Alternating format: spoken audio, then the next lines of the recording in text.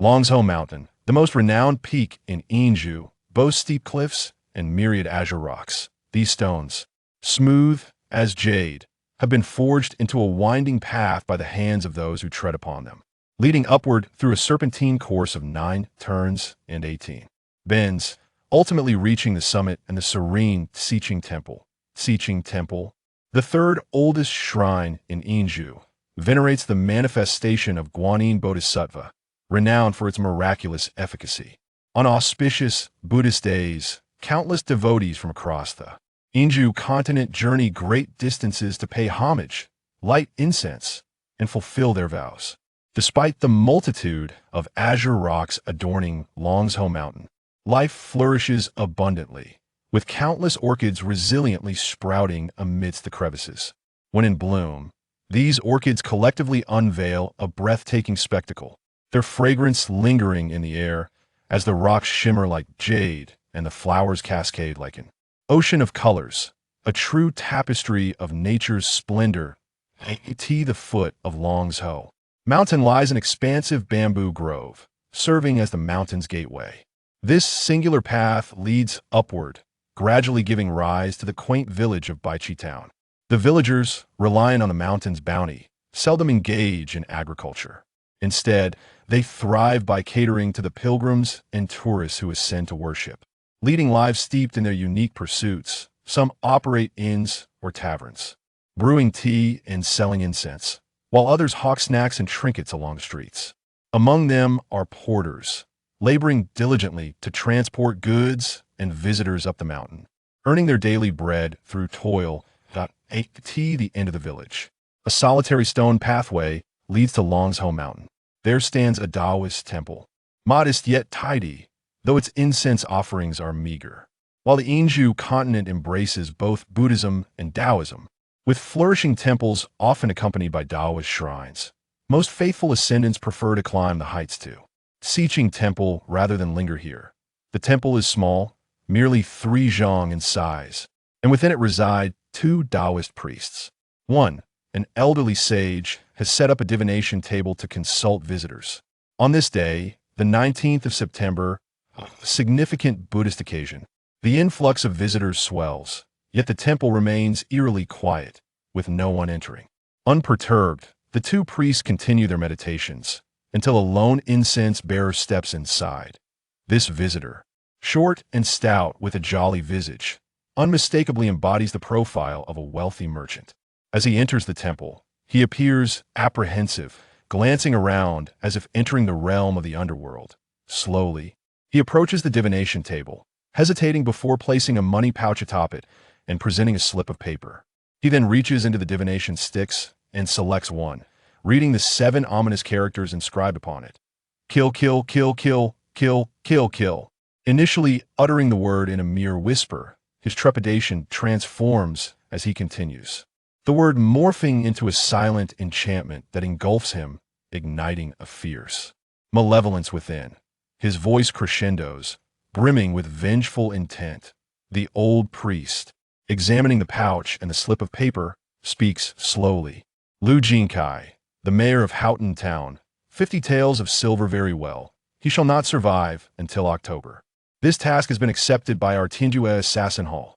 The incense bearer exhales deeply, a glint of frenzied malice flickering in his eyes as he turns to depart.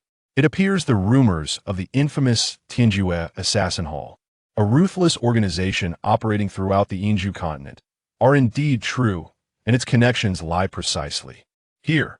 After the pilgrims departed, more individuals entered in succession, all engaged in the business of murder, with bounties ranging from 30 to 50 taels of silver.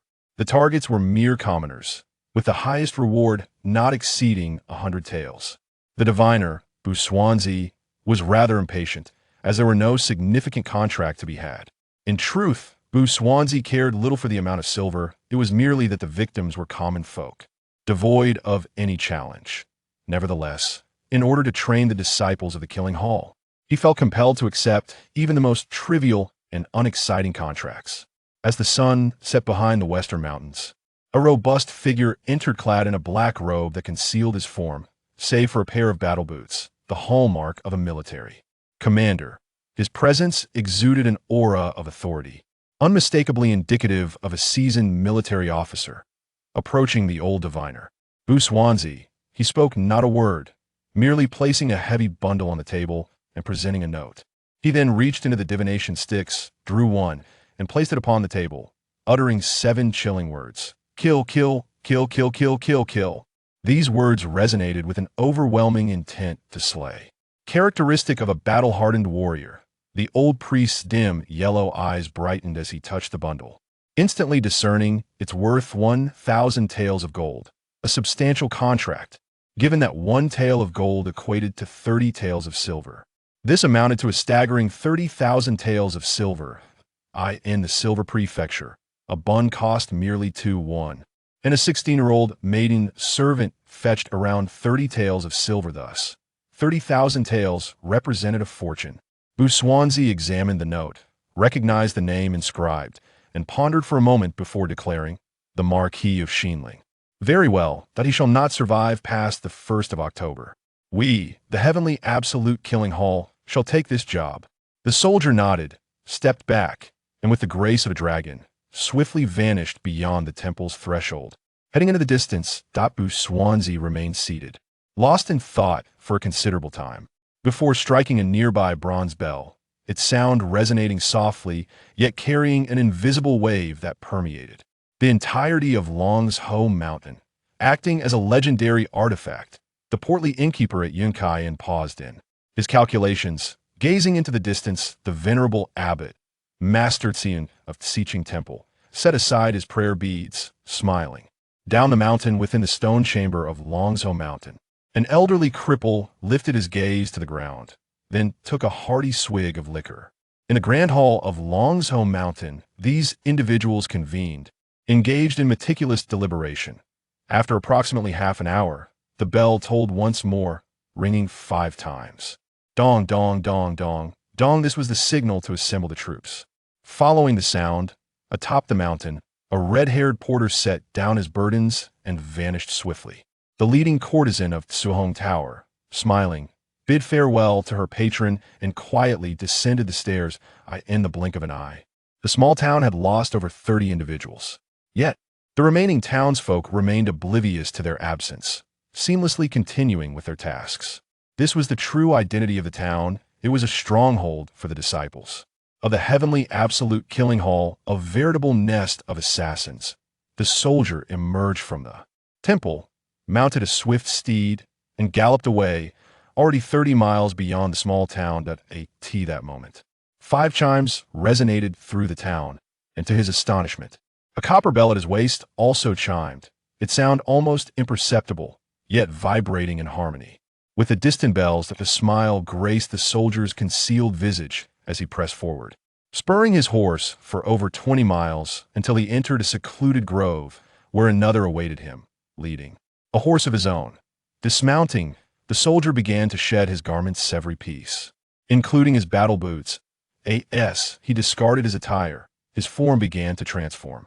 His bones restructured, and he shrank noticeably, losing a full head in height. The aura of bloodshed that once enveloped him dissipated, and his once dark skin became fair and delicate. He then accepted a bundle from the waiting figure and commenced changing his attire.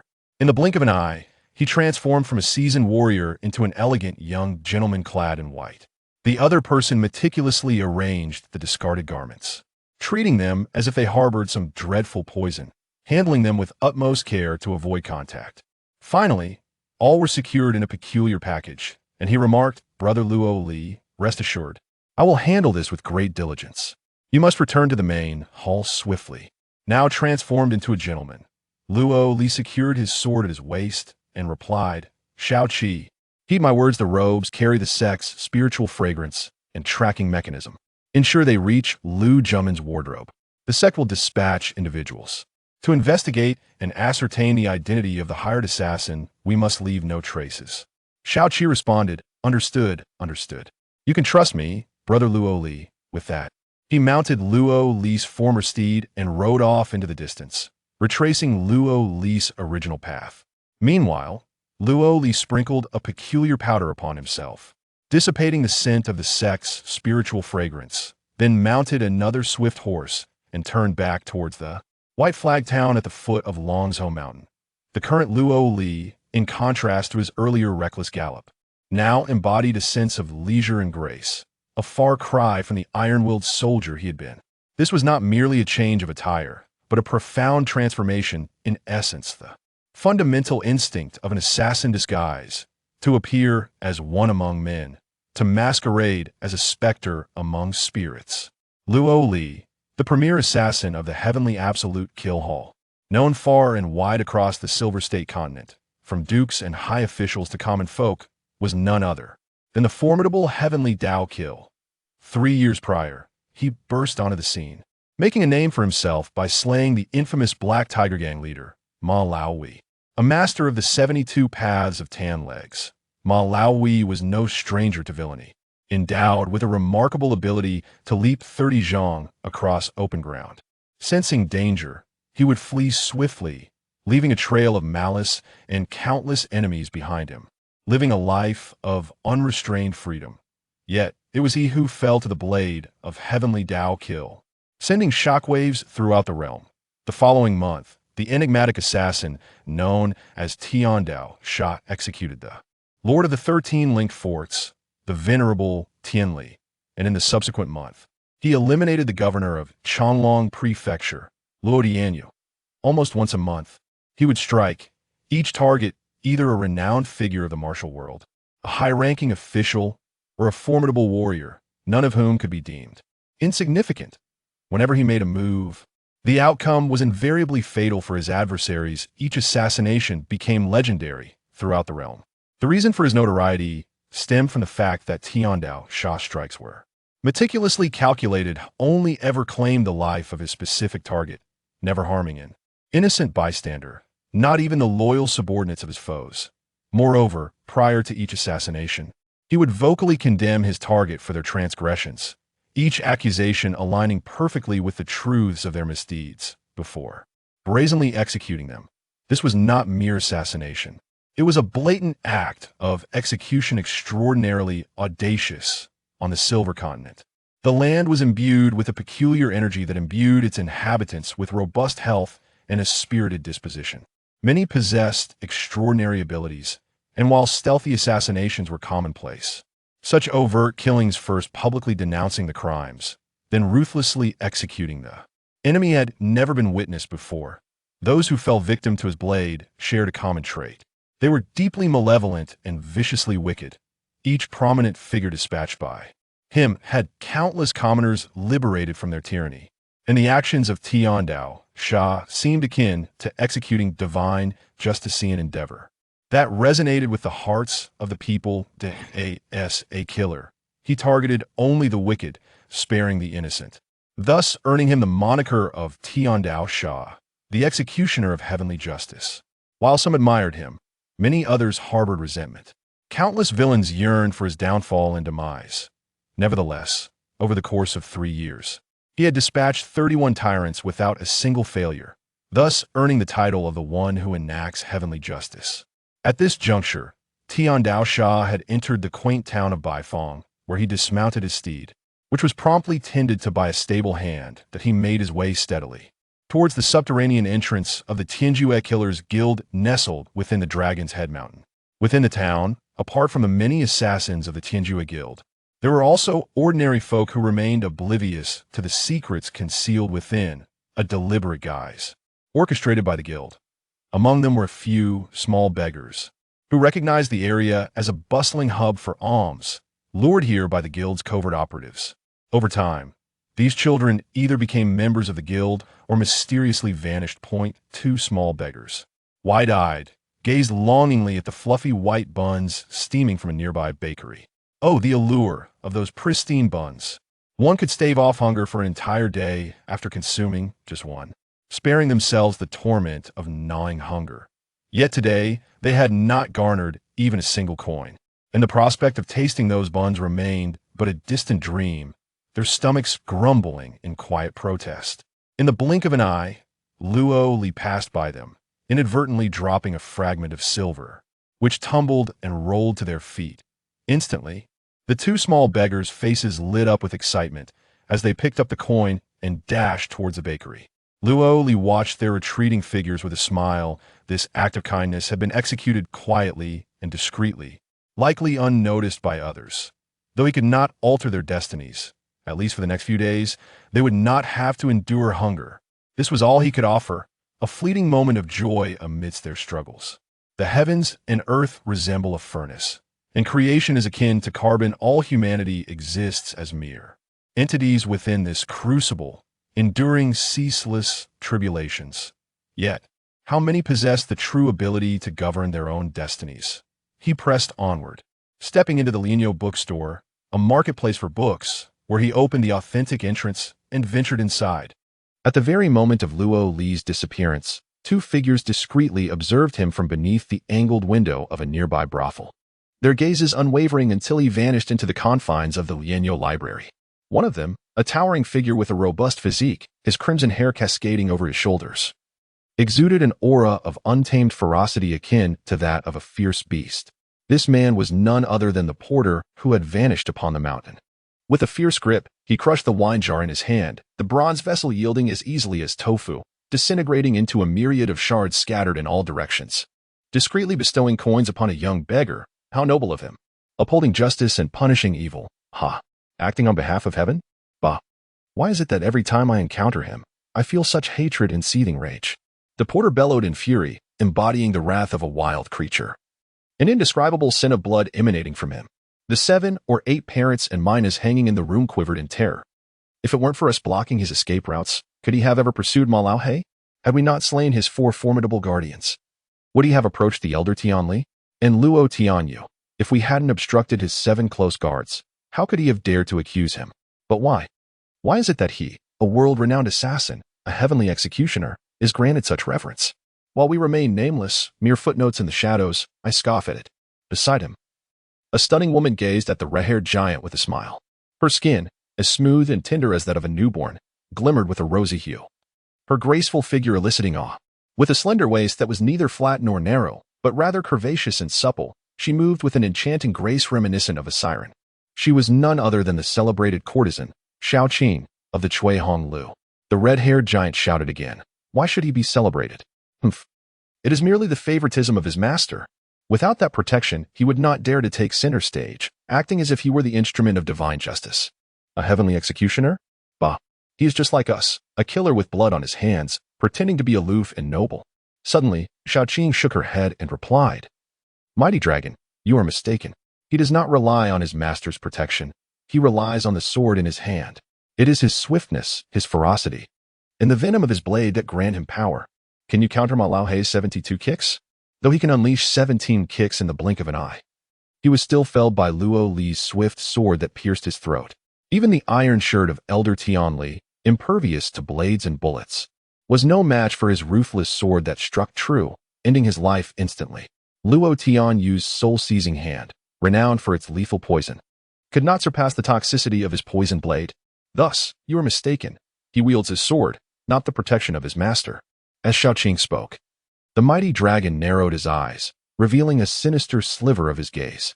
He murmured, Xiao Qing, in saying this, whose side do you truly stand on? You must understand. The 5-yearly Ascension Conference is but 3 months away. To escape this realm devoid of spirit, to break free from the shackles of eternal poison, one must seize the opportunity within the Ascension Conference, then leave this silver prison and join the esteemed 7-kill sect, entering a world of true splendor. However, in the previous 2 sessions, the assassins dispatched by our Tianjue Killing Hall did not perform admirably. Consequently, this time, our Tianjue Killing Hall has only 2 slots available. If Master favors him, he will undoubtedly have a place. As for the other slot, both of us have an opportunity, but if we do not eliminate him, we shall have to turn against each other. Yet, I harbor no desire to engage in a life-and-death struggle with you. I truly do not wish for that. At this point, he revealed a tender expression, then spoke with a dark determination. However, I also do not wish to perish. Thus, we have no choice but to eliminate him. Once he is gone, there will be 2 slots available. Xiao Qing gazed at Meng Long, gently lifted her teacup, and took a sip, her gaze remaining soft as if discussing a trivial matter. Then let us kill him. Her words fell as effortlessly as extinguishing an ant. Meng Long exhaled, looking at Xiao Qing, Her resoluteness rendered his countless attempts at persuasion futile. Instead, he hesitated and slowly uttered, "You truly intend to take action? You are his little Qing junior sister, who grew up alongside him, sharing a deep bond. It is said that during the shadow trial, he saved you 3 times. Xiaoqing smiled and replied, "We have all matured. The past is behind us. To survive, we must eliminate him." Meng Long regarded her intently and asked, "Why? I do not comprehend. Why would you choose me, a reckless brute, over that childhood companion, the tentacler? It defies reason." Observing Meng Long's apparent recklessness, one could sense it was feigned. If he were genuinely rash, he would not have survived thus far. Xiaoqing spoke slowly. "Why? Because I know him too well. My senior brother Luo Li. His swordsmanship, his foundation, his character. I am intimately familiar with all of it. Sometimes, the most terrifying foes are not your enemies but those closest to you. Being too familiar is not a blessing. I have chosen to forsake him primarily because he possesses no divine abilities. I can ascertain he has none whatsoever. He is devoid of potential. Furthermore, he has an excessive penchant for doing good deeds, almost as if he performs a virtuous act daily, stemming from genuine intention rather than pretense. Yet we are assassins. I have slain individuals of all ages without hesitation. My heart is dark, unlike his. We cannot collaborate when our paths diverge. Without divine prowess, lacking potential, yet inclined to be a do-gooder, he would not survive long in the outside world, nor within the 7-kill sect. Hence, I have chosen you. Only through our cooperation can we endure longer in the 7-kill sect." Meng Long laughed heartily and declared, "Excellent. Excellent. This world is cruel, and good individuals receive no reward. We must embrace darkness in our hearts to thrive." He then asked, "Are you truly certain he possesses no divine abilities?" Xiaoqing affirmed, "None, absolutely none. I have known him since childhood, and I can assure you he has no divine powers. I understand everything about him, thus, I do not foresee a promising future for him. He is doomed." Meng Long sighed heavily and said, "Well, if he has no divine abilities, then I shall rest easy. In truth, he is a good person, and he does not deserve such a fate. Yet this world is merciless. Good people receive no recompense. Therefore, let brother Luo Li meet his end." With great resolve, Xiaoqing, "Our hearts are both shrouded in darkness. Let us embrace this darkness fully. Come, let us proceed to the Grand Hall, accept our mission, and then escort our senior brother to the lower realms to perform righteous deeds." The 2 of them rose, opened the entrance to the secret passage, and descended into the underground. On the other side, Luo Li entered the cavern. The Tianju Assassination Hall, situated within the Dragon Head Mountain, has been operational for several centuries. The entire mountain's interior is hollow, filled with countless tunnels and numerous halls. The walls are adorned with peculiar gemstones that emit soft, radiant light, illuminating the space brilliantly. As Luo Li traversed the passage, every disciple of the Tianju Assassination Hall he encountered greeted him respectfully. "Greetings, senior brother. How do you fare, senior brother Luo Li?" Luo Li smiled and nodded in acknowledgement, advancing a few steps until he arrived at a grand hall. This hall, located underground, serves as the core of this establishment. Inside, the hall was filled with a throng of individuals, at least 30 in number, all clad in black attire, their eyes the only visible features. Upon Luo Li's arrival, they stood in unison and bowed, addressing him. "We pay our respects, senior brother." The Tianju Assassination Hall, to be precise, functions as a training ground for assassins of the 7-kill sect on the Silver Continent. Every 5 years, through the Ascension Conference, several disciples are selected to join the outer sect of the 7-kill sect. The Silver Continent is devoid of spiritual energy, a barren land, where cultivators expend their internal energy without the means to replenish it, rendering it a veritable prison for practitioners. Yet, the earth harbors a peculiar vitality, rich in unique blood minerals used for crafting weapons. This sanguine essence grants many born on the continent extraordinary abilities, which is why the 7-kill sect established the Tianju branch here, drawing in locals to join the outer sect. The 7-kill sect boasts 1,000 branches spread across various small worlds, continually infusing fresh blood into its outer sect. The Tianju Assassination Hall comprises 4 tiers. The first tier, known as the Fledgling Eagle, consists of numerous youths gathered by the hall, undergoing rigorous training akin to the street urchins outside, who are intentionally lured here over time for training. This training is arduous, with a high mortality rate, often. They must engage in mutual slaughter, with only one survivor among 10. The second tier is the Shadow Assassins. Through the Fledgling Eagle training, Those who endure the immortal poison and comprehend one of the 18 techniques of the seven-kill sect may ascend to become assassins of the Tianju Hall. Many of the black-clad figures Luo Li encountered along the way, as well as most assassins from the town, belong to this category. However, shadow assassins are the lowest tier within the Tianju Assassination Hall. They remain nameless and must tirelessly fight and kill to accumulate merit for their advancement. The third tier consists of the Iron Badge Assassins, of which Luo Li, Meng Long, and Xiaoqing are members. There are a total of 12 within the Tianju Assassination Hall, each having established their names and titles, commanding various shadow assassins. The fourth tier comprises the Copper Badge Assassins, including Master Xiaoyun, the master of the Tianju Assassination Hall, the diviners from the three elder Taoist temples, and the instructors training the disciples, such as the Hunchback Chun and the portly innkeeper from Yunlaiyan. They are the overseers of the Tianju Assassination Hall, the mentors of numerous disciples, and all disciples have been nurtured under their guidance. Ascending further, one encounters the silver and gold medals, which signify the rankings within the outer sect of the Seven Kills clan. Here, the ironclad assassins represent the ultimate threshold. Luo Li arrived at this juncture, seated at the forefront among the many shadowy figures clad in black, awaiting in silence. Shortly thereafter, both Long and Xiaoqing made their entrances. Long cast a cold glance at Luo Li, letting out a disdainful snort, as he had always treated Luo Li. In contrast, Xiaoqing approached gently, taking a seat beside him, entwining her arm with his in an endearing manner, exuding warmth and affection as she said, "Senior brother, it has been several days since I last saw you. I have missed you." Her eyes conveyed deep emotions, overflowing with tenderness, devoid of any remnants of her previous demeanor. Truly, the heart of a beautiful woman can be the most ruthless. Luo Li responded with a smile, "Very well, very well. I have been diligently practicing the fierce sword technique." Besides the trio, a disheveled middle-aged man made his appearance, neglecting his appearance and clutching a large gourd of wine, taking occasional swigs. He was known as the Wanderer, one of the 12 ironclad assassins of the Heaven's ultimate killing hall, just like Luo Li and Long. At that moment, a bell tolled, heralding the arrival of 4 individuals. At the forefront was Master Ziyun, the venerable abbot of Xiqing Temple, followed by the plump steward of Yunlaiyan, the diviner Bu Xuanzi, and a limping old man who was none other than the training instructor, Chen Kezi. As these 4 entered the grand hall, Luo Li and the others rose in unison, bowing and declaring, "Greetings, Hall Master. Greetings, esteemed elders." Their voices resonated loudly. Master Ziyun, though not tall, emanated an aura of profound authority, perpetually clutching a string of crystal-clear prayer beads while softly chanting scriptures. Amidst the continuous murmurs of incantation, it was evident to the naked eye that countless rays of light circulated around him and the beads.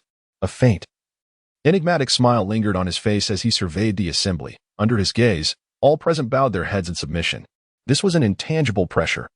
The disciples present were all of the postnatal realm, while only Master Ziyun had attained the innate level, reaching the 9th stage of Qi refinement, a supreme dignity that instilled reverence in the hearts of all. The assembly fell into silence, awaiting his command. Master Ziyun slowly brought his hands together in prayer, lowering his eyelids, resembling a statue, motionless. The enigmatic smile on his face gradually faded. When he finally lifted his head, it appeared as though a resolution had been made. His expression, devoid of joy or sorrow, radiated a chilling aura akin to a blade, causing the temperature of the surrounding air to plummet.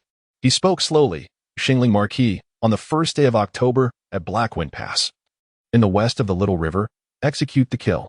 These words, though softly spoken, carried an overwhelming sense of murderous intent. Instantly, the 3 elders behind him echoed, "Kill." Subsequently, all the disciples below joined in unison, shouting, "Kill, kill, kill, kill." The thunderous cries reverberated, resonating through the heavens. After the 7 kills, this man must die. Once the 7 kills were decreed, the assembly dispersed. Today it was merely the 19th of September, with 11 days remaining until the 1st of October. In 10 days, it remained uncertain how many among those present would survive. Though none voiced this thought, each was acutely aware. Perhaps these 7 days would be the final 7 days of their lives. As they dispersed, the assassins made their way towards the hidden lair. This place, apart from being the training base of the heavenly absolute killing hall and the location of its main headquarters, also served as a den of indulgence. Within the opulent chambers, countless enchanting beauties gathered, with delicate figures and alluring curves.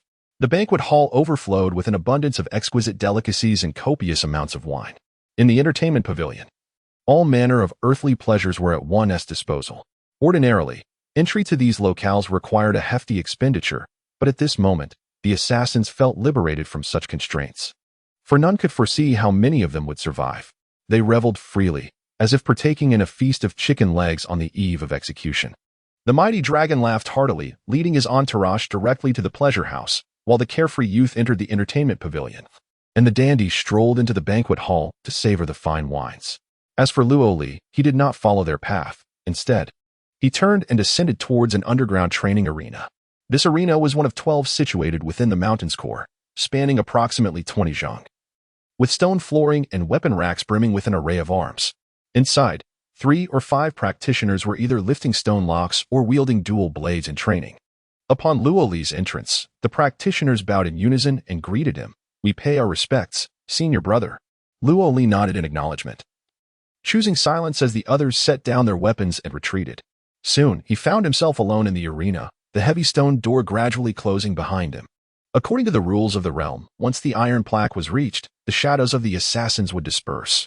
Once surrounded by solitude, Luo Li casually grasped a long sword, an unremarkable blade forged of fine iron, its 3-foot edge shimmering with a faint azure glow under the light, exuding unparalleled sharpness. He began to dance with the sword, moving as one with it, the blade radiating brilliant arcs. With each stroke, he lost himself in the rhythm, fully absorbed in the art of swordplay. In that moment, it was only he and the sword, a fierce weapon in a boundless world, transcending all else, merging into a singularity of purpose. The heavenly absolute killing hall possessed 18 sets of unparalleled martial arts, collectively known as the 18 techniques of the 7 kills. The 7 kills comprised sword, fist, saber, spear, poison, whip, and dagger, with the sword techniques divided into 4 sets, fist techniques into 5, saber techniques into 2, spear techniques into 2, poison techniques into 3, whip techniques into 1, and dagger techniques into 1, summing to a total of 18. Mastery of any one technique was requisite for one to be recognized as a shadow assassin. Luo Li had comprehended 3 of the sword techniques: speed, toxicity, and ferocity. Yet he still lacked the mastery of the final sword technique, the fierce sword art. The fierce sword consisted of 6 forms, and Luo Li had yet to perfect the 6th. These 18 techniques bore no elaborate names. They were simply designated by their attributes: swift, fierce, poisonous, and ferocious. The moves were denoted merely as Sword 1, Sword 2, and so forth. However, one must not underestimate them. These manuals, should they circulate within the martial world, would undoubtedly be regarded as celestial-level secrets, valued at millions in gold, fiercely contested by myriad powerful beings.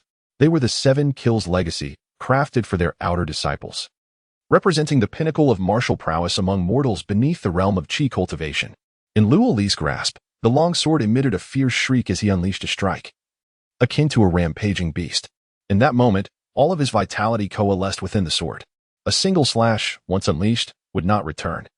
It was a strike that either vanquished foes or obliterated oneself.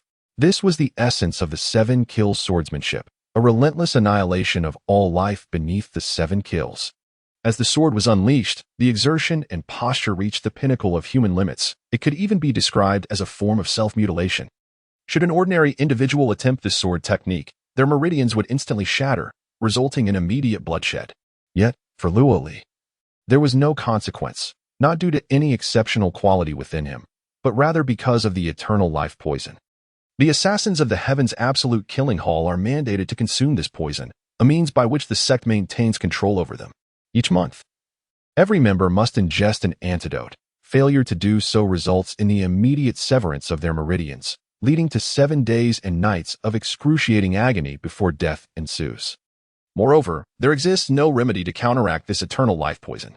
In the realm of affairs, where there is an advantage, there must also be a disadvantage. Within the 7 Kill sect, this poison is referred to as the eternal life pill. Strictly speaking, it is not a poison, but rather a miraculous elixir. Those who consume it, defying death, have their physical potential fully awakened. Injuries that would typically require 100 days for recovery can be healed in merely 20, while minor ailments vanish in an instant. Furthermore, this poison can completely incinerate one's vitality. Those who take it possess boundless strength, agility akin to a swallow, impeccable memory, and an invigorated spirit, allowing them to cultivate for 1 year as though they had trained for 5. Otherwise, how could the assassins of the Heaven's Absolute Killing Hall master the legendary 18 techniques of 7 kill? These are unparalleled secrets. And without 3 to 4 decades of dedicated practice, one could never hope to refine them. This explains why Luo Li, at merely 16 years of age, has already slain countless formidable foes. In the grand tapestry of existence, beyond advantages and disadvantages, there lies gain and loss. Every gain entails a corresponding loss. The eternal life poison exacts a toll by consuming one's lifespan. Thus, a year of life for those who consume this elixir equates to 5 years for an ordinary individual. And none can survive beyond a decade. Consequently, many senior disciples of the Heaven's Absolute Killing Hall may find themselves speaking one moment and lifeless the next, or collapsing mid-battle. For their potential has been utterly consumed by the eternal life poison, leading to their demise. To liberate oneself from this poison, there exists but one path: to participate in the Ascension Conference, enter the outer sect of the 7 Kill sect, and begin cultivation to become a bronze-ranked assassin, thereby unlocking the eternal life poison, just as Master Ziyun and others have done. Immersed in the sword technique, Luo Li wielded his blade with a brilliance akin to lightning, delivering a fierce strike that cleaved a 300-pound stone lock in twain. Withdrawing his sword and nodding in satisfaction, he had finally mastered the 6th form of the fierce sword, enhancing his confidence in assassinating the Duke of Shieling. Extending his left hand, he swiftly calculated with his fingers, employing the Z-Way time calculation, a method to gauge the flow of his bloodlines and measure the current time, specifically designed for the lightless depths. A part of the 99 auxiliary techniques taught by the Heaven's Absolute Killing Hall. Outside, the night had deepened, and with the timing just right, Luo Li gradually departed from the training chamber, making his way towards the summit. After traversing through an underground passage, he arrived at the pinnacle of Dragon Head Mountain, where the Ci Qing Temple lay ahead. Surveying the vast expanse from his elevated position, he beheld the boundless heavens and earth. The towering mountains cascaded like layers. The green serpent stretched endlessly. The scenery was limitless, lush, and expansive, with floating clouds embracing the heights, ancient pines casting shadows, and the sound of trickling springs resonating. Within the mountain ravines, a gentle breeze mingled with mist, vapor rising ethereally, ensnaring the verdant peaks. In the distance, a wondrous spring burst forth, breaking through the gentle mist, cascading down with a magnificent flow, radiating brilliant hues that shimmer like pearls and jade. The waterfall plunges, echoing like thunder as it sprays snow-like droplets, rushing down into the ravine below. Luo Li slowly enters the Ci Qing Temple, where several monks, disciples of the 7 Kill sect, greet him with respectful bows. He strides purposefully into the abbot's chamber. Inside, Master Ziyun, holding a string of glistening beads, recites scripture softly. Amidst the chanting, countless rays of light visibly cycle between him and the beads. Luo Li approaches the master, slowly taking a seat beside him, remaining motionless as if in deep meditation. Time passes, and an hour slips by unnoticed. At last, Master Ziyun concludes his recitation, the light dissipating as he nods slightly at Luo Li. Master, Luo Li begins. I practice the fierce sword technique, yet there is a method I do not comprehend. I seek your guidance. Master Ziyun smiles warmly. Very well, my disciple. Come, follow me, and I shall enlighten you. With that, he leads Luo Li into the inner chamber of the abbot's quarters, which contains a small meditation room. Upon entering, Master Ziyun extends his hand, and a radiant spectrum of light rises, completely isolating the inner chamber from the outside world. His previous words were merely a pretext. Now, they are free from external distractions as he gazes kindly at Luo Li. In a hushed tone, Luo Li asks, Father, is everything all right? The matter in question pertains to Luo Li's earlier venture in the afternoon, where he sought assistance at the Taoist temple. Indeed, Master Ziyun is none other than Luo Li's biological father. Master Ziyun nods and replies, there is no issue. The diviner was entirely deceived, and the old cripple did not detect anything. It has gone quite smoothly. Now, it is a matter of luck, whether we can escape this lifeless realm.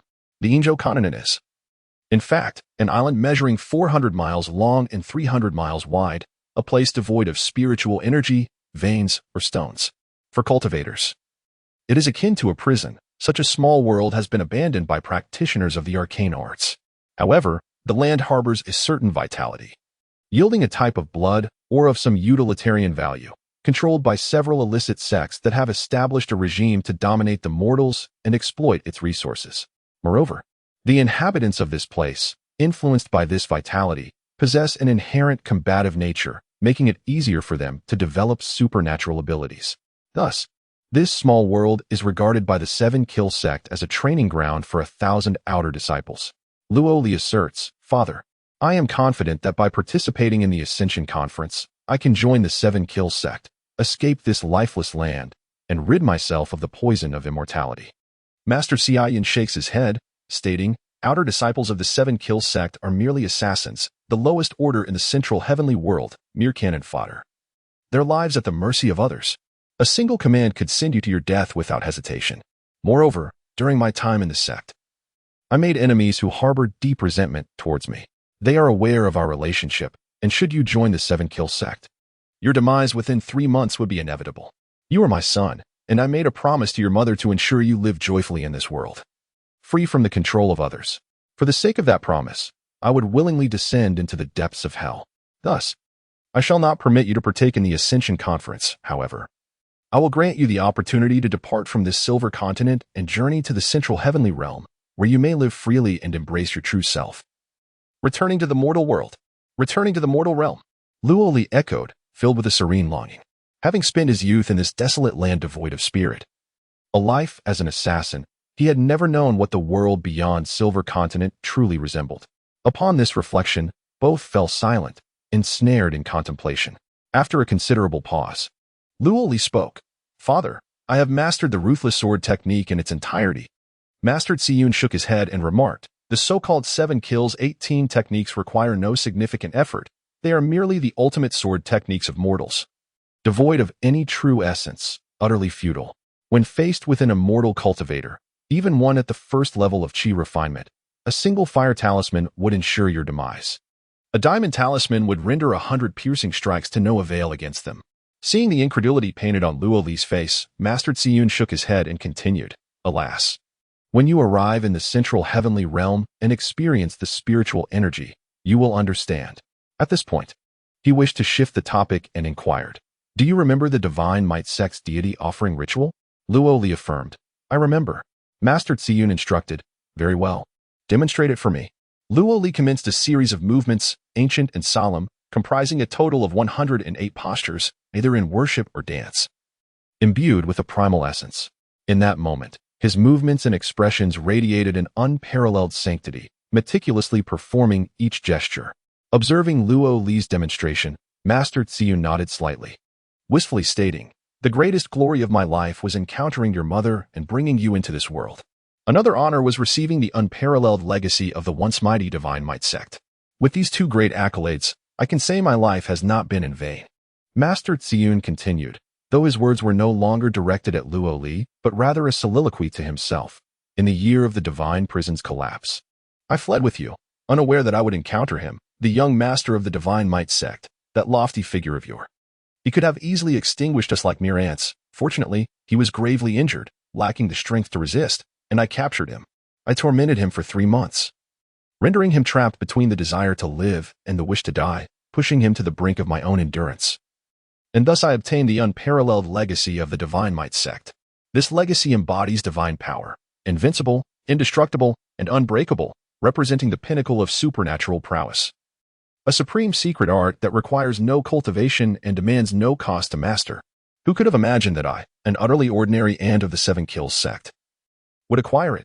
At this juncture, Master Tsiyun exhaled deeply and continued, "You may not yet grasp its value.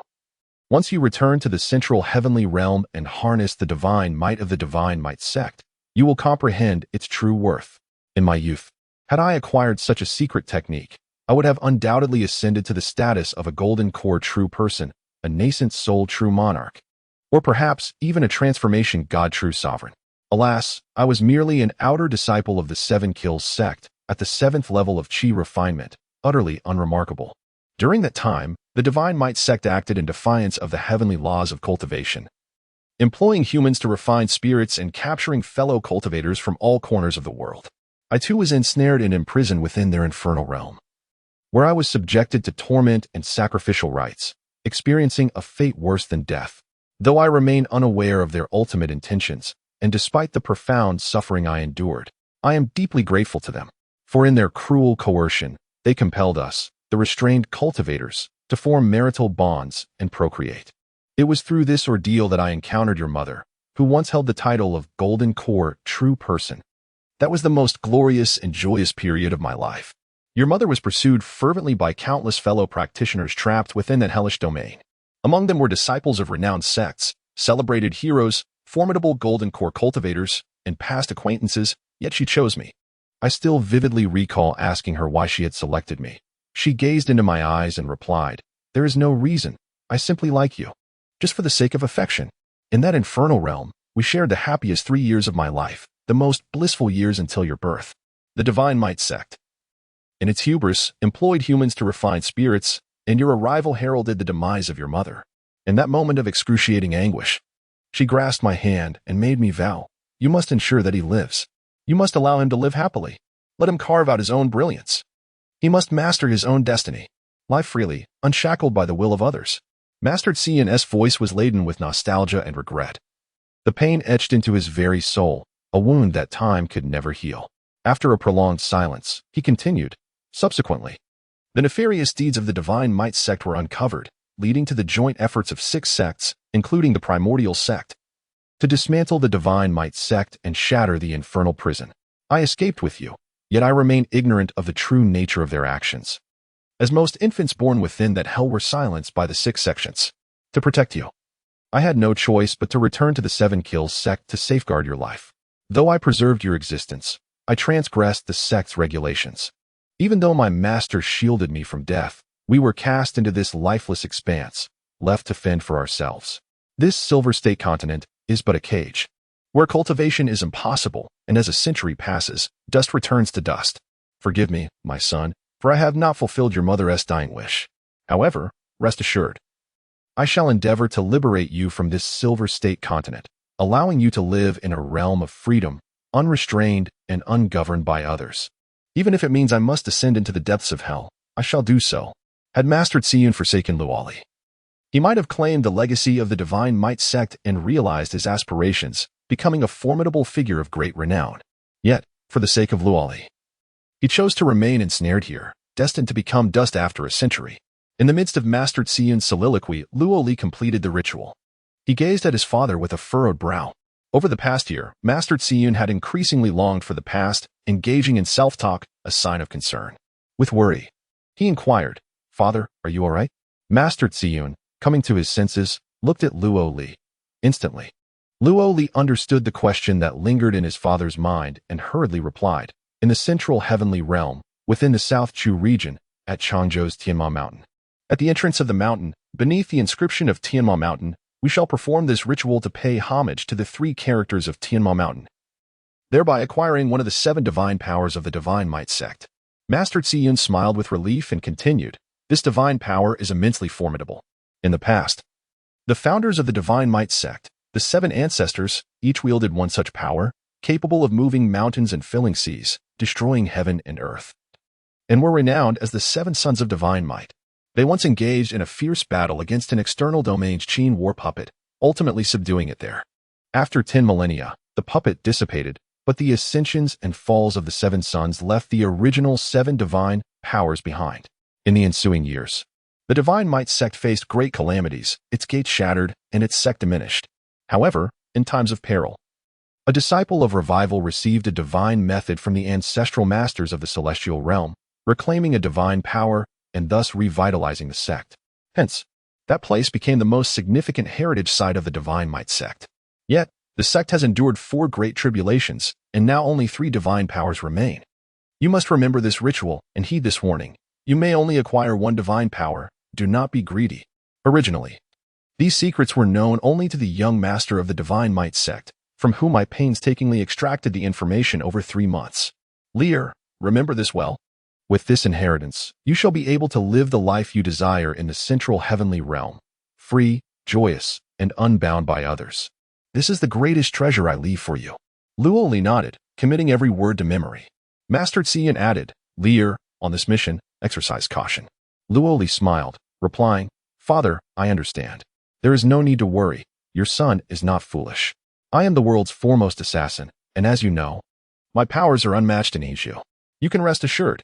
Master Xian nodded, falling silent as he resumed focusing on the string of prayer beads in his hands. Luo Li rose and gradually departed. As time flowed gently by, the moment arrived when the Shilling Marquis was about to reach the Black Wind Pass. With a command given, Luo Li and his companions set forth towards the Black Wind Pass. Longzhou Mountain lay a full 100 miles from the Black Wind Pass, and the group galloped fiercely towards their destination. A day later, on the morning of the first day of October, they arrived at the town of Houghton, situated merely 5 miles from the Black Wind Pass. Here, hidden agents of the Tianjue Killing Hall had established an inn, providing a place for the group to rest. They offered accommodations and a variety of delectable food and drink, allowing everyone to recuperate during the day. With plans to launch a night raid on the Black Wind Pass to eliminate the Shilling Marquis. Upon entering the town and making his way to the inn, Luo Li was suddenly struck by the sound of weeping not far off. A cluster of people gathered in the distance, prompting him to casually inquire about the commotion. An informant responded. The town head, Lu Jikai, met his untimely demise on September 27th after a fall from his horse. Today marks his funeral. This task is actually ours, intended as a training exercise for the newly initiated disciples. Lu Jikai, known for his avarice and malevolence, had offended many neighbors, leaving no one willing to assist in bearing his coffin. His family, in desperation, pleaded with those around them. Luo Li nodded thoughtfully, observing a coffin resting by the funeral cart, yet no one was willing to lift it aboard. Lu Jinsai's wife and daughters were there, lamenting and prostrating themselves before their neighbors, promising monetary rewards for assistance. Unfortunately, Lu Jinsai's past cruelty had left him with a multitude of grievances among the townsfolk, and no one stepped forward to help. With a heavy sigh, Luo Li dismounted and approached, gently stating, "Life extinguishes like a candle, regardless of past transgressions. We are neighbors, extend a hand in aid." With that, he grasped the coffin and, with a modest exertion, hoisted the hefty burden of over 300 pounds onto the cart. As he turned to leave, Lu Jinsai's wife and daughters bowed repeatedly in gratitude. Witnessing this scene, the rotund Zhang Yuanwei, who had once appeared at the Taoist temple, called out, "Indeed, life extinguishes like a candle. Let bygones be bygones. Come, old neighbors, lend your assistance." At his urging, many neighbors began to approach to help.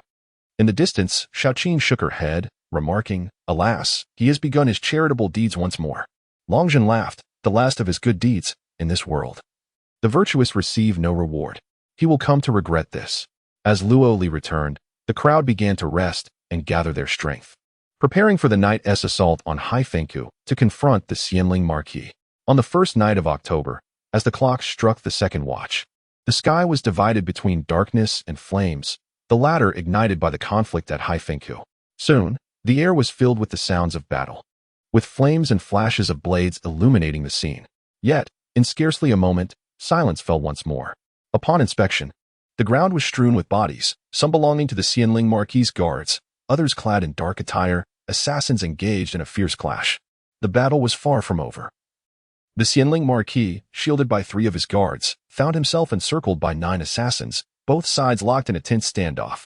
However, the Marquis displayed no sign of fear. Instead, he regarded his attackers with an air of ease, as if participating in a mere game. Beneath his feet lay a corpse, none other than the notorious Iron Plate Killer, known as the Roamer, whose silence and debauchery had marked him. Now, he lay dismembered, his head crushed beneath the Marquis' boot, bearing a final expression of disbelief. The Xianling Marquis surveyed the scene with disdain, proclaiming, "You mere mortals dare to take my life? Such folly. My father is a celestial being who has bestowed upon me a talisman. With your meager strength, do you truly believe you can slay me? You are woefully unaware of your own mortality." Observing the arrogant Lord Xinling, the fierce dragon, and the petite Qing, along with the remaining 7 shadow assassins, furrowed their brows in unison. The prodigal son had unleashed 13 lethal strikes, yet none could inflict even a scratch upon the Lord Xinling. In a sudden surge from his concealed position, the prodigal son launched a surprise attack, landing 13 blows upon his adversary. However, a radiant aura enveloped the Lord Xinling, rendering him utterly unharmed. With a mere flick of his sword, the prodigal son met his demise, his head severed from his body. According to their prior agreement, it was to be Luo Li who would slay Lord Xinling. However, driven by the allure of the rewards from the Ascension Conference, the prodigal son acted first, seeking to claim the glory for himself.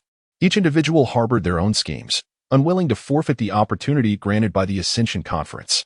Failing to gain entrance to the outer sect of the 7 Kill sect would leave them with little more than a few years to live, and in the end, they would gain no merit while losing their lives instead. The fierce dragon gazed at Lord Xinling and remarked, "This is absurd. Blades and spears are of no consequence to him. My transformation into the fierce dragon cannot even harm him. What sort of treasure is this? What shall we do?" Qing interjected, "Call for senior brother. It was originally his duty to deliver the killing blow. It is now time for him to make his appearance." The fierce dragon nodded in agreement, saying, "Indeed. If he too cannot vanquish him and perishes in the attempt, we shall be spared much trouble." Thus, the fierce dragon unleashed a thunderous roar that reverberated through the heavens. With his bellow, the sound of galloping hooves echoed from afar. Luo Li had arrived. As was customary, he emerged at the final moment to confront the formidable foe. In an instant, a youth clad in white dismounted his steed and approached the besieged Lord Xinling. With each deliberate step, he exuded an imposing presence, akin to a mountain, radiating a dreadful will, as if he were a celestial being executing the will of heaven itself. For the first time, a grave expression crossed Lord Xinling's face as he beheld Luo Li's approach. One of his trembling guards exclaimed, "Heaven, the heavenly executioner." Upon utterance of this phrase, the three guards could not help but tremble, their weapons feeling unsteady in their grasp. One guard bellowed, "My lord, flee quickly. We shall hold him off. Hurry, he is the heavenly executioner." Yet, Lord Xinling did not retreat. He replied, "The heavenly executioner? A killer acting on behalf of heaven? Pah, does he dare to claim such a title? A mere child, yet to grow up. My father is an immortal, and I am protected by celestial talismans, invulnerable to blades and fire. Even if he were the heavenly deity himself, he could do nothing to me." At this moment, Luo Li had approached within 10 feet of Lord Xinling and his guards. The guard who had urged the lord to flee let out a fierce shout, brandishing his steel blade as he charged at Luo Li with a deadly strike. The blade's glimmer flashed like lightning, ferociously intent, but Luo Li merely adjusted his stance, executing a technique of the poison sword, his strike both cunning and deadly. In an instant, he countered the blow, and with a swift motion, the guard let out a cry of despair, succumbing to the wound and collapsing, though he was not dead, merely rendered unconscious. This exemplified the heavenly executioner's creed, to punish only the principal evildoer, never taking an unnecessary life. All 31 strikes thus far had adhered to this principle. The remaining 2 guards exchanged glances and, in a frenzy, rushed forward, but Luo Li, perceiving their feigned aggression, dispatched them effortlessly. As his sword light flashed, they dropped their weapons and fell to the ground, incapacitated. Thus, the protective mission was deemed accomplished, having spared a life. Who among us wishes to meet death? In the blink of an eye, only Luo Li and the Marquis of Xinling remained, locked in a gaze. The Marquis, his eyes frosty, declared, "Heaven's decree commands death. Dare you to take my life? My father is an immortal, a celestial being of the middle heaven realm. Should you slay me, he shall annihilate your entire lineage." Luo Li's expression hardened as he retorted, "Marquis of Xinling, Long Tianxing, during the 3rd year of Zhongshan, you abducted the maiden Lu. When she resisted, you callously murdered her 3-year-old child before her eyes. In despair, Lu took her own life by biting her tongue. Yet you not only desecrated her remains but also exterminated her entire family of 13. In the 4th year of Zhongshan, when the Marquis of Wuan denounced her crimes, you ensnared him, falsely accusing him of treason, leading to the execution of 167 members of his household, including the Marquis, who you strangled to death while your 4 daughters suffered at your hands until their demise. In the 6th year of Zhongshan, a servant of yours, punished for breaking one of your cups, was suspended and tortured for 7 days and nights until he perished. Afterward, you insidiously consumed his heart, developing a ghastly addiction. Every month, you would murder a young boy to satisfy this depravity, resulting in the deaths of at least 43 innocents to date. As Luo Li recounted these heinous acts, an extraordinary force seemed to descend from the heavens, infusing him with strength, unnoticed by all. The malevolent deeds of the Marquis over the years were laid bare, some so atrocious they defied the heavens. Long Tianxing, I ask you, is there any truth in these allegations? Do you have a defense? Listening with a smile, the Marquis nodded as Luo Li finished, saying, "Most of what you recount is indeed my doing. Some I have even forgotten. Thank you for the reminder. Yet, I must inform you, I am unlike you. You are mere mortals, while my father is an immortal. You are nothing but insignificant ants. Our lives are dissimilar. To slay you is an act of elevation." Luo Li nodded solemnly, proclaiming, "Heaven above, earth below. The evidence is established, and punishment awaits the wicked." With that, he slowly unsheathed his sword and struck with a swift motion. The Marquis remained still, smiling as a golden light enveloped him, forming a protective barrier. This golden aura rendered the scoundrel's 13 strikes harmless. As Luo Li's blade struck, the golden light reappeared, blocking his attack. The Marquis laughed heartily, exclaiming, "Heaven's decree of death is but this. Witness my immortal technique, impervious to blades and spears." Luo Li, undeterred, unleashed several more strikes, employing both swift and forceful sword techniques capable of cleaving through 300 pounds of stone. Yet, the Marquis remained unscathed, the golden light flashing momentarily. Luo Li nodded, contemplating. Indeed, the 7 kills 18 techniques are merely the sword arts of mortals, incapable of breaching the defenses of cultivators. However, I am fortunate to possess more than just these techniques. With thoughts racing, the divine light flickered in Luo Li's eyes as he concentrated, internally shouting, "Divine ability, reward the virtuous and punish the wicked. Activate, slay." With a swift motion, as a thought crossed Luo Li's mind, a peculiar elemental energy emanated from him, merging with the essence of the universe. Drawn by this force, a strange power descended from the heavens, beginning to unleash its might. Luo Li thrust his sword once more. At first glance, it appeared no different from the previous strikes, yet it carried an ineffable charm, an indescribable essence. With a sound reminiscent of a bursting bubble, this strike pierced through the golden light and the body of the Xianling Marquis, emerging from his back. The heart entered from the front and exited through the back, a chilling sensation coursing through.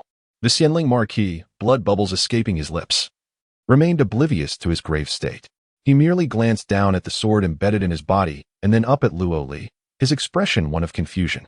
His eyes widened in disbelief as he beheld the blade that had penetrated him, and after a long moment of realization, he recalled the final moments of those he had mercilessly slain, crying out in desperation, "Do not kill me. Please spare me. I was wrong. My father is an immortal. Whatever you desire, I shall grant you. Just do not take my life." Luo Li replied softly, "Your father is an immortal? Merely a foundational practitioner of the Black Dragon Jinhai sect, long-winding. Is this your so-called immortal protection? Just a trivial golden talisman. And you dare to call yourself an immortal? Go and repent to those you have wronged. Perish." With a surge of power, he shattered the Marquis's heart. A dull thud resounding as the Xianling Marquis was propelled into the air, his chest obliterated, revealing a gaping hole the size of a human head. The Xianling Marquis was dead. After slaying the Xianling Marquis, Luo Li sheathed his sword and proclaimed, "Heaven above, earth below, the wicked shall face justice, and evil shall be punished." The extraordinary power that had enveloped Luo Li dissipated as silently as it had arrived, unnoticed by all, save for Luo Li himself. As the battle concluded, only 7 members of the Shadow Killers remained. The other 23 had perished. Among the 4 ironclad assassins, one had fallen. Luo Li approached the rogue, preparing to collect his remains while others scoured the battlefield. The fierce dragon roared nearby, gathering the remaining 7 Shadow Killers around him to commence a speech. Little Qing approached Luo Li, clinging to his arm like a delicate bird, gently exclaiming, "Brother, you were magnificent. That strike was so impressive. But how did you breach his golden defenses? What was that force that rendered him impervious to blades and spears?" Luo Li smiled and replied, "Evil cannot triumph over righteousness. The heavens enforce justice." Thus, his wickedness was vanquished. Suddenly, in the distance, the fierce dragon revealed blood-red claws, 3 feet long, as an illusory manifestation of his divine skill. The violent dragon transformation. With a powerful swipe, he struck down the 7 Shadow Killers before they could even utter a cry, all falling lifelessly beneath his grasp. Little Qing gasped in astonishment, tugging at Luo Li's arm in alarm. "Brother, look. The fierce dragon has gone mad." As Luo Li turned to look, Little Qing raised her other hand, forming a serpent-like gesture, her middle finger dark as night, aiming directly at Luo Li's neck. The 1,000 serpent poison. One of the 7 killings, 18 poison techniques. If it struck true, no matter how powerful one might be, death would ensue instantaneously. However, Xiao Qing never anticipated that as her fingers delved into the past, she felt no trace of the sensations associated with previous encounters with the human body. Instead, it seemed as though she was inserting them into something soft and yielding. Upon further inspection, she discovered a bun resting atop her serpentine hand. Precisely the large meat bun everyone had consumed that morning. Luo Li sighed deeply and spoke softly, "Junior sister, just as you are profoundly familiar with me, I too am exceedingly acquainted with you. The moment you entertained treachery in your heart, I sensed it." "What?" Xiao Qing's mind was shaken to its core, and she leaped backward, moving with the grace of a serpent, swiftly distancing herself from Luo Li. She positioned herself defensively alongside the fierce dragon, eyeing Luo Li warily. At the instant Xiaoqing made her leap, the three guards whom Luo Li had felled emitted agonizing cries and perished on the spot. Regardless of the outcome, there could be no survivors this time. Thus, Xiaoqing began to silence them. Revealing their actions would spell doom, for the heavenly absolute killing hall abhors internal strife. And they faced the direst of punishments. Luo Li regarded Xiaoqing with an inscrutable gaze, slowly articulating, "Junior sister, we have grown up together, sharing the shadows of assassination. I recall saving you at least 3 times. Pray tell, why must you seek my demise?" His tone was deceptively casual, devoid of any overt emotion. Yet beneath the surface lay a profound inquiry and simmering anger that only someone as intimately acquainted with him as Xiaoqing could perceive. Unable to withstand his gaze, she instinctively took another step back, averting her eyes. At that moment, the fierce dragon interjected vehemently, "Luo Li, you speak of the heavenly path? Bah, I have longed to deride you. We are assassins, remorseless in our actions, unhesitant to slay even the innocent, our hearts blackened. Yet you, in your misguided righteousness, endeavor to do good and uphold justice. I scoff. Your heart is pure. You are a good person, unlike us. Our paths diverge, and thus, Xiaoqing has chosen me. The crux of the matter is, you possess no divine powers. Without such abilities, you are but a toothless tiger, insignificant. Hence, you must perish." Upon hearing these words, a peculiar expression crossed Luo Li's face as he responded, "Is the distinction between black and white truly so stark? Are divine powers genuinely of such paramount importance? Do not forget, I too am an assassin. How can our paths diverge?" Xiaoqing shook her head and replied, "Brother Luo Li, you are too benevolent. You should not be an assassin. In this world, the virtuous receive no rewards, if you do not perish. And we ascend through the immortal Ascension Conference to enter the outer sect of the 7 Kills sect, with your kind disposition. How long could you possibly survive in the sect? But the fierce dragon is different. He shares my powers. Within the sect, we can support each other and survive together. Being with him guarantees a better chance of survival than being with you. To endure, I have chosen him. Brother, I know well that in our youth you treated me kindly, regarding me as your sister, saving me countless times. However, one must look forward. The past should remain in the past. In the name of survival, I can only act thusly. Who compelled me to cultivate the 1,000 serpent venom? Who dictated that my divine power is to tame serpents? I am a serpent, and gratitude is in my very nature." The fierce dragon laughed heartily. "Indeed, Brother Luo Li. The way of heaven demands blood. Since you are so fond of doing good deeds, why not let us end your life, thus granting us a form of mercy? Such an act would also be virtuous." He then venomously continued, "Even if you refuse to comply, we harbor no fear. We have disowned every aspect of your being. From your recently mastered ferocious sword technique to the auxiliary secret arts you command, we are intimately familiar with all that you are. This includes your 13 hidden identities. Particularly the most significant one, your substitute, Xiaoqi, who operates in the shadows, and even your little maid. We are well aware of everything. It baffles me how you dare to conceal your true name while embedded within the Luo family's collateral line. Are you truly a native of the Silver Continent? A genuine descendant of the Luo family? Yet, you are evidently an outsider from beyond the Silver Continent." He burst into laughter. "Regardless, your fate is sealed."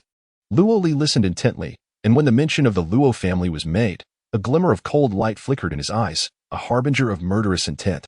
Xiaoqing, who knew Luo Li exceedingly well, felt a chill in her heart and urged, "Dragon, spare us the banter. Let us send Brother Luo Li on his way." From her hands, 12 venomous snakes surged forth, each measuring over 3 feet in length, glistening like silver whips. These were serpents of immense toxicity cultivated through secret arts. Their bites guaranteed to be fatal. This was the killing whip technique of the 18 methods of 7 kills.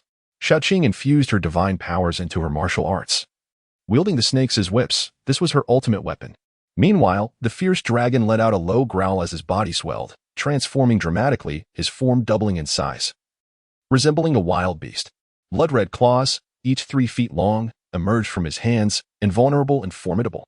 This was his divine transformation, the violent dragon change. The Silver Continent, devoid of spiritual energy, is a land barren of vitality. However, its earth harbors a peculiar blood essence and is rich in blood, or utilized for crafting weapons. Due to this blood essence, many born on the continent possess extraordinary divine abilities. Both Xiaoqing's serpent training and the fierce dragon's transformation are products of this environment. which is precisely why the Seven Kills sect established a branch here, to absorb the local populace into their outer sect.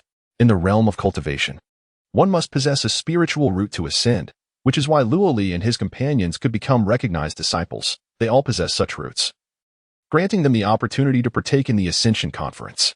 Divine abilities hold immense significance in the central heavenly world. Only beneath the Dao body and immortal bones do divine powers exist, and major sects vie to recruit such disciples. As the two advanced against him, Luoli brandished his sword, a flash of light slicing through the air, his blade moving with the swiftness of the wind, aimed at the fierce dragon and Xiaoqing. The three engaged in a fierce battle, the clash of sword light, claw shadows, and venomous serpents erupting into a tumultuous contest. In the blink of an eye, they exchanged over 30 strikes before parting, Luoli panting heavily as he regarded his adversaries. The fierce dragon taunted, "Ha ha ha, brother Luoli, the way of heaven demands blood. You are faltering, are you not? Our combined technique has been in preparation for over a year, specifically crafted to counter you using our divine powers. I am aware of your formidable swordsmanship, but without divine abilities, we can suppress you and ensure your demise. Thus, your death is inevitable today." Luoli glanced toward Xiaoqing, but she averted her gaze, the air thick with an intensified aura of killing intent. Luoli exhaled deeply and slowly spoke. "Since you are genuinely intent on taking my life and have shown no mercy, do not blame me for my actions. In truth, you are mistaken. I possess divine abilities as well." With that, Luoli pointed at Meng Long and Xiaoqing, proclaiming, "Heaven above, earth below." Meng Long, Xiaoqing. In the 6th year of Zhongzhen, on the 3rd month, you assassinated the Black Tiger Gang's leader, Old Heima, and killed 17 of his guards. In the same year, on the 4th month, you assassinated the master of the 13-linked fort, Elder Tianli, slaying 21 of his bodyguards. In the 5th month of the same year, listening to Luo Li's accusations, Meng Long laughed, saying, "Facing death, you still resort to this? Spare me the theatrics. You truly are a fool if you believe you can act as heaven's agent. Will the heavens assist you?"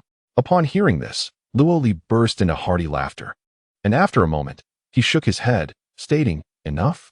Since we are of the same kin, let us dispense with the illusions. I still possess 7 virtues that can punish evil. Meng Long, Xiaoqing, heaven above, earth below. The evidence is clear, the punishment is at hand." With that, he unleashed 2 extraordinary streams of energy from his body, which merged with the cosmos.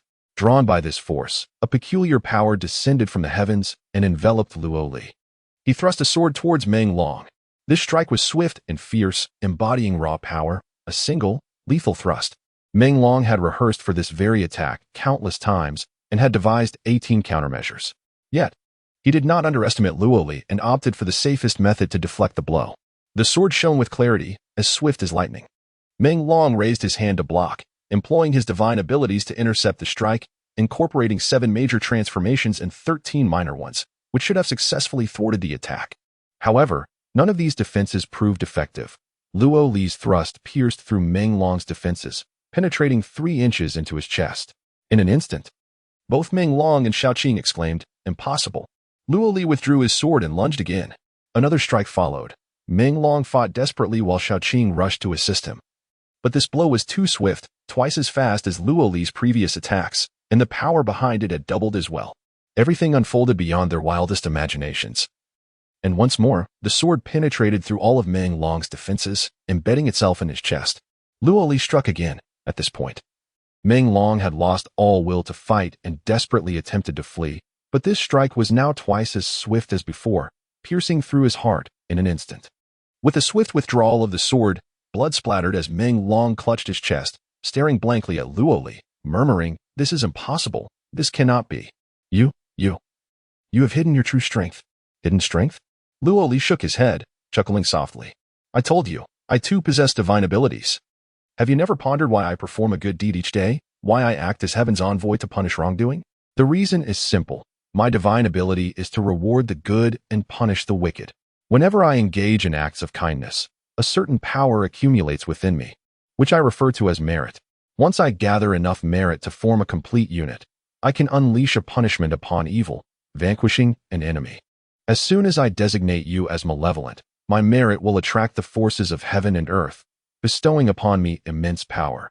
My sword will strike with greater speed, ferocity, intensity, and venom. Therefore, I never kill indiscriminately. I do so for the purpose of more effective slaying. Each use of my divine abilities consumes 1 unit of my merit, compelling me to perform good deeds far and wide to accumulate merit. After slaying the 2 of you, I will retain 5 units of merit. This is the secret you were unaware of, hence your demise. The fierce dragon gazed at Luo Li with resentment, but suddenly his animosity vanished. He chuckled and said, "So that is the reason. You perform good deeds for this purpose. You possess divine abilities too. You are just as wicked as we are." Ha ha ha. My death is not unjust. Before he could finish his sentence, blood erupted from his mouth as he collapsed lifelessly to the ground. Then, Luo Li turned his gaze towards Xiaoqing, who was utterly dazed, staring at him. Finally, she regained her senses, forcing a stiff smile and uttering, "Luo Li, I'm so sorry. I had no idea. Had I known, I would never have betrayed you.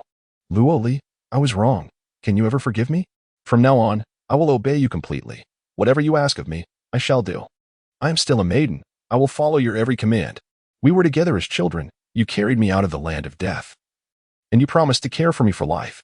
Her eyes were filled with desperate pleading, soft and submissive like a kitten. Luo Li shook his head and replied, "Survive? To survive, you betrayed me. I too must survive, and thus I can only kill you. One must look forward. Let the past remain in the past. I am a killer. Forgive me, but I will remember you. Yet you must die." With that, Luo Li drew his sword, swift as the wind, fierce as a tiger, venomous as a serpent, and ruthless as a wolf, unleashing a relentless assault upon Xiaoqing. With each strike, the power of heaven and earth coalesced around Luo Li, amplifying his speed and strength to double their previous capacity. Luo Li's prowess surged dramatically, enabling him to effortlessly slay 31 formidable foes. This was the true weapon in Luo Li's arsenal. The blade danced through the air, effortlessly severing Xiaoqing's serpent whip. After 13 strikes, her whip was utterly destroyed. After 16 strikes, her divine abilities were shattered.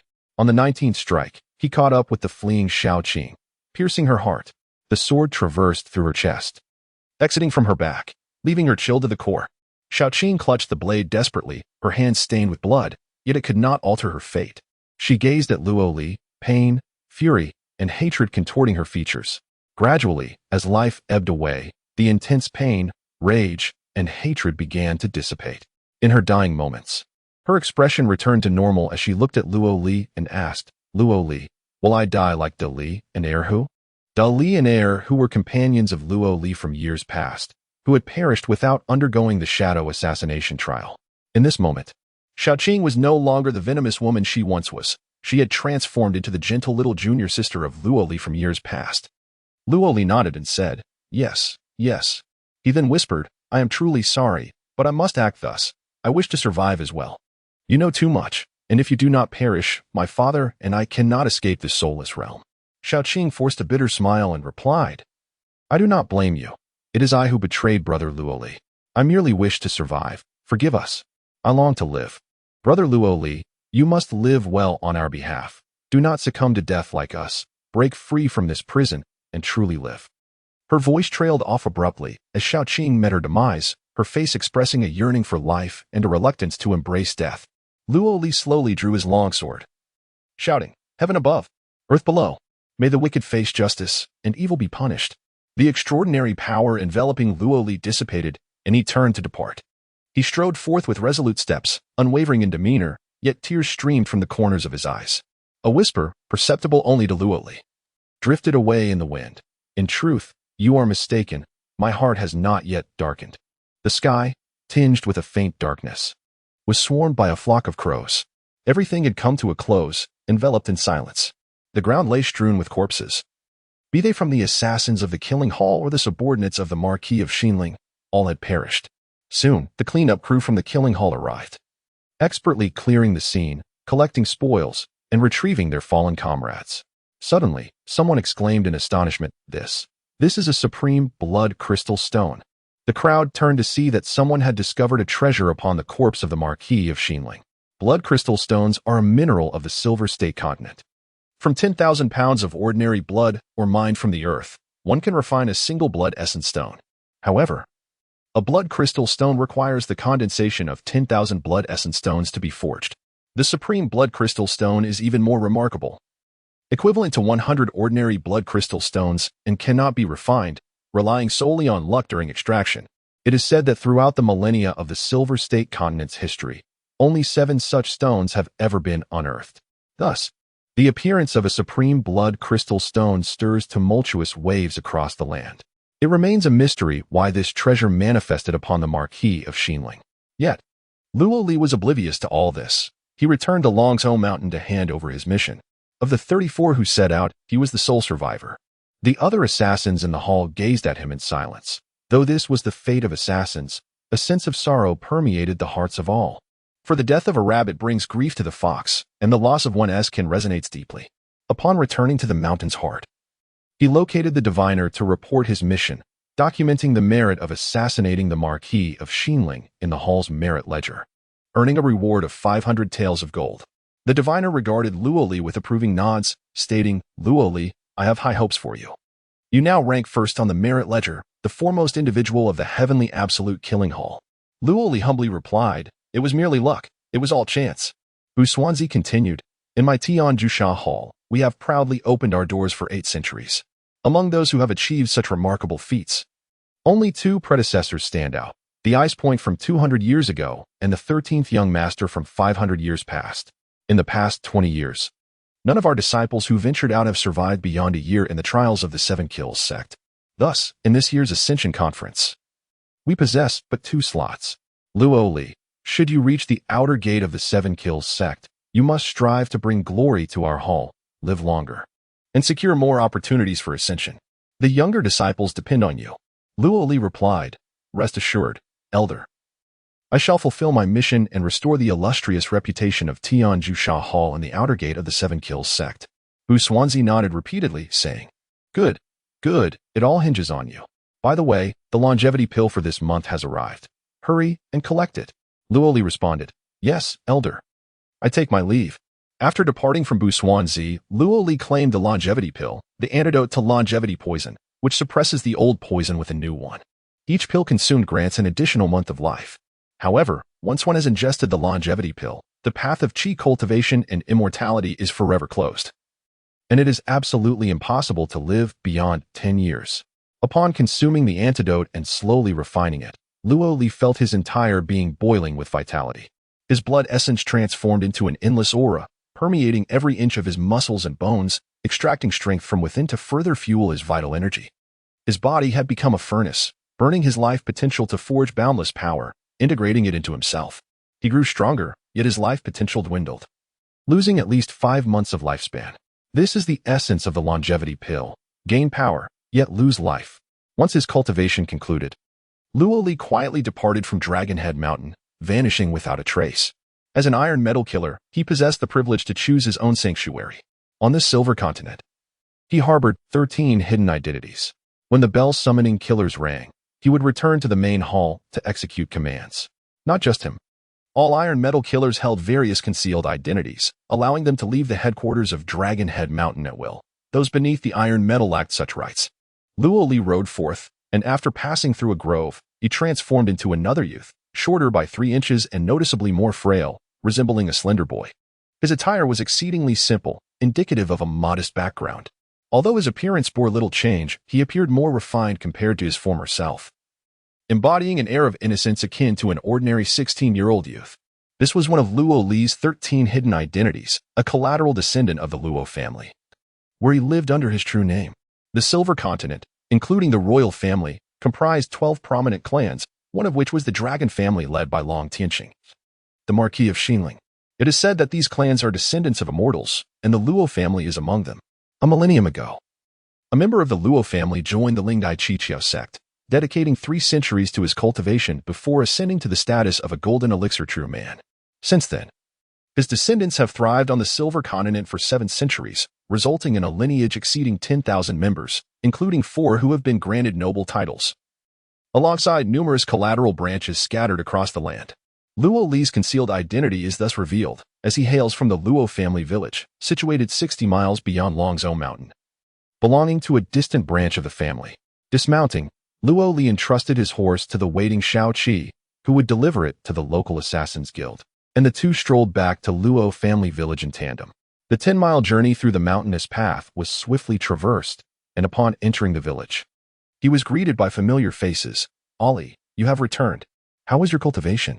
Luo Li smiled and replied, "It went well. I have mastered a technique from the Luo family martial arts. Thank you for your concern, Uncle Chi. By the way, does your leg still ache?" "Alas, it is an old ailment. There is no remedy." "Do not worry, Uncle Chi.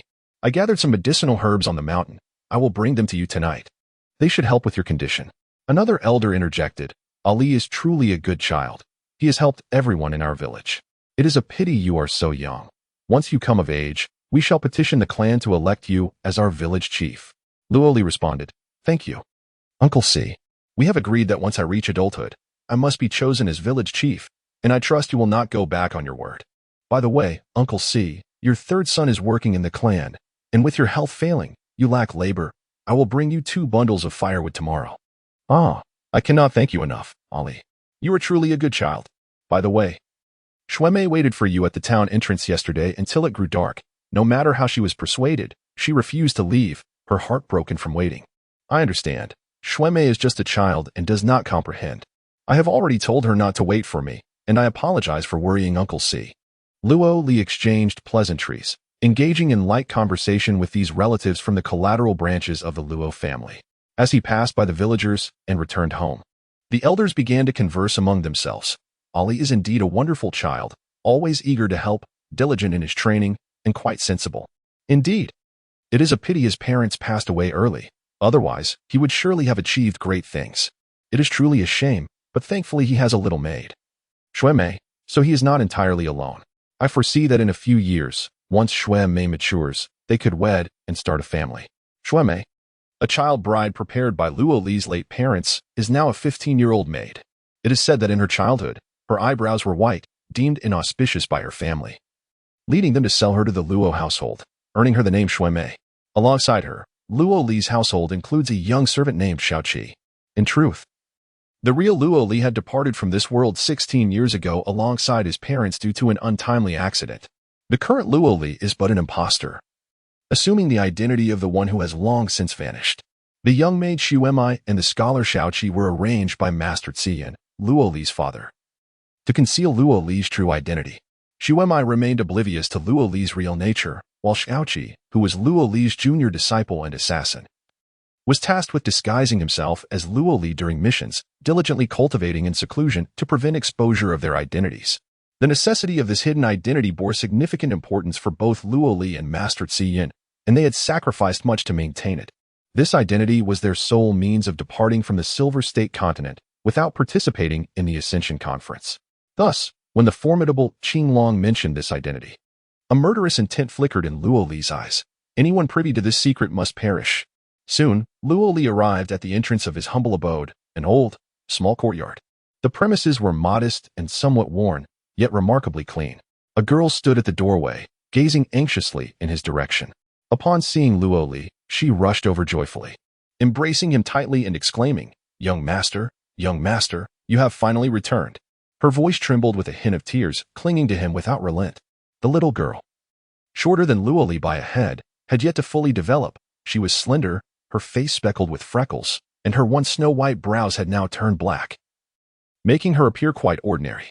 However, her eyes sparkled with a pure clarity.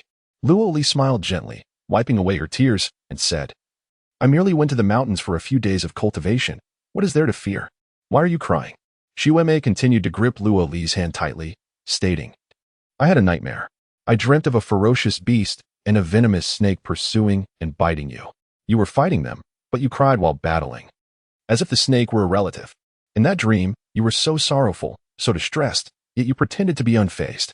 Upon hearing this, Luo Li's eyes reddened. But he replied, "What nonsense! Ferocious beasts and venomous snakes? I was in the mountains cultivating, and I mastered a new technique of the Luo family fist. I shall demonstrate it for you shortly. I am invincible." Xiaoqi chimed in, Indeed. I am here to serve the young master, so you need not worry, Shuemei. By the way, this is the finest rouge and powder from Xiang's eye that the young master asked me to buy for you. Do you still want it?" Upon seeing the beautiful cosmetics that could conceal her freckles, Shuemei felt reassured that the young master would not disdain her. At last, she ceased her weeping, Realizing the young master had returned, and that it was merely a dream, Luo Li looked at her with a smile. For he had long understood that his father had kept Xuemai by his side as a means to assist him in leaving the Silver State continent. Xuemai often experienced dreams of bizarre occurrences, which she would then validate, discovering that these events had indeed transpired in reality. According to his father's explanation, this was known as the mind's connection, one of the 6 great supernatural powers in Buddhism. Upon returning home, Shaoqi commenced chopping wood while Xuemei busied herself in the kitchen. 2 years prior, the assassin who disguised himself as Luo Li's parents had departed, leaving the 3 of them to rely on one another. Although their lives were monotonous, they were imbued with tranquility and ease. This was the essence of Luo Li's existence. A life he cherished. The assassin's identity as a practitioner of the heavenly path of killing seemed more like a theatrical performance, a lifestyle that Luo Li found unappealing. That evening, Luo Li delivered the prepared medicinal herbs to Uncle Chi, and as he observed the alleviation of the old man's pain, a smile involuntarily graced his lips. Each time he assisted someone, although he accrued merit, it was the sheer joy of witnessing others' happiness that brought him profound delight. The following day, he brought 2 large bundles of firewood to fourth uncle, initiating a series of benevolent acts. Whenever there were families in need within the village, Luo Li was invariably the first to appear, ready to offer his assistance. After consuming Luo Li's herbs, Uncle Chi was no longer tormented by his ailment. And as fourth uncle ignited the firewood provided by Luo Li, warmth enveloped their home. Gradually, Luo Li engaged in numerous charitable deeds. With each expression of gratitude from those he helped, and every smile from the villagers who benefited from his kindness, an invisible force coalesced within Luo Li, culminating in a surge of benevolence.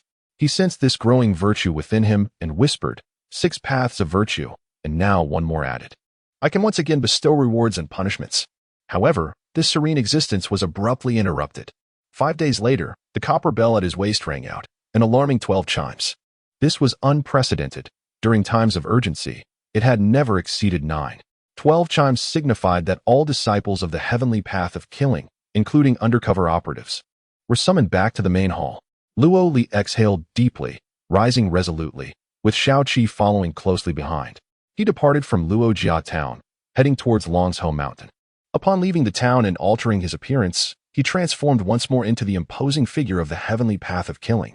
The 2 of them walked 10 miles to the designated rendezvous point for the secret operatives.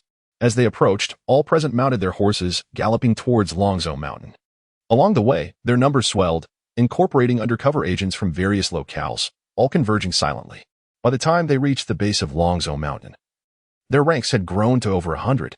In the dim light of night, a brightly illuminated area emerged before them, Baichi Town, where no less than 1,000 souls had gathered.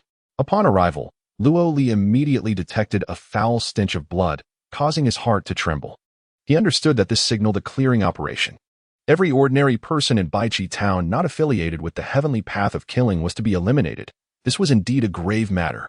Luo Li shook his head, realizing that the young beggars had yet to gain entrance. Their fate was likely dire. Numerous disciples of the killing hall assembled in this location, each choosing a place to sit in silence, awaiting further developments. 1,000 individuals remained hushed, the only sound being the wind that howled through the night. Faintly, one could hear a mournful wail, imbued with an air of menace that sent chills down the spine. As night fell, provisions of food and drink were delivered. Yet no one spoke. They consumed their sustenance in silence, continuing their vigil. And so, they waited for 3 full hours. As the sky grew increasingly overcast, devoid of the moonlight and starlight, the 4 figures, Master Ziyun, the diviner, the corpulent shopkeeper, and the limping Qin, emerged before the gathered crowd. Illuminated by the flickering flames of the torches, the assembly stood in unison, gazing at the quartet, poised for commands. Master Ziyun, holding a string of translucent prayer beads, continuously recited his sutras. With each chant, an array of luminous radiance visibly swirled between him and the beads. Suddenly, he lifted his gaze to the east. The first to speak. During our previous endeavor to assassinate the Duke of Xinling, we acquired a supreme blood crystal, a treasure of the Black Dragon Jinhai sect. They have dispatched the formidable Long-Winding to the Silver State to reclaim this precious gem. We have reported the existence of this blood crystal to our sect, and they will send experts to retrieve it and eliminate Long-Winding. However, the sect's reinforcements will not arrive until afternoon tomorrow. Therefore, we must safeguard the supreme blood crystal until then. This crystal is a treasure of Silver State, and we, the Tianguan Killing Hall, are the mightiest assassins in this land. Whether noble or commoner, the mere mention of our name instills fear in all. Shall we allow our rightful treasure to be taken from us? Is our reputation merely an illusion? Preposterous. A colossal jest. The supreme blood crystal must belong to our 7-kill sect. It embodies the very purpose of our existence. We shall present it to our sect, affirming our worth. Thus, I command all disciples to assemble and steadfastly guard Longzhou Mountain, protecting our precious blood crystal. Do you dare? Do you dare to die defending Longzhou Mountain and our treasure? In response to his fervent speech, the crowd erupted in unison, proclaiming their resolve. We dare. Master Xian's hand, which had been turning the prayer beats, abruptly halted as he thundered, what shall befall those who dare to challenge our 7-kill sect? The response was a resounding chorus. Kill. Kill. Kill. Kill. Kill. The fervent cries coalesced into a singular force, surging skyward, dispersing the dark clouds above. The cool moonlight cascaded down, draping over Master Xian like a shimmering robe. He nodded approvingly, declaring, Excellent. Excellent. Excellent. Should we successfully defend this treasure, each disciple shall be rewarded with 1,000 taels of silver. Furthermore, the sect's treasury will be accessible to all disciples for 1 month free of charge. Additionally, whoever slays Long-winding will earn the qualification to ascend to immortality, be freed from the long life poison, and directly enter the outer sect of the 7-kill sect. Upon hearing this, the disciples' eyes sparkled with renewed vigor, akin to the stars emerging after the clouds had parted. The opportunity to ascend, typically reserved for the 12 iron metal assassins, was now within reach for all. Survival was paramount. None wished to meet their end. Master Xian, pleased with the fervent response, proclaimed, The opportunity lies before us. Life and death are in the hands of fate. Success or failure rests with us. Come, let us vanquish Long-winding and safeguard the supreme blood crystal. Kill. He called out, his voice steady yet imbued with the essence of impending violence. Following him, the 3 elders behind him echoed in unison, Kill. The collective aura of malice emanating from the 4 individuals struck like a blade, rendering the previously amassed hostility of thousands insignificant by comparison. In that instant, all present seemed to find themselves engulfed in an endless battlefield. The disciples below could not help but erupt in fervent cries, their voices cascading like waves, filling the very heavens.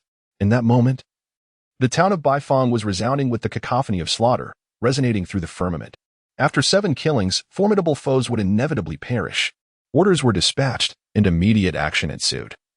As various preparations commenced, the colossal cloud-piercing crossbows were brought forth from the depths. These massive siege engines measured a full yard in length, requiring 10 men to draw the string, capable of launching 7-foot iron spears with the power to penetrate 5 feet of stone from a distance of 300 yards. 12 such crossbows were strategically positioned within the town, while outside, an array of toxic substances and traps were disseminated, transforming the area into a fearsome realm of death. Should the infamous Long-winding arrive, his demise would be certain. As the witching hour approached, all arrangements were complete, and numerous assassins began to rest, awaiting the dawn.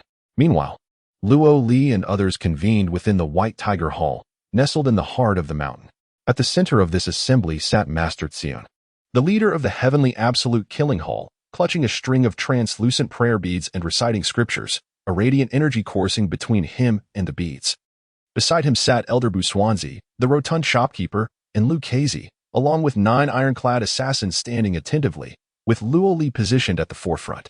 The gathering buzzed with discussions regarding Master Xian's summons to unite all subordinates of the heavenly absolute killing hall against Long-winding, with many expressing dissent.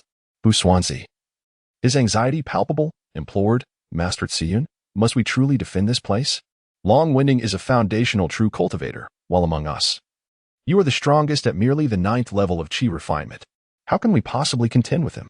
The portly shopkeeper echoed, Indeed, we ought to disperse our forces, each retreating into the crowd. No matter how formidable Long-winding may be, he cannot find us. When the masters from our sect arrive, vanquishing him will be as simple as crushing an ant. Why should we take such risks? Bu Xuanzi added, Exactly. Engaging him directly is not the way of our assassins. Lu Kezi interjected, You fail to grasp the situation. We are a branch of the 7-kill sect, and the Black Dragon Jinhai sect is but a minor offshoot of the Beast Transformation sect. If we evade them, we risk the wrath of our sect. Bu Xuanzi retorted, Wrath? Better that than death. Long-winding is a foundational true cultivator. We are merely at the chi refinement stage. A confrontation would lead to our inevitable demise. Lucchese asserted, for the glory of the sect, death is not to be feared. This statement left Buswanzi speechless, pointing at Lucchese in frustration. Their quarrel escalated. Yet Master Tsiyun remained undisturbed, engrossed in his chanting. Unable to tolerate Lucchese's words any longer, Buswanzi turned to Master Tsiyun, exclaiming, "Master, what are we to do?" Seeing that Buswanzi was somewhat enraged, Lucchese suddenly chuckled and said, "In fact, my senior brother has long received word that Long-Winding will not arrive at Indra continent until the night after tomorrow. Tomorrow at noon. The formidable figures from our sect will arrive here." Upon hearing this, everyone present exhaled a sigh of relief. It became clear that the preparations were not intended for a desperate battle against Long-Winding, but rather to display the formidable spirit of the Tianjue killing hall to the powerful individuals arriving tomorrow afternoon. No one was foolish enough to wait here for their demise. Buswanzi pointed at Lucchese and exclaimed, "You clever rascal, have you been toying with me?" Then, turning to Master Tsiyun, he added, "Senior brother, your brilliance is truly remarkable." The rotund shopkeeper sighed. This is for the best.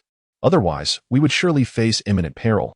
Long-Winding possesses 4 spirit pets nurtured by the true spirit sect, capable of burrowing into the earth. The secrecy of the hidden chamber within this mountain would be of no avail. Lucchese remarked, Indeed. Do you think I am unafraid? Here in this lifeless land, we merely linger and await our fates. The honor of the sect matters little to us. A year of joy is worth more than that." As they conversed, suddenly, the beads in Master Tsiyun's hand emitted a clear chime, and with a crack, all the beads shattered. This turn of events left everyone stunned. What could have caused this?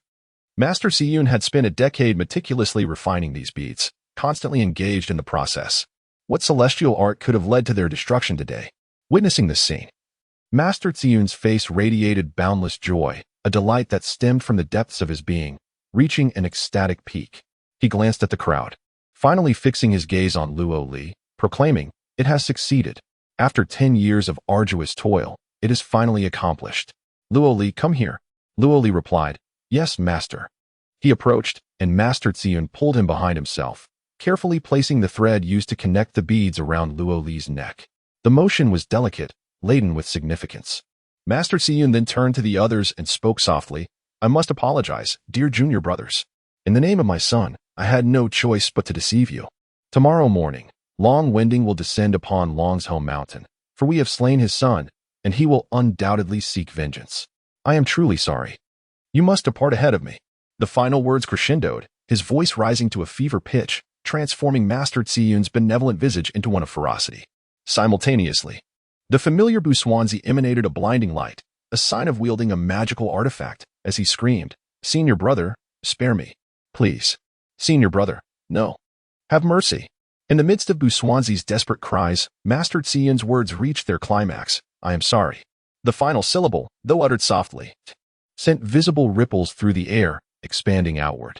With each tremor of the waves, sound waves sliced through the air like sharpened blades, assailing all present except for Luo Li, who stood behind him. The remaining individuals were immediately overwhelmed by the sinister melody of the Seven Kills sect, their ears filled with a cacophony of demonic sound, causing blood to seep from their mouths and noses. The atmosphere buzzed incessantly, reminiscent of a copper gong being struck violently at one's ear, compelling everyone to clasp their hands over their ears, drowning out all other sounds. The entire chamber quivered in resonance, as if shaken by this accursed melody, with dust cascading down in swirling motes. The 8 iron-clad assassins were the first to lose control of their bodies. One of them collapsed, spewing blood, while the others, though still standing, were rendered completely immobile. This was the essence of the demonic melody, utilizing an arcane sound to rattle the opponent's auditory senses and disrupt any potential counterattack. However, seasoned veterans like Buswanzi and Lucchese, despite their shock and dread, began their retaliation amidst the auditory onslaught. Lucchese brandished his cane towards Master Tsiyun, which concealed within it 108 poisoned iron needles. With a mere press of a mechanism, these could be unleashed in an instant, piercing through flesh and bone within 30 paces. Above Buswanzi's head, an iron bagua materialized, a protective artifact glowing brightly, enveloping him in a robust defense. Before they could strike, Master Tsiyun took the initiative. With an open palm, he revealed a jade talisman, 3 inches in size, shaped like a command token, glimmering with silver light and inscribed with various mysterious runes. Upon its emergence, the previously silent rotund shopkeeper let out a desperate wail, the talisman. Brother, spare me. Before he could finish, the jade talisman in Master Si Yun's hand erupted with dazzling brilliance, transforming into a 7-foot-long silver blade. Entirely composed of radiant light, aimed at the assembled crowd. Liu Kz's 108 poisoned iron needles had already been fired.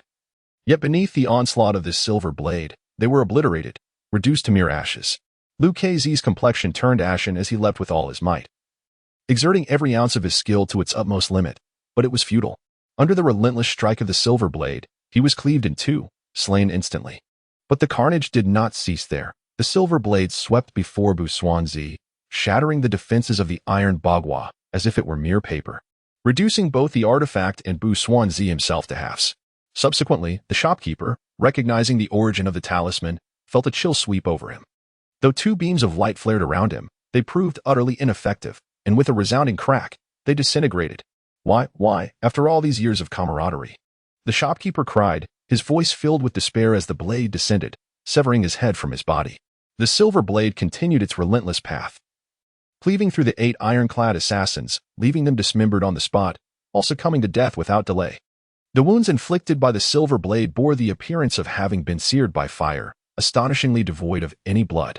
In the span of mere moments, within the blink of an eye, only Master Si Yun and Luo Li remained among the living. All others had perished. The silver long sword returned to Master Si Yun's hand, transforming back into its original jade talisman. However, upon closer inspection, the silver had dimmed slightly, and the talisman's size had reduced a fraction, indicating that wielding this relentless silver sword was indeed a form of consumption. Master Si Yun uttered, I apologize, my brothers, but for the sake of my son. It must be this way. You shall depart first. I will follow shortly. Luo Li, in a daze, gazed at the scene before him and asked, What is this? Master Si Yun replied, This is known as a talisman treasure, the embodiment of the power of immortality. Even if one masters the martial arts of the mortal realm to its utmost limits, they cannot withstand the sweep of my talisman treasure. Unfortunately, this treasure cannot be bequeathed to you. At that moment, Luo Li regained his senses, his heart aching as he looked upon the corpses scattered across the ground. These individuals had lived alongside him since childhood. The portly shopkeeper Lu and the crippled man had treated him as family. Why had they all perished? Luo Li exclaimed in anger. Father, why? Why? His voice resonated with a hint of resentment. Master Si Yun surveyed the fallen bodies and said, For what purpose? For you, my son? To escape this soulless prison, they must all die. And not just them. Come and see. With that, a water mirror appeared in Master Si Yun's hand, revealing the scenes of all the assassins from the town. He continued, They are the 1,374 members of the Heavenly Absolute Killing Hall, and they all must perish. Within that vision were the hidden stakes outside Luojia village, countless familiar faces of his fellow disciples, and even his childhood companion, Little Seven. Unable to contain himself, Luo Li pressed on. Why? Why? Master Si Yun spoke slowly. For you. If they do not die, how can it be proven that you too have perished? To escape this soulless prison is to betray the 7 killing sect. Do you think the 7 killing sect is a trivial matter? To betray the 7 killing sect and still hope to live? Not only you. Even a golden core real person or a nascent soul true monarch would find no escape from death. Under the 7 killings, in the depths of the azure and the 9 hells, what living being can survive? Thus, come tomorrow morning. Long Winding will arrive to reclaim the precious blood crystal and avenge my son. All shall perish at his hands, including myself. Only through our deaths can your departure remain concealed. At this point, Luo Li was rendered speechless. Father, you once said we would leave together. Together. Master Si Yun smiled gently, reaching out to caress Luo Li's cheek, saying, Foolish child, your father must deceive you. I must die. All disciples of the Heavenly Absolute Killing Hall, upon consuming the eternal life poison, will be tethered to the hall through soul strings. The main hall can easily trace these soul strings to find them all.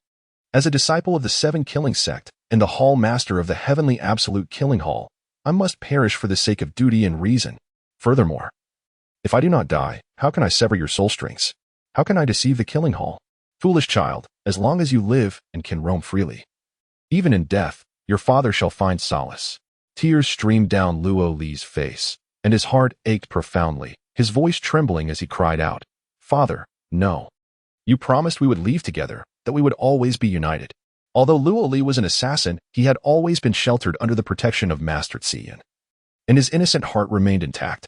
Ultimately, he was merely a 16-year-old boy, and upon hearing that his greatest support, his most beloved person, was to perish, his emotions surged forth, and hot tears flowed uncontrollably. Master Xian shook his head and spoke, 16 years ago, your mother left for you. She is lonely over there. I have long wished to find her, yet because of you, I had to watch you grow. Now that you have matured, I must go seek your mother. He delicately touched the fine thread around Luo Li's neck, which he had tied, and continued, my son, allow me to clarify everything for you. This time, I have orchestrated a scheme, leading you to hire the assassin hall to eliminate Long Tianqing, which serves as the catalyst for our entire plan. Long Tianqing is the beloved son of the foundational true cultivator Long Winding of the Black Dragon sect. With a 5-element spiritual root, he has no prospects in cultivation. And his character is arrogant and brutal. He cannot survive long in the central heaven world. Long Winding dotes upon this son, sending him here where there are no cultivators, with the intention of allowing him to indulge in wealth and luxury throughout his life, a sentiment I can empathize with. Yet, it is truly laughable. Some wish to enter this cage, while others desire to escape it. Thus, if we slay Long Tianqing, Long Winding will inevitably come in fury to exact revenge and reclaim the precious blood crystal. At dawn, he shall arrive, and a bloody battle will ensue, leading to the demise of all members of the Assassin Hall. In truth, he is merely my weapon. Even a foundational true cultivator can be toyed with by me. I possess 3 methods to ensure his demise. However, to erase your existence, I must allow him to obliterate the Assassin Hall, for he will not live much longer. My son, remember, every person has their weaknesses. Once you discern human nature, even a foundational true cultivator or a golden core true person can be easily deceived.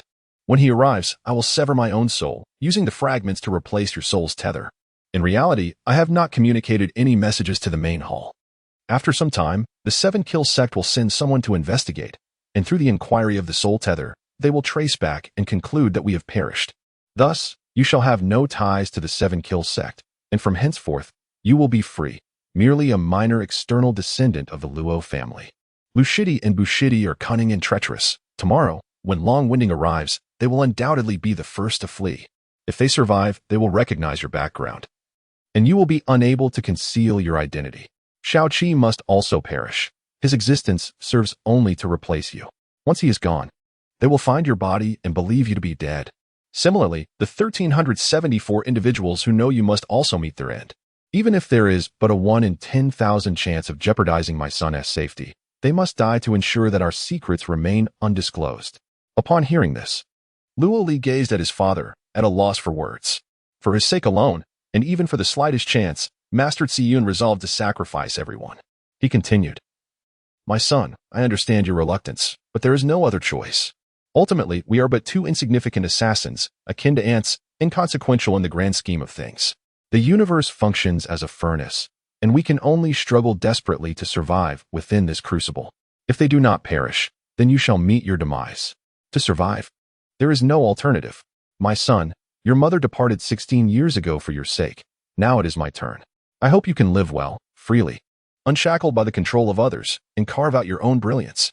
With that, Master Ziyun began to silently chant a spell, the incantation being the very one he had employed over the years to refine his prayer beads. As he recited the words, the thin thread around Luo Li's neck began to radiate light, dissolving and merging into his body. In that instant, Luo Li felt as if countless steel blades were mercilessly slicing through him, an excruciating pain that pierced his very heart, rendering him utterly unable to endure. Master Xian spoke softly, my son, does it hurt? Endure it. You are afflicted with the longevity poison. You have only 4 years to live. However, 10 years ago, I began seeking a remedy. After a decade of arduous refinement, I have finally succeeded. This is the body transformation technique of the Zhao Hua sect. The Zhao Hua sect creates and transforms all living beings, forging the golden body from blue lotus and white lily. They excel in bodily transformation, refining combat bodies, and cultivating the golden form. This secret technique was obtained through great effort by your father in the divine prison. After 10 years of dedicated practice, I have finally succeeded.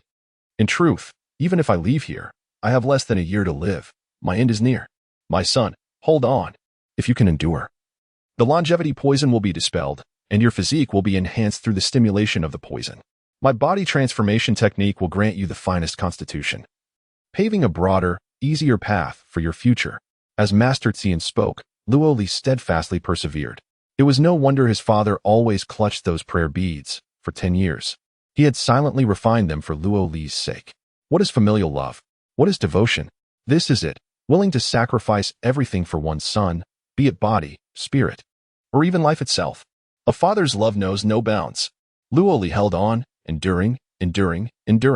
Gradually, the excruciating pain transformed into a tingling sensation, one that evoked an overwhelming desire to succumb. Yet, Luo Li persisted. He bit his lip until it bled, and slowly, the tingling sensation faded. Suddenly, he felt all his pores open, warmth enveloping him as if he had consumed a century-old vintage.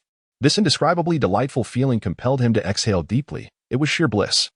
At that moment, Master Tsiyun instructed, quickly, 7-kill transformation, revert to the original form of Luo Li from Luo family village. Remember, this transformation will be your appearance from now on, with no possibility of change. Your 7-kill transformation will be rendered useless, never to be employed again. Under the guidance of Master Tsiyun, Luo Li began to reshape his form, his stature diminished by 3 inches. The once imposing and handsome figure of the heavenly Dao Slayer faded away, replaced by that of a slender and delicate 16-year-old youth. Master Tsiyun nodded approvingly and remarked, "Excellent. Excellent. My deliberate arrangement of your identity as a member of the Luo family is precisely the means for you to depart from the Silver State continent. Upon your return, you will fall gravely ill for a month, during which the hidden spiritual roots within your body, concealed by me, will manifest. Thus, you will be discovered by the Luo family. In 3 months, it will be time for the once-in-20 years gathering, where children with spiritual roots are presented to the ancestors of the Luo family. At that juncture, you shall assume the identity of a Luo family scion and leave the Silver State continent, embarking on a journey to the central heavenly world to join the Lingdai 7 Charming sect. The Lingdai 7 Charming sect is renowned for its subtlety and finesse, adept at close-quarter combat, and is by no means weak. The heart and skill lineage of the Lingdai 7 Charming sect possesses a secret technique known as the heart-questioning art. When new disciples enter, they employ this technique to introspectively inquire of their own names, directly addressing the true essence of their being. You will naturally reveal the name given to you by your parents, as this is an innate spiritual instinct that cannot be resisted below the foundational level. With this method, they can thwart any infiltrators from other sects. Any disguise or pretense will be exposed. However, you have been called Luo Li since your childhood, having grown up in Luo family village. Even when introspecting, you will hold no guilt in your heart, for you are indeed Luo Li, allowing you to pass their scrutiny and depart from here. Nevertheless, the Lingdai 7 Charming sect, being a branch of the Beast Transformation sect, is inferior in heritage compared to the illustrious Divine Might sect. When the time comes, once you have acclimated to the central heavenly world, you should quietly leave that place. For it is not your destined abode. Seek the supreme inheritance of the Divine Might sect. Upon your departure, you must relinquish all ties to the 7 Kills sect, including even your father's talismans, for they bear the secrets of the 7 Kills sect. Everything must be cast aside, and you shall start anew. However, take this exquisite blood crystal. It is a prime material for crafting, valued at 10,000 spirit stones, devoid of any markings from the 7 Kills sect, and has been sealed by me with a secret method. You may conceal it within your stomach, and when you reach the Lingdai sect, exchange it for spirit stones to cover your journey to Tianao Mountain. Once you acquire the inheritance from Tianao Mountain, with this asset at your disposal, you may pursue whatever path you desire, returning to the Lingdai sect, establishing your own sanctuary, or joining another sect. The choice is yours, and I shall be of no assistance. I can only arrange this much for you. From now on, your fate lies in your own hands. At this point, Luo Li knelt before Master Tsiyun and said, "Father, I will remember. I will remember." Master Tsiyun then handed Luo Li a silver orb the size of a pigeon's egg, which was the exquisite blood crystal. Though it had been treated by Master Tsiyun to emit no trace of blood energy, Luo Li swallowed it whole, concealing it within his stomach. A technique known as the swallowing sea concealment, which, alongside the ZY timing method, is one of the auxiliary secret arts of the heavenly killing hall, accessible even to mortals. Master Tsiyun nodded and said, "Demonstrate the ritual for receiving the divine legacy of the Shinzong once more." Luo Li began to perform, executing 108 movements, some of which were acts of worship, while others were dances, imbued with an aura of primordial grandeur. Luo Li displayed an unprecedented level of seriousness in his demonstration. Upon completion, Master Tsiyun produced a mirror the size of a bowl and upon its surface, light emerged to transform into a scenic vista. This was a secret technique of cultivation, capable of manifesting images of landscapes one had witnessed into an ordinary water mirror. However, this technique demanded a significant expenditure of true energy in this desolate place, which is why Master Tsiyun had never dared to employ it before. In the water mirror, endless mountain ranges appeared, towering peaks looming majestically. Master Tsiyun spoke slowly. The heavenly maiden stretches across the sky, her might eclipsing the 5 mountains and overshadowing Qiqing. The heavenly terrace rises 48,000 feet. It seems to tilt southeast. This was a reflection of the Tianma mountain from the central heavenly realm. The mirror revealed a rather ordinary pavilion, opposite which lay a naturally flat stone, towering over 10 zhang, engraved with 3 large characters in red lacquer, Tianma Mountain. Each character was of considerable size, robust, and powerful. This marked the entrance to Tianma Mountain. Outside was a main road, a vital thoroughfare from Changzhou to Yizhou. A slight turn off the road led into Tianma Mountain. Every visitor to Tianma Mountain must pass through this point, which could be deemed quite mundane. The only extraordinary feature was the 3 large characters, indicating that further ahead lay the boundless, majestic mountains and infinite beauty. Master Tsiyun gazed at the scene and said, "Son, remember this. Remember it well." Luo Li fixed his gaze intently, etching every detail into his memory. Master Tsiyun continued, "Since ancient times, Tianma Mountain has been the gateway of the Shenzong, enduring 4 great calamities without succumbing. Among the 103 blessed realms, when the Shenzong was besieged and exterminated, 80% of these realms were seized by other sections. If the sect's legacy were to be concealed within the mountains, no matter how secretive, it would be nearly impossible to preserve it amidst the relentless searches of countless cultivators. Ultimately, it would be taken by others. The wise forebears of the Shenzong chose the mountain's entrance, a crucial junction from Changzhou to Yizhou, where mortals enter Tianma Mountain. In this most ordinary and unremarkable place, countless tourists pass by each day, concealing the sect's legacy. For millennia, numerous sages have lingered here, traversing this path, and none could have fathomed that it harbors the mightiest legacy of the Shenzong. Those who pass through this place could touch it, yet none would suspect that it conceals a supreme secret. This is the enigma of the familiar. The more it lies before our eyes, the less it is seen. The more perilous the location, the greater the safety it provides. Do you remember all this? Luo Li replied, "Every detail is firmly etched in my mind." Master Tsiyun sighed contentedly and said, "Very well, my son, I have imparted all that I can. Live on, live well, for me, for your mother, and for those who have perished for you. Live on and thrive." He then began to murmur to himself, "Look, my dear, this is our son, our son. I raised him, and I have not betrayed your trust. Why must you love me? If you did not love me, you would not have perished. It is solely for love. I miss you.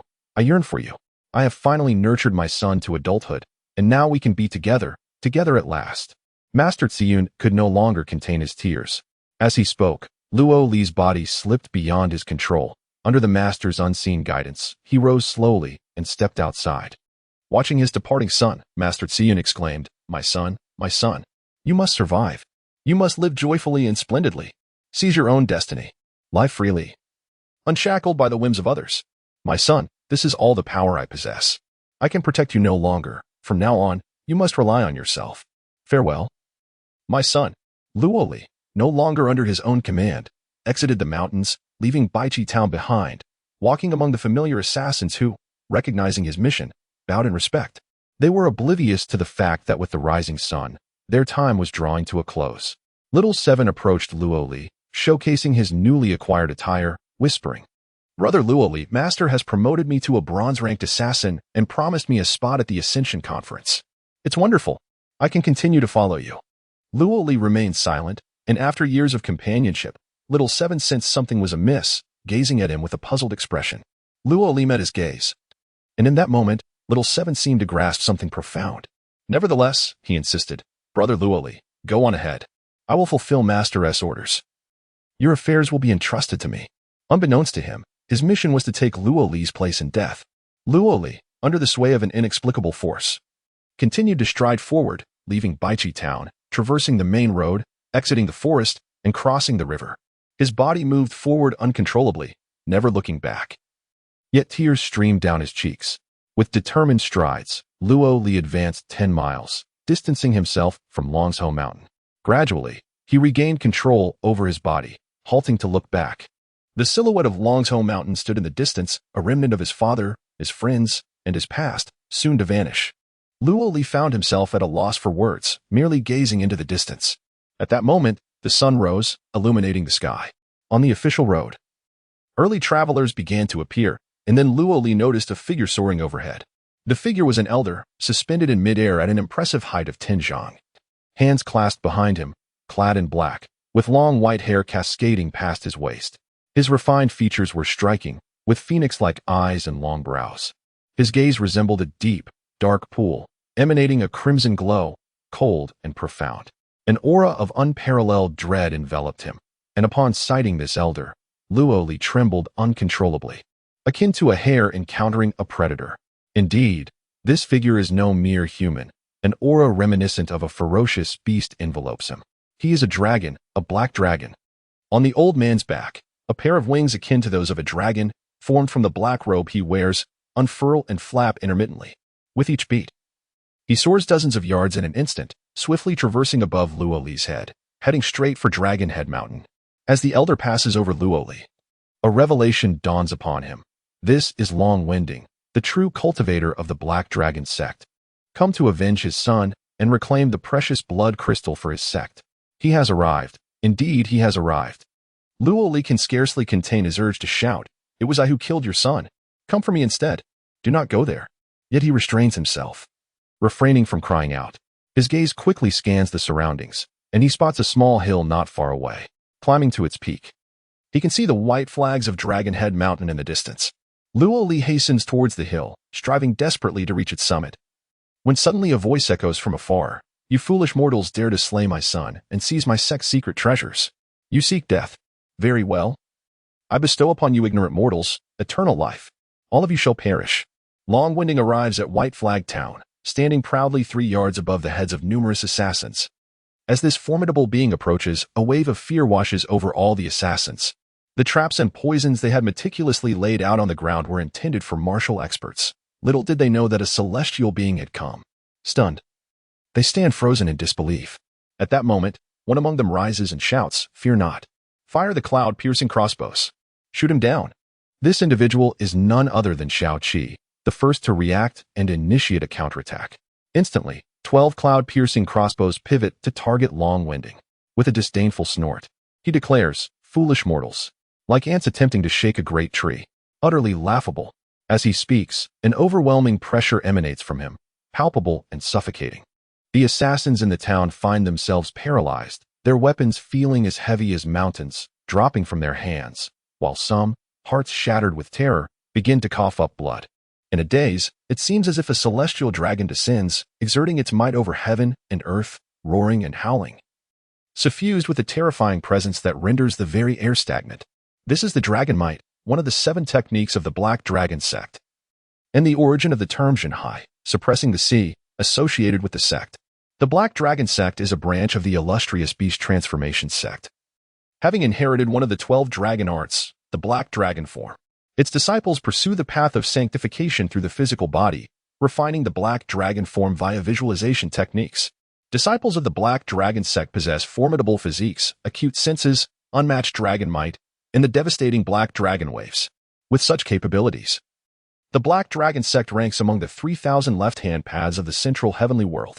Thus, when Long-winding unleashed his dragon might, all the assassins were subdued, each one crushed internally, blood seeping slowly from their nostrils and mouths as they met their demise. This manner of death is the most excruciating, as their bodies crumble piece by piece in endless terror, gradually succumbing to death, a punishment from Long-winding for these mortals who dared to slay his son.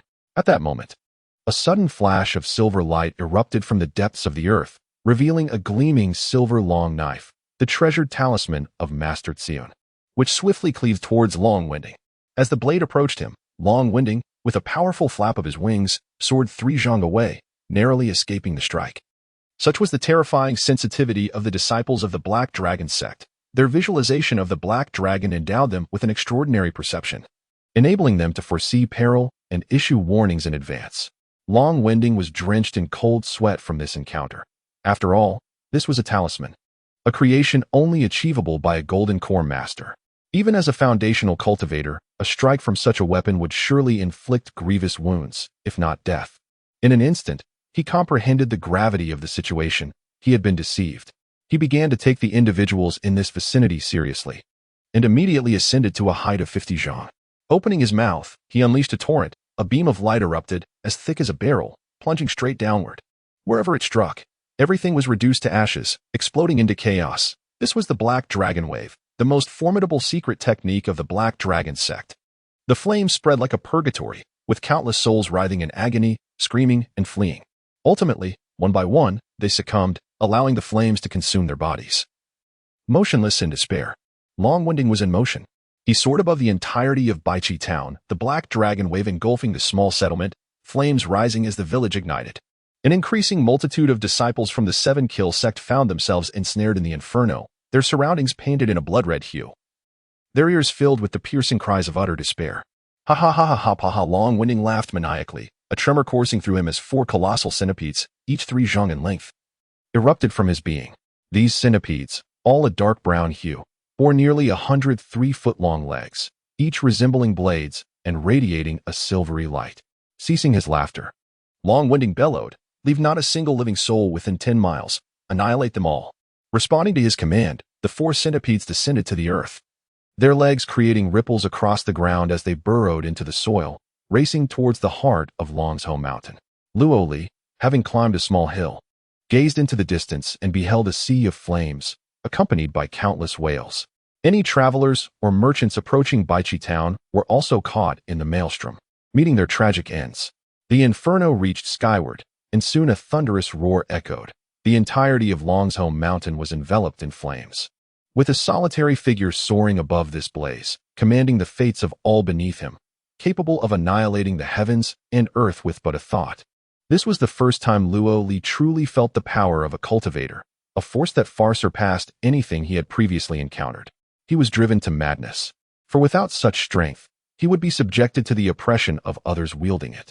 The inferno raged for an entire hour, after which the 4 centipedes emerged from the ground, presenting Longwinding with all the treasures they had unearthed, including counterfeit and mastered C&S talisman, all among their haul. Father, is gone. Observing everything from a distance, Luo Li's eyes were blurred with tears, yet he strained to keep them open, determined to witness and remember every moment. After what felt like an eternity, he resolved that this memory would never fade, never be forgotten. Only then did Luo Li grit his teeth, turn, and descend the small hill, embarking on his journey back to Luo family village. Along the way, Luo Li unfastened the sword at his waist and approached a pond. This sword had accompanied him for 5 long years, during which he had vanquished 32 formidable foes, including his own junior disciples.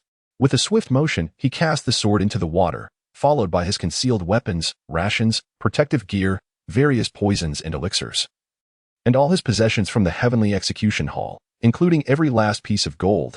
Everything was relinquished into the depths of the pond. In that moment, the notorious heavenly path kill that had ravaged the Silver State was extinguished, gone forever. At that instant, Luo Li became just an ordinary boy, a member of the Luo family. Let the past be the past, no matter how formidable his martial arts or extraordinary his swordsmanship.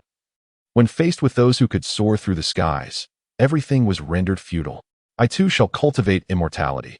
I too shall possess such divine powers. Only then can I live freely, seize my own destiny, and not be governed by others. Moreover, I must eliminate Longwinding. I must kill him. Kill him. Kill him. Luo Li exhaled deeply, striding forth with unwavering determination, returning to Luo family village. Upon his return, the village was in utter chaos. A fire raged 60 miles away, visible from afar, though no one knew what had transpired. Luo Li stealthily approached his home, and before he could enter, he spotted Shui Mei standing at the entrance, anxiously watching for his safety. Upon seeing her, the pain he had desperately suppressed erupted forth. He embraced Shui Mei tightly, and in that moment of release, he cried aloud for the first time, "It's all gone, all gone. Everything is lost. You are all I have left. All that remains for us to rely on each other." In a true outpouring of grief, he wept until he could no longer produce sound. Shui Mei, unaware of the events that had transpired, could only hold him tightly, reassuring him, "It's all right, it's all right. Shui Mei will always be by your side. We shall be together forever." The 2 youths clung to one another, using their bodies to provide warmth and comfort, sharing solace in their embrace. Forever together, never to part. The fire on Longzhou Mountain raged for an entire day and night before finally extinguishing. The disappearance of Baichi town was attributed to the inferno, officially deemed a result of a wildfire. Those from the heavenly execution hall had perished, but such matters were swiftly buried by the powerful clans that controlled the Silver State, descendants of immortals, who ensured the incident was downplayed. No one dared to speak of the soaring immortal. This chapter was considered closed. However, the Xiqing temple atop Longzhou Mountain remarkably survived the inferno unscathed, emerging as a testament to the divine, drawing countless devotees in the years to come to light incense and reverence. Although some longtime devotees nostalgically reminisce about the past Master Ziyun as time progresses, they soon forget him amidst the recitations of the scriptures by the new abbot. At this juncture, Luo Li finds himself gravely ill. Upon returning that day, he falls into a state of fever and unconsciousness, tossing restlessly in bed.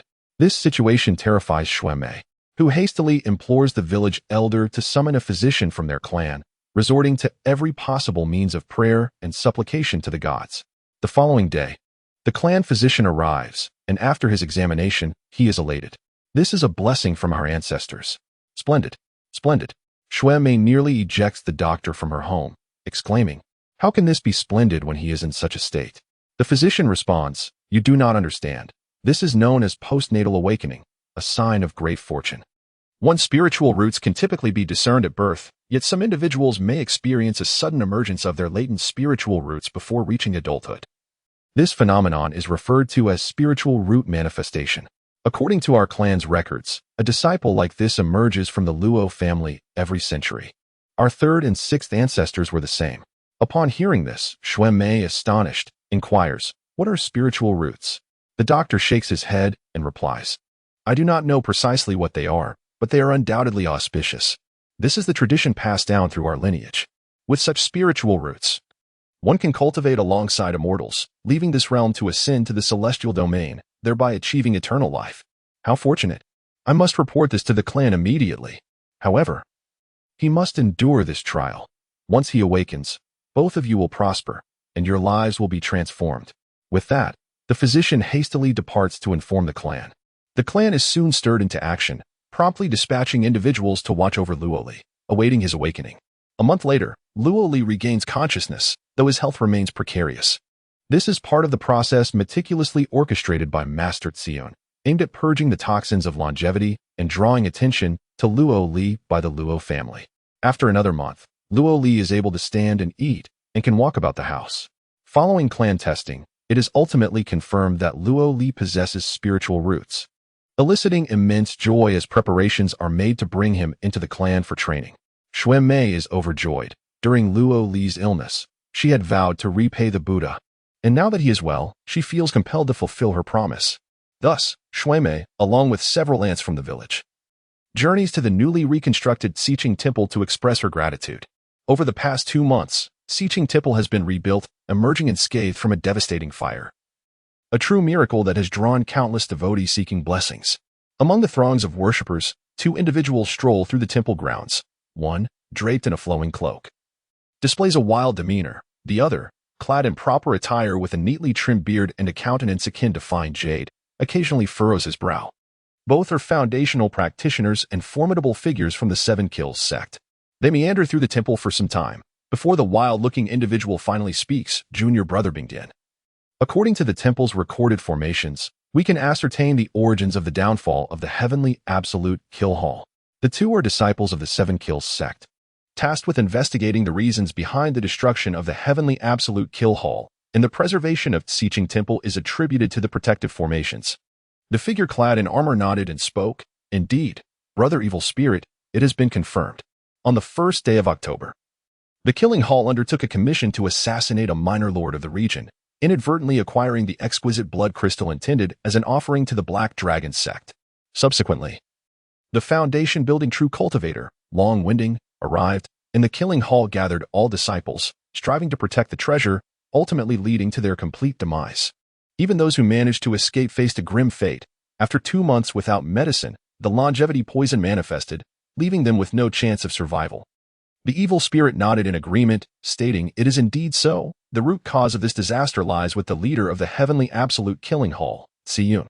First, due to his negligence, he failed to relay the information to the sect.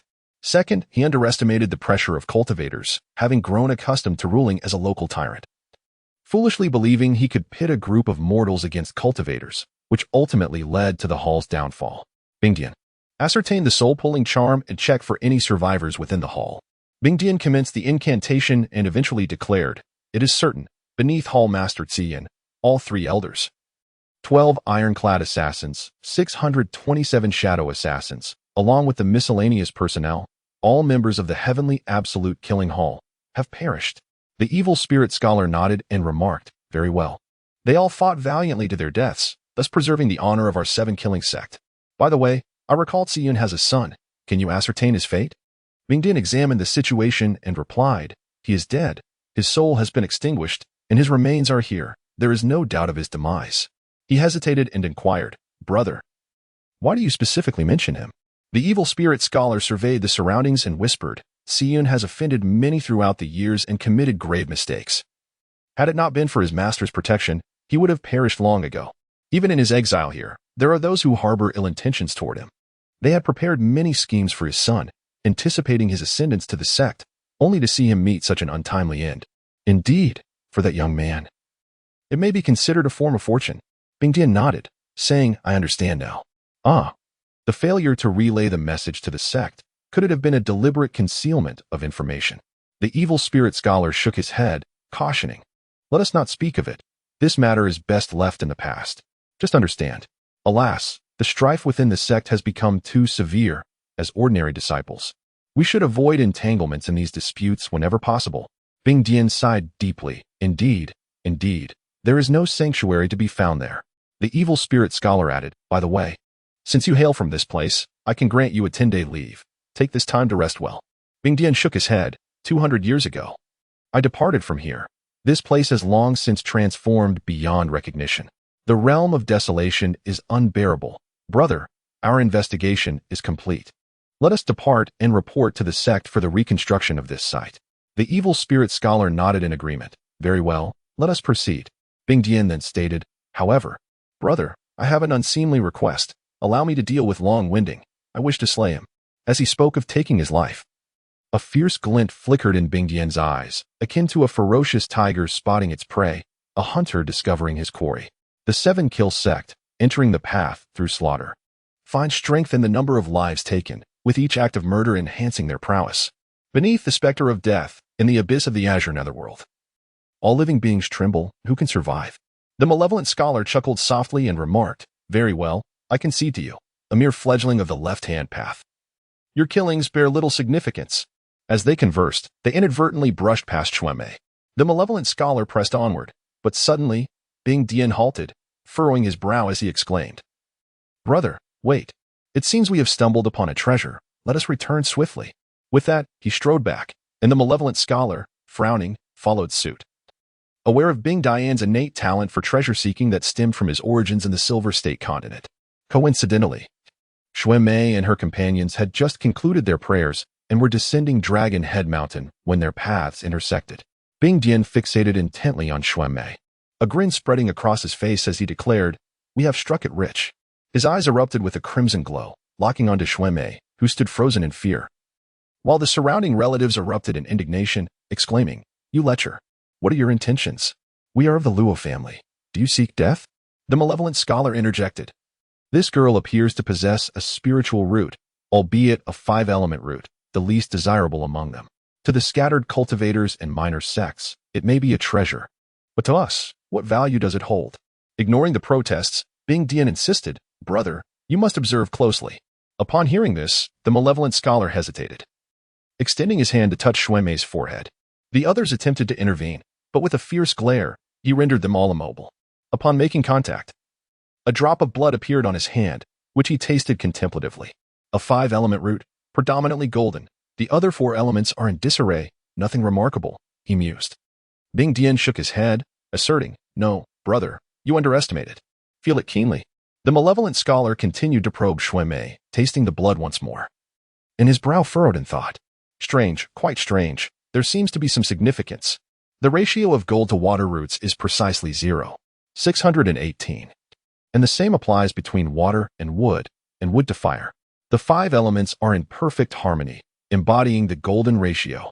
This exquisite arrangement of the five element roots. This is a Dao body, specifically the Taihe Dao body, one of the 60 Dao bodies. As he spoke, excitement coursed through him. Bing Dian shook his head again, stating, "Brother, you still underestimate it." With that, he extended his hand, igniting flames upon Xuemei's palm. The sound of flesh crackling painfully as she let out a scream. Yet, Bing Dian remained unfazed. In his eyes, Xuemei was no longer a person, merely an object. He cast another spell, extinguishing the flames and employing a healing technique, which swiftly mended the wounds on her hand, releasing a fragrant aroma as they healed. Bing Dian, brimming with exhilaration, exclaimed, "This is an immortal body beyond the Dao body, the 9 Shen immortal body of the 12 immortal bodies. Brother, we have struck it rich. In the Middle Earth realm, for a mortal to cultivate immortality, one must first possess a spiritual root. The inexorable passage of time has wrought profound transformations upon the world, altering the very essence of the heavens and the earth. The civilization of immortal cultivation has evolved relentlessly, with each day bringing forth novel advancements. What were once the most esteemed 5 elemental roots during the ancient era have now become the least favorable. The path to mastering these 5 elemental roots is fraught with challenges, marked by countless bottlenecks, where efforts yield meager returns. Among the various roots, the 5 elemental roots are deemed inferior, followed by the 4 elemental roots, while the 3 elemental roots offer a viable entry point. The 2 elemental roots are commendable, and the single elemental root is regarded as the epitome of discipleship. Beyond these lies the realm of the mutated single elemental roots. As time progresses, a total of 13 mutated elemental roots have been discovered, including those of heaven, earth, wind, thunder, change, sun, moon, electricity, cloud, and ice. These roots surpass the single elemental roots in the pursuit of immortality, rendering their bearers favored in the realm of cultivation. In this domain, development and discovery remain eternal themes. Following the revelation of the mutated roots, it became evident that even superior roots could be found.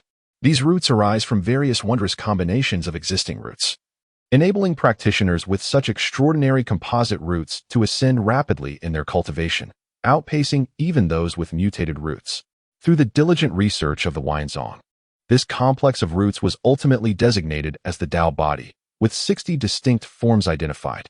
After countless confirmations by millions of cultivators over the span of hundreds of thousands of years, the findings of Huayanzong were validated with precision. The 60 Dao bodies became renowned across the world, eliciting admiration and envy from countless cultivators. For instance, the 5 elemental roots arranged in a sequence of mutual generation yield the Taihe Dao body, which possesses remarkable abilities, allowing practitioners to advance swiftly. Another example is the Lei Zhen Dao body, characterized by a mutated thunder root alongside water and metal roots, with proportions of 6, 18:2, 41, and 1, 41, making it ideal for cultivating thunder-based spells. If one possesses water, fire, and earth roots in a unique ratio that is initially fixed yet transforms through cultivation into the extraordinary states of lava and magma, it results in the earth-fire Dao body. These Dao bodies number 60 in total, and acquiring even one would make a disciple the subject of frenzied pursuit by the 108 sections. Yet this is not the end. Above the Dao bodies lies the realm of the 12 immortal bodies. If the Dao bodies are rare and hard to come by, then disciples possessing an immortal body are truly a once-in-a-millennium phenomenon. Xuemei is one such individual, possessing one of the 12 immortal bodies. Master Xian, unaware of the full extent of her potential, merely sensed her uniqueness and chose to keep her close to his son as an aide. Ultimately, Master Xian, confined to the 9th level of Qi refinement, cannot fathom these hidden truths, remaining untouched by the arcane secrets of cultivation. Xuemei embodies the legendary genius of immortal cultivation, a prodigy among prodigies, and her presence incites frenzied competition among countless sections. The promise of nurturing such a disciple holds the potential for revitalizing a sect. In fact, beyond the immortal bodies, there is a legendary cultivation physique known as the Holy Spirit body, yet that remains a mere myth, a legend of legends. The Ice Point has determined the ethereal physique of Xuemei. Looking back, his face was adorned with a disingenuous smile, entirely oblivious to the cruelty he had exhibited when he previously scorched Xuemei's hand.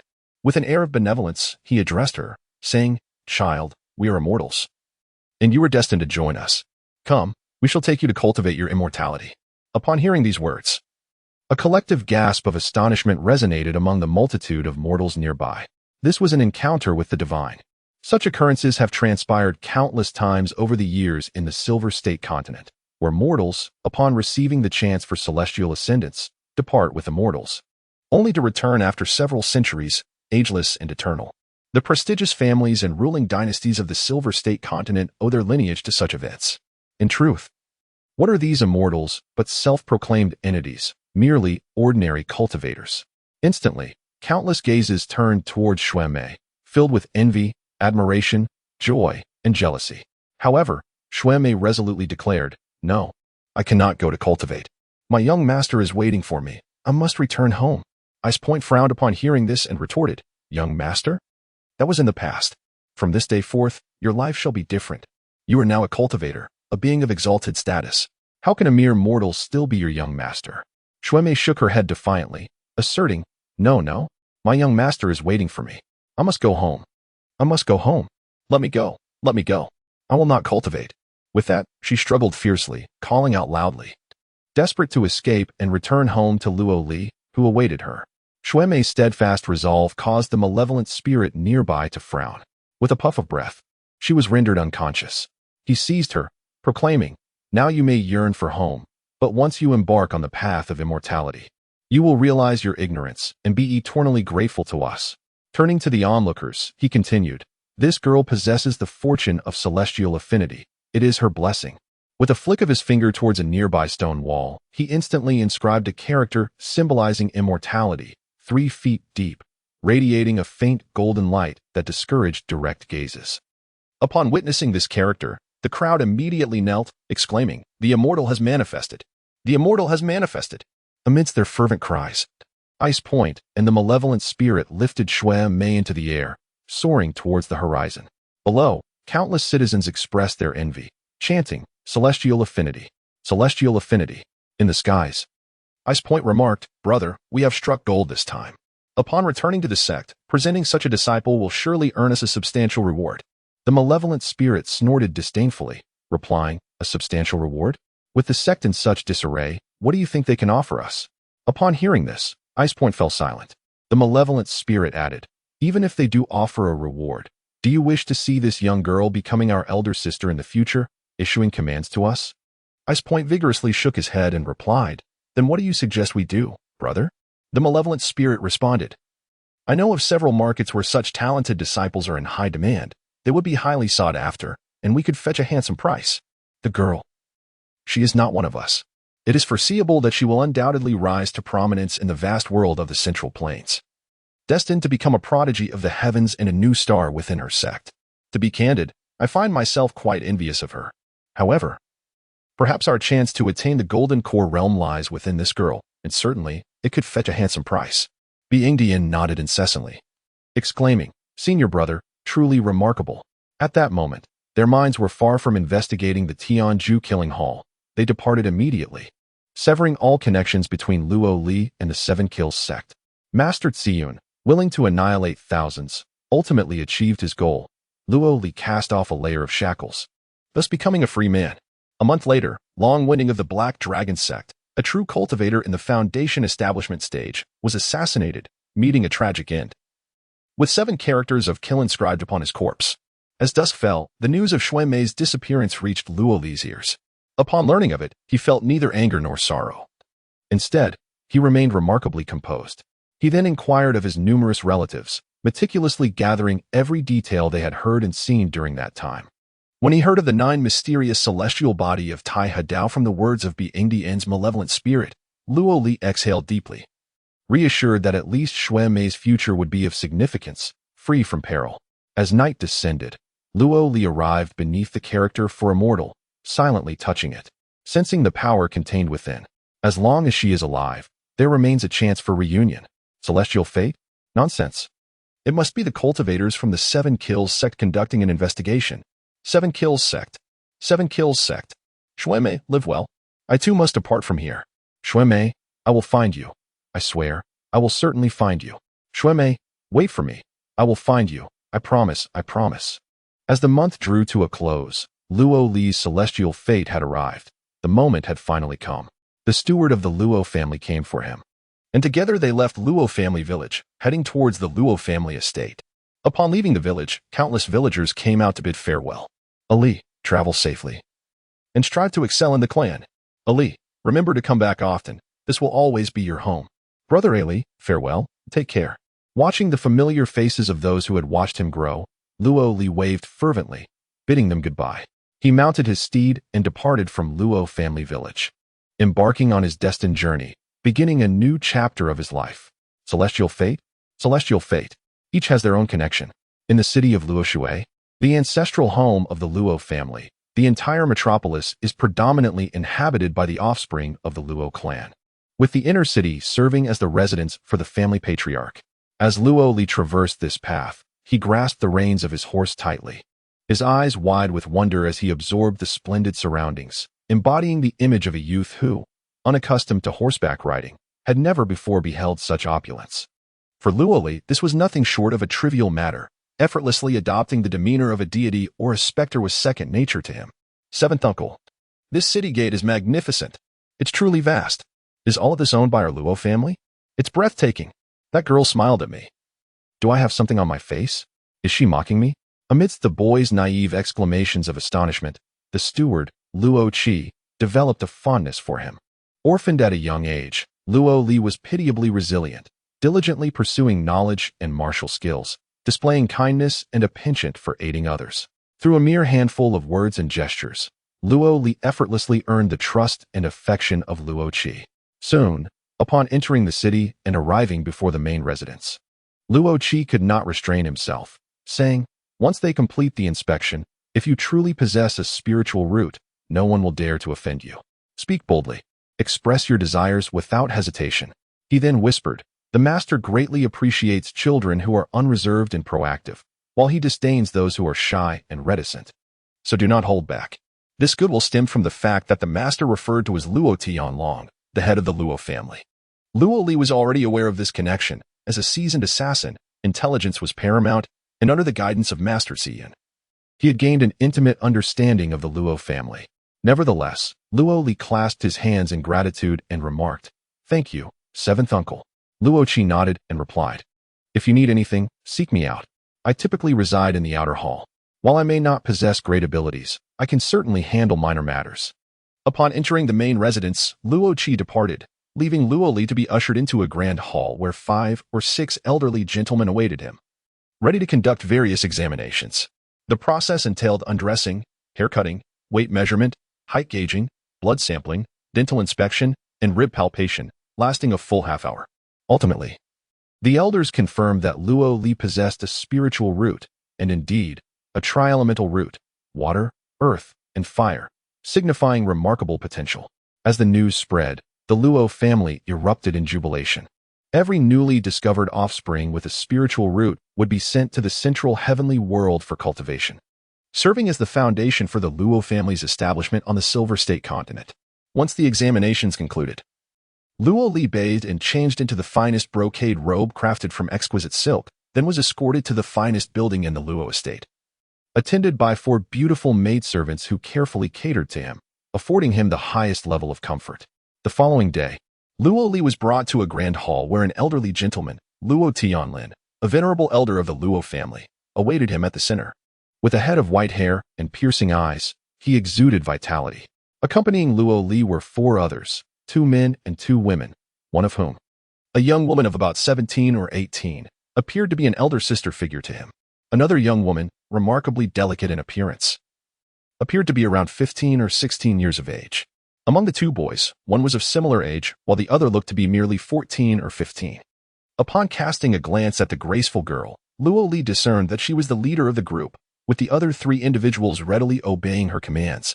These were the descendants of the Luo family who had recently been discovered to possess spiritual roots over the past 2 decades, destined to leave this place together in due time.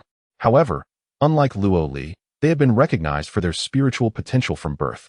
Growing up here and receiving the Luo family's initiation into the art of cultivation, enjoying all the resources provided by the family, one could say they were the favored children of the Luo clan. In contrast, Luo Li belonged to the category of those who awakened their abilities later. Akin to a wildflower or weed among the cultivated, a rustic bumpkin. Having grown up together, They regarded Luoli, the newcomer from the countryside, with a subtle disdain that was palpable, creating an invisible boundary between them. Luoli gazed at them, continuously engaging in a form of self-hypnosis. I am but a mere boy of the Luo family, oblivious to the world. Everything is novel to me. I am no longer the invincible force of the heavenly way, but simply Luoli, a child, filled with curiosity and ignorance. The highest form of deception is to first deceive oneself before attempting to deceive others. Elder Luo Tianlin watched them with a constant smile and began to speak. Luo Xian, Luo Lan, Luo Feng, Luo Ming, this is your new brother, Luoli. From this day forth, you 5 shall be siblings. Remember, in battle, a father and son fight together, and a brother stands by his side. The rise and fall of the Luo family will rest upon your shoulders. He reminisced about the early days when the Luo family originally hailed from a lineage of hunters in Yinzhou. At this point, Elder Luo Tianlin respectfully rose and bowed towards the west, honoring his ancestors, and continued, our forebear, the esteemed Elder Shi, possessed great fortune and encountered celestial opportunities, allowing him to leave this realm for the middle heaven great world. Through arduous cultivation, he ultimately achieved the status of a supreme golden elixir immortal. 700 years ago, Elder Shi returned to Yinzhou, marking the resurgence of our Luo family. Elder Luo spoke passionately, recounting tales from a millennium ago when the family first encountered celestial opportunities, to their rise 700 years ago, and the present strength of the Luo clan. His narrative spanned 2 full hours, infused with a captivating energy that stirred the listeners' hearts, igniting a fervor to emulate their ancestor, to carve out new realms. In conclusion, Elder Luo proclaimed, as you arrive in the middle heaven great world, dedicate yourselves to your cultivation under the guidance of our ancestor. You will surely carve out a realm of your own. Life is not easy. Do not squander 100 years in idleness. Seize the opportunity, immerse yourselves in diligent practice, and you shall achieve great things.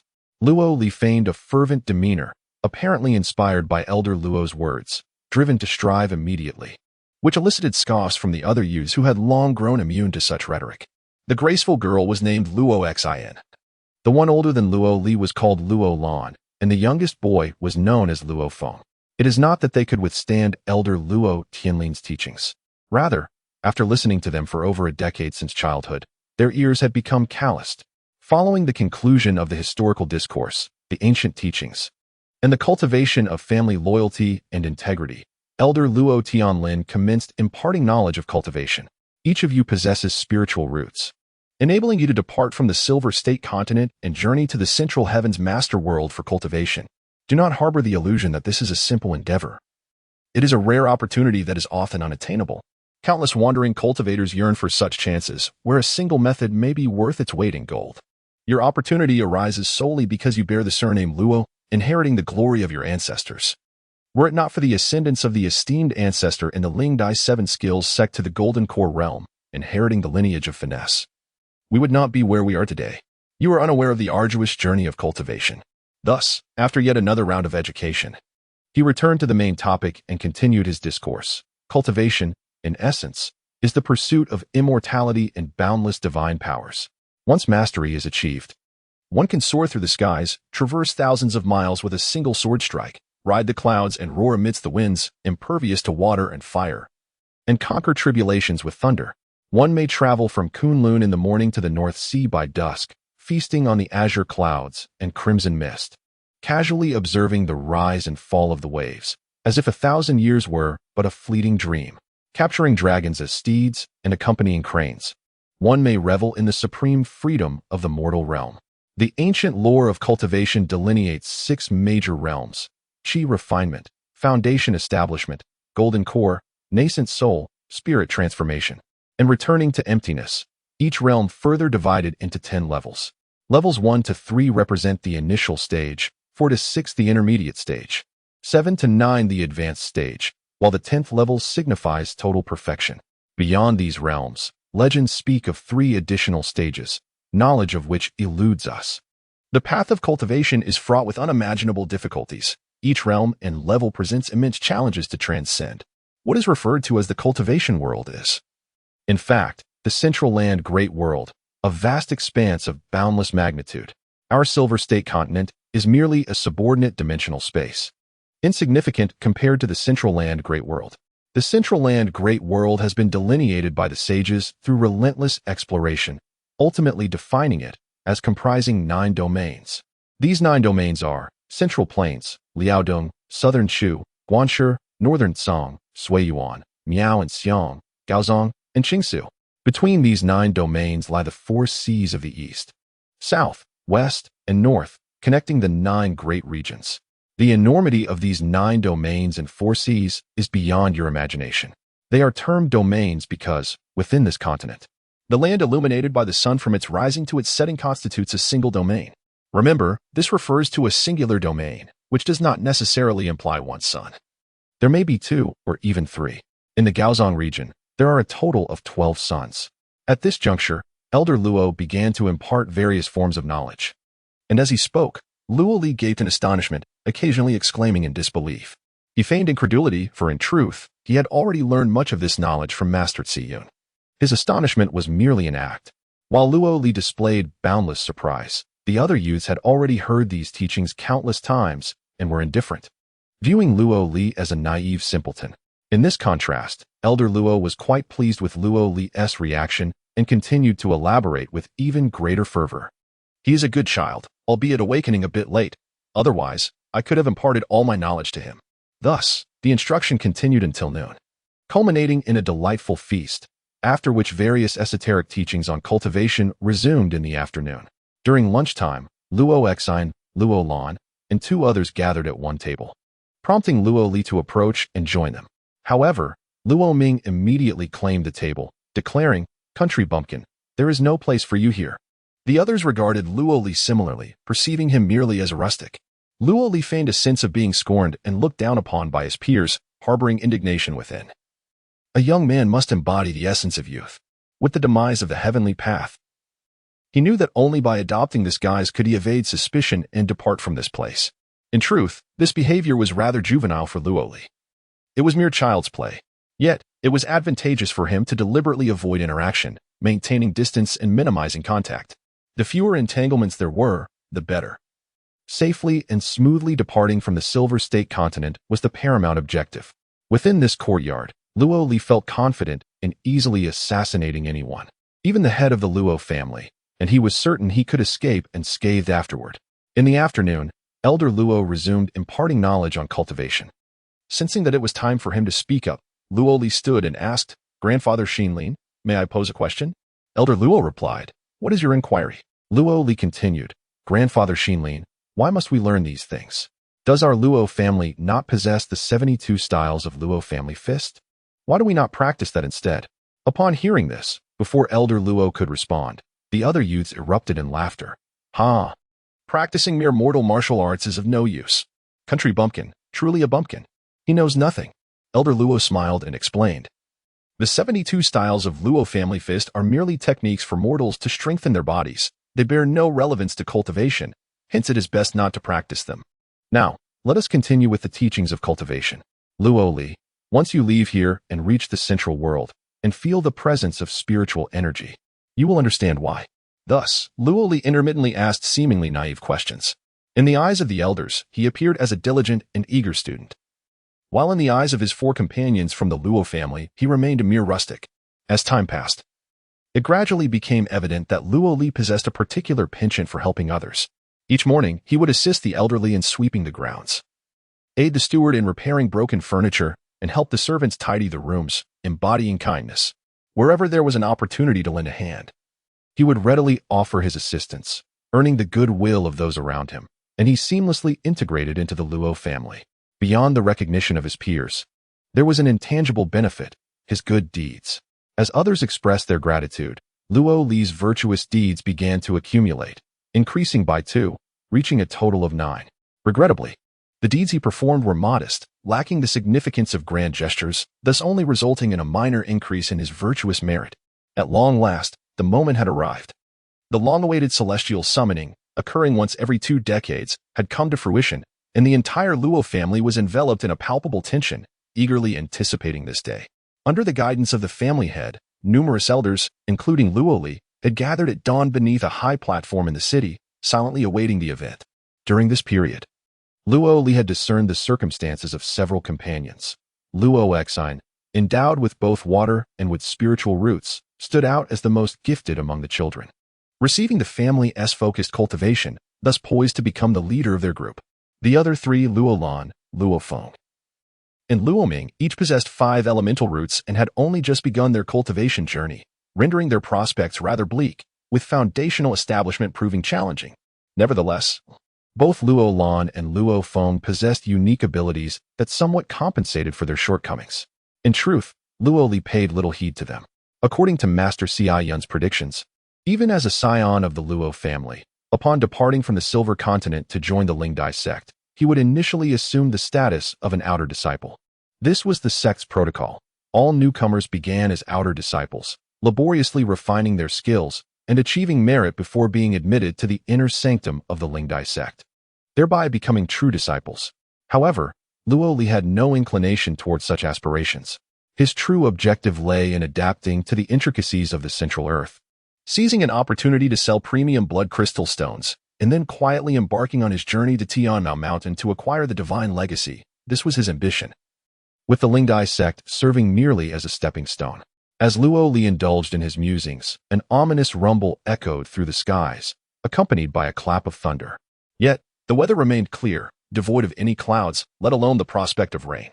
The assembled crowd began to murmur excitedly. They have arrived. The emissaries of the summoning have come. Is it the 3rd ancestor or the 6th ancestor? According to tradition, it was likely the 6th ancestor. The so-called 3rd and 6th ancestors were descendants of the Luo family who had ventured into the Lingdai sect, diligently cultivating their skills and gaining entry to the inner circle of the Lingdai lineage, ultimately achieving foundational success and living for over 2 centuries.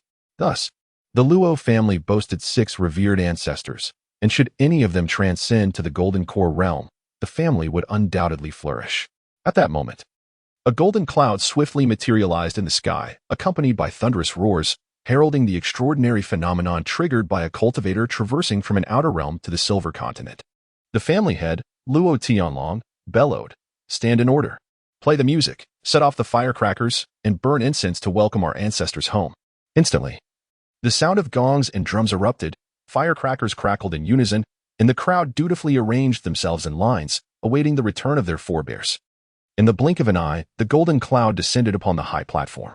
Upon closer inspection, the cloud did not appear to be mere vapor. Rather, it resembled a droplet of water, streamlined and radiant, exuding an indescribable beauty that captivated all who beheld it.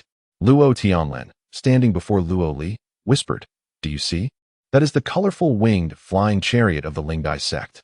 There are only 12 in total, and this one belongs to our esteemed ancestor, Shi. This flying chariot served as a mode of transportation in the realm of cultivation, capable of traversing the skies and covering vast distances in a single day." Luo Tianlong shouted, "Welcome home, esteemed ancestor." The younger generation pays their respects. Upon finishing his words, he was the first to kneel and bow his head. All the members of the Luo family followed suit, kneeling in reverence to welcome back the venerable ancestor of the Luo clan.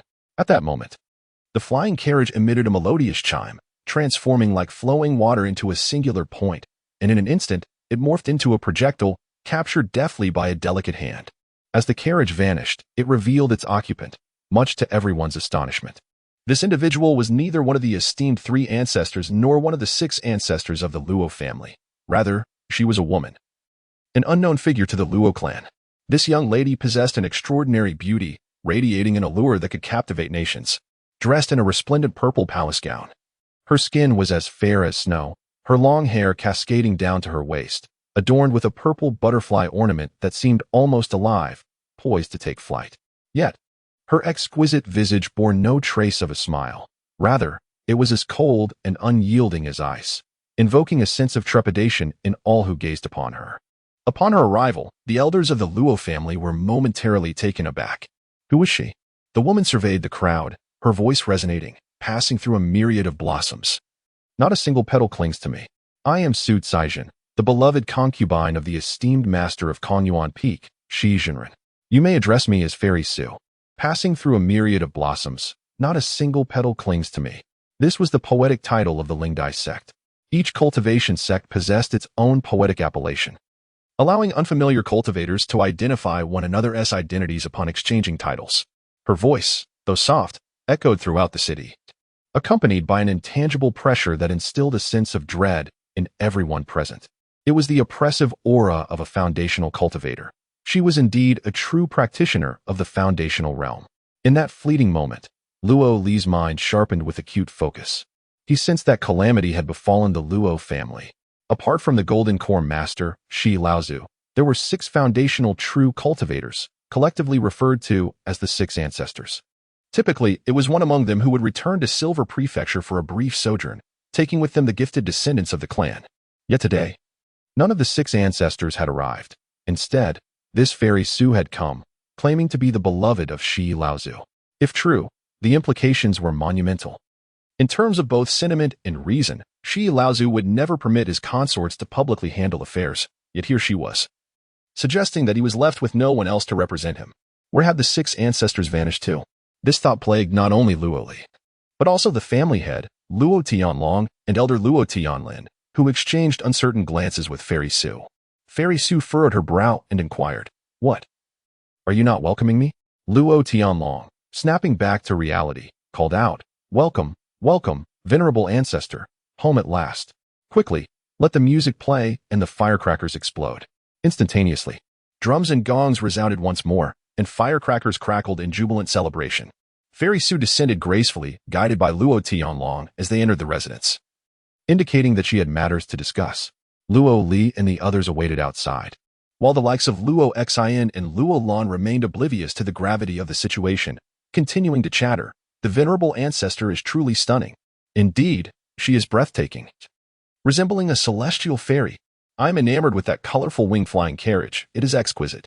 It can soar through the heavens and traverse the earth. I long to possess one." Haha. Phone, do not indulge in dreams. The spirit butterfly sect possesses merely 12 vehicles, while our esteemed ancestor owns but one. Unless you ascend to such heights as our venerable ancestor, how could you possibly aspire to possess one? Why not? I am determined to become a figure of such stature, to own a resplendent, color-winged, flying carriage. Yet, Luo Li pondered deeply, silently praying, "Please, let nothing go awry. I must escape this place. No unforeseen events shall occur. It must be smooth sailing, and I must succeed. Father, grant me your blessing. You sacrificed your life for me, and 1,374 souls perished in the heavenly absolute killing hall due to my existence. With such tremendous loss, I must leave this place. I must. Soon." Fairy Su entered the Luo residence and promptly emerged, making her way towards Luo Li and his companions. The group immediately stood at attention, respectfully gazing at Fairy Su. Approaching them, she surveyed the 5 individuals before her and inquired, "Only these 5? Luo Tianlin responded with utmost reverence, "Indeed, esteemed ancestor, observant as ever." Luo Li discerned that although Luo Tianlong and Luo Tianlin wore forced smiles, their expressions were ashen, embodying a despair that had reached its zenith. The Luo family was indeed in dire straits. Fairy Su scrutinized the 5, her gaze settling on the foremost, Luo Xin. "What is your name?"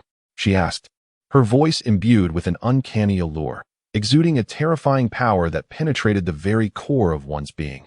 It was the heart's inquiry technique, a secret method of the spirit butterfly sect designed to thwart infiltration by spies. Yet, this was a technique of the heart's craft lineage. While the Luo family's ancestor belonged to the same lineage, how could she wield such a method? Upon hearing the question, Luo Xin answered honestly, "I am called Luo Xin." Fairy Su then turned her attention to Luo Li, asking, "And what is your name?"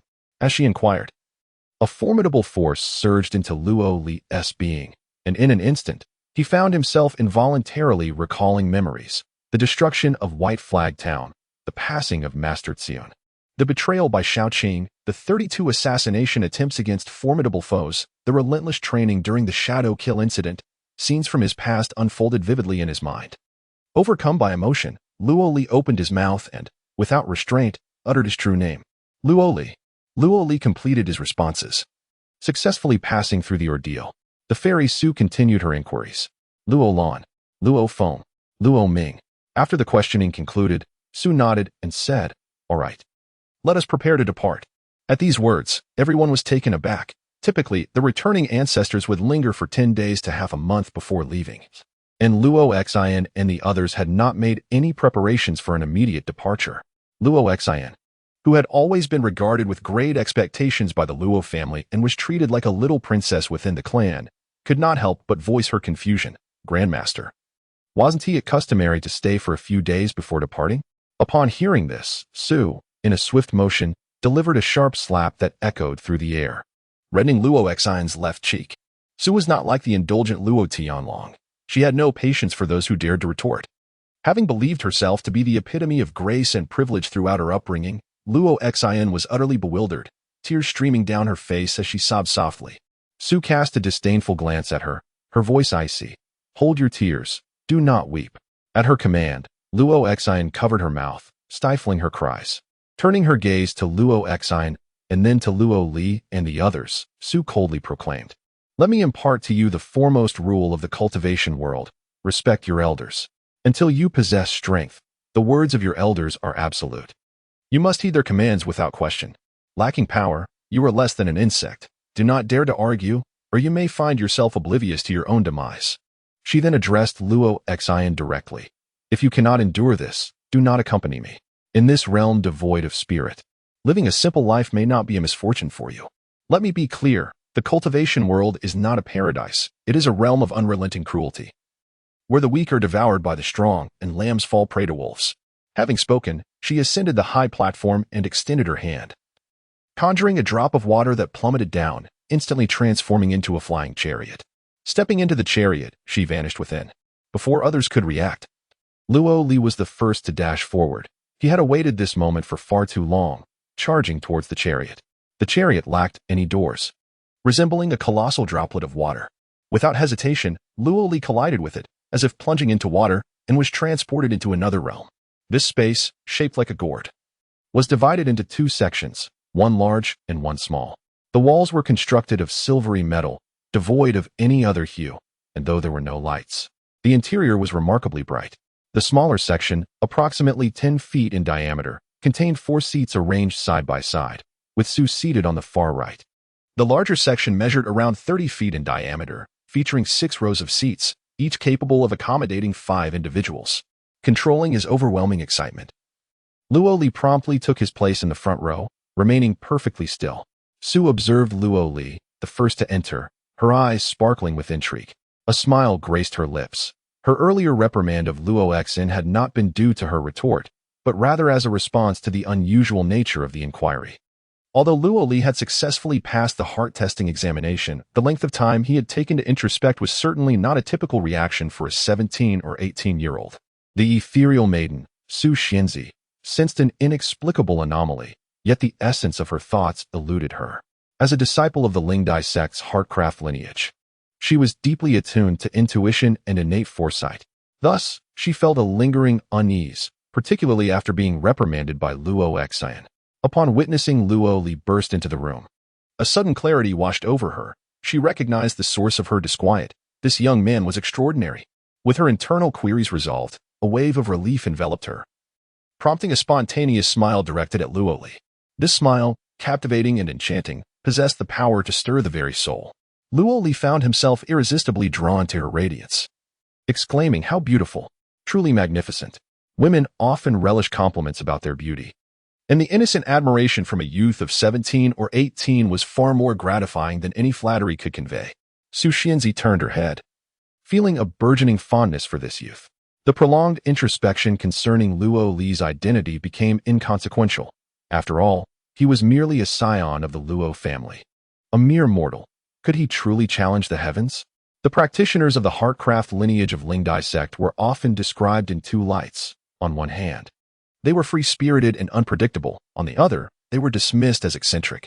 As Luo Li remained lost in thought, a sigh of relief escaped him.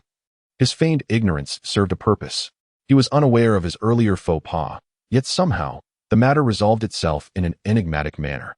At that moment, several others entered, taking their seats at the back, distancing themselves from Luo Li. Once 5 were settled, the silvery walls transformed into a shimmering curtain of water, revealing the picturesque scenery outside. Luo Xian and her companions caught sight of their families bidding farewell, fervently waving and exchanging goodbyes. Though Luo Li had no kin among them, he too waved toward the outside, recognizing that Su Xianzi embodied the essence of a strong woman, cool on the surface but warm within. She could have effortlessly piloted the flying vehicle away, yet she chose to create this moment of parting, highlighting her empathy. Thus, Luo Li waved, even in the absence of someone to bid him farewell, concealing any trace of his inner elation. As the vehicle ascended, soaring into the clouds and shrinking the silver continent beneath them, Luo Li could not restrain a soft murmur. Farewell, silver continent. Farewell, my homeland. Father, I am leaving the realm of the spiritless. I am departing, and I shall return. When I do, I will surely become a golden core true person, mastering my own destiny. This solemn vow escaped Luo Li's lips, low enough for only him to hear. In his heart, he regarded the golden core true person as the pinnacle of power. Yet, within his ear, Su Xianzi's voice echoed, a golden core true person? Mastering your own fate? What a grand jest. In the middle heaven great world, within the cauldron of heaven and earth, who can truly claim to control their destiny? Even the most exalted beings, such as the returning void true one or the transformation God true sovereign, would not dare utter such lofty proclamations. Luo Li was momentarily taken aback, then remarked, Grandma. However, Su Xianzi interrupted him, exclaiming, Silence. Remember, I am Su Xianzi. Whoever dares to call me Grandma shall face my wrath.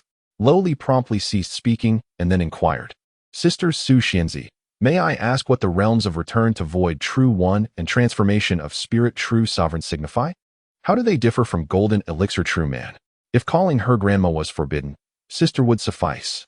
Su Xianzi cast a glance at Luo Li and then at the four individuals behind him, stating, Since we are waiting, allow me to impart some knowledge regarding the cultivation world, so you do not embarrass yourselves upon entering a sect.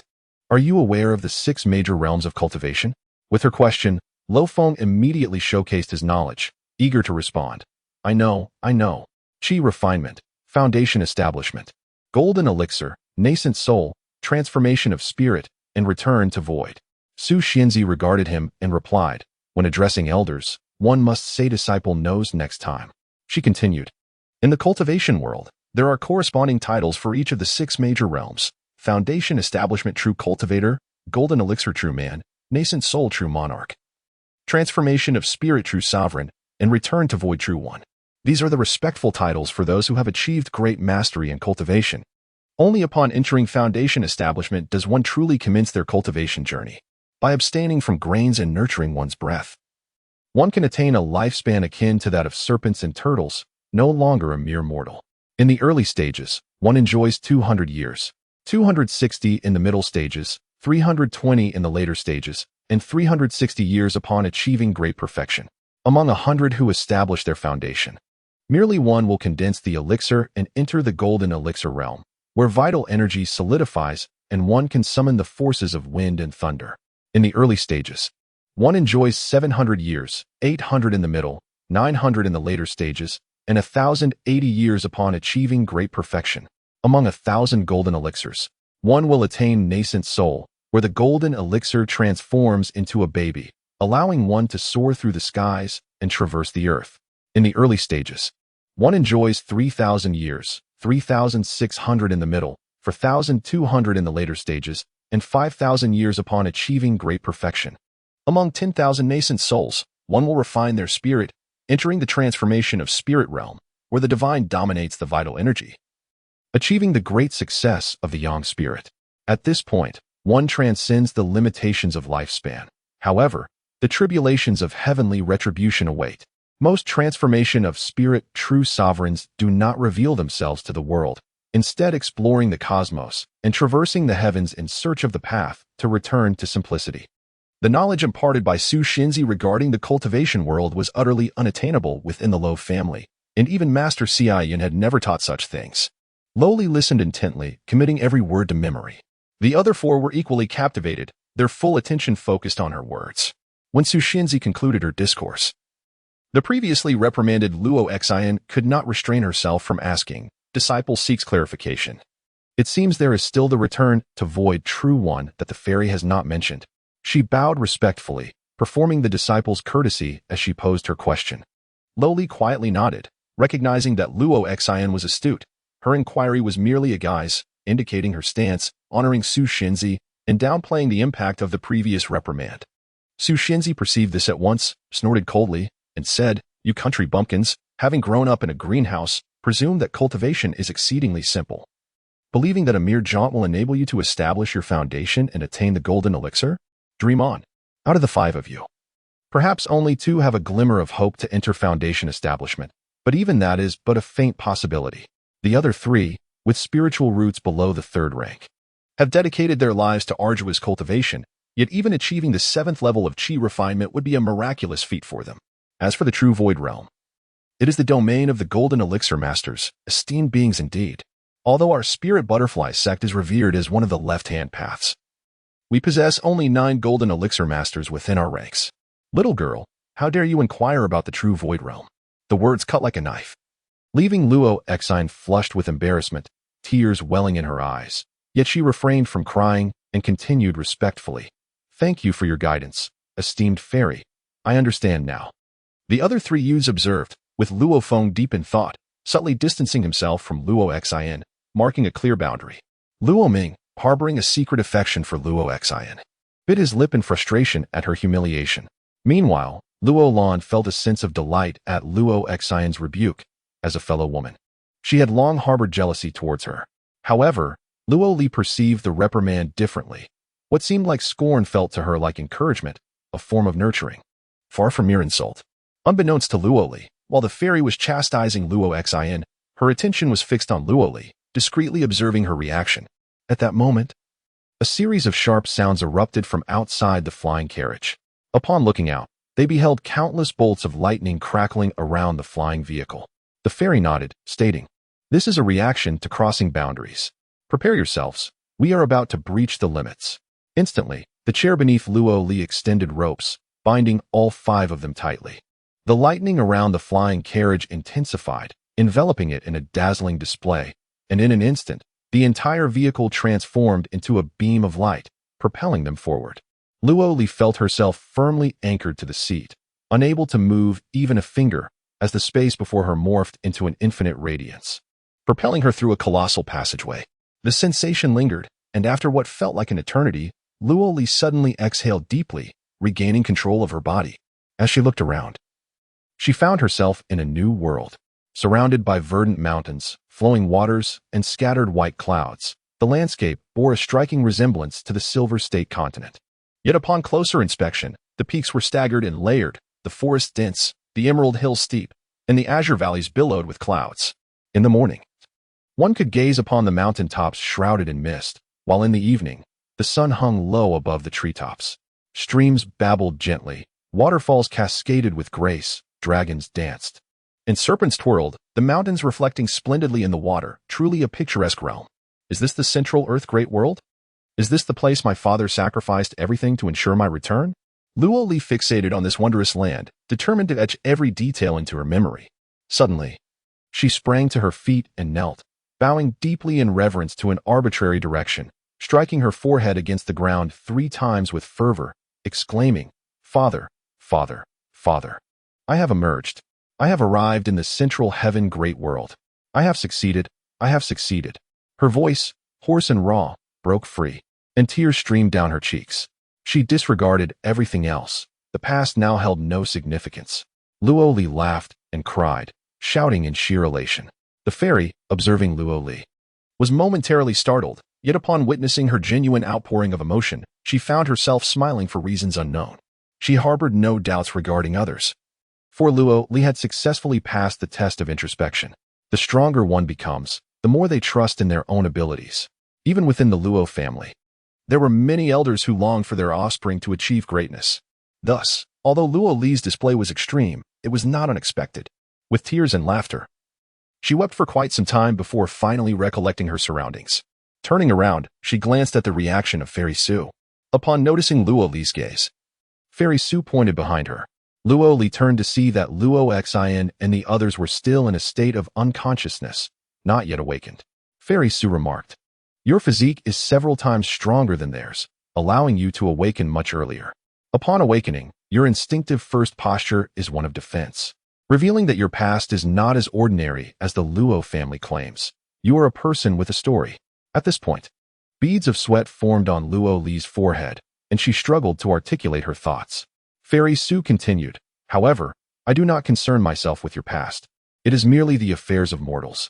Now that you are cultivating immortality, all that is behind you, what matters is your performance in the outer sect. Do not disappoint me." Luo Li promptly nodded and replied, "Yes, I understand, Master." Just then, Luo Xin awakened, and Fairy Su gave a slight nod. After a considerable time, Luo Lan, Luo Ming, and Luo Feng followed suit, each regaining consciousness in turn. Fairy Su looked at them and declared, "Welcome to the world of cultivation. You have arrived in the Liaodong region of the Central Earth." She gestured to their surroundings, saying, "We are situated at the intersection of Tianzhu 5 Islands, on the periphery of Lianzhou, 6,000 miles from the mainland. Currently, we stand at the confluence of Lingdai Island and Hailing Island. Only by traversing the void here can we reach the affiliated space of Yinzhou continent." As they gazed at the scenery outside, Luo Xin could not help but inquire, "This is an island, yet why does it appear to be land and mountains?" Fairy Su responded readily, "Tianzhu 5 Islands is an ancient name. 30,000 years ago, this was all ocean, but over the millennia, our predecessors, wielding immense magical power, transformed the seas into land. The 5 islands have since merged, with no ocean remaining." Upon hearing this, the group was astounded, realizing that what they beheld as hills and mountains had once been an endless sea, reshaped by countless cultivators wielding their spells, a testament to the power of those who cultivate. Observing their astonishment, Fairy Su continued, "In truth, 100,000 years ago, this area was already a vast continent, spanning 90,000 miles, known as the Yuanzhou continent, governed by the prestigious Yuan Pearl sect. However, the Yuan Pearl sect, in its hubris, sought to alter the heavens and earth, resulting in a cataclysm that shattered the continent, leading to the disappearance of Yuanzhou and leaving only a few high mountains that became islands. That was the true manifestation of cultivation, reversing the cosmos, obliterating heaven and earth, transforming the sea into dry land. As long as you diligently cultivate now, perhaps in the future, you too shall foster such great powers. Cultivation, cultivation. Refine your chi into essence. Having grown in a place devoid of spiritual energy, you must be curious about what spiritual energy is. Soon, you shall feel it." Upon finishing her words, the Fairy Su extended her hand, and the walls of the flying vehicle surrounding the group swiftly liquefied and vanished, leaving them exposed to the fresh air that surged in. In that invigorating atmosphere, Luo Li was instantly astonished. He instinctively made a motion to breathe deeply, yearning to inhale every bit of this essence into his lungs. Not just him, the other 4 members of the Luo family did the same, desperately inhaling and exhaling, wishing to draw every particle of air into their bodies. At that moment, Luo Li felt an overwhelming sense of exhilaration. It was akin to a drowning person breaking the surface of the water, gasping for air, reminiscent of savoring a cup of aged wine that brought unparalleled delight. It was a blissful sensation, as if his entire being was basking in sunlight and soaking in warm water, every pore wide open, an indescribable comfort. Such ecstasy. This was the spiritual energy. Absorbing and refining this essence could lead one to evolve step by step, ultimately achieving immortality, wielding a sword that could traverse thousands of miles, soaring through the clouds, impervious to fire and water, enduring tribulations with thunder, achieving longevity akin to the heavens. Morning strolls through Kunlun, evening feasts at the North Sea, dining on the azure clouds while relishing the crimson glow, leisurely observing the rise and fall of waves, where 1,000 years felt like a fleeting dream, capturing dragons as steeds and accompanying cranes, enjoying the utmost freedom in the mortal realm. Fairy Su gazed at them and gently spoke, "You have felt the spiritual energy. Haven to you? However, this is merely your first encounter, having just transitioned from a place devoid of such essence. With time, your bodies will adapt, and the sensation will fade." After a considerable moment, Luo Li acclimated to the overwhelming joy, which gradually subsided. He quietly assessed his body, compared to his time in Yinzhou. His strength, speed, mental acuity, and various attributes had increased by a significant margin. He marveled. No wonder they say Yinzhou is a cage. This spiritual energy is exquisite. I never wish to return to that lifeless place. The other 4 echoed his sentiments. Indeed, this place is far better. It is so comfortable, so exhilarating. We never want to go back. How did we survive before? What exactly is this spiritual energy, and why is it only present here? Why is it absent in our homeland? The group engaged in fervent discussion, to which Fairy Su replied, "You are mistaken. It is not a matter of why the spiritual energy exists here, but rather why it is absent in your homeland. Remember, Wherever life exists, there is spiritual energy. As long as there are trees, grass, land animals, aquatic creatures, and birds, spiritual energy must be present. Life can only emerge in places where spiritual energy exists. That is the essence of all living beings. Luoli hesitated and asked, but why does our homeland, which has trees, land animals, and aquatic creatures, lack spiritual energy?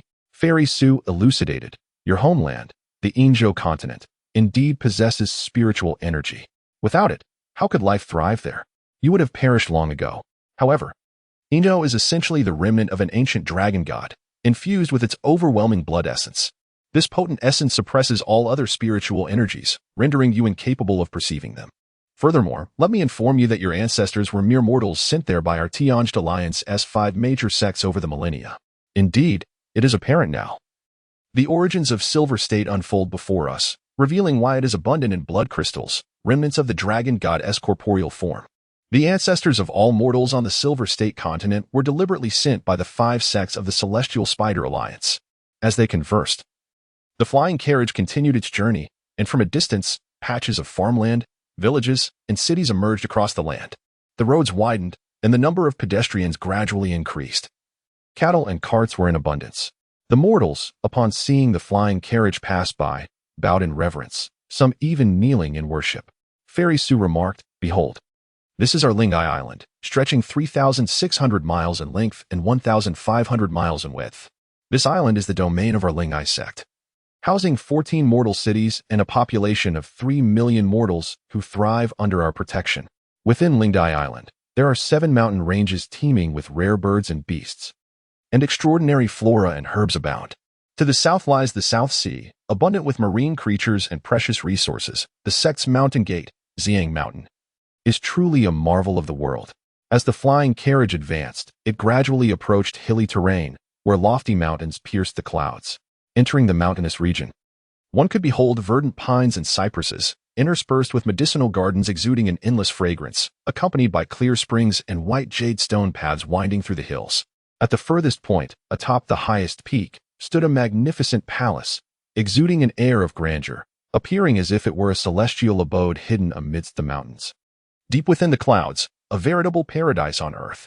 With a tone of pride, Fairy Su declared, that will be your new home, Lingai Island, Xiang Mountain. One of the 3,000 paths of the world, the Lingai 7 Crafts sect. As the flying carriage neared the mountain gate of the Lingai sect, Fairy Su skillfully controlled the descent and glanced at the crowd, stating, in accordance with tradition, I shall escort you to the outer gate, where you will all become outer disciples of the Lingai sect, granted access to the supreme methods of cultivation. You will cultivate diligently in the outer gate, and those who exhibit outstanding performance will be accepted into the inner gate, becoming true disciples of the Lingai sect. Alternatively, those who endure rigorous training to reach the foundation establishment stage will automatically ascend to inner disciples. The crowd was well aware of these proceedings. Having heard them countless times from the Luo family, they understood this was a necessary path. After a period of cultivation in the outer gate, the ancestors of the Luo family would take them into the inner gate, becoming disciples of Kongguan Peak. Thus, they paid little heed to it, observing their demeanor. Fairy Su smirked coldly and continued, by the way, there is something I must inform you of. 3 years ago, the disciples of the Lingqiao lineage from Kongguan Peak encountered a great calamity. Under the leadership of Ancestor Shi, all 13 foundation establishment true cultivators of the Lingqiao lineage perished, including the 6 foundation establishment true cultivators from your Luo family. Thus, in the Lingdai sect, apart from Ancestor Shi and myself, only the 5 of you remain. Upon hearing this, everyone was rendered speechless. Luo Li exhaled deeply, realizing the gravity of the situation. It was no wonder that the head of the Luo family and others looked ashen, for their greatest reliance, the so-called 6 ancestors of the Luo family, had all perished 3 years prior. In a fleeting moment, Luo Li suddenly grasped the situation. The esteemed ancestor of the Luo family, Shi, had encountered a celestial opportunity a millennium ago. However, as the illustrious Su Xinzi had mentioned, the realm of great perfection in the golden elixir stage had allowed him to enjoy a span of 1,080 years. In other words, the lifespan of Ancestor Shi had reached its limits, and should he meet his demise, the Luo family would be stripped of its powerful backing, reduced to mere grassroots status. Upon hearing this news, Luo Xin and the others were left in stunned disbelief. Unable to contain herself, Luo Xian exclaimed, "They are all dead? All 6 ancestors of our Luo family have perished?" Su Xianzi nodded, her words laced with a hint of cruelty. "They are all gone." Luo Lan, standing nearby, foolishly interjected. But, we still have 17 elders in the Qi refinement stage beyond the 6 ancestors. My grandfather has reached the pinnacle of the Qi refinement stage and is on the verge of establishing his foundation. Su Xianzi replied, "The pinnacle of the Qi refinement stage? Your grandfather is Luo Xinling, correct? He has also met his end. All 6 foundational cultivators and 17 Qi refinement practitioners of your Luo family perished in that cataclysm. Thus, you are now merely ordinary outer disciples of the Lingdai sect. Do not harbor any illusions of familial protection." In her words, Luo Li detected an underlying resentment towards the Luo family. After all, Su Xianzi was the beloved concubine of the ancestor. How could she harbor such animosity towards the junior disciples of the Luo family? In an instant, Luo Li deduced the reason. Su Kai had indeed achieved foundational success, appearing youthful and stunningly beautiful, while also mastering the secret arts of the Xinkyo lineage, indicating her extraordinary potential. However, she was compelled to become the concubine of a 1,000-year-old man on the brink of death, suggesting a deeper narrative of coercion, a case of collateral damage amid calamity, thus explaining the resentment hidden within her heart towards the Luo family. This revelation clarified her demeanor throughout their journey. Nonetheless, Luo Li resolved not to concern herself with the affairs of the Luo family or the fate of Ancestor Shi. Her primary objective was to familiarize herself with the environment of the cultivation world, discover a path to Changzhou Tiamishan in the southern region of Chu, and subsequently depart to obtain the divine legacy of the Xinhui sect. As for the Luo family's fate, it was of no consequence to her. Luo Xian and the others stood utterly dazed, chattering among themselves as their envisioned path of cultivation had been irrevocably altered. Luo Lan, unable to hold back her tears, began to weep, prompting Luo Feng to join her in sorrow. At that moment, a clear sound resonated as a flying carriage descended onto a platform. The carriage continued onward, finally arriving at the outer sect's residence, situated within a valley sprawling over 10 miles. Rows of pavilions and towers encircled a central square, arranged in an orderly manner. From a distance, one could see a series of 2-story stone buildings ascending the mountainside in a graceful spiral. This was indeed the outer sect.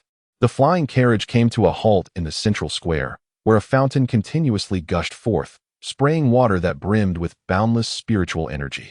A single breath of this mist could bring immense comfort for half a day. Su Xianzi extended her hand, transforming the flying carriage into a stream of liquid that melded into her palm, becoming a silver orb. Luo Li and the others stood in the square, having arrived at the outer sect of the Lingdai sect. At this moment, 2 elderly men, both external disciples, hurriedly approached and bowed respectfully to Miss Su, proclaiming, "Having traversed through a myriad of blossoms, not a single petal clings to me. We pay our respects to the esteemed fairy." Miss Su gazed at the 2 and replied, "Having traversed through a myriad of blossoms, not a single petal clings to me. Old Chen, these are the 5 new disciples from the Luo family, who, in accordance with the sect's regulations, shall first cultivate in the outer gate." One of the elders responded, "The disciple understands." Miss Su nodded approvingly and said, "Well done.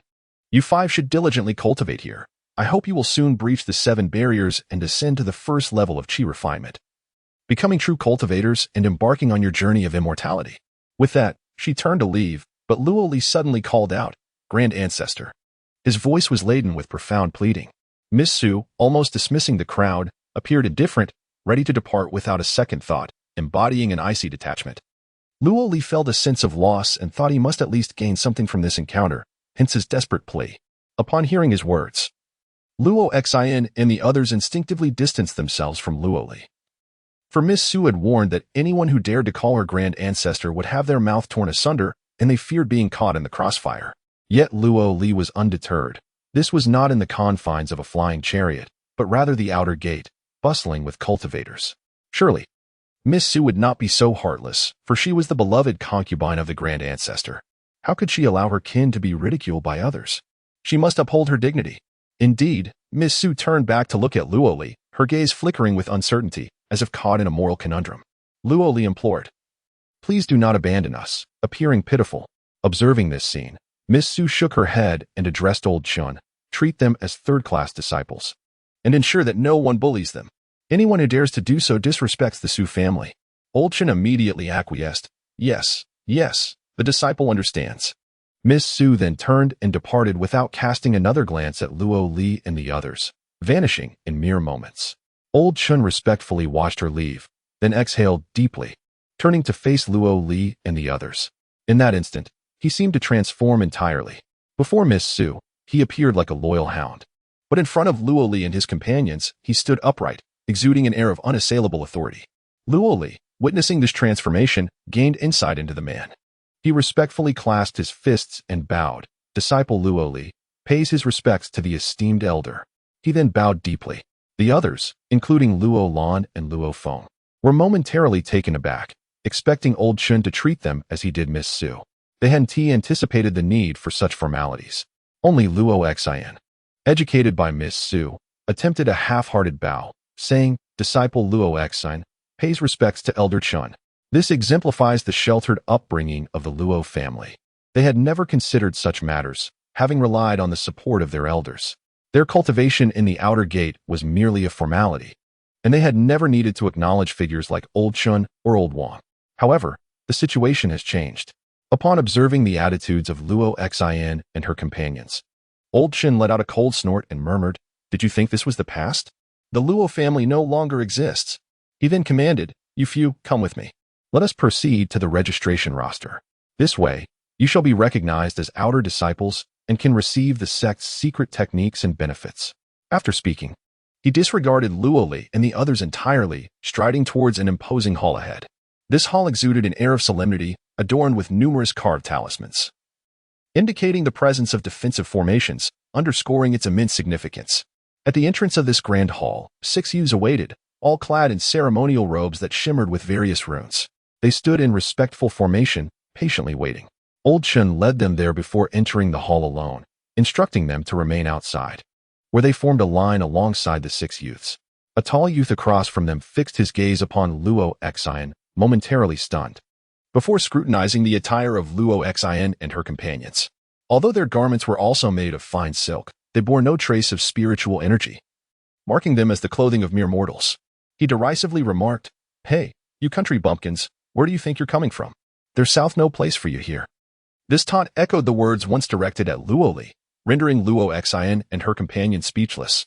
Luo Li, for reasons he could not articulate, felt an inexplicable sense of satisfaction as he observed the 6 youths across from him, analyzing them intently. The imposing youth at the forefront glared fiercely at Luo Xin and barked, I'm talking to you, little girl. Where are you from? Answer quickly. His eyes blazed with fury as he shouted, attempting to intimidate her. Behind him, his companions wore amused expressions, enjoying the spectacle. Luo Xin, accustomed to being the proud little princess of the Luo family, had her confidence shattered by Su Shinzi along the way. Now, in this unfamiliar environment, with all her elders deceased, she felt her face flush with embarrassment as tears welled in her eyes. Witnessing Luo Xion's humiliation, Luo Feng took a step back, distancing himself from her. Meanwhile, Luo Lan felt a surge of delight at her predicament. Luo Ming considered stepping in to defend Luo Xian, but hesitated, aware that they were in unfamiliar territory. Suddenly, Luo Li stepped forward, raising his hand to deliver a resounding slap. Crack! The sound echoed as he struck the tall youth, who staggered back 3 paces, clutching his left cheek. Luo Li declared, Silence. Who are you to speak here? The tall youth retorted, You scoundrel, how dare you hit me? Luo Li responded with a grin, Indeed, I struck you. He raised his hand once more, delivering another slap, crack, this time landing on the youth's right cheek. Luo Li deduced that they were all waiting here, equally uninitiated disciples. If the 6 youths had any connections to the outer sect, why would they still be waiting? They would have long since entered. Moreover, this young man clung to Luo Xin, who possessed 2 strands of spiritual roots, making her the most talented among the group. Consequently, he deliberately sought to suppress her, instilling a lasting fear within her, which would serve to maintain his advantage over her in future outer sect competitions. Ultimately, Luo Li sensed the presence of others surrounding them. The likes of Old Chin and his companions had entered the grand hall and were observing. Although they had not yet entered the outer sect, an invisible competition had already commenced, where the weak are devoured by the strong, and the powerful endure eternally. Such is the reality of the cultivation world. Thus, Luo Li decided to take action. Being in the central Earth Great World, there was no need to conceal his abilities. When the moment calls for it, one must act decisively. Though he was targeting the young man, his display was meant for all to witness. The tall youth received another slap, and he shouted, "Brothers, this bumpkin is hitting me. Come help me." Several other youths charged towards Luo Li, but he merely smiled at them. Although they had practiced martial arts for a few days, they paled in comparison to his past experiences in battle.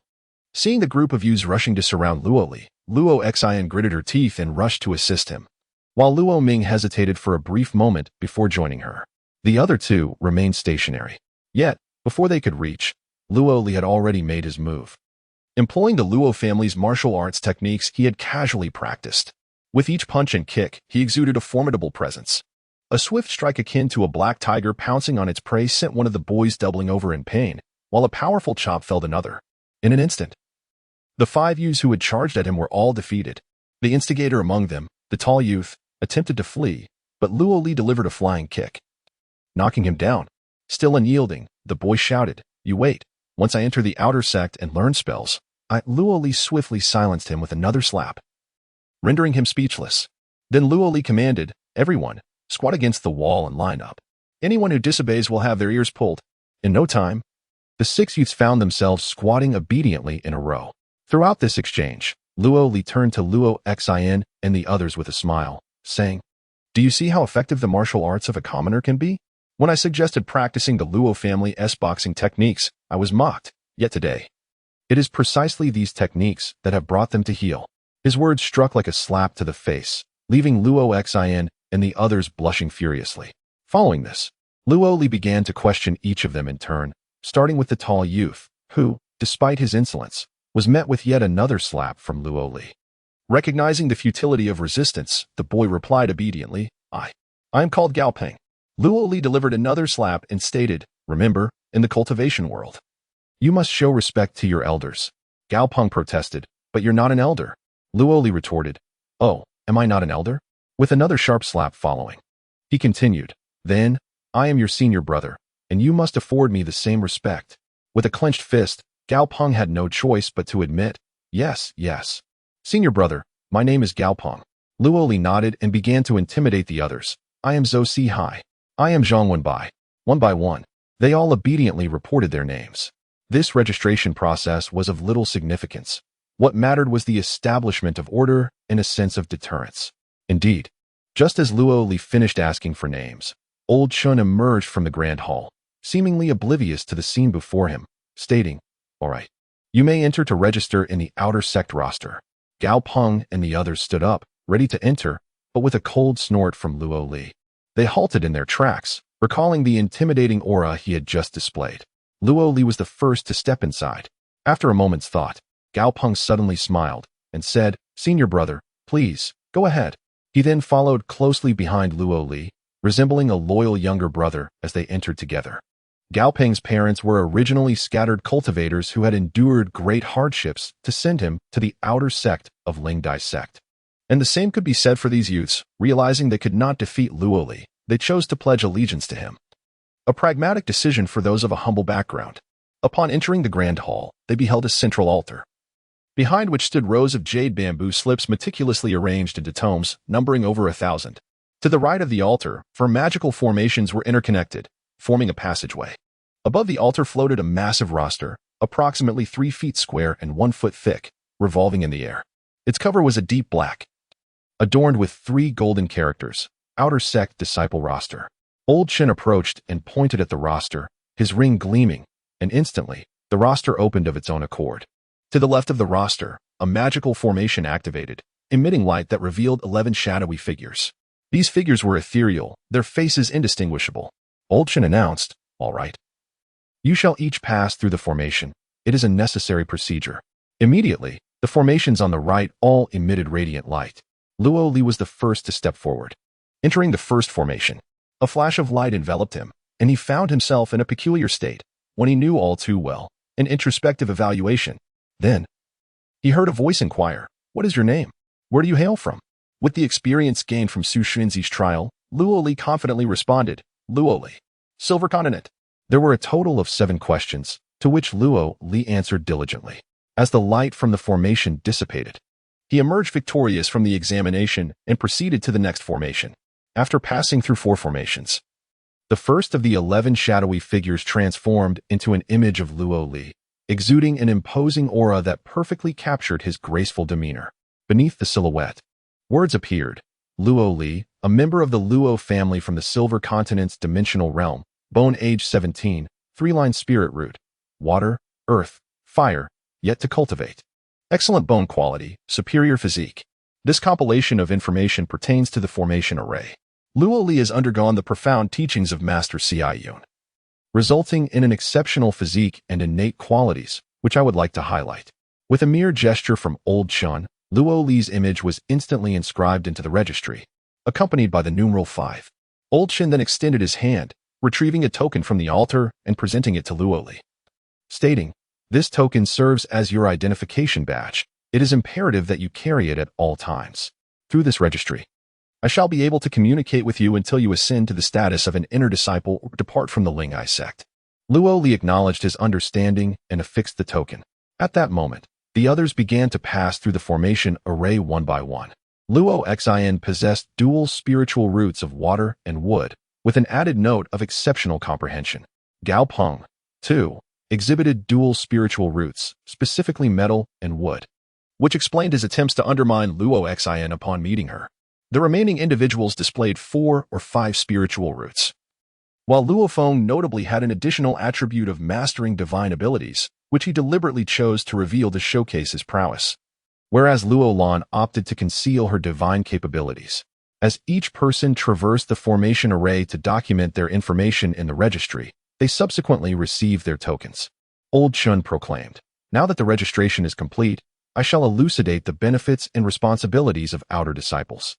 Upon entering the outer sect, you may proceed to the law transmission hall to receive the sect's secret techniques, followed by a lottery to determine your respective assignments within the outer court.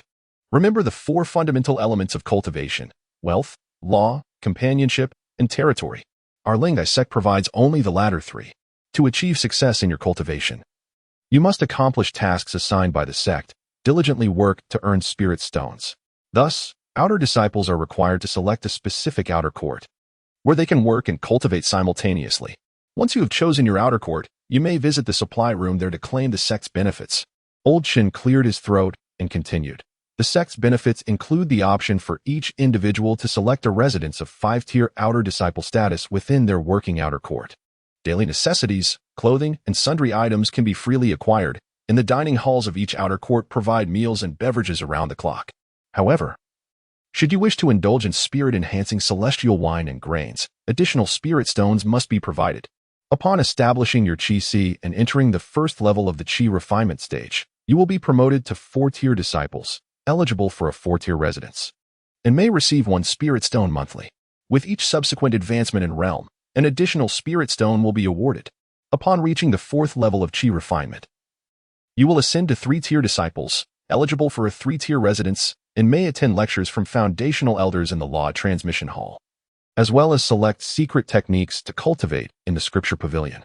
Monthly, you will receive 4 spirit stones and 4 Qi refinement pills, with each advancement in realm granting 1 additional spirit stone and 1 Qi refinement pill. Upon attaining the 7th level of Qi refinement, you will be recognized as 2-tier disciples, eligible for a 2-tier residence, and may select 1 flying artifact.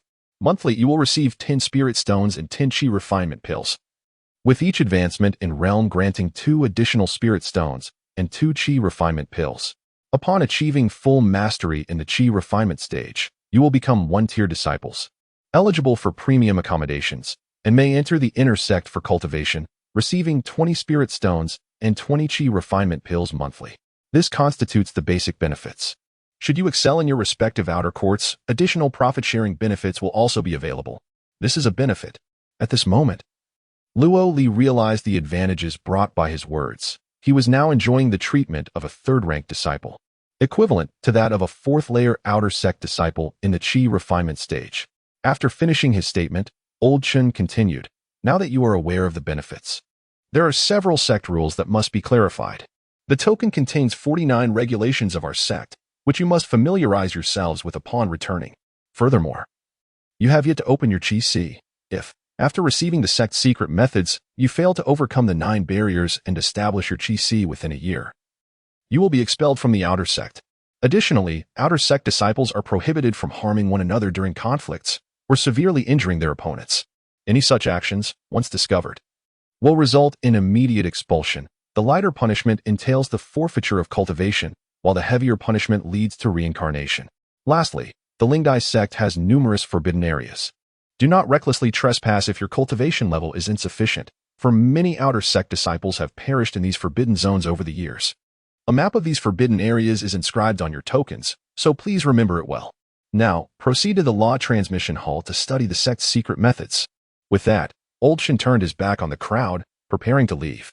Luo Li suddenly called out, "Elder Chen, I have a matter to discuss." Old Shin glanced back, a bemused smile on his face. "What is it?" Luo Li replied. When Fairy Su departed, she stated that we would enjoy the treatment of third-rank disciples. Old Shin exclaimed, "Ah, I almost forgot. Haha." With that, he extended his hand, and a beam of light infused into the altar, causing the number beneath Luo Li's silhouette to change from 5 to 3.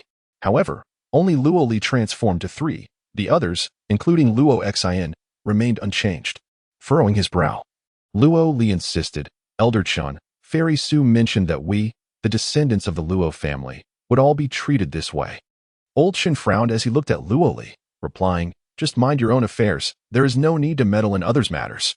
Luo Li smiled and said, "We all hail from the same place. I kindly request Elder Chen's understanding and assistance." After a deep bow, his tone remained resolute.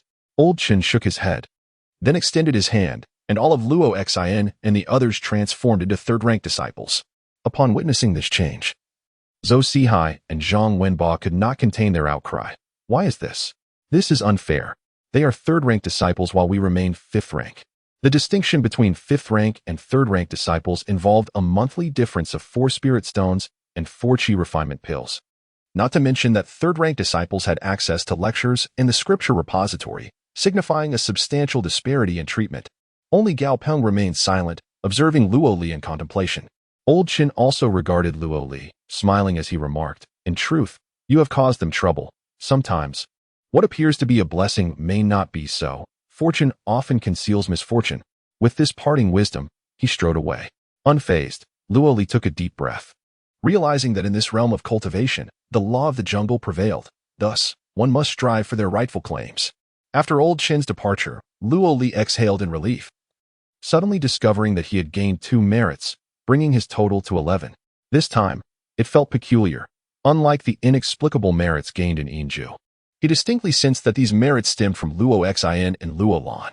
With faces filled with gratitude, they gazed at Luo Li, appreciating his efforts in standing up for them, confronting Gao Peng, and advocating for their status as third-tier disciples while bravely resisting the outer sect's enforcers. Initially, they held little affection for Luo Li, looking down upon him as a mere bumpkin. However, they soon realized that they too were in need of his support, which prompted a profound emotional shift that left them feeling deeply ashamed and even more thankful. Thus, each of them directly garnered a measure of virtue from this experience. In stark contrast, Luo Feng and Luo Ming felt no sense of gratitude. Although they benefited from Luo Li's actions, they believed their status as third-tier disciples was bestowed upon them by their esteemed ancestor and had nothing to do with him. What is there to be grateful for? They thought, viewing him as a meddlesome figure who pretended to be a hero, growing increasingly irksome with each passing moment. They speculated about his intentions towards Luo Xin, feeling the need to guard against him. Despite not gaining any merit from their encounter, Luo Li was astounded to discover that he seemed to understand their thoughts, which he considered a form of gain in itself. Luo Li pondered, "I have sensed from the beginning that Luo Feng lacks responsibility, always fleeing from challenges." Upon seeing Luo Xin reprimanded by Fairy Su, he swiftly distanced himself. Luo Ming harbors feelings for Luo Xin and fears that I too might harbor intentions towards her. Hence his lack of gratitude is quite understandable. These two are akin to ungrateful wolves. They are not worth engaging with, for they prey on the weak and fear the strong.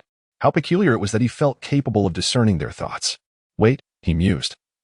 It seems my powers of discernment and judgment have evolved in this vast realm, absorbing spiritual energy and undergoing a transformation. I wonder if this is a blessing or a curse. As they exited the grand hall and surveyed the rows of buildings around them, Luo Li and his companions were momentarily at a loss, uncertain of where to locate the Law Transmission Hall. At that moment, Gao Peng interjected, "Senior brother Luo Li, Are you searching for the law transmission hall? I know the way. Allow me to guide you.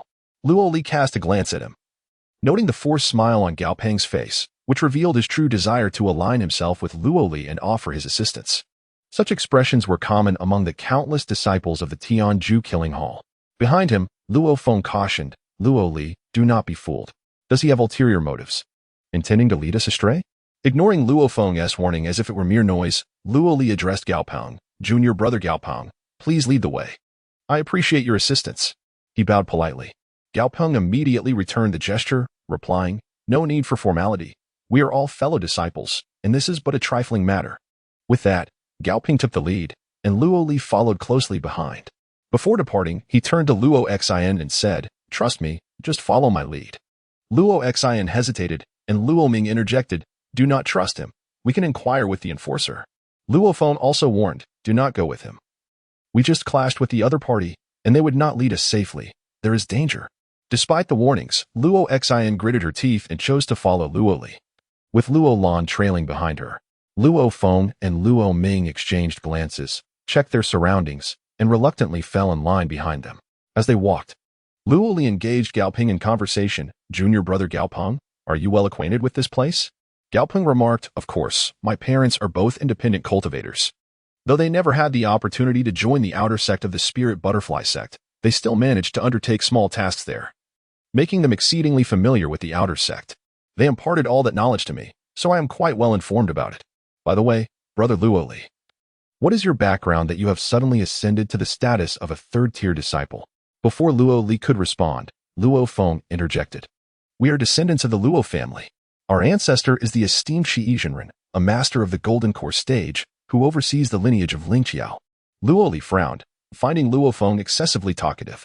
The 6 ancestors of the Luo family had long since passed, and given Su Xunzi's demeanor, it would be prudent to refrain from boasting about their lineage. As anticipated, a young man named Zhou Sihai, standing beside Gao Peng, could not contain himself and exclaimed, ah, you are the descendants of that old miscreant. At this proclamation, Luo Xin and the others were incensed, outraged at the insult to their ancestor. They immediately retorted, what did you say? Scoundrel, what did you just utter? You dare to besmirch our forebear. Zhou Sihai, now somewhat intimidated, stammered in defense, everyone speaks of it this way. Your ancestor's longevity was soon to end, and the position of sect leader of Lingxiao was supposed to pass to the deputy leader of Kongguan Peak. However, he was unwilling to relinquish power and deliberately stirred trouble to seize longevity treasures for himself, resulting in the demise of all 13 foundational cultivators of Lingxiao at Kongguan Peak, along with over 100 Qi refinement disciples, including 6 true cultivators and 17 Qi refinement disciples from your Luo family. Another youth, Zhang Wenba, added, indeed. When the news broke, the spirit butterfly sect was engulfed in mourning. The strength of the sect diminished significantly, losing a tenth of its capable members. My third uncle was a disciple of Kongguan Peak and perished in that calamity, severing all ties for my family. Otherwise, I would have entered the outer sect long ago. Instead, my father was compelled to part with our family heirloom to steward Zhao just for me to gain entry. It was all because of your family's old miscreant that lives were lost. Another youth echoed similar sentiments, and soon several young voices rose in unison, leaving Luo Xin and the others at a loss for words.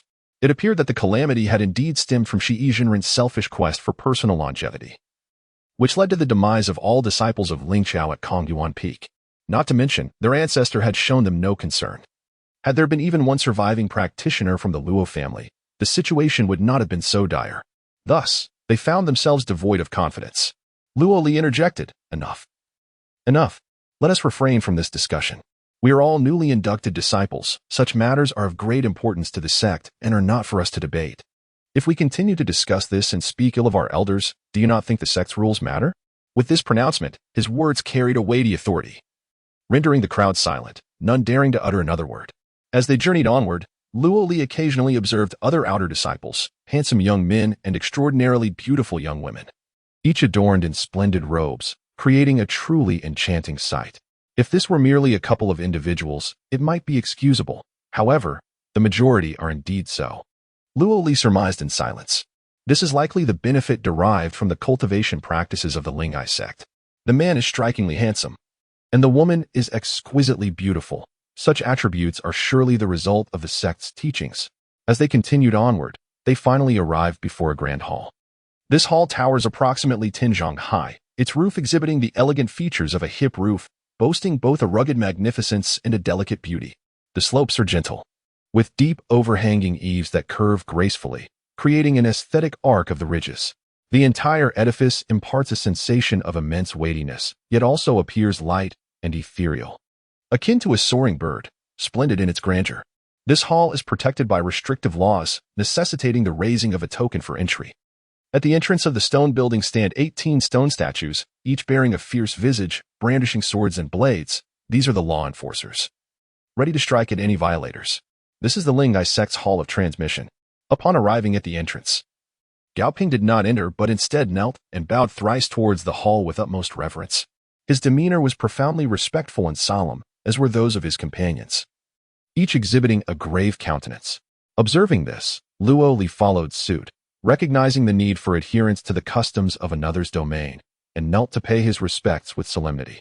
Luo Xin and the others, witnessing this, similarly knelt and bowed.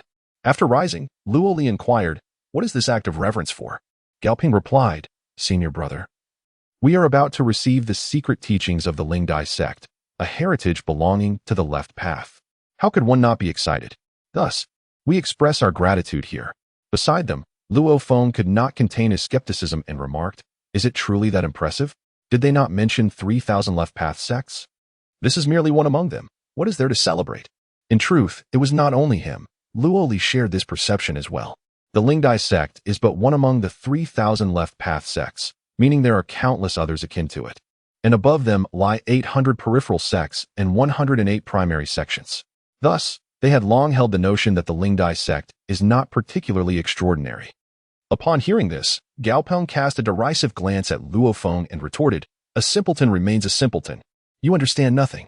Across the entirety of the Tianzi Wudao, along with its affiliated islands, the sea spans 1,000,000 miles, with over 100 sects and a multitude of rogue cultivators.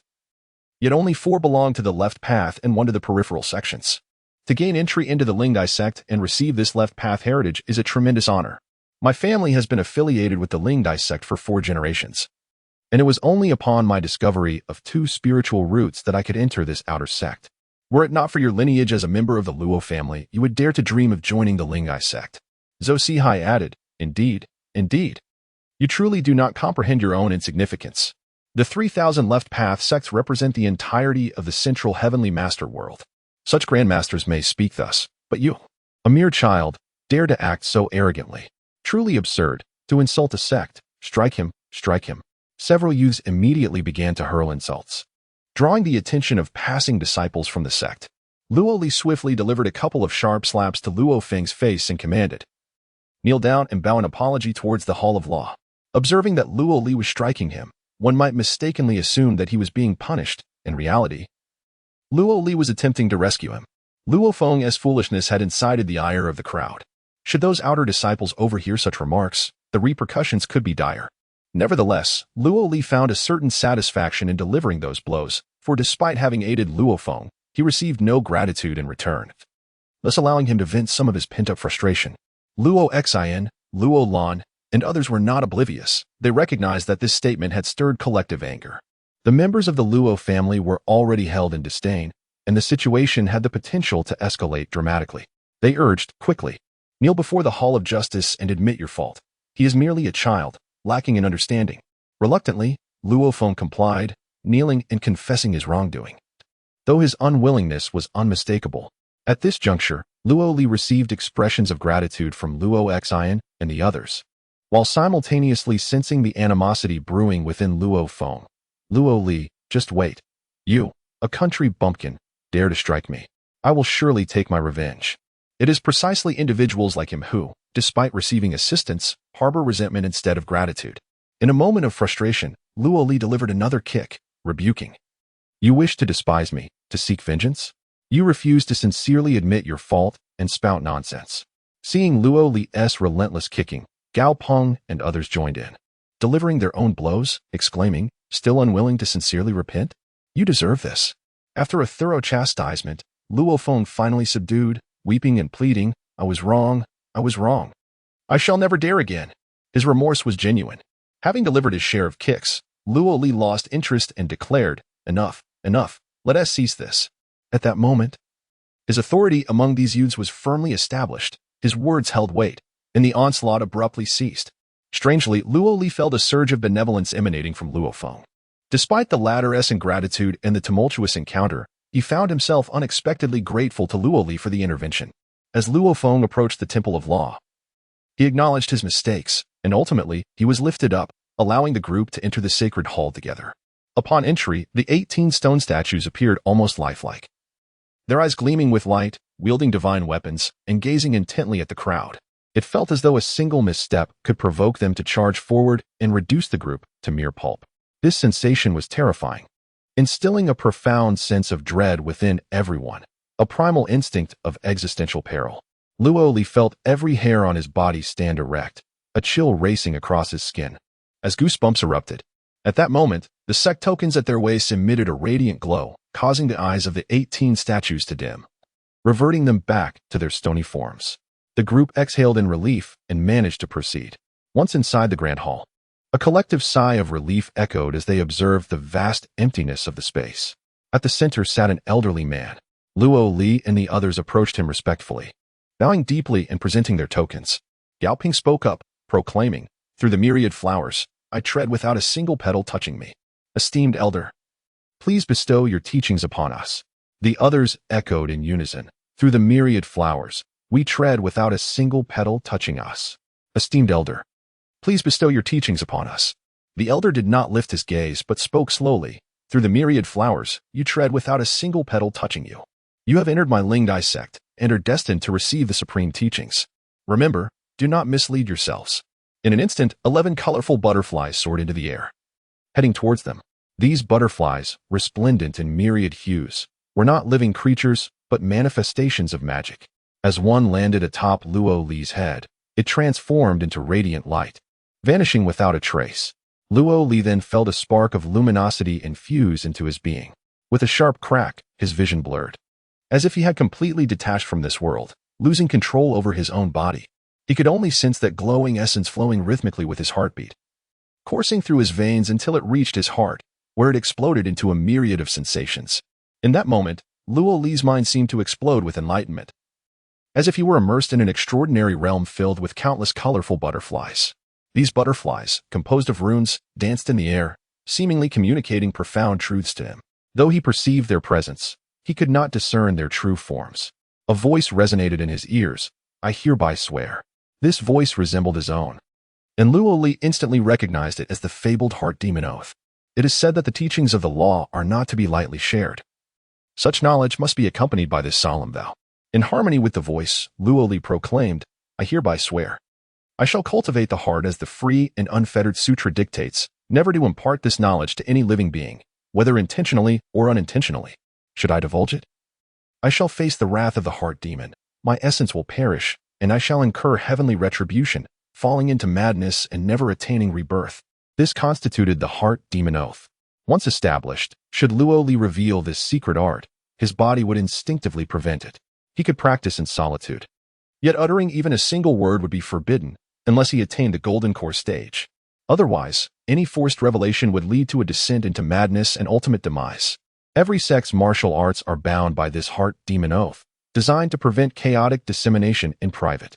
However, legends suggest that this oath is not without its limitations.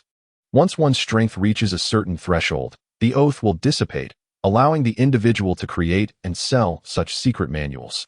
After Luo Li established his oath, a flurry of colorful butterflies appeared in the sky, accompanied by a crisp sound, transforming into countless figures that swiftly coalesced into a singular point of light, vanishing into Luo Li's mind.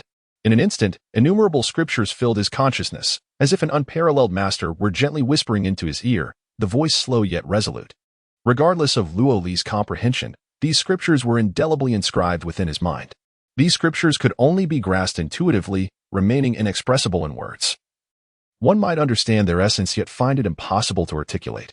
This is perhaps the effect of the heart demon oath, preventing unauthorized transmission. The scriptures softly intoned, "Why linger at the Zen gate? Though the law cave is profound, why exhaust oneself? If you inquire about the tranquil heart, do not let your dream soul enter the great Sephora palace.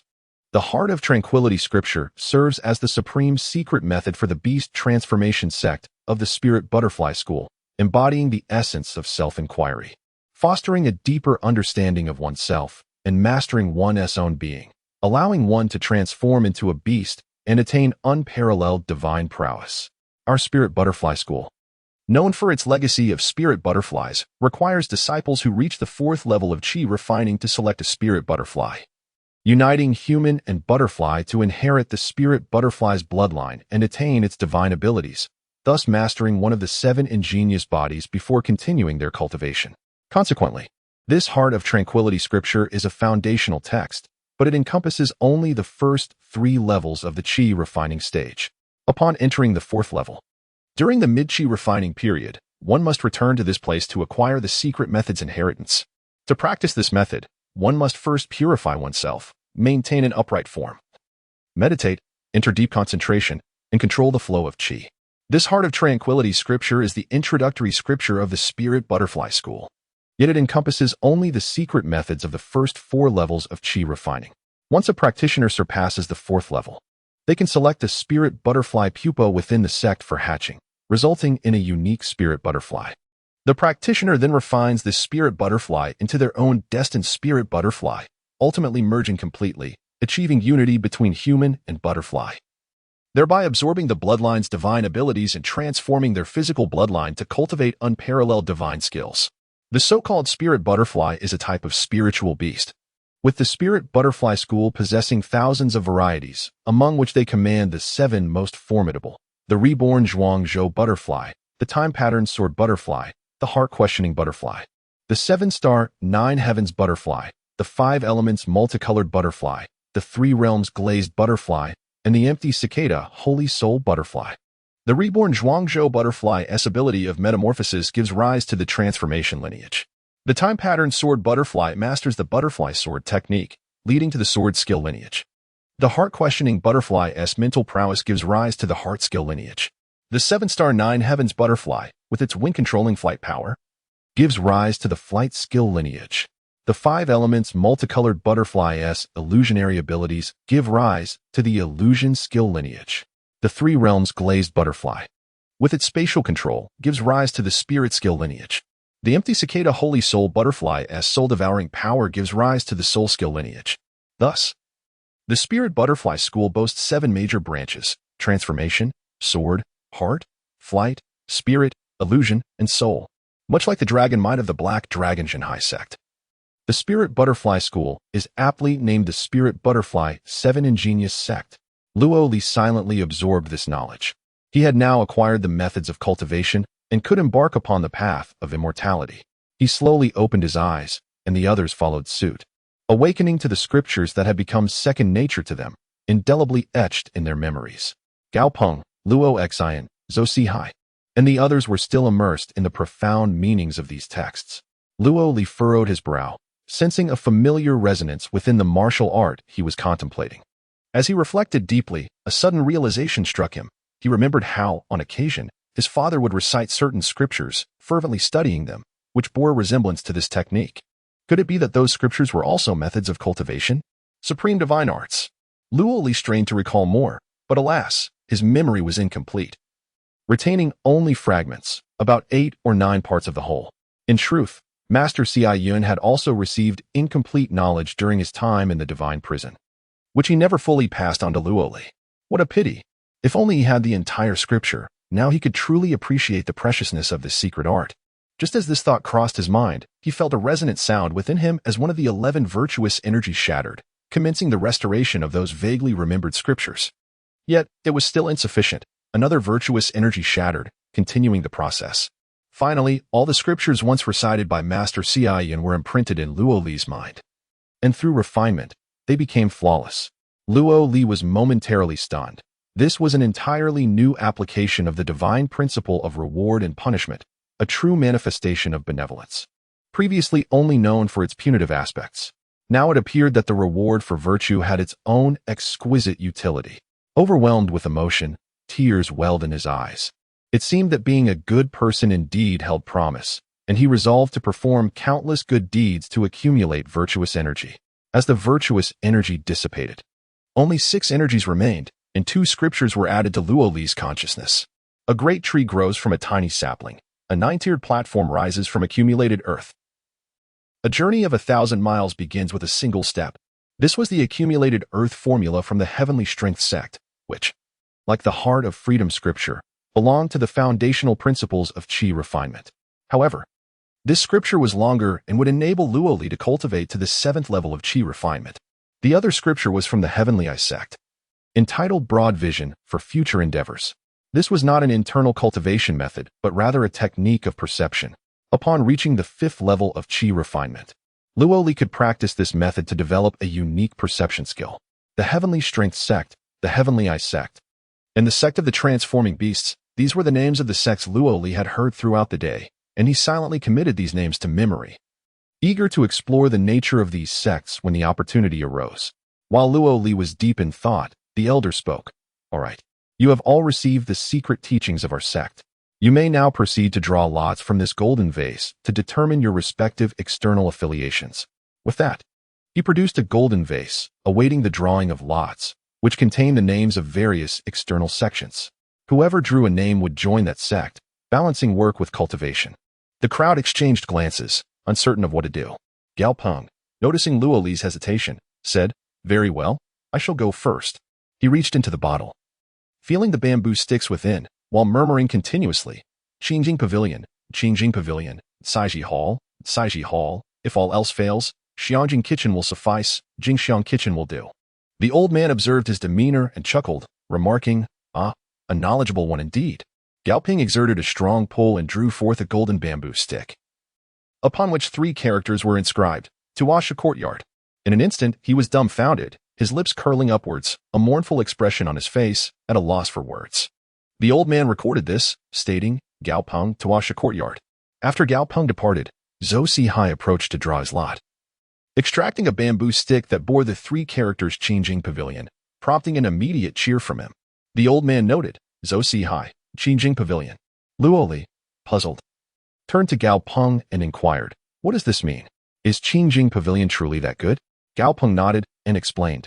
The Lingdai sect's outer sect comprises a total of 13 outer courtyards, with Qingjing Pavilion, Saiji Hall, and Xiangjing Kitchen being the most lucrative. Qingjing Pavilion is responsible for the cleaning and transportation tasks of the entire sect. The maintenance of Xiang Cliff and Qianlong Forest falls under its purview, both of which are sect's blessed grounds where numerous inner disciples cultivate. The incidental benefits they provide are ample enough for our sustenance. One might say the advantages are countless and the external rewards plentiful. Next, we have Saiji Hall, which is tasked with gathering materials for the sect's specialty, the colorful butterfly garments. There are various benefits therein, second only to Qingjing Pavilion.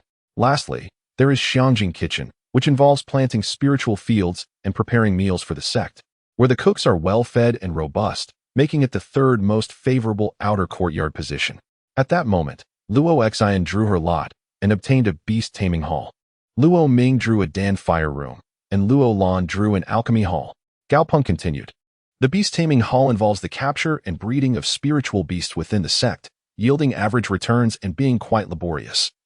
Yet it allows for the earliest access to high-quality spiritual butterfly cocoons, which greatly benefit future cultivation. The Dan Fire Room is responsible for gathering spiritual herbs and refining elixirs. The Alchemy Hall specializes in exploration, mining, and crafting weapons. These outer courtyards are all considered average, alas, among the 13 outer courtyards. The least favorable is my own Tuasha Courtyard.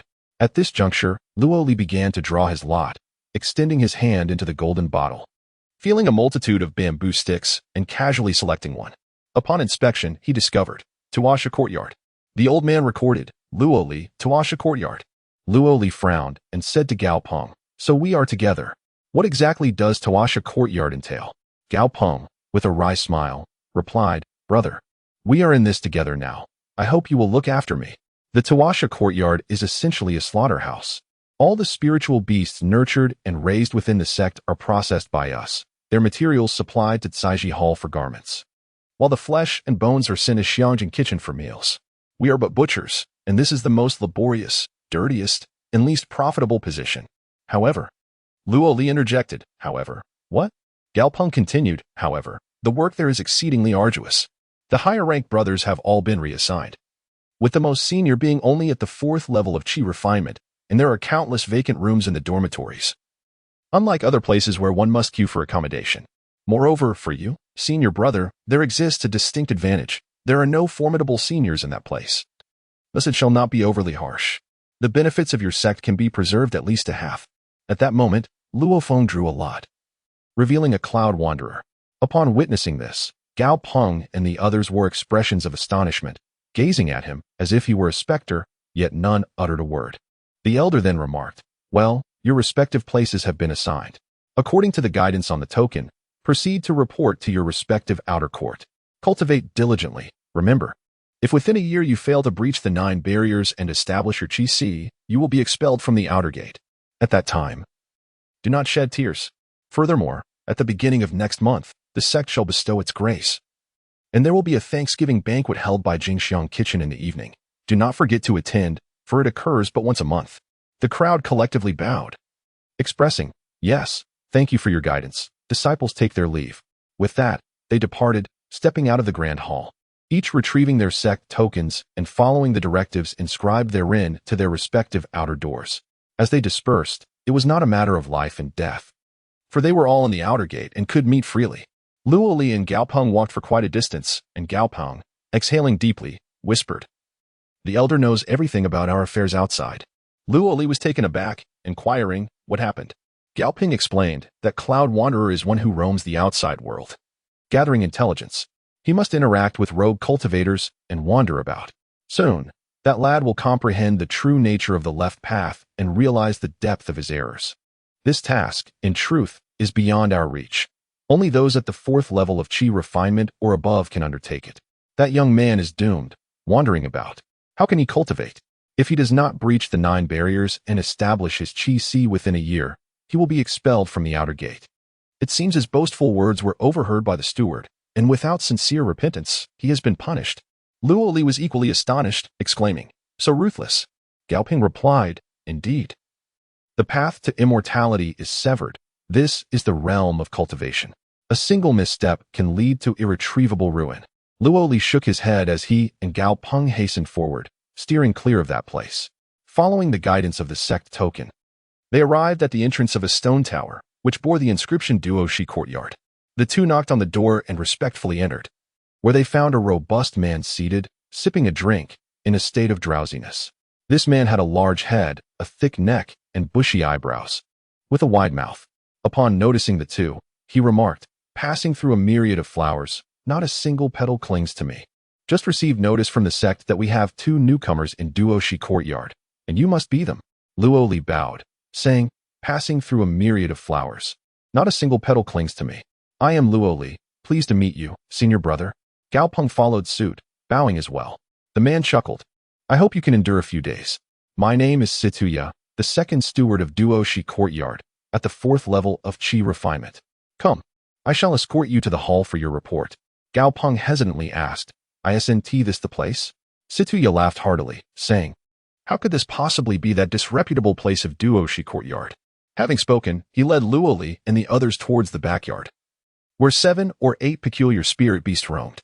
These creatures resembled a bizarre amalgamation of caterpillars and snails, with a snail shell perched atop the back of a caterpillar-like body. The length of these spirit beasts was a full yard, with a girth of nearly a foot, while the snail shell measured 3 feet in diameter. The head was raised high, distinctly resembling that of a horse, presenting an astonishing sight. It was Luo Li's first encounter with such extraordinary spirit beasts, leaving her utterly astounded. Situya chuckled heartily and said, "Do not be overly astonished. This is a beast raised within our sect, colloquially known as the grass mud horse. Otherwise, it would take you both half a day to traverse to the outer gate. Quickly hop on." With that, he leapt onto the shell of one of the beasts. Luo Li followed suit, gracefully landing on another shell, which proved remarkably stable as she settled down without a hint of movement. Gao Peng, trembling slightly, clambered aboard as well. Situya let out a low roar, and the trio of spirit beasts surged forward into the distance. Luo Li gradually absorbed the experience. The speed of the grass mud horse was comparable to that of a galloping steed, and riding atop the shell was incredibly steady. Most importantly, the method of movement involved bounding leaps of a yard at a time, rendering the need for a path obsolete. They traversed the rugged mountains with the ease of walking on flat ground, crossing ravines, ascending peaks, and weaving through forests with astonishing agility. Luoli nodded repeatedly, exclaiming to herself the merits of this magnificent creature. Quite remarkable, I assent it. Situya remarked. This is a unique spirit beast of our Lingdai sect, specifically utilized by our outer disciples who cannot fly. It is said that the grass mud horse is an evolution of the spirit butterfly, the evil moon blue earth butterfly, making it exceedingly practical. The grass mud horse deftly maneuvered, swiftly arriving at the middle of a mountain peak, where a waterfall cascaded thunderously, the water flowing serenely below. As they rounded a bend, a cluster of pavilions and buildings came into view. Upon sighting this, the spirit beasts trembled and hesitated, fearful of proceeding. Do you see that? Situya pointed out. That is our dissection courtyard.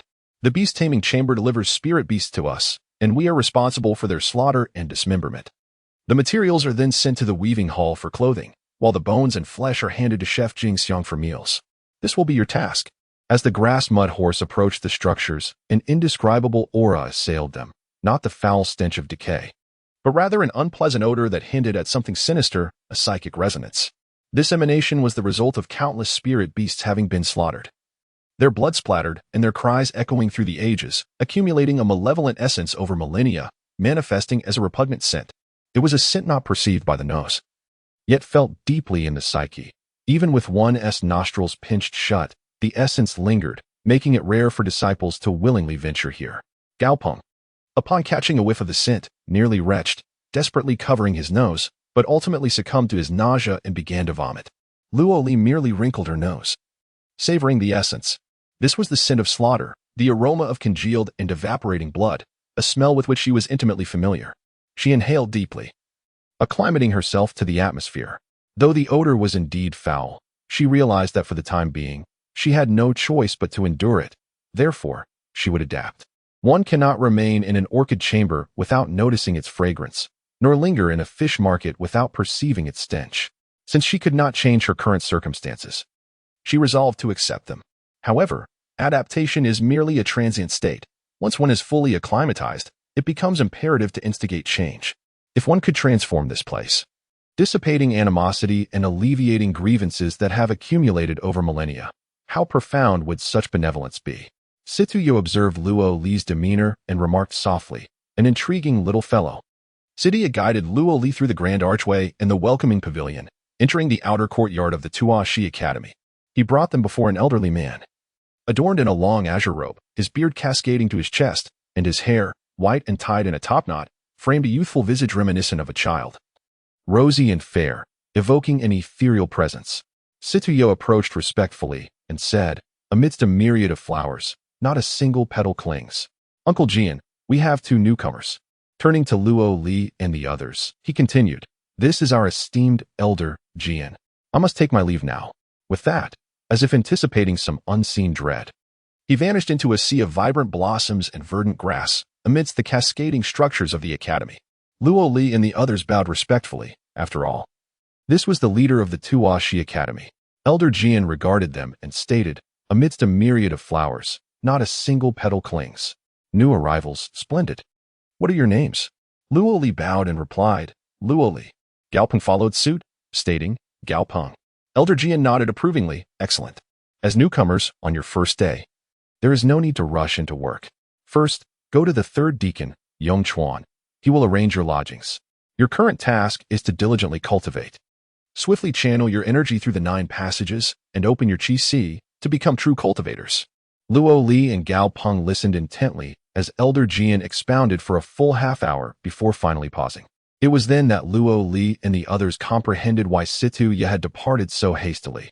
He apparently feared the elder's incessant discourse. Eventually, third deacon Yongchuan arrived, prompting Elder Jian to conclude his speech. Yongchuan led Luo Li and the others into the cluster of buildings. In the distance, a waterfall cascaded, splitting the air into 2 halves, one half meandering forth as a river that flowed through the Tuashi Academy. This flowing water served to cleanse impurities with slaughterhouses, skinning yards, disassembly sites, and material refining areas established along its banks, all dedicated to the processing of spiritual beasts and extracting various spiritual materials. Beyond these sites, in the distant mountains and forests, Rows of stone towers stood in succession, serving as the cultivation abodes for the disciples of the Tuashi Academy. Third Deacon Yongchuan appeared to be in his 30s, sporting a short beard and faint eyebrows, his eyes slightly squinted. He was somewhat portly and barked commands at anyone he encountered along the way. Shaoqi, exert some effort. Are you a woman? Old Sha, work harder. You shall not dine until these hides are fully processed. He led Luo Li and Gao Peng to a pair of connected stone towers, gesturing towards them. Here are your lodgings. This is a 5th-class residence, with a cave that accommodates 400 breaths per exhalation, perfect for your cultivation. Once you open your Qi and reach the first level of Qi refinement, you will receive the sect's benefits and be upgraded to a 4th-class residence. A 4th-class abode provides 200 breaths per exhalation. If you find yourselves famished, you may venture to the dining hall, where sustenance is available at all hours, albeit consisting solely of mundane fare, merely sufficient to satiate hunger, devoid of any spiritual essence. Should you desire ethereal grains or divine meats, you must procure them with spirit stones. Gao Ping nodded in acknowledgement and proceeded to select a stone tower. However, Luo Li turned towards the 3rd deacon, Yongchuan, and inquired, Senior brother Yongchuan. As a 3rd-tier disciple, my residence should be in the 3rd-tier dormitory. Yongchuan was taken aback, gazing at Luo Li in disbelief. It was hard to fathom that this new arrival, a disciple of the tranquil abode, had attained the pinnacle of the Qi refinement stage, thus being classified as a 1st-tier disciple. The remaining few, including himself and Sitiya, had only reached the 4th level of Qi refinement, designating them as 3rd-tier disciples. The emergence of yet another 3rd-tier disciple astonished him. While it was not uncommon for newly initiated disciples to ascend to the 3rd tier, particularly among the descendants of various sects, it was unprecedented for one to be assigned to the tranquil abode immediately upon entry. Yongchuan, after scrutinizing Luo Li's token, confirmed its authenticity, then stated, Follow me. He felt indifferent towards Luo Li. Whether he resided in a 3rd-tier dormitory or not was inconsequential. As they walked several miles forward, they entered a dense forest where 6 or 7 stone towers could be discerned. Yongchuan pointed, declaring, You shall reside there. This is a 3rd-tier dormitory, boasting 100 breaths of tranquility. As he turned to leave, a thought seemed to strike him, and he asked, Your surname is Luo. Are you from the Luo family of Silver Prefecture? Is she your ancestor? A chill ran through Luo Li at the question. Such an inquiry surely bore some enmity. He nodded and replied, Indeed. Yongchuan scoffed and, without sparing Luo Li a glance, departed. It was evident that this individual held a grudge against ancestor Shi, likely stemming from events 3 years prior. However, Luo Li remained untroubled, viewing this as inconsequential within the spirit butterfly sect. It merely served as a stepping stone into the realm of cultivation. Surveying the stone tower, Luo Li exhaled deeply. This would be his temporary abode.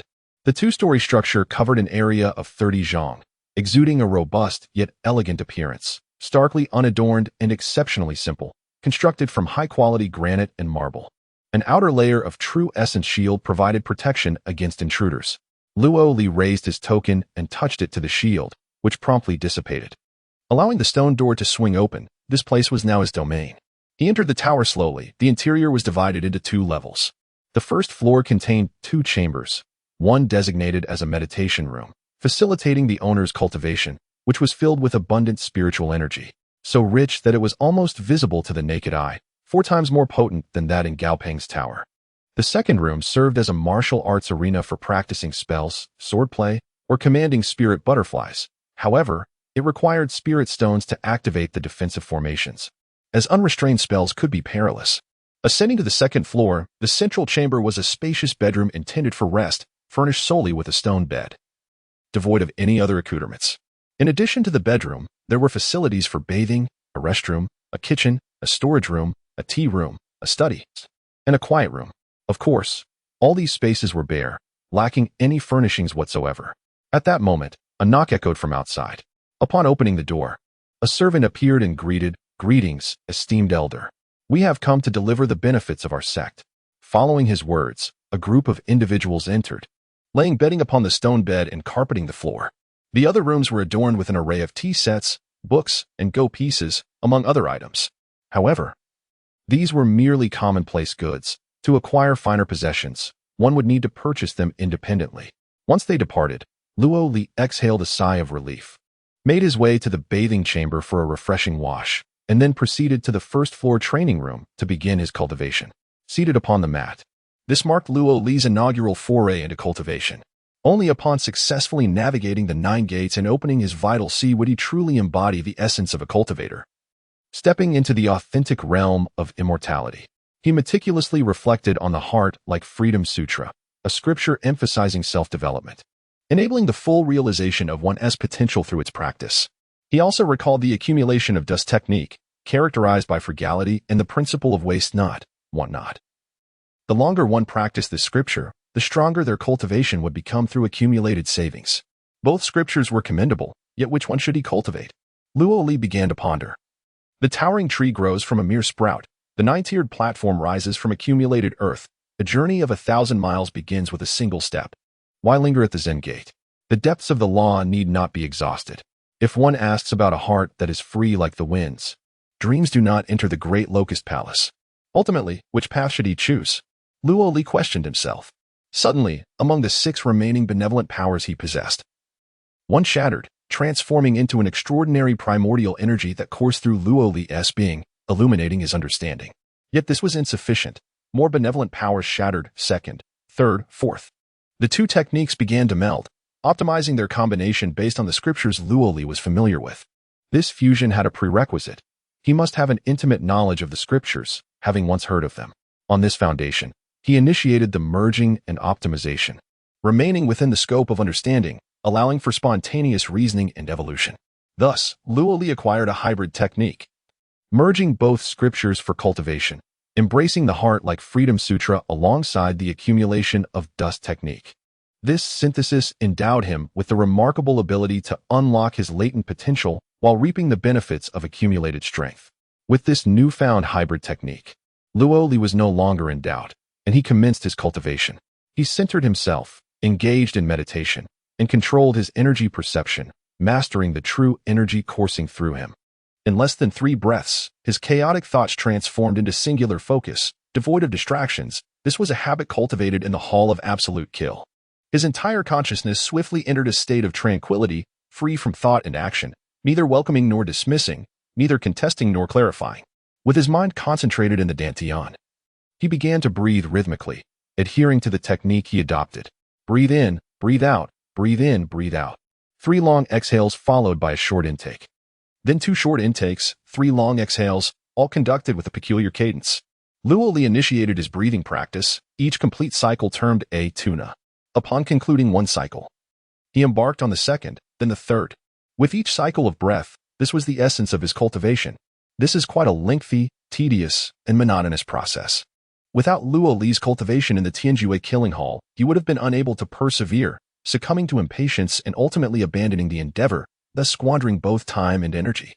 After inhaling and exhaling 100 times, Luo Li suddenly felt a warmth enveloping his entire being. This sensation was extraordinarily pleasant, as if he were floating in bliss. In the Heart of Freedom Sutra, this is referred to as entering the immortal stage. This signifies the commencement of his qi cultivation.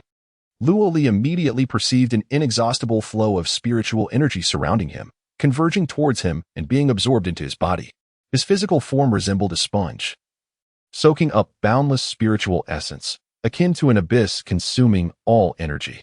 With this absorption, a sense of profound comfort began to radiate outward, enveloping him.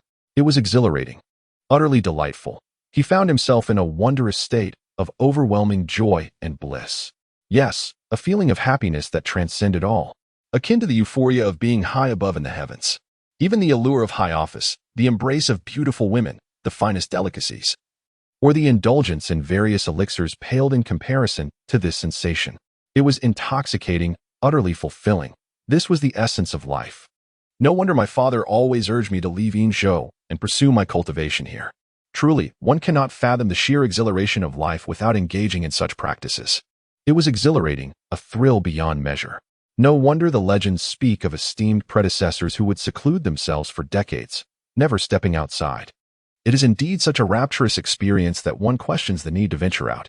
Hiding away in the cultivation chamber to relish this euphoric sensation is the true path.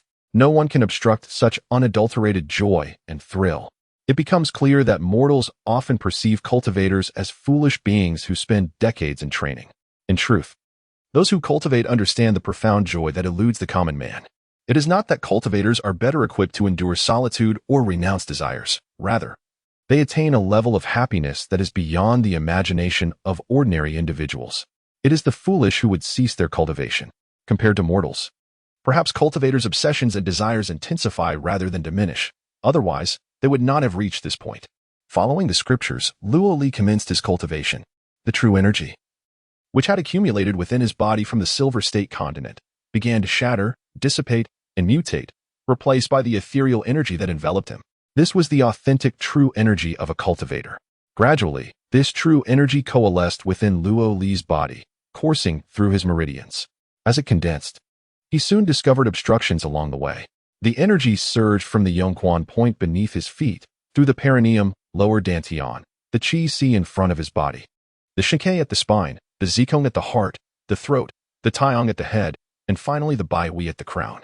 These represented the 9 passages, significant checkpoints that obstructed the flow of energy throughout the cultivator's body. To traverse the Ren and Du meridians, one must break through these 9 barriers. Absorbing spiritual energy from Yongquan, traversing through the Ren and Du meridians, passing through Bai Hui, and ultimately condensing the energy within the dantian, thereby establishing the Qi Si. This cyclical process is known as a full rotation, referred to as one breath. Subsequently, this true energy resides within the Qi Si, ready to be harnessed when spells are to be cast. It serves as the source of a cultivator's power. When such true energy condenses within the cultivator's body to a significant degree, reaching the state of Qi permeating through the layers, and the Qi Si is brimming, all of the true energy can amalgamate, shatter, and evolve, enhancing its properties and transforming the practitioner's realm, thus allowing for the advancement to the second level of Qi refinement. Once more, the full rotation is executed, condensing a breath of true energy, accumulating this essence until it once again reaches the state of Qi permeating through the layers and the Qi Si overflowing, merging entirely, shattering, and evolving anew. This second layer of condensed true energy is far superior in quality, strength, and potency compared to the first layer. The third layer of true energy is even more formidable. It is this true energy that empowers cultivators to wield various spells and possess increasingly potent magical abilities. The essence permeates throughout the body, embodying the strength of a dragon and an elephant. This is the hallmark of the Qi refinement stage. Upon reaching the 4th layer, a transformation occurs. Cultivators at the 4th level of Qi refinement can command magical artifacts, enabling them to soar through the heavens. For instance, disciples of the Spirit Butterfly sect can only refine the Spirit Butterfly upon entering the mid-4th level of Qi refinement. This signifies the mid-stage of Qi refinement. At the 7th level, another transformation occurs, marking the late stage of Qi refinement. A prominent characteristic of the 7th level cultivator is the attainment of the foundation establishment stage, where gaseous true energy transmutes into liquid essence, completely transcending prior concepts. When cultivators ascend to the golden core realm, the liquid essence crystallizes into a solid golden core. Upon reaching the Yuan infancy stage, the solid golden core transforms into a living entity known as the Yuan infant. This embodies the path of cultivation. Luo Li cautiously guided the spiritual energy, slowly drawing it from the earth towards his Yongquan point, akin to breaching a fortress, assailing his own body. Once, twice, thrice. Boom. The Yongquan was breached, and in an instant, an endless stream of spiritual energy surged into Luo Li's body, a wave of exhilarating sensation crashing over him. He resolutely controlled his mind, resisting the urge to succumb to the overwhelming pleasure. The most challenging aspect of this initial barrier lay here. As the Yongquan was easy to breach, but calming the mind proved difficult. Many cultivators become entrapped in this ecstasy, losing control, ultimately suffering from blood backlash and collapsing into demise. With the Yongquan breached, true energy surged upward, gradually accumulating at the perineum, where it encountered an impasse. Luo Li commenced the process of condensing true energy, determined to shatter this blockade. Time and again, the relentless onslaught persisted. On the 38th attempt, a resonant chime echoed as the perineum ruptured, instantly awakening a tumultuous desire for release within Luo Li. However, he resolutely restrained this impulse, aware that many cultivators, burdened by excessive impurities, succumbed to such primal urges during their trials and ultimately faltered at this juncture. Pressing onward, he approached the 3rd barrier, the opening of the dantian. This challenge proved to be a breeze for Luo Li, who had meticulously refined his dantian through repeated practice in the Silver State continent, thus breezing through with ease. Subsequently, he navigated the fourth barrier at the Chi Sea, the fifth at the divine cavern of the spine, and the sixth at the heart's purple palace. With utmost caution, he drew upon his previous experiences to surmount each challenge one by one, resolving each conundrum with deftness. As he neared the seventh barrier at the throat, he encountered his greatest obstacle yet. The vast reservoir of spiritual energy he had painstakingly cultivated through 100 breaths was now nearly depleted. This was the most arduous aspect of cultivation. The body had a finite capacity to store spiritual energy, rendering the passage through the 9 barriers an insurmountable task. Seasoned cultivators often prepared elixirs to consume at this critical moment, aiding them in their ascent. Yet, Luoli, still on the cusp of his journey into Qi refinement, found himself unable to partake in the elixirs of ordinary practitioners, nor could he absorb spirit stones, making such elixirs exceedingly precious. Otherwise, the sect would not impose a 1-year limit on their use. The path through the 9 barriers was fraught with difficulty, and a single failure necessitated a 7-day respite before attempting again. Typically, cultivators required approximately a month, with 3 or 4 attempts to break through the 9 barriers. Those less fortunate might take 3 months, while the truly inept could take half a year. As for the sect's 1-year stipulation, that designation was reserved for the most ineffectual of cultivators. Now confronting this formidable challenge, Luoli found his only recourse was to cease his cultivation, yet he was unwilling. He truly did not wish to delay, yearning instead to soar to new heights and achieve mastery in one breath. With a spark of determination, the last remnants of his 2 benevolent powers dissipated within him, releasing a peculiar primal energy that melded with the cosmos. Attracted by this force, a wondrous power descended from the heavens, beginning to exert its influence. Harnessing his innate abilities, Luoli aspired to break through the 9 barriers in a single surge and directly enter the first level of Qi refinement. However, to his astonishment, this great power did not directly facilitate his cultivation. Instead, it shattered the disguise of the exquisite blood crystal within him, dismantling the protective materials enveloped by Master Xiaiyun. Then, this overwhelming force surged into the blood crystal, invigorating it. Under this stimulation, the crystal began to emanate a strange sanguine aura that infused Luoli's body, replenishing the celestial energy he so desperately required. Once more, he pressed on. Breaking through the throat, piercing the temples, he surged toward the crown of his head. The final barrier loomed ahead, demanding the most crucial strike. He aimed to unlock the crown, thereby establishing a bridge between heaven, earth, and man, allowing spiritual energy to circulate within him in an unending cycle. This was the microcosmic orbit, which would then be stored in the Dantian's Qi Sea, manifesting as true energy. The driving force behind a cultivator's spells. This step was exceedingly arduous. It was no simple feat. Luoli attempted this endeavor 100 times. Yet each attempt ended in failure. This was untenable, unacceptable. Having exhausted all the means at my disposal, my virtuous deeds have vanished entirely. Am I destined to fail in this manner? Rest, and accumulate more virtuous merit before returning in 7 days. No, I cannot concede. I must surmount this obstacle. I must ascend as a cultivator. I must prevail. My father watches over me, as do Shao Qi, Shao Qing, Meng Long, and Bu Xuanzi. They are all observing my every move. Shuai awaits my return. They perish because of me. I must survive. Life is fraught with peril, yet I must advance. Breaking through every barrier, I aspire to live joyfully, to carve out my own brilliance. I shall seize my destiny, living freely and unfettered by others. Thus, I must succeed. It is imperative, essential. Persevere, endure, and break through. I must. Luoli understands that only through unwavering persistence until the end can he achieve success. Gradually, he remembers his father, who died for him, recalls Shaoqing, who fell at his hands, thinks of the missing Shuai, and reflects on all his past. I can surely succeed. No one and nothing can impede me. Luoli steadily dispels distractions, resolutely holds onto his resolve. With singular focus, his spirit harmonizes. He advances steadily, transitioning from hesitation to determination, from determination to tranquility, and from tranquility to transcendence. With his spirit unified and intent unwavering, propelled by this necessary belief, he attempts just once, only once, and his robust essence surges forth. Breaking through the Baihui acupoint, in an instant, energy surges through the 9 gates, the bridge between heaven and earth opens, and Luoli achieves mastery in his cultivation. Suddenly, he senses a profound shift. the world stirs, and all things are astonished. He is irrevocably transformed. This small step marks a monumental leap in Luo Li's life, forever altering his trajectory. He ascends to the first level of qi refinement, stepping into the realm of cultivators, officially entering the path of immortality. His true energy permeates his being, as if his heart has opened his eyes, granting him insight into his surroundings. Every detail is unveiled. Energy flows from the outside in, then from within out, cycling continuously as he perceives the universe. Breaking through the first level of qi refinement, a mortal becomes an immortal, a hen transforms into a phoenix. And immediately his perception of the world shifts dramatically. Luo Li feels as if his senses have been awakened, and the external world becomes vividly alive. He marvels at how brightly everything appears within his view, every movement within several paces now wholly within his grasp, whether seen or unseen. This sense of control is something he has never experienced before.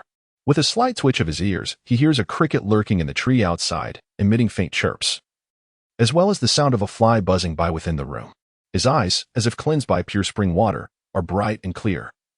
The patterns on the ceiling and every thread of the spider's web outside are vividly discernible. His nose catches the scent of his own blood and the heavy dampness of the air outside.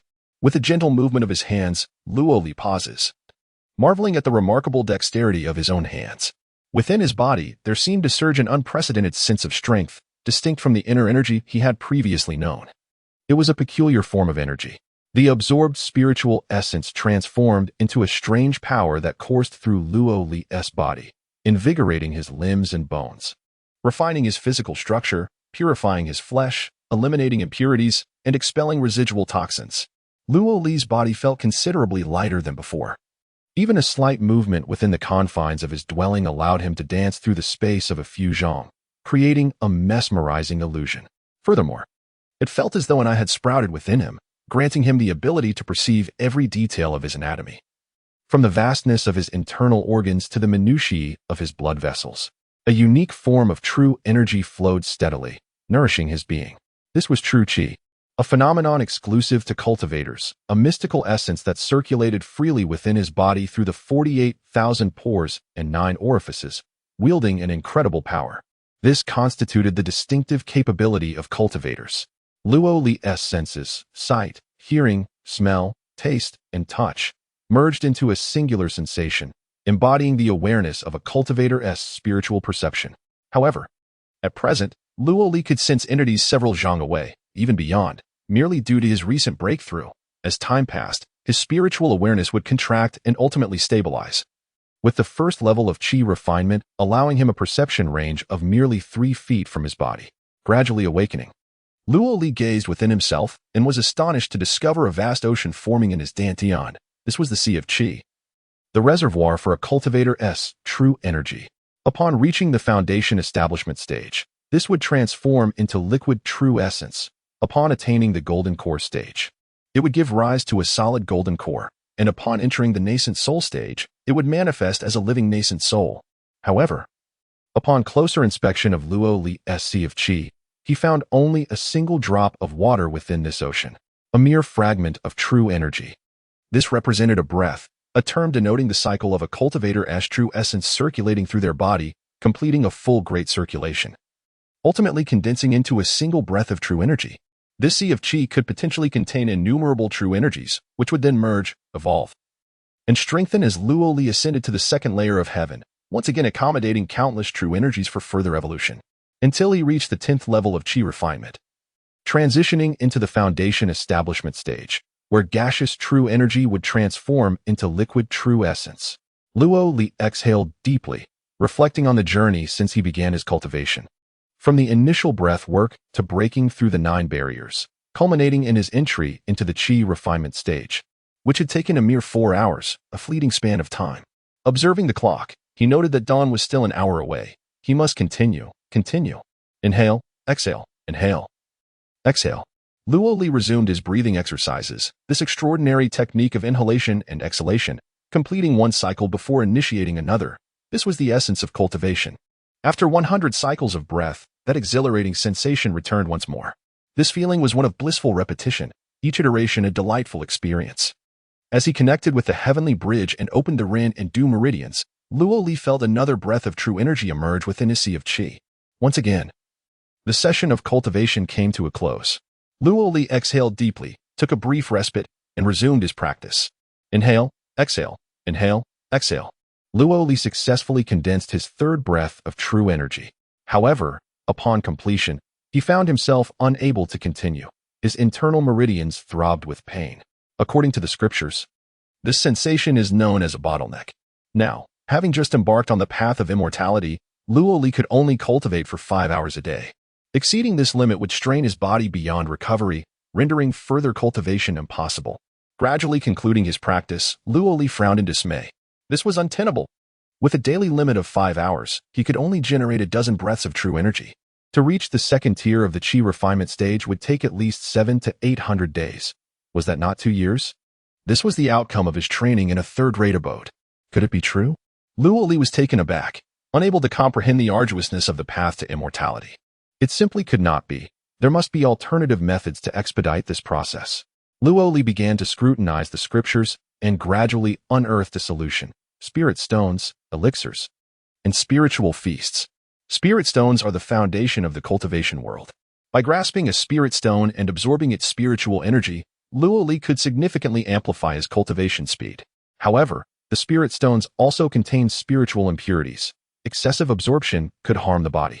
Elixirs, on the other hand, are remarkable substances that, once consumed, automatically convert into true essence, enhancing the body at a swifter pace than spirit stones.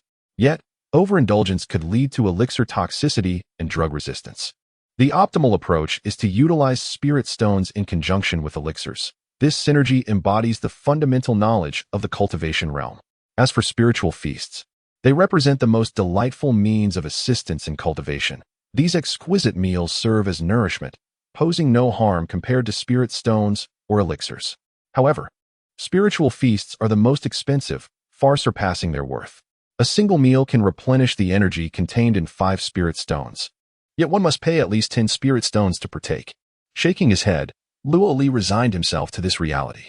He would need to earn spirit stones diligently, for they were the key to his future. At that moment, he noticed that dawn had arrived. A night had passed without sleep, yet his body felt remarkably rejuvenated. This cultivation was more beneficial than slumber. Slowly rising, he freshened up and departed from his stone abode, heading to the disciplinary courtyard to report in. Unable to find Yongchuan Luo Li, he sought out the head elder of the disciplinary courtyard, Elder Jian. Upon arrival, Luo Li was taken aback to see Gao Peng there, looking entirely transformed from before. Elder Jian acknowledged Luo Li's presence with a nod, exclaiming, "Excellent. Who would have thought that our disciplinary courtyard would welcome 2 cultivators who broke through 9 barriers in a single night, establishing their Qi seas? Wonderful."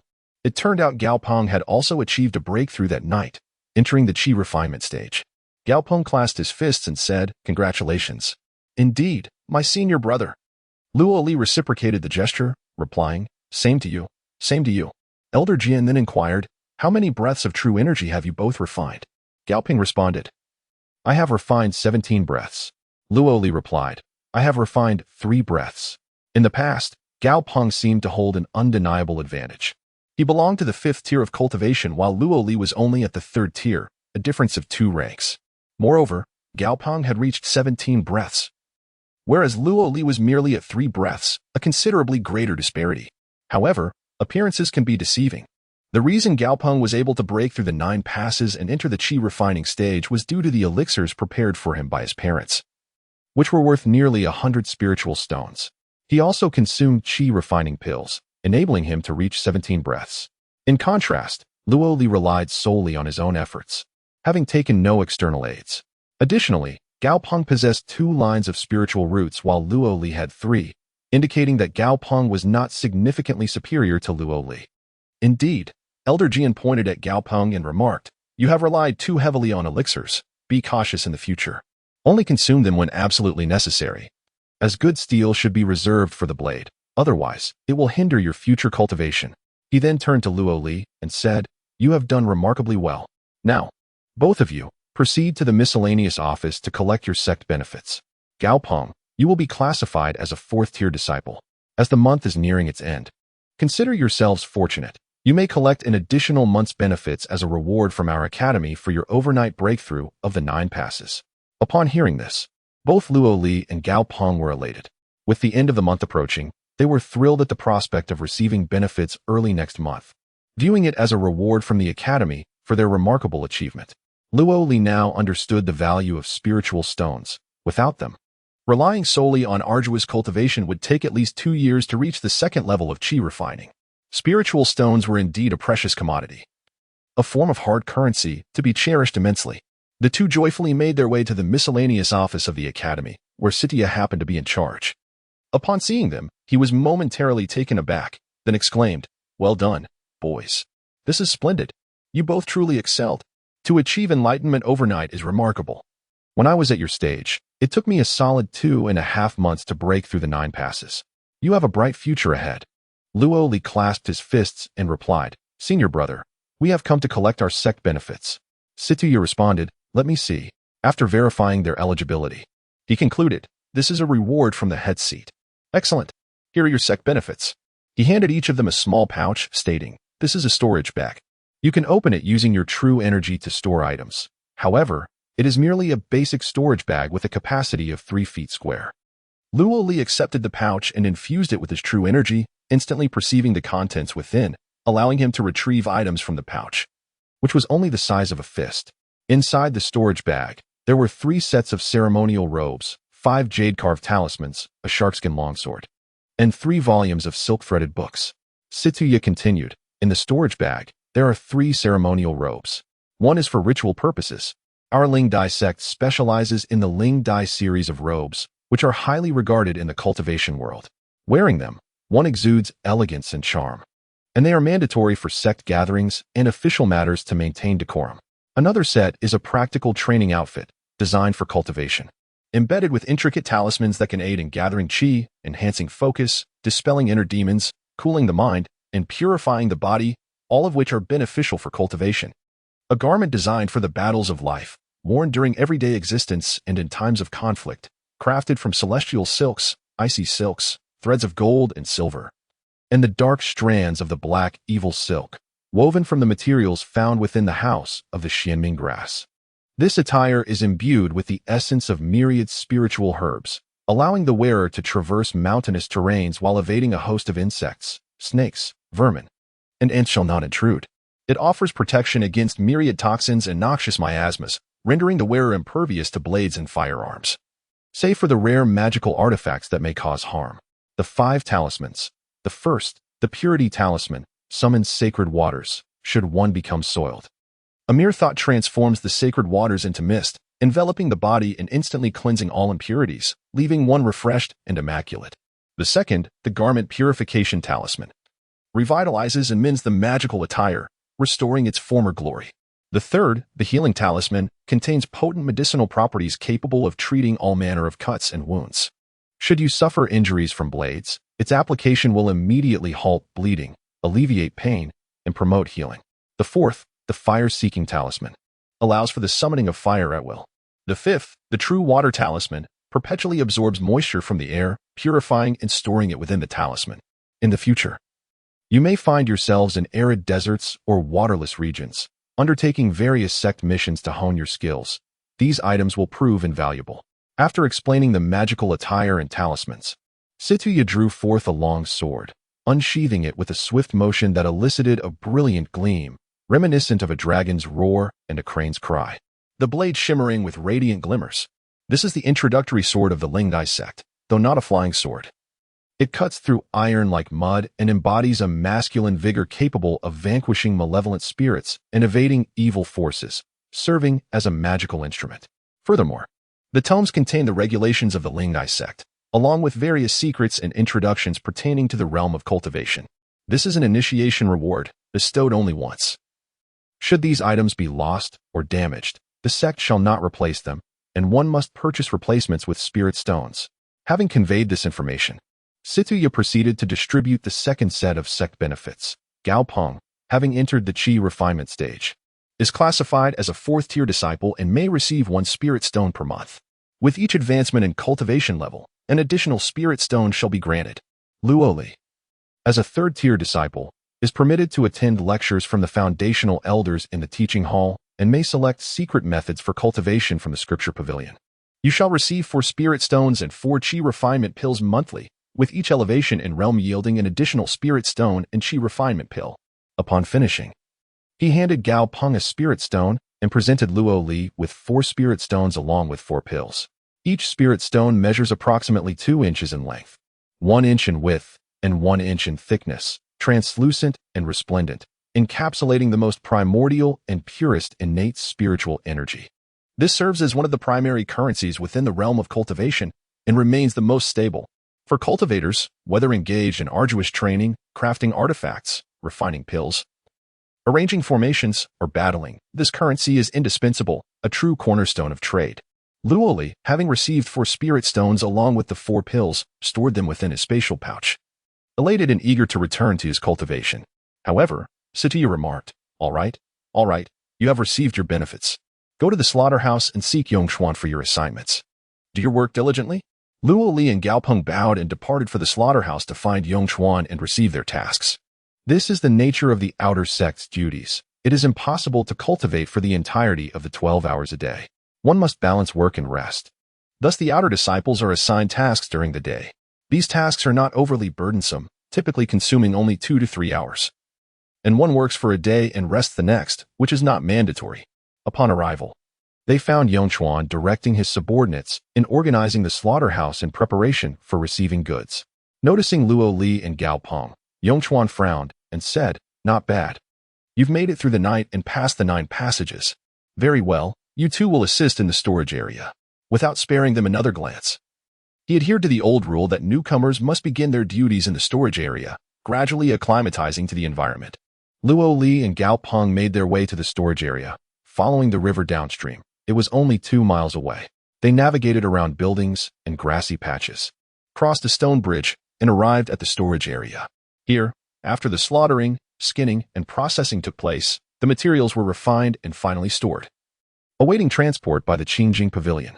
This location was the most relaxed among the 5 sites, involving merely some physical labor. Once there, they were assigned tasks, one at the entrance receiving goods and the other organizing items within the storage area. Luo Li was tasked with organizing the items, while Gao Peng received goods at the entrance. Do not be misled into thinking that organizing items is simple. In fact, it is quite intricate. The storage area operates under the continuous influence of cold ice talismans, rendering the environment exceedingly frigid. However, those who organize the goods are prohibited from wearing any warm garments, relying solely on their inner energy to withstand the cold. This is, in essence, a form of cultivation, constantly training practitioners to control their true energy against the chill. Ultimately, the outer sect remains a place of cultivation. Every task serves as a method of refining one's abilities. Otherwise, there are plenty of laborers available for manual work, so why impose these tasks on them? In addition to this, the act of arranging items is also a form of cultivation. The items are deliberately left unnamed and are all spiritual objects radiating energy. Their arrangement relies entirely on the organizer's judgment. Items of similar attributes must be grouped together. A misplacement will immediately trigger an alarm, serving to hone the organizer's discernment of various true energy properties. Once Luo Li commenced his duties, he quickly recognized the benefits of this labor. He immersed himself fully, controlling his true energy to resist the cold while discerning the spiritual properties of the items, arranging them meticulously. After approximately 3 hours, he had completed the organization of all goods. The tokens signaled the end of his work, and Luo Li exhaled a sigh of relief before turning to leave. He would have the following day to rest at his quarters and resume work the day after, yet he did not stray far. Instead, he headed straight to the other side of the storage area where Gao Peng was laboring. They had come together, and it was only fitting they rest together. As Luo Li arrived at the entrance, he beheld Gao Peng being restrained by an individual, pressed against the wall and struggling fiercely. Gao Peng shouted, "Junior brother, Xian Shui, I understand the situation. I have already prepared the fee. What more do you want from me?" Within the sect, it is not uncommon for some senior disciples to bully newcomers, extorting their benefits under the guise of a fee for protection, known as contribution money. Gao Peng, struggling and pleading, bore the marks of a recent beating, his face bruised. Xian Shui chuckled, "Contribution money? Only the tyrannical senior disciples would demand such a thing. That is sheer bullying. We shall engage in a fair trade instead. I wish to purchase 3 chi refinement pills from you. What do you say?" Gao Peng retorted. "Fair trade? Nonsense. 3 chi refinement pills are worth at least 6 spirit stones, yet you offer me merely 2. This is outright robbery, an egregious act. Just the night before, Gao Peng had broken through 9 barriers, catching the eye of those with ulterior motives who recognized the value of the medicine he possessed, thus prompting the robbery. Xian Shui replied, "At least I am giving you spirit stones. This is no unearned theft. Consider it a debt owed to you, and when I have more spirit stones in the future, I shall repay you." Such words were meaningless. When has a cultivator ever had an abundance of spirit stones? There is always a scarcity. Without further ado, Xian Shui forcefully flipped Gao Peng over, seizing his storage bag, which contained the medicinal pills his parents had painstakingly prepared for him. Gao Peng could no longer contain his tears, exclaiming, "Please, no. Those chi refinement pills were purchased with 10 years of my parents' hard-earned savings.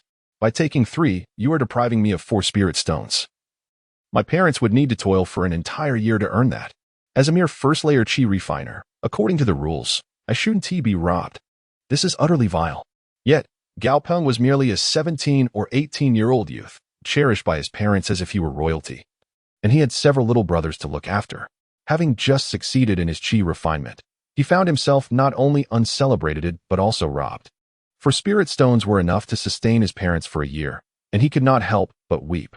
Xian Shui scoffed, "Rules? How naive.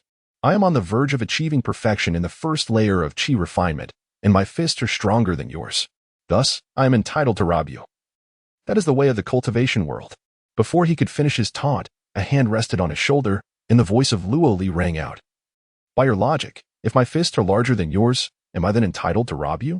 The hand belonged to Luo Li. Xian Shui snorted, shifting his shoulder, and his left hand morphed into a claw, aimed at the hand resting upon him. Luo Li swiftly altered his technique, employing a small grappling maneuver to seize Xian Shui. The two engaged in a fierce struggle, with Xian Shui having trained diligently in grappling techniques, managing to hold his own against Luo Li for several exchanges.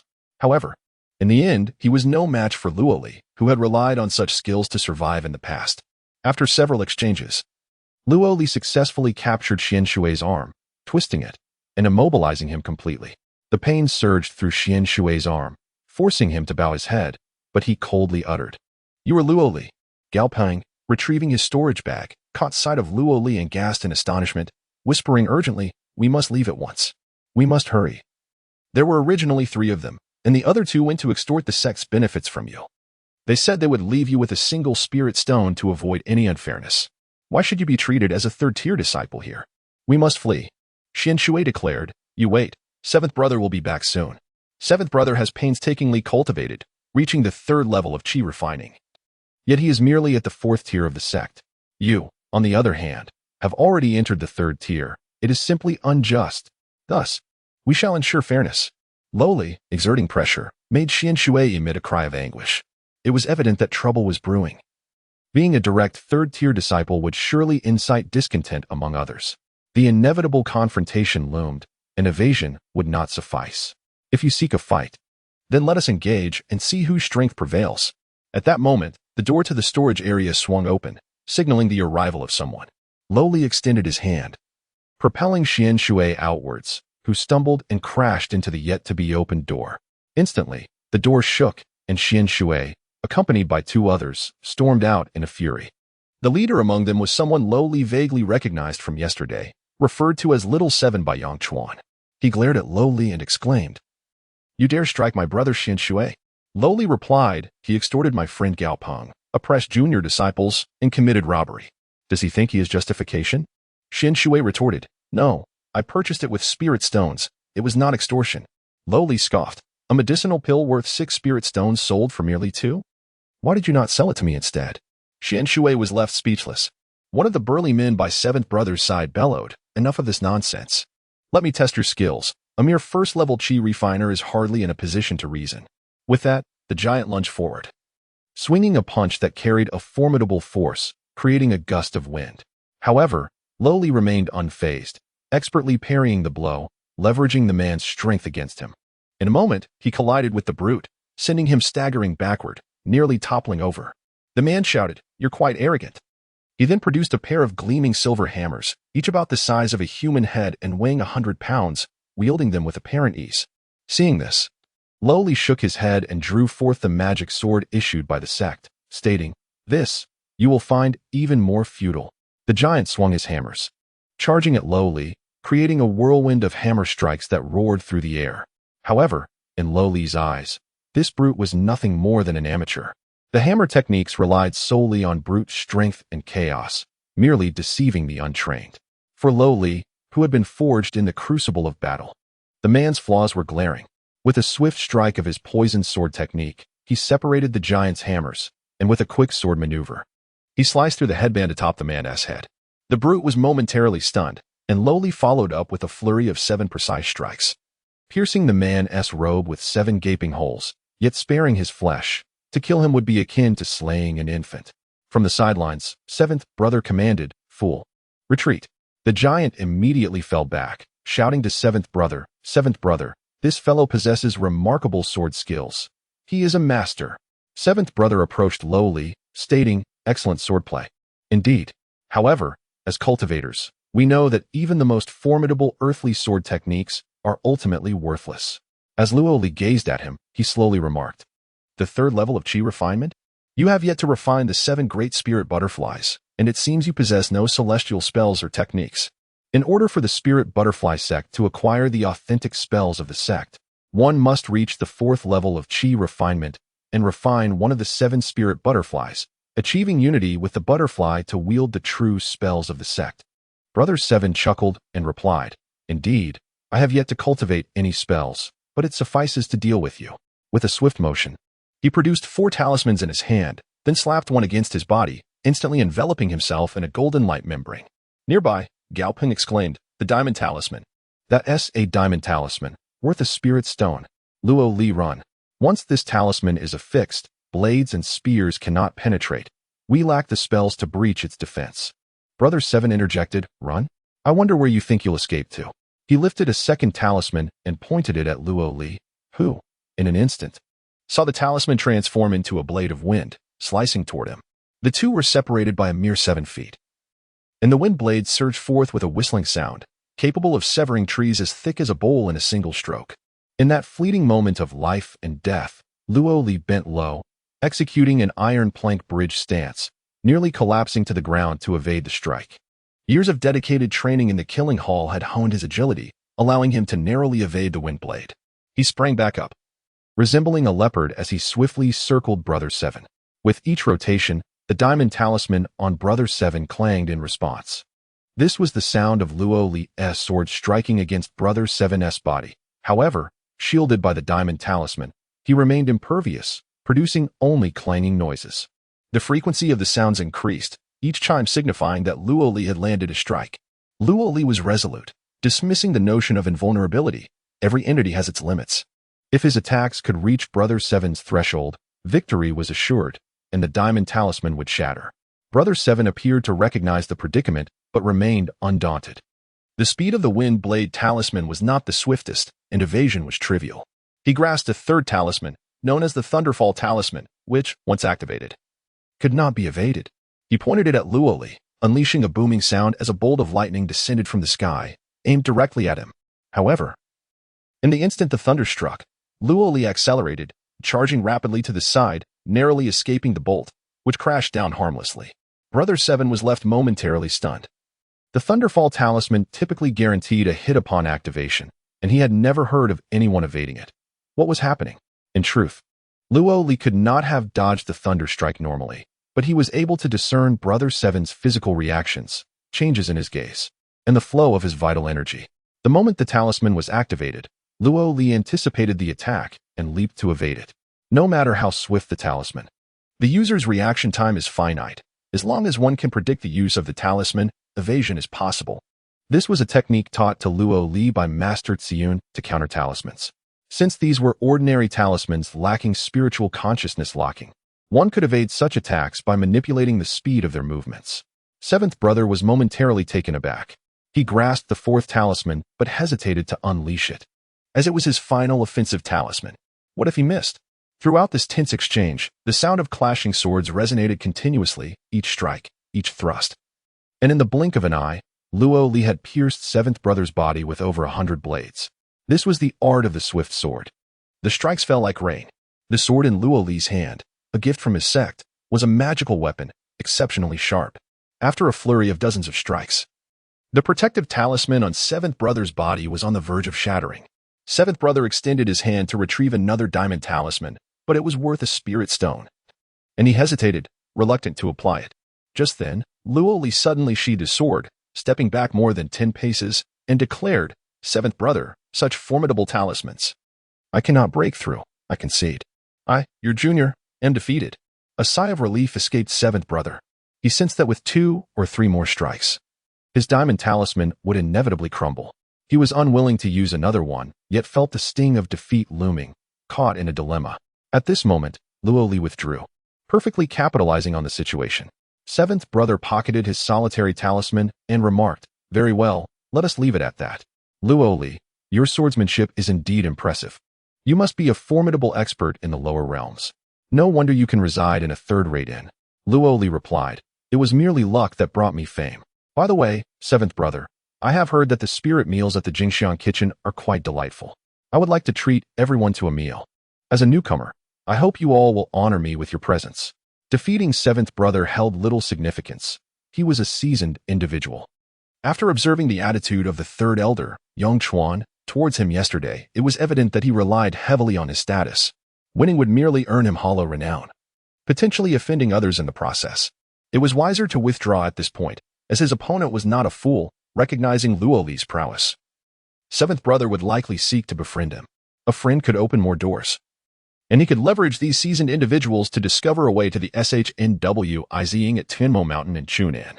Thus, Luo Li chose to withdraw gracefully and insisted on treating them to a meal. Upon uttering these words, he unexpectedly garnered a hint of goodwill from Seventh Brother. Though it was trivial, insufficient to form a bond, it indicated that the other party, despite appearing composed, was emotionally stirred and grateful for the respect shown, suggesting that he was indeed an agreeable person worth befriending. Seventh Brother regarded Luo Li, seemingly contemplating something. He pondered what Luo Li intended. Luo Li smiled. "It is just a meal, Seventh Brother. More friends mean more paths. Must you deny me even this small courtesy?" Upon mentioning Jingxiang kitchen, the simple-minded one beside him began to drool, exclaiming, "Seventh Brother, let us go. I find this lad quite likable." Seventh Brother looked at Luo Li and said, "Very well. I shall accept this meal. One does not become acquainted without a bit of conflict. I consider you a friend now." Luo Li clasped his hands in salute, replying, "Splendid. One does not become acquainted without a bit of conflict. I consider you a friend now." Seventh Brother added, "Let us not go to Jingxiang kitchen. The prices there are exorbitant, and the spiritual energy is lacking.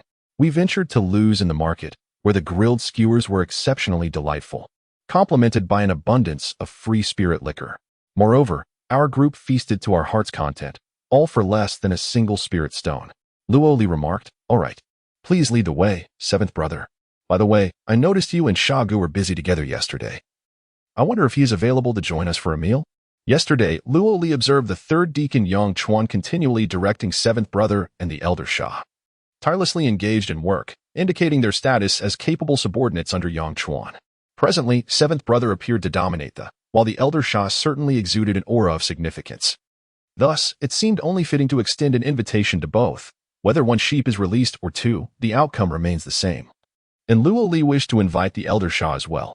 Seventh Brother paused for a moment and said, "Xian Shui, go summon Sha Gu to join us. Beneath the deacon's guidance, it's us two brothers who hold sway. You have a good heart, junior brother." Luo Li chuckled. "At home, we rely on our parents. When out, we depend on friends. As brothers, we ought to be close. Xian Shui, Sha Gu must have a few brothers. Let us call them to join us. The more, the merrier. We shall not return until intoxicated." Seventh Brother had 2 brothers under him, and the elder Sha surely had a few as well, if we are to invite. Let us do so together. He then glanced back, and Gao Pound, having witnessed the conclusion of the skirmish, prepared to discreetly depart. After all, this outing involved a spirit meal, necessitating the expenditure of spirit stones, while the others were esteemed figures and he, merely a small ant, would not be included. It seemed wiser to slip away unnoticed. However, Luo Li seized Gao Pong, pinching his head, and declared, "Where do you think you're going? You are my little brother, and dining is a must." With a firm grip, Luo Li elicited a series of yelps from Gao Pound, who pleaded, "Senior brother, let go. Let go. Luoli laughed heartily and finally released him, though Gaoping said nothing, his eyes shimmering with unshed tears. Before long, the elder Shah arrived, accompanied by 2 others, named Taizi and Sanbao, making a total of 8 as they set off together. This demonstrated the elder Shah and 7th brother's esteemed reputation within the. Upon reaching the courtyard entrance, no words were necessary. Each person led a pack beast, mounted, and set forth. Should Luoli wish to venture outside, he would need to seek permission from the deacon to borrow a beast. The 8 pack beasts traversed the forested mountains, and along the way, the group engaged in lively conversation. Luoli, adept at adjusting his discourse to suit his audience, effortlessly endeared himself to them, fostering a camaraderie that allowed for open dialogue. Their destination was the Spirit Butterfly Sect's market, situated 60 miles from the cultivators' market resembled a mundane marketplace, serving as a trading hub for practitioners. With spirit stones as the primary currency, here, individuals exchanged their surplus magical artifacts, spiritual herbs, and secret techniques for the items they required in their cultivation pursuits. In a quarter of an hour, propelled by the swift pace of the pack beasts, they arrived at a location characterized by peculiar rock formations. Here stood an extraordinary giant stone, towering 3 zhang, its snow-white surface smooth and rounded, resembling a colossal sphere, perched atop a cliff. This expanse was wilderness, where a distant herd of wild horses frolicked. The group halted their advance, smiling as they gazed at Luoli. Luoli immediately realized that they had arrived at the marketplace, yet it was devoid of any structures. Clearly, they were being tested. Since they had reached this peculiar stone, the marketplace must be connected to it. However, Luoli kept this observation to himself and simply clasped his fists, inquiring, "Esteemed brothers, might I ask where the marketplace is located?"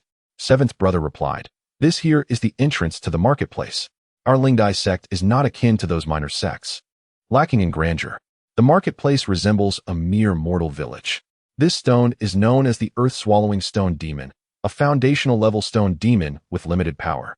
Yet, it possesses a unique innate ability, heaven-swallowing, earth-hiding, capable of devouring the surrounding space and forming a mini-world of its own. The marketplace resides within its body. This stone demon has been sealed by our sect's powerful practitioners, impervious to any disruption from those below the nascent soul stage. Thus, the entire marketplace remains under our control, ensuring safety within. Should our sect face a crisis, we can relocate this stone demon, transporting the entire marketplace effortlessly, saving both time and effort without the need to reconstruct buildings." Having spoken, 7th brother infused a trace of vital energy into the stone, a fee for opening the door, which the stone demon absorbed. Then he shouted thrice, "Open." Instantly, he vanished without a trace. Luoli mimicked his actions, inputting vital energy to open the door. In a heartbeat, he found himself standing in a small town, greeted by an archway. Upon entering, he was met with an abundance of houses and pavilions bustling with activity. The archway bore the grand inscription, "Heavenly Food Marketplace." Looking around, he noted at least 30 to 50 shops, magnificent stone buildings adorned with vibrant decorations, and a delightful aroma wafting through the air, a tantalizing blend of culinary scents that was utterly irresistible. Luoli and Gaopang gazed in awe, both experiencing the marketplace for the first time. 7th brother urged, "Let us move swiftly, otherwise we may find no space at Lu's establishment." With that, he led Luoli and the others deeper into the marketplace, walking briskly until they arrived at a hotel. This hotel was a 5-story stone edifice, exuding an extraordinary presence. 7th brother, well acquainted with the place, quickly found a large table in the bustling lobby for their group of 8.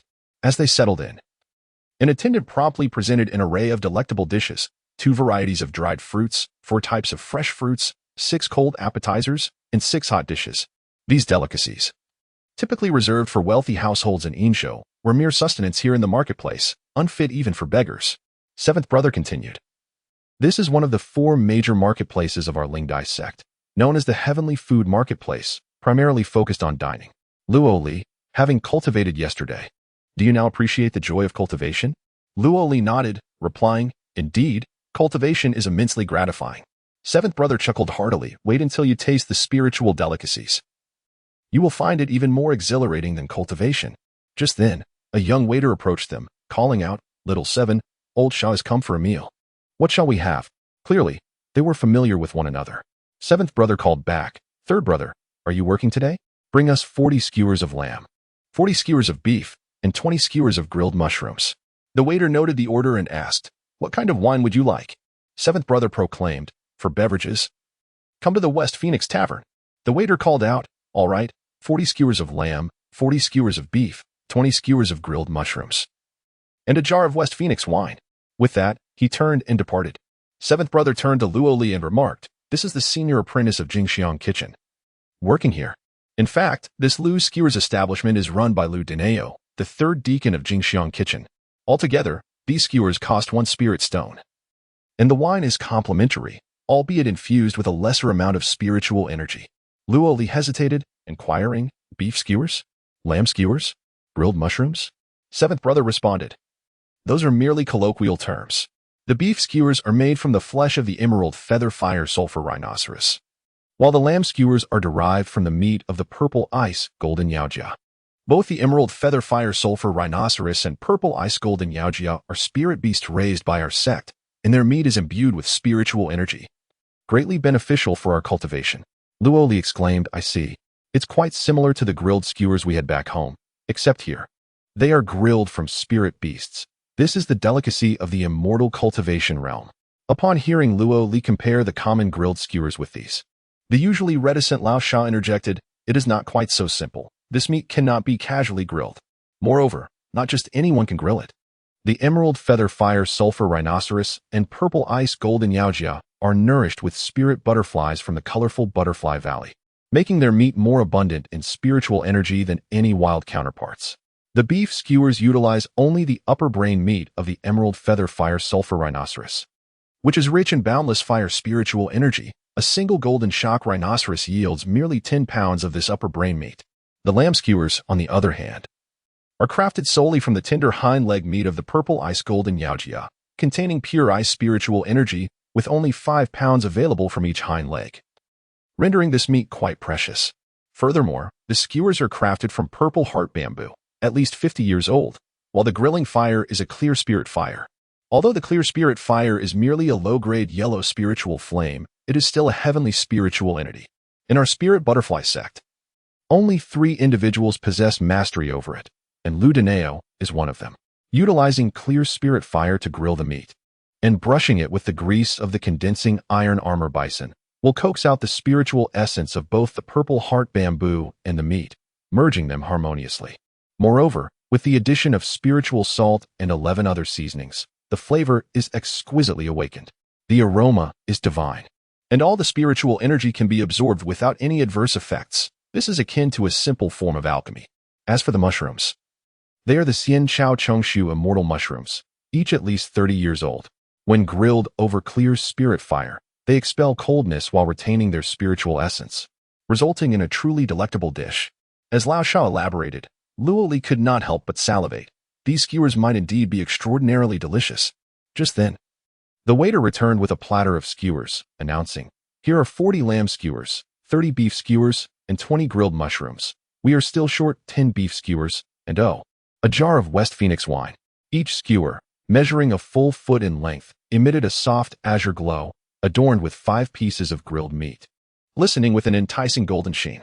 Even before tasting, the enticing aroma wafted through the air, revealing the quality of these offerings. With the dishes presented, the group wasted no time.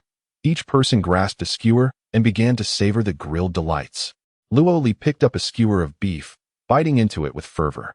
The meat melted in his mouth, tender and savory, yet it also seemed to possess a fiery essence that elevated his spirit, lifting him to celestial heights. He was enveloped in an exquisite sensation, as if he had never tasted such deliciousness in his life. And this was merely the beginning. The aroma of the meat gradually spread throughout his body, filling every pore with a warm, comforting sensation. The state of enlightenment he had only achieved after 100 breaths of meditation the previous night was now attainable with just 1 bite of this roasted meat. What sheer bliss! Luo Li savored the meat slowly, refining the spiritual energy it contained. The energy coursed through his meridians, adding another breath of true essence to his sea of qi.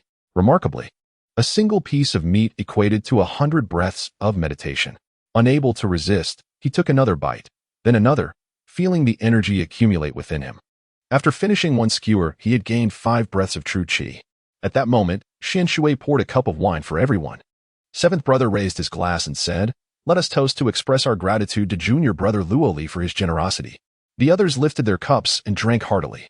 The wine was rich and robust, a true delicacy in the mortal realm. And Luoli would have praised it had he not tasted the spiritually infused meat that rendered this wine devoid of flavor. Let us continue with the meat skewers. They are simply exquisite. Xianshui offered him a skewer of lamb, saying, "Once you finish the beef, the lamb will truly delight you." Luoli took a bite of the lamb, experiencing an entirely different flavor, sweet and dry, yet imbued with a chill that penetrated to his core.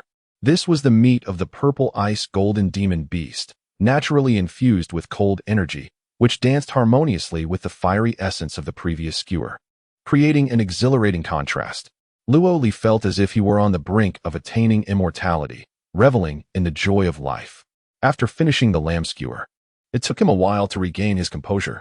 Upon reflection, he realized that with a total of 8 people and only 100 skewers, each person had merely consumed 10, and most had already been devoured.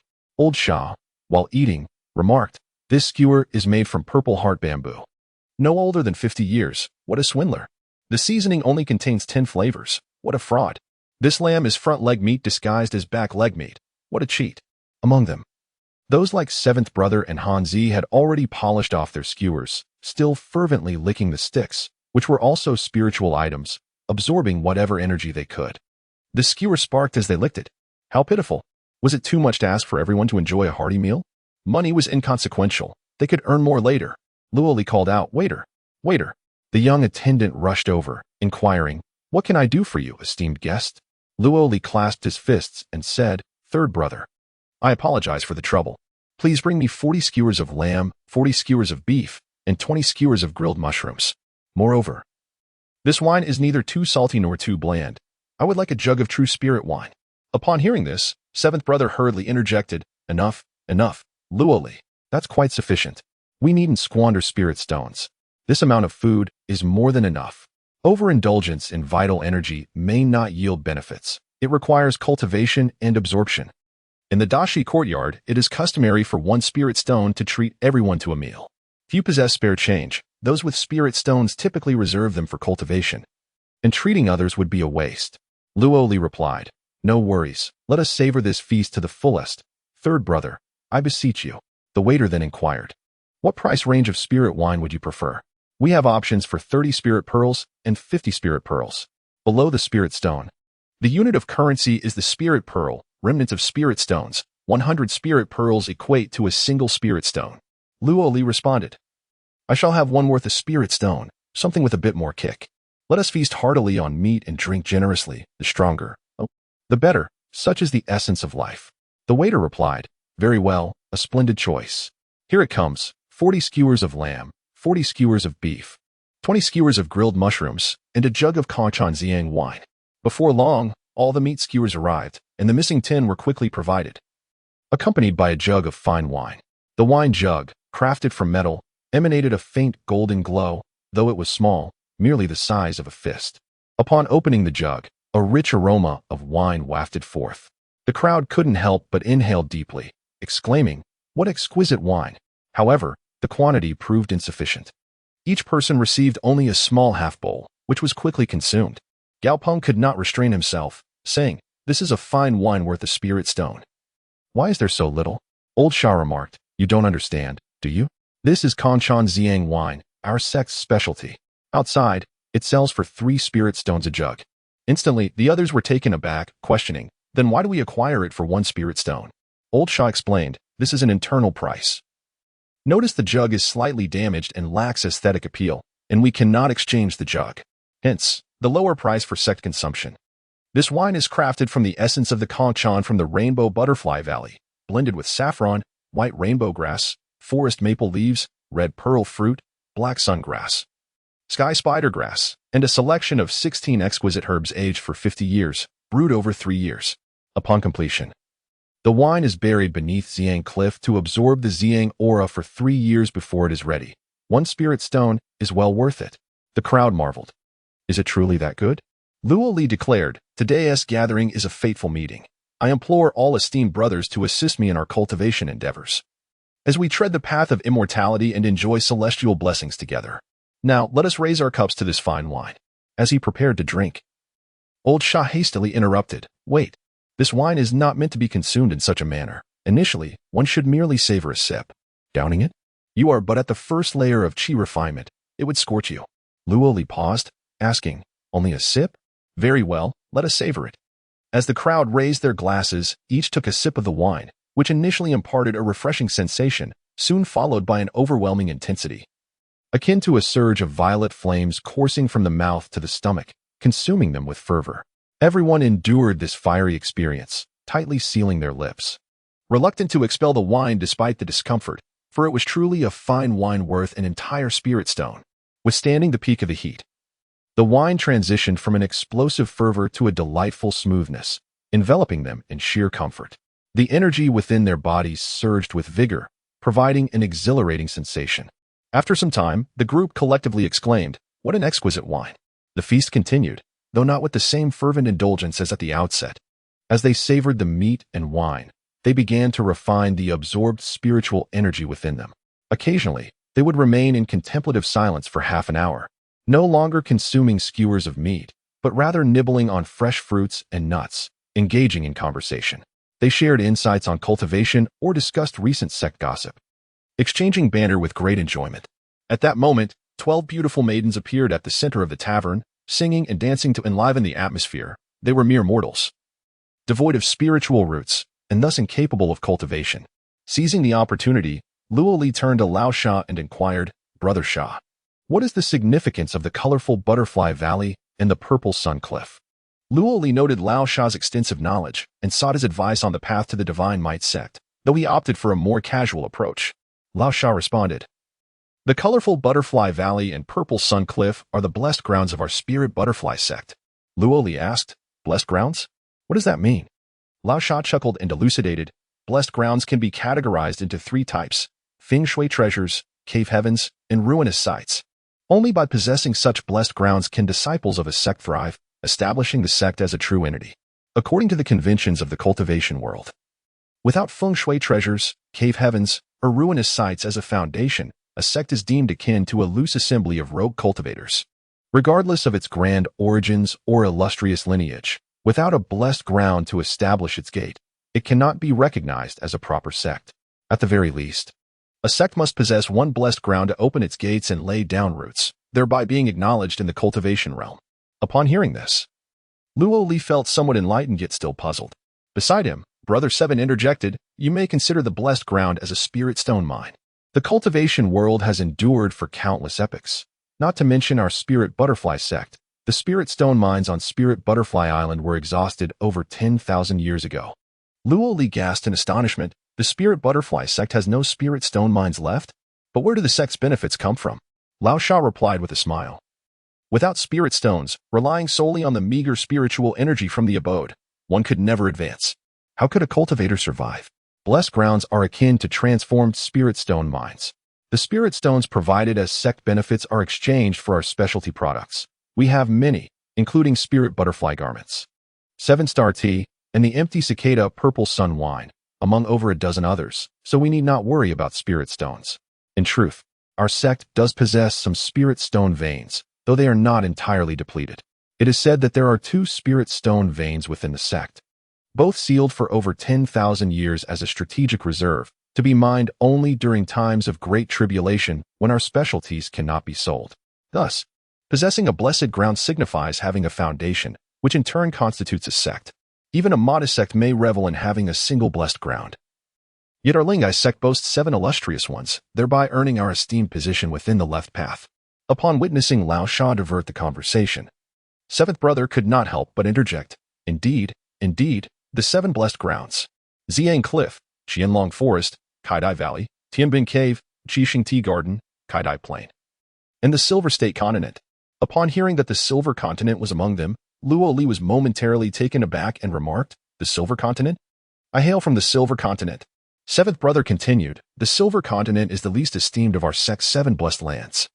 It only produces blood essence stones and materials for weapon forging, which are not worth much, and are shared among the 5 factions of the Heavenly Spider Alliance. Were it not for the fact that this is the Cave Heaven dimensional continent, possessing the ability to enhance the standing of our sect, the 5 factions might have abandoned it altogether." Luoli cautiously inquired, So, blood essence stones are not valuable? However, we produce top-quality blood crystal stones, which seem to be treasures. Seventh brother chuckled. Blood crystal stones have their merits, fetching around 80 to 90 spirit stones, and they sell quite rapidly. However, top-quality blood crystal stones hold little value. They are rare spirit materials that are priced high at 10,000 spirit stones, yet their utility is minimal. Few cultivators can make use of them, and buyers are scarcer than sellers. Thus, they lack significant worth. At this revelation, Luo Li's heart skipped a beat. The prized blood crystal stones she relied upon were, in fact, akin to useless trinkets, valuable yet unsellable. However, Luo Li's expression remained unchanged as she swiftly diverted the topic. I see. By the way, senior brother, may I inquire about the other 6 blessed lands and their values? Old Sha responded. In our Lingdai sect's 7 blessed lands, Tianbian Cave is a feng shui treasure, reserved for the elite of our sect. It is said that there, the spirit butterflies can undergo mutations. This is a forbidden area, so I shall not elaborate further. The colorful Butterfly Valley is another feng shui treasure and is of utmost importance to our sect, spanning a radius of 300 miles. It possesses extraordinary elemental energy, adorned with vast seas of flowers, where we nurture thousands of butterflies, all spirit beasts. The 7 great spirit butterflies we refine are all sourced from there. The materials for nurturing spirit beasts in the Beast Tamer's Pavilion are also collected from the butterflies of that valley, which form the foundation of our Lingdai sect. The flower butterfly abyss, another feng shui treasure, can cultivate 7 unique spirit butterflies. The materials crafted from these butterflies are the primary components in the creation of our sect's famed Lingdai garments. These garments are a specialty of our Lingdai sect, cherished by countless cultivators, and the majority of the spirit stones we consume are earned through the sale of Lingdai garments. The 7-star tea garden is also a feng shui treasure, producing a special spirit tea, another unique product of our sect that generates spirit stones. The Hidden Dragon Forest is a treacherous land, home to 17 varieties of demons that have been securely contained by our esteemed predecessors. Disciples who reach the 4th level of Qi refinement can merge with the butterflies and train there, gradually enhancing their skills in combat. The phrase, passing through a sea of flowers without a leaf touching one's body, originates from this place, embodying the traits of agility, cunning, speed, and decisiveness cultivated among our disciples. Lastly, we have the Purple Sun Cliff, also a feng shui treasure, which is the source of our sect's name, Purple Sun Mountain. At the peak of our main mountain stands a mysterious cliff that absorbs the power of the rising sun, gathering spiritual energy. Sitting there is akin to refining a high-grade spirit stone in one sitting. Luo Li exclaimed in astonishment, "Is it truly that remarkable? Shall we visit it shortly?" Suddenly, the crowd erupted in laughter, and 7th brother remarked, "Stop dreaming. That place is reserved for the inner disciples of the sect, specifically the elite ones. Even at the edges of Xiang Cliff, one must adhere to seniority. We can only hope to enter the inner sect and become elite disciples if we wish to have a chance." As Luo Li noticed that everyone had nearly finished their drinks, he spoke up, "I truly wish to travel the world. By the way, we are in the Liaodong region. I've heard of places like Guangxi and Chunan. How can we reach Chunan from here?" Old Sha, being well informed, replied, "It's quite simple. One way is to wait until you establish your foundation, master a magical artifact, and fly there on your own. The other is to spend money at the Tianzhu sect's market, where cross-domain flying boats occasionally depart. You can board one and go wherever you desire." Luo Li's heart raced with excitement as he continued to inquire. Cross-domain flying boats. Are there any restrictions? By the way, how do I get to Changzhou and Chunan? Old Sha explained, "As long as you have spirit stones, you can board a cross-domain flying boat. However, reaching Changzhou and Chunan is not a short journey. Let me check. I have a schedule for the cross-domain flying boats." After saying this, Old Sha took out a jade bamboo slip and examined it carefully before continuing. "Every year on the 7th day of the 7th month, the Tianzhu sect's market will host a flying boat from the Taiyang Xingjian sect, which stays for 3 hours before departing for Changzhou. However, it does not go directly. It requires stops at 3 other sects along the way, taking a month to arrive, with a fare of 3,000 spirit stones. And that's for economy class. You must bring your own food." Luo Li memorized this information.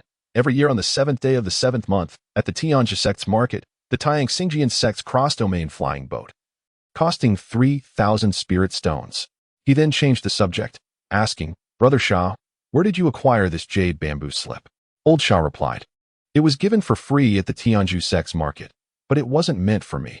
It was intended for a true disciple who has established their foundation. He passed it on to senior brother Yongchuan, who then gifted it to me. At this point, he hesitated and whispered, "That true disciple is from the Kanyuan Peak and unfortunately fell 3 years ago. He was senior brother Yongchuan's great-grandfather, and since then, senior brother Yongchuan lost his support and had to become a steward at the Tuashi court. So, senior brother Yongchuan may not hold you in high regard. You should be cautious, as he does not harbor any goodwill towards you. However, he is a decent person, very upright, and he appreciates those who are capable. As long as you work diligently and sincerely without resorting to deceit, he won't be too hard on you." Luo Li then understood why senior brother Yongchuan had not been friendly towards him, and he couldn't help but smile bitterly, lamenting, "Oh, ancestors. Just as I arrive at the sect, I've offended countless people because of you." At that moment, the sound of a bell rang from outside, prompting the dancing mortals to immediately cease their movements and depart. All the patrons in the vicinity began to meditate, becoming utterly still. Old Shah remarked, "All right. It's about time, let us commence our cultivation." Seventh brother added, "It's the latter half of the night. The hour of the rat has arrived. We may begin our practice." Lowly, my junior, do not be deceived into thinking that the spiritual energy derived from the roasted meat you consume belongs to you. It is but an illusion, destined to dissipate on its own. This is akin to a tree without roots, requiring refinement. Furthermore, each individual's spiritual root varies, leading to different potentials and capacities for retaining genuine energy. If we return to the meditation hall now, much of our spiritual energy will be squandered along the way. Thus, let us hasten to cultivate here instead. Upon this declaration, everyone settled into meditation, commencing the refinement of the spiritual energy generated from the roasted meat. Lowly followed suit, entering a meditative state to refine his genuine energy. After a sumptuous dinner, consuming 22 skewers of grilled meat and a cup of spiritual wine, he garnered 427 breaths of spiritual energy and began his refinement. In less than 5 breaths, Lowly entered a state of cultivation, commencing the refinement of the energy within his sea of qi. The initial phase of refinement progressed swiftly, with the spiritual energy gradually assimilating into Lowly. However, as he approached the later stages, some of the energy began to dissipate. Ultimately, Lowly retained only 257 breaths of genuine energy, and combined with the previous 3 breaths, he reached a total of 260 breaths, occupying 1/50th of his sea of qi. Lowly opened his eyes, exhaling a sigh, feeling the sting of having lost 170 breaths of genuine energy. At that moment, he noticed that those around him had completed their refinement. They began to inquire amongst themselves, "Shah, how much genuine energy did you lose?" "I lost 40%. 3 lines of spiritual roots is merely the passing mark." "What about you, Xinshui?" "Alas, I lost 60%. For lines of spiritual roots truly incurs a loss." "And you, 7? "I too lost 20%. "Gaopeng, I believe you possess 2 lines of spiritual roots." "I lost 20% as well, having acquired 340 breaths of genuine energy last night." "Goodness, that's quite substantial. With 2 lines of spiritual roots, it's quite advantageous. At this rate, once you reach the 4th level of qi refinement, you shall surely be absorbed into the inner sect." At this moment, Lowly grasped the significance of spiritual roots. Those with 4 lines lost 60% of their genuine energy, while 3 lines squandered 40%, and 2 lines merely wasted 20%. No wonder the fewer lines one possesses, the stronger they tend to be. Once their cultivation concluded, Lowly settled the bill, a mere 3 spirit stones, which was insignificant. For a first level of qi refinement, a single spirit stone suffices for a month's cultivation, given the limited capacity of the sea of qi. Excess spirit stones cannot be absorbed. Otherwise, the sect would not distribute such benefits so liberally. The group continued their journey back to the sect on their mounts, having completed no tasks that day, each returning to their own practice. However, they did not retrace their original route but instead took a detour, traveling through a different path. Upon arriving at a wooded area, the group paused. Lao Sha pointed into the distance towards a colossal mountain peak, exclaiming, "Look there." Before them stood a towering cliff adorned with peculiar purple rocks, approximately 30 zhang in size, atop which sat numerous cultivators.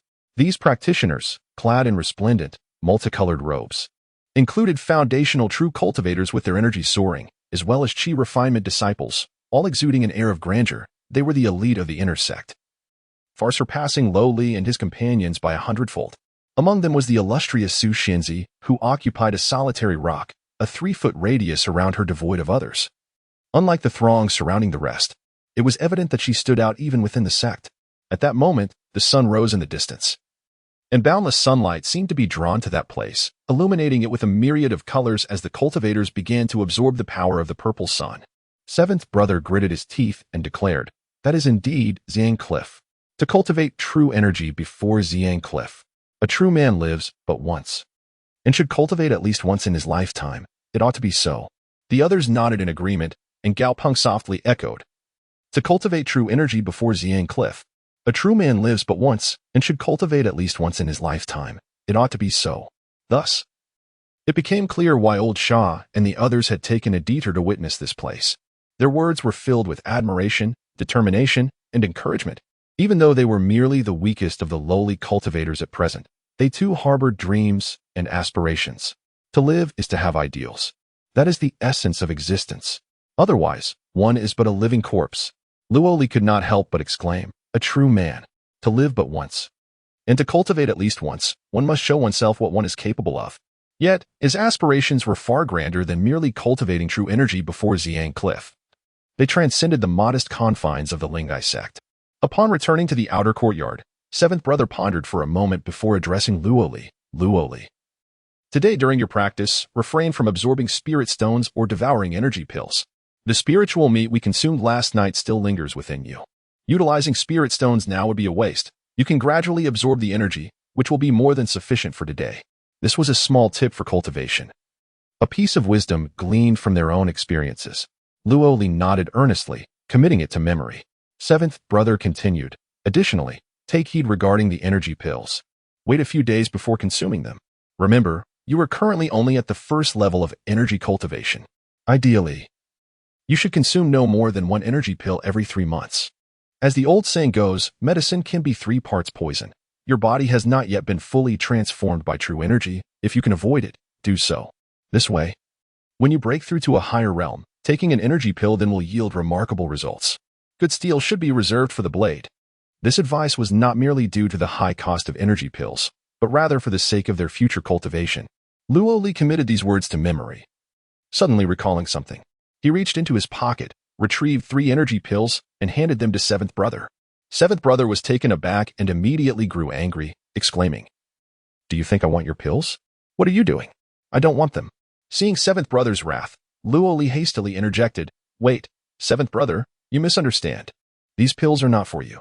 They are a loan, and with interest." Upon hearing this, seventh brother was momentarily stunned. Luoli continued, "I can only refine 1 energy pill. The remaining 3 would be wasted if I kept them, so I am lending them to you.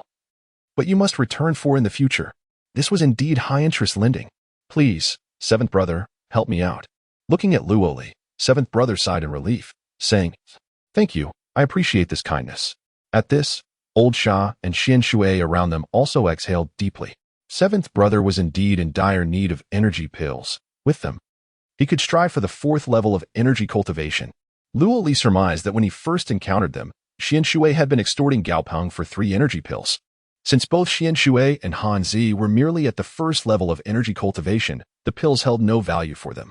It appeared that seventh brother, having achieved the pinnacle of the 3rd level, was preparing to challenge the 4th level and require the support of these pills. The 3rd level of Qi refinement is known as the early stage of Qi refinement, while the 4th level is referred to as the intermediate stage. Though the difference in terminology is but a single character, the disparity in cultivation realm, treatment within the sect, and personal prowess is a staggering tenfold. Only upon reaching the 4th level of Qi refinement can one be considered to have truly begun their journey in cultivation within the Lingai sect, allowing for the refinement of one's innate spirit butterfly, culminating in the union of human and butterfly, and the practice of spells. Thus, the Qi refinement pills hold immense value for seventh brother. However, with Luoli and Gaoping now having forged a friendship, extortion is no longer an option. Just as he was grappling with this predicament, Luoli unexpectedly gifted him 3 pills, effectively alleviating his burdens, and seventh brother felt an overwhelming sense of gratitude. This act of kindness did not escape Luoli's notice. He smiled inwardly, recognizing that, given seventh brother's character, he would undoubtedly repay the favor, while also cultivating a friendship and accruing merit in the process, truly a multifaceted gain. As everyone returned to the outer courtyard to exchange their pack animals, seventh brother suddenly addressed the attendants, stating, "This is my junior brother, Luoli. He is borrowing a pack animal on my behalf. Anyone who dares to obstruct him is disrespecting me, and I will not hesitate to take action." The attendants immediately nodded and bowed, replying, "Yes, yes, we remember. Brother Luoli, feel free to use the pack animals without any need for formalities." Luoli thus received yet another boon, the unrestricted use of the pack animals. After exchanging pleasantries, the group dispersed, each heading back to their respective abodes to rest for half a day before continuing their cultivation. Refining the spirit meat consumed the previous day, Luoli returned to his own quarters, rested briefly, and began to strategize on the 7th day of the 7th month. At the Tianju sect market, the Taiyang Xingjian sect's Turtomane flying vessel cost 3,000 spirit stones. Such an exorbitant sum. I earn merely 4 spirit stones a month. It would take 800 months to cover the fare. Clearly, relying on sect benefits is untenable. I must seek alternative sources of income. However, how to earn money? I must leverage my surroundings, mountains yield their resources, and the sea offers its bounty. The Tuashi courtyard shall be my financial avenue. Yet, observing 7th brother and Lao Sha, it seems the Tuashi courtyard is devoid of profitable ventures. They appear to be struggling. It seems I must ponder gradually and devise ways to forge a financial path and accumulate spirit stones. After a half-day's rest, with his meridians restored, Luoli resumed his cultivation, refining the spirit energy. Inhale, exhale, breathe in, breathe out. After 100 cycles of breath, he entered the immortal platform, absorbing spirit energy. This time, he was drawing from the residual spirit energy of the spirit meat consumed yesterday. Indeed, remnants of the spirit meat surfaced, infusing his chi and transforming into swirling vortices of energy. The sensation was exquisite. Akin to a miser guarding his wealth, Luoli meticulously examined each of these vortices.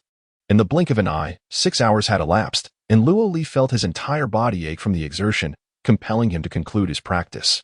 Within those 6 hours, he refined 172 breaths of spirit energy. However, the essence remaining in the chi, which became his true chi, amounted to only 105 breaths, with 40% wasted due to his 3-element spiritual roots.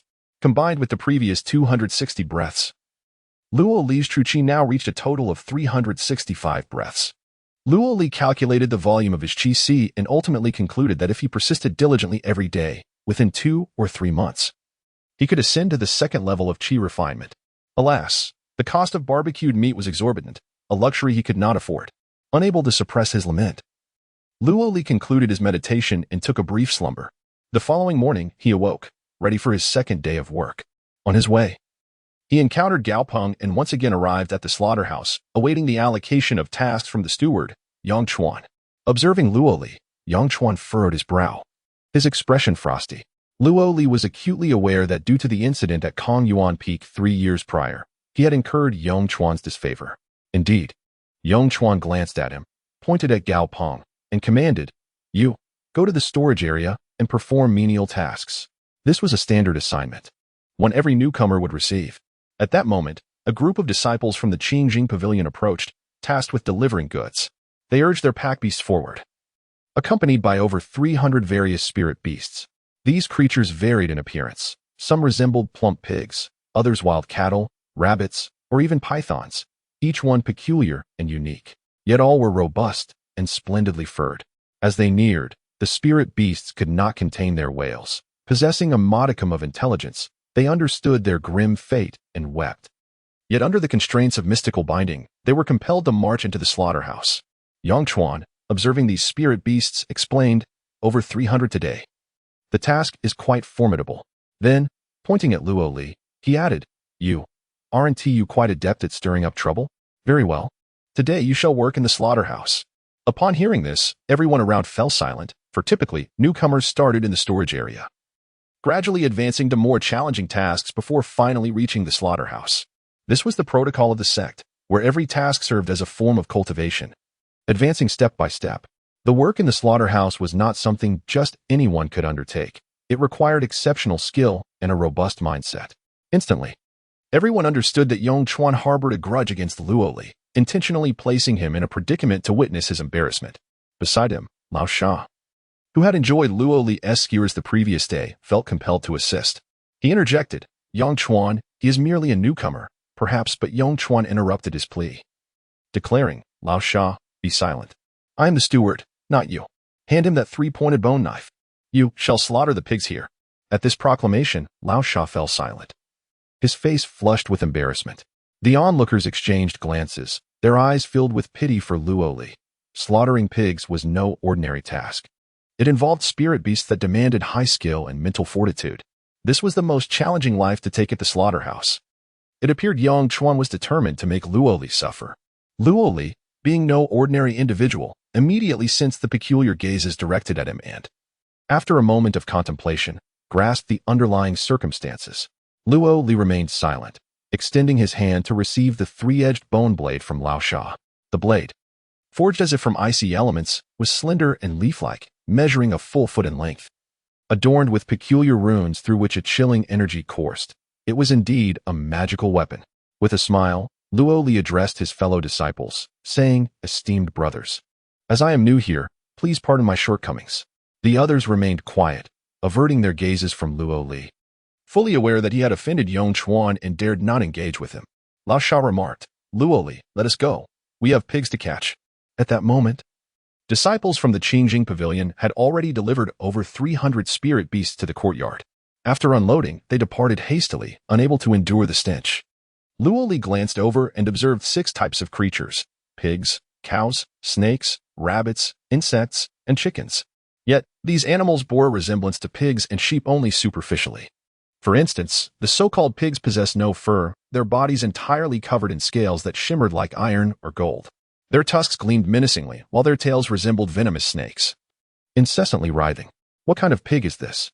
It looks terrifying," Luo Li exclaimed. Beside him, Lao Sha replied, "This is known as the glutinous iron-armored tapir. It resembles a pig, but it is not one. This beast contains 3 layers of glutinous fat, the finest oil. The roasted meat we had yesterday was brushed with this fat." Luo Li responded, "Glutinous iron-armored tapir." Lao Sha continued, "Indeed. It is also one of the hardest to kill, entirely encased in iron armor with only one weak spot where a blade can penetrate. Moreover, it is exceedingly cunning. Knowing its fate, it will sever its tail to bite back.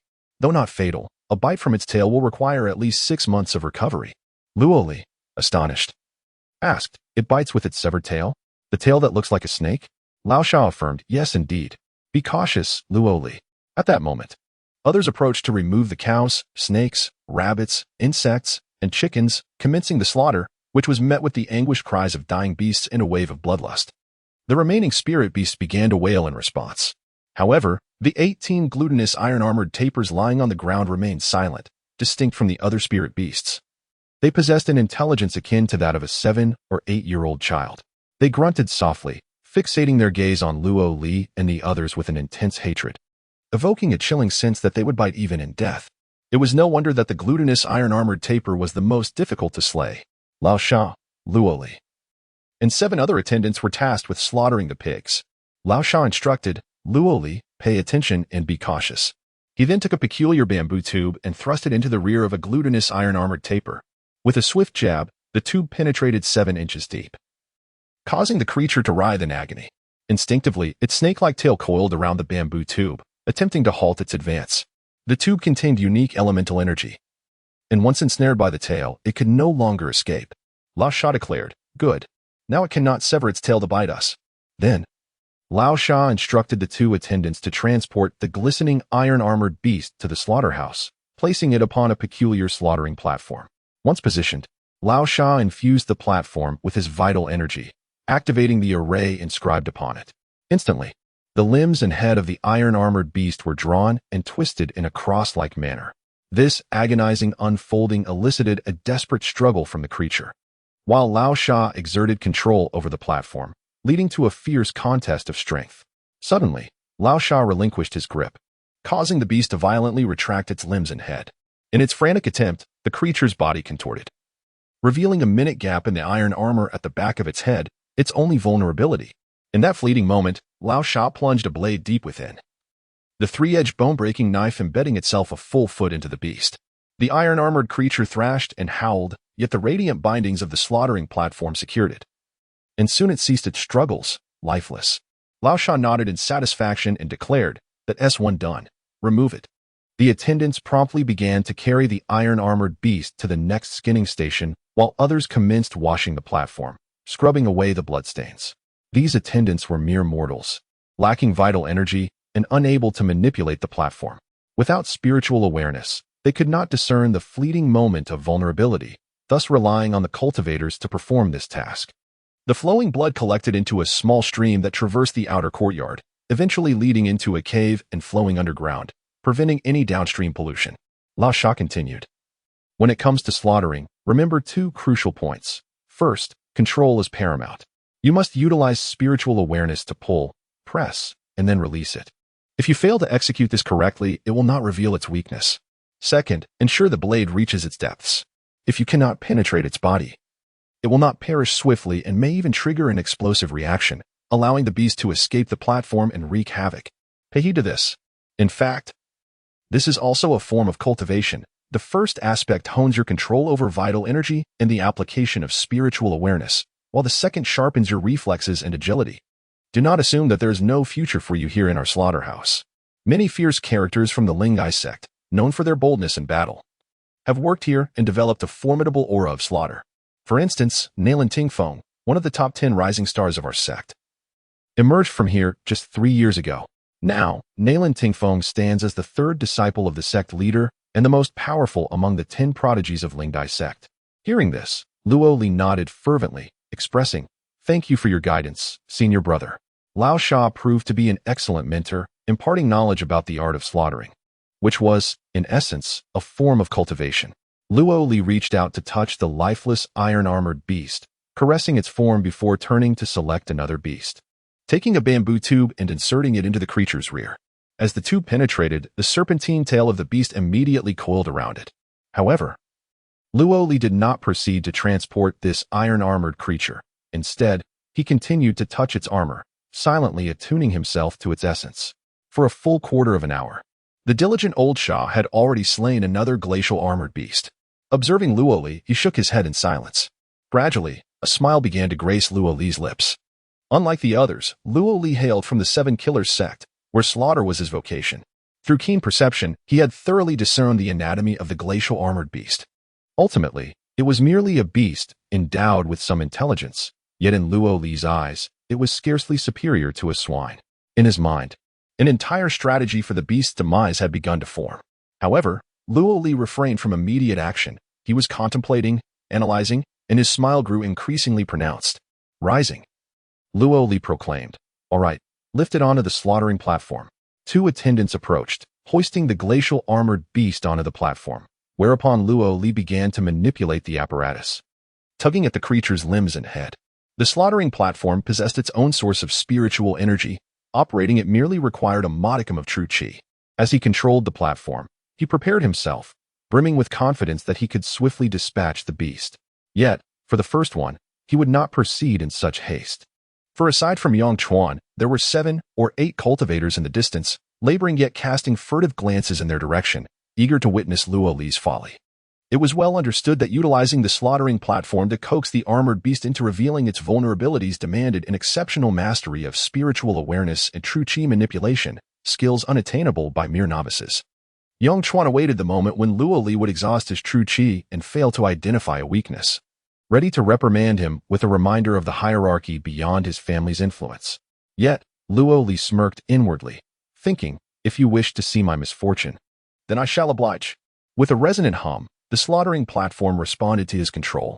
Suddenly, he released his grip, and the glacial armored beast broke free, exploiting the momentary lapse to reveal its weaknesses. Old Shah, who had been attentively watching, could not restrain his exclamation, "Remarkable." Achieving such control indicates considerable expertise. One must practice 100 times to attain success. Who would have thought Luo Li would accomplish this so swiftly? This lad possesses potential. Luo Li seized a jagged bone-piercing knife and plunged it downward. Old Shah shouted in alarm, "Beware. Your strength is insufficient."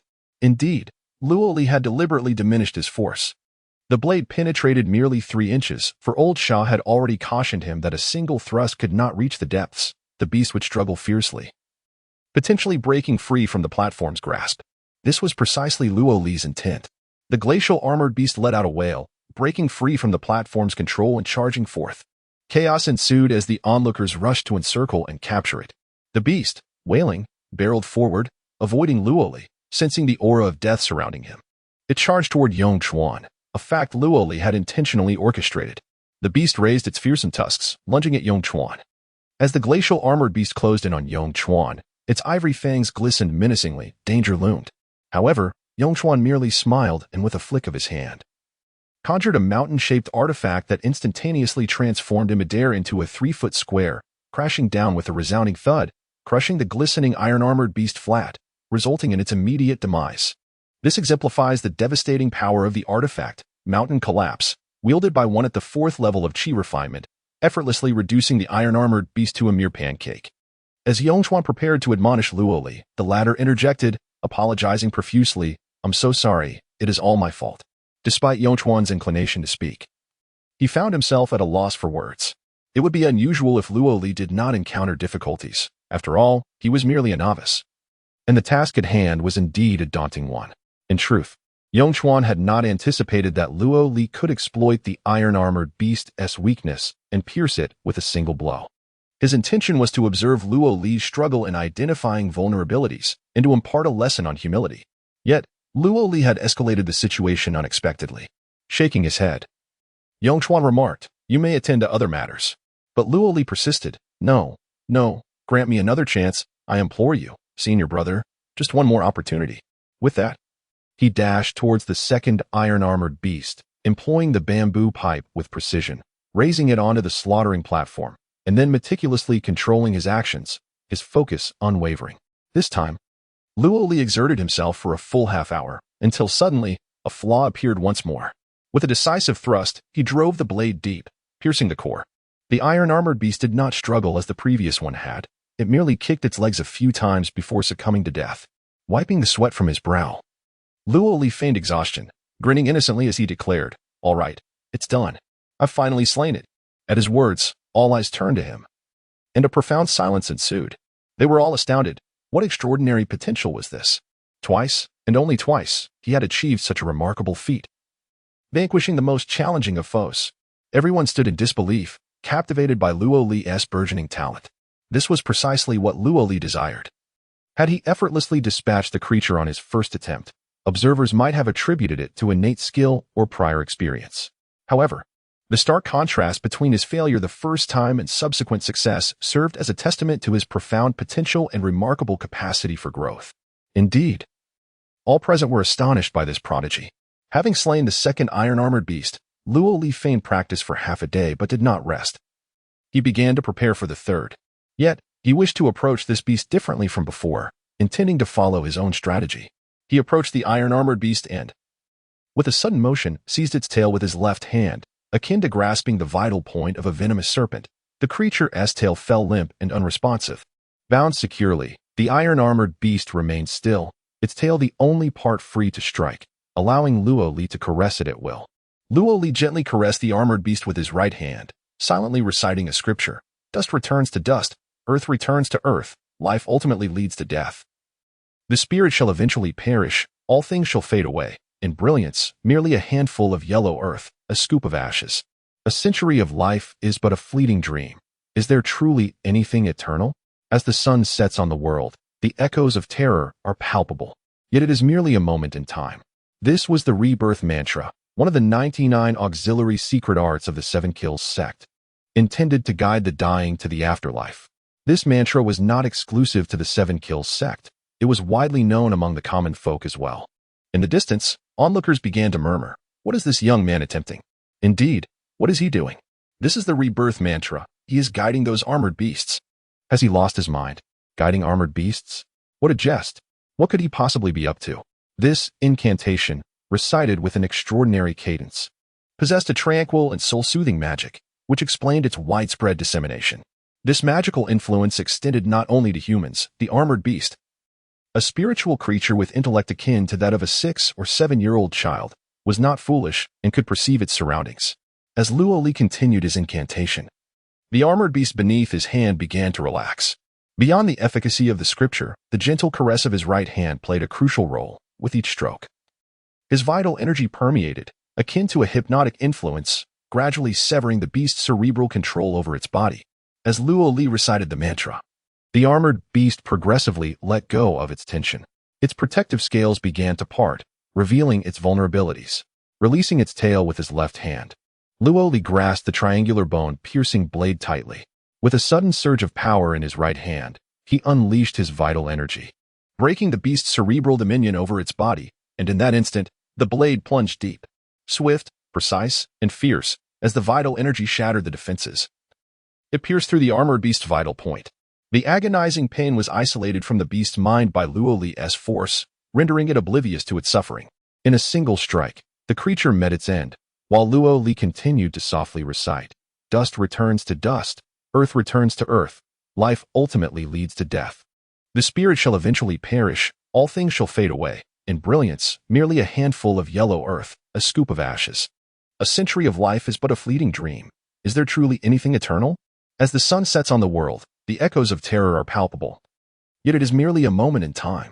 Amidst the recitation, though the armored beast could not comprehend the meaning, it sensed a profound tranquility.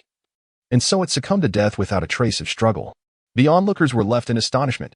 What was this? Is he truly guiding an armored beast? What is this young man doing? He is no ordinary individual. Remarkable. Truly remarkable. I've never witnessed such a ruthless character. A genius, indeed, they murmured amongst themselves. While Luo Li stood in a daze, watching the armored beast pass away peacefully. To his surprise, he had accrued a merit of benevolence. A complete merit. To accumulate such a merit through good deeds typically required performing 30 or 40 acts of kindness, yet he had achieved it so effortlessly. Moreover, it is from the iron armored taper. I never anticipated that this spiritual beast could also bestow benevolent merits. In its final moments, the iron armored taper, slain by Luo Li, harbored boundless affection and gratitude towards him. These creatures possess an intellect comparable to that of a 7 or 8-year-old human child. They're aware of their impending fate. Such a peaceful demise is, for them, a form of happiness. When living beings experience heightened emotions, whether joy or anger, they unknowingly emanate a certain energy. Luo Li's divine abilities enable him to absorb this energy for his own use. However, he can only draw upon the energy released by those whose emotions are stirred by genuine gratitude. Only when the recipients of his aid sincerely recognize their indebtedness can Luo Li transform their emitted energy into his own strength. Thus, he aptly names this phenomenon benevolent merit. Luo Li was astonished. The benevolent merit he acquired this time was far purer than before. Unlike humans, spiritual beasts are devoid of selfish thoughts. Their gratitude is untainted. The final expression of gratitude from the iron-armored taper before its demise was the most exquisite. This explains why, after slaying the iron-armored taper, he found no similar merit from other spiritual beasts with lesser intellect. There was no reward for their transcendence. Initially, Luo Li intended to eliminate merely 2 or 3.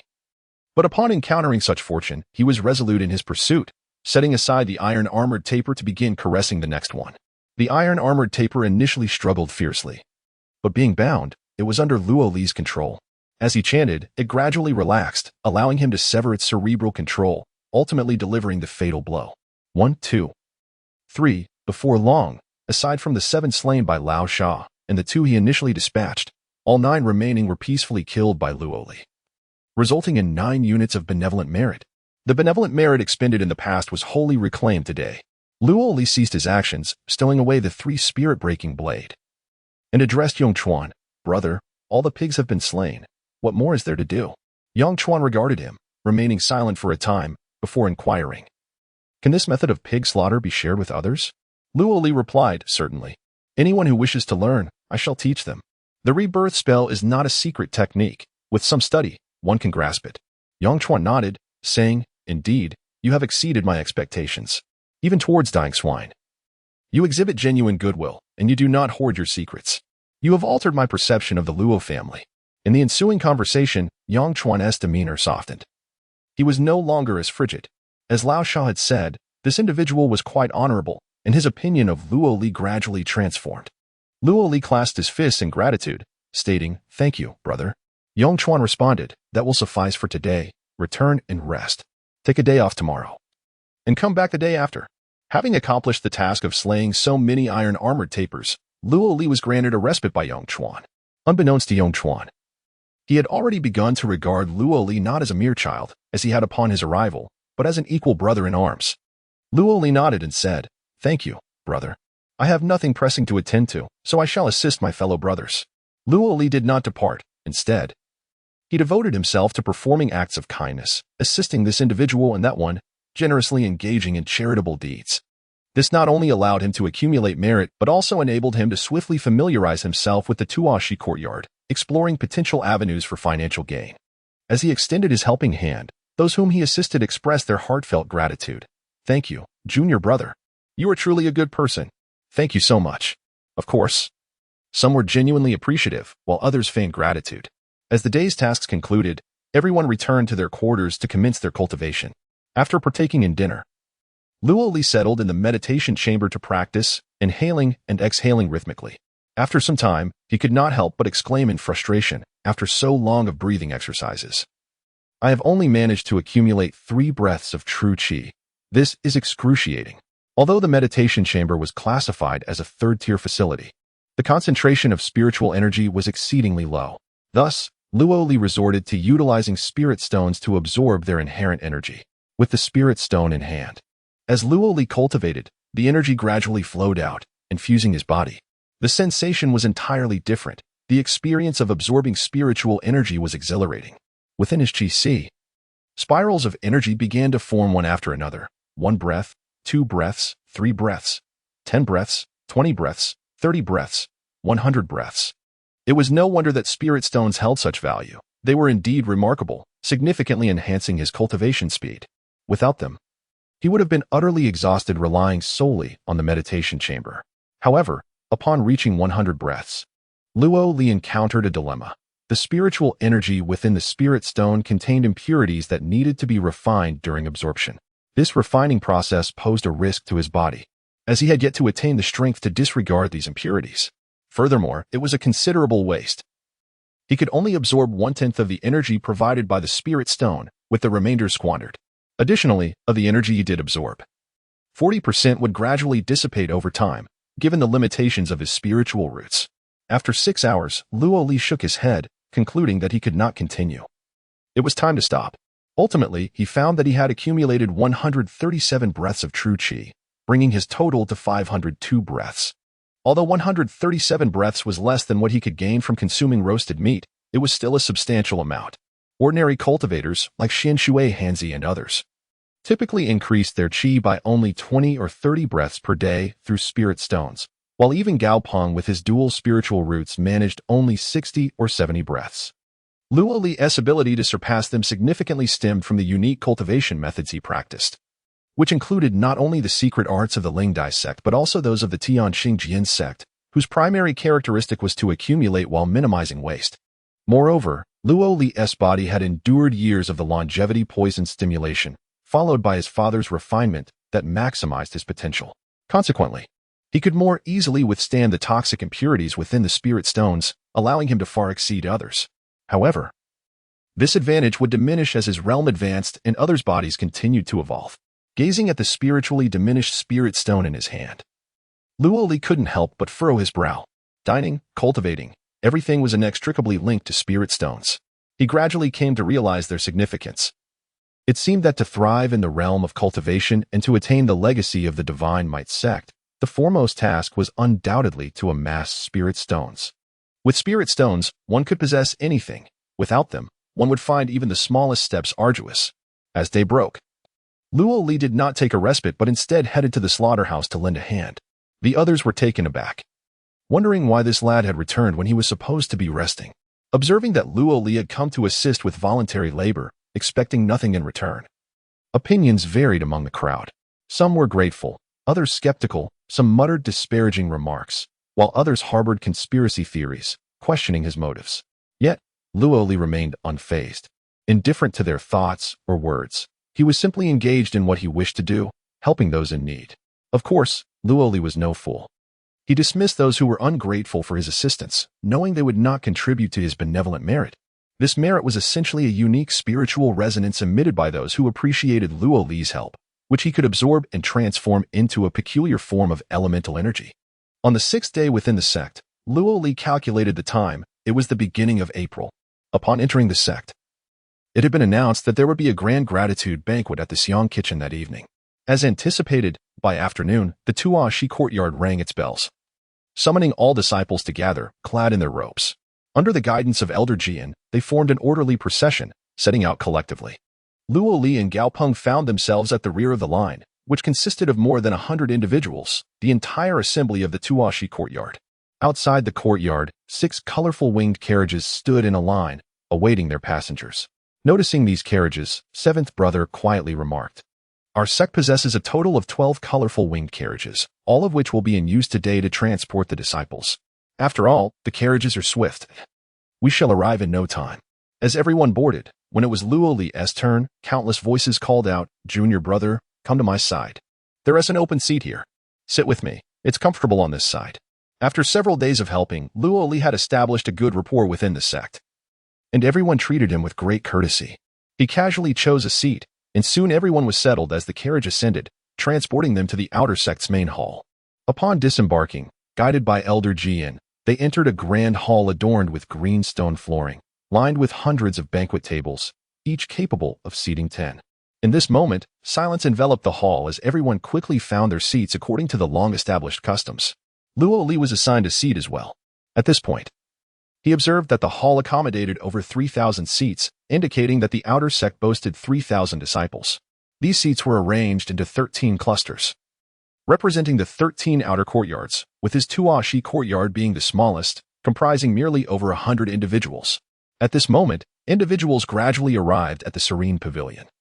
The weaving hall, the beast-taming chamber, the alchemy room, and the gold refining hall. The disciples silently took their seats, each one waiting in quiet anticipation. Soon, among the 3,000 seats, only the place at the Jingxiang kitchen remained unoccupied, as they were busy preparing the meal. It was at this juncture that Qin Lao made his appearance, taking charge of the ceremony. He first offered his respects to heaven and earth, then to the ancestral masters, a process that took a full quarter of an hour before concluding, after which the dishes were served. The meal was quite simple, consisting of a small portion for each person, 2 dishes, and a soup. The offerings were modest, one of greens and tofu, another of stir-fried meat, accompanied by a mushroom tea, and lastly, a small bowl of white rice. The portions were scant, insufficient for Luo Li's appetite. However, he noticed that the eyes of his companions, including seventh brother, were alight with desire, as if they wished to devour not just the food, but the very seats themselves. Though the food was presented, it could not be consumed just yet, as the disciples of Jingxiang kitchen also took their places, and everyone awaited the next moment. At this time, a group slowly entered the grand hall, prompting the heads of each faction to stand and bow. Disciples pay their respects to the esteemed sect leader. The others followed suit, rising to salute, declaring, "Disciples pay their respects to the esteemed sect leader." It turned out they were awaiting the sect leader, the revered patriarch of Lingdai sect, the ultimate authority. Luo Li hurriedly echoed their calls, straining to catch a glimpse of this esteemed figure. Yet, all he could perceive was a radiant glow, soft, ethereal, and warm. Upon witnessing it, he felt as though he had descended into a dream, disoriented and lost in space and time. In an instant, Luo Li was jolted awake, his senses returning. How terrifying it was that a mere distant glance could ensnare one in such a dreamlike state, where life and death hung perilously in the balance. Seventh brother whispered, "Impressive, isn't it? This is our sect leader Fang's golden elixir phenomenon, a grand illusion that feels all too real." Luo Li softly inquired, "Golden elixir phenomenon?" Seventh brother continued, "Indeed. When a cultivator condenses the golden elixir within, based on their techniques, life experiences, and temperament, a phenomenon automatically manifests around them. This is the golden elixir phenomenon. Such manifestations possess immense power, capable of obliterating cultivators below the golden elixir stage without the need for spells or artifacts. Of course, it can also be concealed, the phenomenon hidden from view." Luo Li nodded and asked, "Our sect leader's surname is Fang?" Seventh brother confirmed, "Yes, Fang Ruolii. His dharma title is the all-illusion true person." At this moment, Fang Ruolii, the sect leader of Lingdai sect, ascended to the main platform. As he gazed upon the assembly, the radiant glow around him dissipated, allowing everyone below to see him clearly. Luo Li scrutinized the figure of Fang Ruolii, an old man with flowing white hair cascading past his waist, his features striking, with phoenix-like eyes and long brows. His gaze deep and tranquil like an enchanted pool. Yet, upon closer inspection, he appeared as a robust middle-aged man, tall and imposing, with sharp brows and bright eyes, exuding a fierce charisma. And yet again, he transformed into a youthful figure, adorned with brilliant golden locks and piercing green eyes that sparkled like emeralds. His smile held an enchanting charm that could captivate the heart. With another careful glance, his visage shifted once more. No matter how Luo Li looked at it, he could not perceive the true visage of Feng Ruolei. With each glance, it transformed, which is why he was aptly named the master of 100 illusions. Feng Ruolei addressed the assembly. As one passes through a myriad of flowers, not a single petal clings to the body. Greetings to all disciples.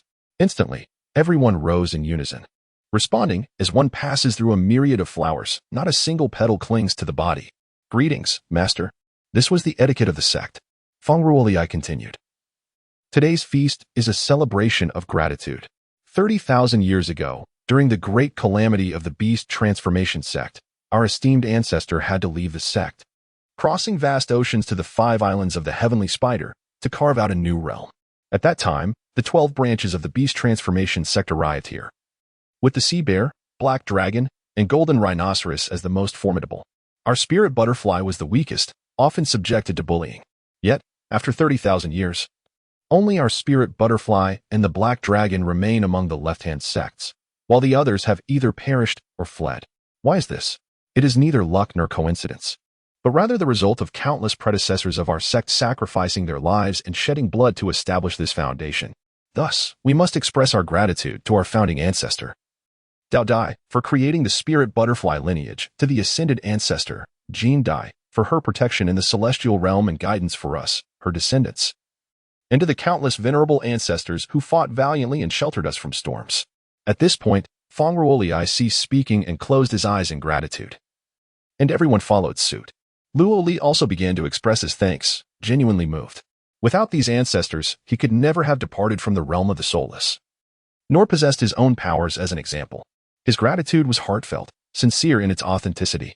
Once Feng Ruolei concluded his expressions of thanks, he proclaimed, "All right, let us begin." With that, the assembly commenced their meal. The dishes consisted of spirit grains cultivated within the sect and the flesh of nurtured spirit beasts, brimming with spiritual essence, nourishing the practitioners. Though not as potent as elixirs, its effects were gentle and harmonizing. Luo Li began to eat, finding the food almost dissolve upon contact. The portions were small, and in just a few bites, he had consumed it all. Then, he felt a faint warmth spreading from his stomach, circulating for a moment before transforming into boundless spiritual energy that infused his entire being. This was far richer in spiritual essence than the barbecue he had previously consumed, and Luo Li immediately commenced his cultivation to refine this energy. At that moment, the great hall's doors closed, and the array beneath his feet activated, releasing waves of spiritual energy, 10 times more potent than that in the third-rate dwelling he resided in. Simultaneously, Master Feng Ruolei began to chant spells, and as his incantations flowed, extraordinary phenomena erupted behind him, filling the entire hall with an ethereal glow, reminiscent of a dream. There is movement born from stillness, an action that arises from non-action. In non-action, the spirit returns. As the spirit returns, all things fall into silence. In stillness, the essence dissipates, leading to the lifelessness of all things. Forgetting the eyes, light overflows without limit. Forgetting the ears, consciousness remains a deep abyss. Both mechanisms forgotten. The gateway to the wondrous emerges. Nurturing the formless, formlessness endures. Guarding the incorporeal, the body remains wholly genuine. The untainted truth harmonizes, allowing for eternal life. Heaven obtains its truth and thus endures. The earth acquires its truth and thus remains. And humanity grasps its truth and thus thrives. As his chanting resonated, seventh brother beside Luo Li produced 6 chi refinement pills, beginning to consume and refine them. He had long awaited this day, determined to break through to the 4th layer of chi refinement.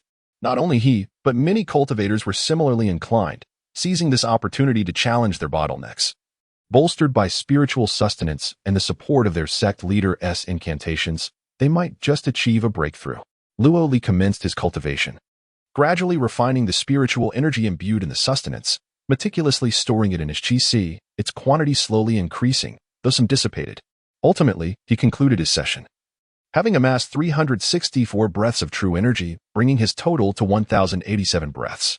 He had finally surpassed the milestone of 1,000. His chi was now filled to 1/10 capacity. It had only been 6 days, and it appeared that in 2 to 3 months, he would ascend to the 2nd layer of chi refinement. With a sigh of relief, Luo Li finished his cultivation and engaged in conversation with his fellow disciples, the first topic being their respective harvests of spiritual energy. Gaopeng, how much qi have you refined? Today was fruitful. I refined 203 breaths. How about you, Brother Luoli? I surpassed you by 7 breaths. Xin Shui, what about you? Darn it, Luoli, Gaopeng, you both are incredible. I only managed 117 breaths. Sigh, the 4 elements spiritual route truly hinders me. Luoli, however, chose to understate his achievement, claiming only 210 breaths, concealing half of his strength. He understood well the adage, a tree that stands out invites the wind. As he glanced around, suddenly, a towering column of energy erupted beside him, reaching a height of at least 3 feet. Seventh Brother's brow furrowed deeply, his entire body trembling, drenched in sweat. He was breaking through. Each realm, 1st, 4th, 7th, 10th, represented a crucial juncture, corresponding to the early, middle, late, and grand completion stages. With each advancement, one's power surged dramatically. Luoli observed 7th Brother, silently praying for his success. May you triumph, old 7. After about the time it takes to brew a cup of tea, 7th Brother let out a powerful roar, passing through a myriad of blossoms. Not a single petal clings. His aura surged unimpeded, soaring into the sky. The bones of his entire body cracking audibly as he entered the 4th layer, stepping into the mid-stage of qi refinement. The gathered crowd erupted in applause, recognizing that 7th Brother had transformed. Many in the Grand Hall experienced similar breakthroughs. Some succeeded while others faltered. Once the last individual completed their attempt, the sect leader, Feng Ruolei, nodded and remarked, the path of cultivation is fraught with challenges. Do not be overly elated by fleeting success nor disheartened by temporary failure. This is but the beginning, and the journey stretches forth. The road is long and arduous. I shall seek knowledge and wisdom. With that, the gratitude banquet concluded, and all disciples rose in unison, expressing their thanks. Thank you, sect leader, for your protection. Passing through a myriad of blossoms, not a single petal clings. As sect leader Feng Ruolei departed, the disciples gradually left the silent fragrance kitchen, returning to their respective divisions to continue their cultivation. The following day, news spread that during the gratitude banquet, 7th Brother had been chosen by the sect leader for immediate promotion to the inner sect, becoming an inner disciple. News spread like wildfire, igniting a fervor within the Tuashi courtyard. Only by becoming an inner disciple, paying homage at the ancestral hall, and receiving the supreme teachings could one truly be considered a disciple of the Ling Dai sect, thus paving the way for a boundless future. A throng gathered to bid farewell to 7th Brother, who departed, leaving behind his silhouette at the Xing Cliff in the days to come. After his departure, the sect's benefits were distributed, and Luoli received 4 spirit stones and 4 qi refining pills. Many had awaited this moment. Among the populace, there were always those cunning individuals who, having observed Luoli's helpful nature in the preceding days, deemed him a simpleton. Once the benefits were dispensed, they flocked to him, seeking to borrow money. They claimed it was a loan, but it was clear they intended to take without returning. After all, since he enjoyed doing good deeds, why not give them everything? They would assist him in doing good, thus fulfilling his purpose. Facing these seniors who sought to borrow spirit stones and pills, Luoli smiled and produced a contract, saying, very well, as long as you sign, I will lend whatever you desire. Upon examining the contract, the borrowers' faces turned pale. With exorbitant interest rates and sect regulations stipulating harsh consequences for defaults, they realized that the true fool would be anyone who signed such an agreement. One by one, they left with green faces, cursing as they exited. Some individuals are like that. They believe it their right to borrow money, and to refuse them is a grave sin. When the time comes to demand repayment, it is a sure way to offend them. For they not only refuse to pay back, but also berate you with all manner of insults. Luoli remained unfazed. Such was his nature. Regardless of their words, whether they expressed joy or disdain, he continued with unwavering focus on his pursuits. Time passed. By day, Luoli either assisted others or engaged in work, with the slaughter of armored beasts becoming nearly his sole vocation. These creatures were notoriously difficult to kill, but Luoli took on the task, providing respite for others. By slaying these armored beasts, he accrued merits. Whether he killed them or not, they would ultimately perish, so it was better to end their lives painlessly. In the evenings, he absorbed the essence of the spirit stones, cultivating steadily and replenishing his qi. Thus, Luoli embarked on his path of cultivation within the Ling Dai sect, gradually familiarizing himself with the Tuashi courtyard, understanding the sect, and integrating into the world of immortal cultivation. As time slipped by, Luo Li persisted in his routine, and the people gradually adapted, their initial thoughts fading away. Such was Luo Li, a warm-hearted individual with an unyielding character. Whether they doubted him or felt gratitude, all eventually acclimated to him, silently and seamlessly. As time progressed, Yongchuan's perception of Luo Li began to shift, growing closer in their relationship. Through these days of work, Luo Li gradually discovered a means of generating income. As the saying goes, rely on the mountains to eat from the mountains, and rely on the sea to eat from the sea. The way of generating wealth for the disciples of the Silent Fragrance Kitchen was to stealthily cultivate 2 acres of spiritual fields and sell some spiritual grains. The method for the disciples of the Weaving Hall involved purchasing defective products at a low price and then selling them to wandering cultivators for a profit. Situated in the Tuashi courtyard, Luo Li could only rely on his own resources within the courtyard. For many years, the means of generating wealth within the Tuashi Academy have either been under the control of others or discovered by various sects, which then sought to rectify any loopholes, leaving little room for viable avenues of prosperity. However, as the saying goes, heaven never bars one's path. Ultimately, Luo Li stumbled upon an opportunity within the academy. The delivery of slaughtered spirit beasts often yielded unexpected results during the disassembly process, with some pelts becoming irreparably damaged and thus deemed waste. Upon realizing this, Luo Li astutely recognized it as a potential source of income, promptly gathering the discarded pelts at no cost, with others even expressing gratitude for his assistance in waste disposal. Yet, the question lingered: how could these pelts be transformed into spirit stones?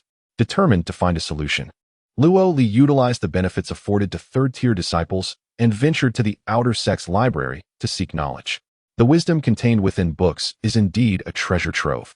Whenever he had a moment, he would borrow a camel beast and travel to the outer sect's headquarters, entering the library to peruse texts in search of profitable methods. As he sought these means, he also deepened his understanding of the myriad tales and histories of the cultivation world through the texts he studied. Within the library, secret techniques and manuals were available, but acquiring them required spirit stones, and with his current cultivation at the chi refinement stage, purchasing them would yield no benefit. Thus, he refrained from studying those advanced methods, focusing instead on various recorded legends and anecdotes. He meticulously examined each volume, seeking potential uses for the discarded pelts. Could they be fashioned into robes? No, the spiritual energy was too diffuse for such a purpose. What about alchemical concoctions? Alas, they were mere pelts. What to do? Gradually, Luo Li discerned the true utility of these pelts. They could be transformed into talisman paper. Talisman crafting, one of the 16 arts of cultivation, is accessible to all, from the void return stage to the chi refinement stage, making it a universally beneficial practice. However, to draw talismans, one requires a fundamental element: talisman paper. Ordinary talisman paper on the market costs 1 spirit stone for 50 sheets. Yet, this paper is not ordinary. It must be crafted from spiritually imbued materials through unique methods to qualify as talisman paper. Luo Li discovered that it was not strictly necessary to use paper, pelts. Spiritual wood, metals, jade, and even bones could serve the purpose of talisman creation. In ancient times, talismans were made exclusively from pelts, and even today, higher-tier talismans demand specialized mediums. This revelation sparked a glimmer of inspiration in Luo Li's eyes. He continued his search for 3 more days and ultimately found a method for crafting talisman paper from pelts in a travelogue left by the Seeing Taoist. With a sigh of relief, he recognized this as his pathway to prosperity. Action speaks louder than words. Thus, Luo Li promptly returned to the Tuashi Academy and began to produce talisman paper using the discovered method. He collected the pelts, cleaned and softened them, applied salt to remove hair, infused them with spiritual energy, and ground them into a pulp. Luo Li diligently researched and ultimately distilled the process into 12 steps, finally succeeding in creating pelts suitable for talisman paper. Each piece of this fur measures a foot square, with a fair complexion and a soft texture, exuding a harmonious aura. Although it is somewhat thicker than ordinary talisman paper and possesses an unremarkable appearance, its functionality remains impeccable. Luo Li sought the assistance of a senior brother skilled in talisman crafting for experimentation, ultimately concluding that this material is indistinguishable from conventional talisman paper. Coincidentally, Old Sha was heading to the market of the Tianzhu sect to procure spiritual elixirs. Luo Li presented him with 100 sheets of the fur talisman paper, requesting his help in selling them to assess their market response. Having spent considerable time at the Lingai sect, Luo Li was aware that ordinary disciples typically procure elixirs and magical artifacts from the bustling marketplace of the Tianzhu sect, which dwarfs the Lingai sect's market by several folds, serving as a hub for the trade among cultivators across the 5 islands of Tianzhu. Before long, old Sha returned, brimming with excitement as he relayed to Luo Li. The talisman paper you asked me to sell actually garnered interest. However, they mentioned that this fur talisman paper is quite rare and its efficacy remains uncertain, offering 1 spiritual stone for 100 sheets. Will you accept this price? Luo Li furrowed his brow in discontent. This is outrageous. The price is far too low, especially when the effects are identical. It's blatant exploitation. Perceiving Luo Li's dismay, old Sha replied, alas, there's little we can do. I approached numerous merchants, and they all stated that this item has not undergone testing and is not a true talisman.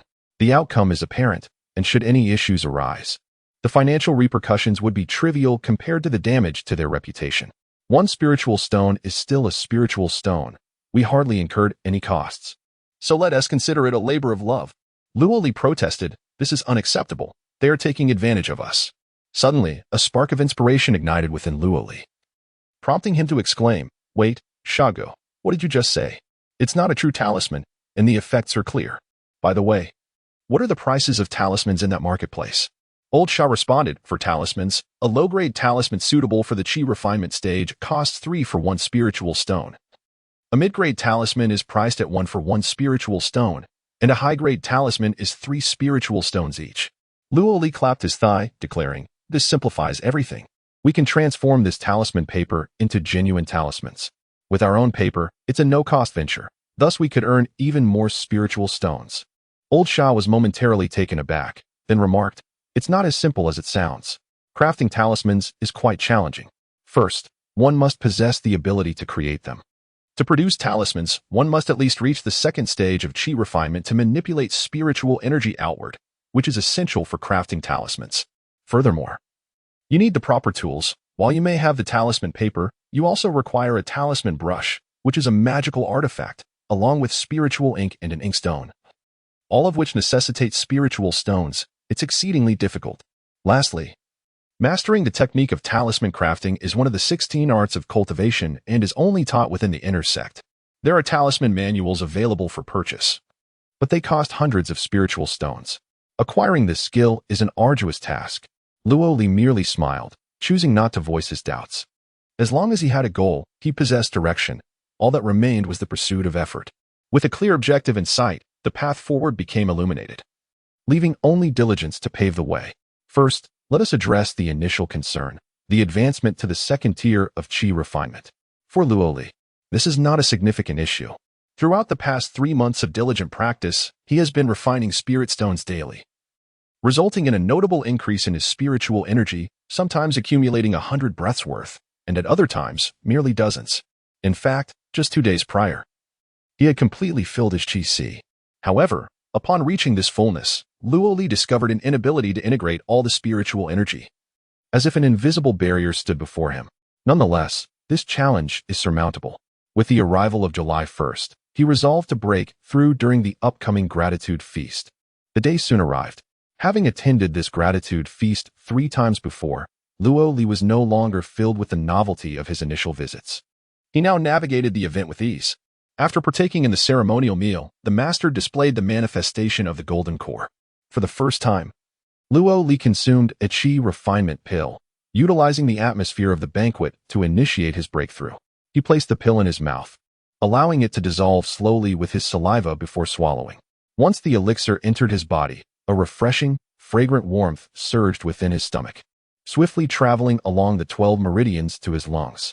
Instantly, every pore in his body seemed to open wide, and he experienced a sensation of boundless spiritual energy emerging within him, wildly circulating along the path of his cultivation. As the spiritual energy coalesced, all his true energy erupted, merging rapidly before breaking through the barrier that had hindered his progress, filling him with vitality. This true energy coursed through his entire being, eliciting a sublime sensation that defies description. Under the impact of this energy, his meridians strengthened, his flesh became more resilient, his spiritual perception sharpened, and his consciousness expanded from 3 feet to 4. Every aspect of his being was reinforced. Akin to a caterpillar transforming into a butterfly, a metamorphosis from a mere insect to a resplendent golden butterfly. Today, Luo Li ascended to the second tier of qi refinement. He exhaled deeply, triumphant. After 106 days of rigorous cultivation, he had achieved this advancement. Each tier of the qi refinement phase bestows its own unique abilities. The first tier opens the qi sea, while the second allows for the projection of true energy. With this newfound capability, Luo Li could now inscribe talismans. At the banquet, Lao Sha finally broke through to the fourth tier of qi refinement, validating his efforts in procuring spiritual elixirs from the Tian Zhu sect's market. The crowd congratulated him heartily, and before departing, the master cast a glance in their direction, hinting at the possibility of Lao Sha being selected for inner sect cultivation, thereby realizing his aspiration of refining true energy at Xiang Cliff. Upon returning to the outer courtyard and collecting the sect's benefits for July, Luo Li began to organize his belongings. During this period, he had received benefits for 5 months from the sect, having diligently claimed resources for the 3rd, 4th, 5th, 6th, and 7th months.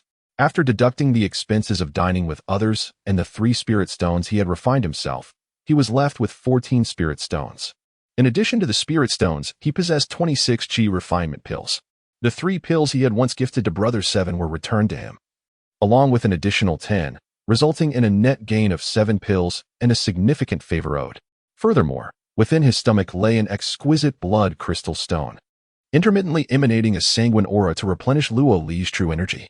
Additionally, during these days, he had hunted the condensed fat iron armored beast, performing good deeds that accumulated a total of 83 merits, soon approaching the elusive milestone of 100. Regrettably, the opportunity to acquire the exquisite silken armored taper arises only once or twice a month. Otherwise, one could amass a greater collection. Furthermore, during these recent days, Luo Li has been gathering discarded furs to craft leather talismans. Since these furs are costless, requiring only effort, Luo Li has managed to accumulate 300 leather talismans. In addition to this, he possesses 106 strands of mutated purple hair, the finest from the azure-eyed moonlight rabbit, characterized by its softness and resilience. The moonlight rabbit is one of the spiritual beasts slaughtered at the discarding academy, yet it occasionally produces the mutated azure-eyed variant, a second-tier spiritual beast renowned for yielding the finest purple hair, suitable for crafting talismans and magical brushes. Each mutated azure-eyed moonlight rabbit yields merely a handful of mutated purple hair, making this material exceedingly rare. Ultimately, the slaughtering of these rabbits is performed by the disciples of the discarding academy, with each handler leaving behind some of the finest purple hair. Upon Old Shah's return, Luo Li began soliciting this mutated purple hair among his fellow disciples at the discarding academy. His fortunate endeavors over the past few months had not gone unnoticed. His excellent rapport allowed him to receive 2 strands from one person, 3 from another, and even 30 from Yongchuan, culminating in a total of 106 strands of mutated purple hair, an expenditure that would have required at least 10 spirit stones had he purchased them. After meticulously inventorying his possessions, Luo Li stored them in his spatial pouch and, before dawn, arose early, mounting a camel-like beast to depart the discarding academy for the outer gate headquarters. Today marks the 7th day of the 7th month, when the Tianzhu sect's marketplace hosts a grand gathering. The outer gate headquarters has arranged vehicles to transport disciples eager to shop at the Tianzhu sect's market, and Luo Li intends to partake in the procurement himself. He has 3 objectives for this journey. First, to thoroughly investigate the market sales of talismans and discern which ones are most popular. Second, to locate a workshop to craft a talisman brush from his mutated purple hair, as well as to acquire an inkstone. And lastly, to observe the cross-domain flying vessels of the Taiyang Xingjian sect. Additionally, there lies another motive. Luo Li seeks to gather information regarding the true foundation establishment of the Black Dragon sect's long-winding, vowing not to rest until vengeance is achieved. Soon, Luo Li arrived at the designated area of the outer gate headquarters, where a considerable number of disciples had already gathered, over 100, mostly newcomers, sharing a similar purpose. At that moment, a bright light appeared on the horizon as disciples from the Lingdai sect, harnessing various magical devices, began their descent, numbering over 10. Some rode upon colorful butterflies the size of 3 zhang, others stood atop 7-foot flying swords, while some maneuvered peculiar devices akin to kites. And the most formidable among them was a flying carriage. Although it did not compare to the sect's 12-winged flying carriages, it was still quite impressive. These were disciples possessing flying magical devices or those who had reached the 7th level of qi refinement, capable of flight through the manipulation of qi. all converging at this location. The disciple controlling the flying chariot called out, "Is there anyone heading to the heavenly spider?" The chariot is ready to take off, with 5 seats available and 4 standing tickets, 2 spirit stones for a seat, and 1 spirit stone for a standing ticket. Those interested, please come forward quickly. Immediately, voices rose in excitement. "Me. I'm coming." Soon, the chariot was filled to capacity, even accommodating 4 standing passengers. However, the experience of flying in the chariot was indeed a delight, albeit one that required spirit stones. As the chariot ascended, soaring eastward, the disciple guiding the colorful butterfly announced, "Is there anyone going to the heavenly spider?" The elegant beauty butterfly can carry 5 individuals, with a fee of 60 spirit pearls for passengers and 20 spirit pearls for hanging tickets. Those interested, please come quickly. At once, people rushed forward, shouting, Me. I'm coming." Consequently, 5 individuals crowded onto the elegant beauty butterfly, which extended its tendrils to hold them aloft. Perhaps the grip was too tight. As they emitted various groans, the butterfly struggled to take flight, wavering as it too headed eastward. At that moment, the disciple riding the flying beast called out, "Is there anyone going to the heavenly spider?" The wingbat can accommodate 4, 2 in its claws and 1 in its mouth. The fee is 50 spirit pearls for passengers, 20 for those in claws, and 10 for those in its mouth. All travel at their own risk. Those interested, please come quickly. Remarkably, it could even carry 1 in its mouth. How terrifying. Yet, seeing so many eager outer disciples, Luo Li raised his hand, calling out, "I want to sign up too." Thus, Luo Li boarded the back of a wingbat, spending 50 spirit pearls to gain passage to the heavenly spider sect. As the wingbat took flight, it sped eastward. Although it possessed a protective energy shield to ward off the fierce winds of rapid ascent, the gusts were still formidable, tousling Luo Li's long hair. Mountains, earth, rivers, and villages rushed beneath him. The sensation of flight was exhilarating. After approximately half an hour, a long river appeared ahead, dividing the land. This was not merely a river but rather the coastline between the 5 islands of the heavenly spider, a result of the efforts of esteemed predecessors who had reclaimed land, leaving behind this 30-mile stretch of ocean as a dividing point between the 2 islands. Upon crossing this expanse, Luo Li sensed a subtle change in the atmosphere. The land emanated a damp, chilly aura, suggesting an abundance of jungles and countless flying insects. As such conditions were favored by spiders. After another half-hour of flight, endless mountains emerged on the horizon. The senior disciple guiding the wingbat announced, "All right, we have flown for over an hour, covering 937 miles. Ahead lies the mountain gate of the heavenly spider sect. Many of you are visiting for the first time, so let me inform you that the heavenly spider sect differs from our spirit butterfly sect. It is the leader of the heavenly spider alliance, ranked among the mid-level sects, one of the 800 auxiliary sects, and consequently, it has only 1 market." Upon hearing this, everyone was taken aback, with some questioning. "Only 1? Our spirit butterfly sect has 4. "Indeed," they exclaimed. "I've heard that the divine weaver sect has 7. And the black dragon sect has 12. How can they have only 1? The senior brother smiled and remarked, "Indeed, there is but 1, a singularly vast market capable of surpassing the combined scale of the 4 factions of the celestial spider alliance, the spirit butterfly sect, the black dragon sect, the divine weaving gate, and the tranquil fish palace. Thus, 1 suffices. Do you see? That is the market of the celestial pearl sect, the dry yuan celestial spider. This great demon has already attained the golden core realm, and its golden core manifestation envelopes the entire market, making 1 market sufficient." As he spoke, a colossal spider web emerged within the forest ahead, sprawling across 1,000 feet. This was, in fact, the manifestation of the golden core.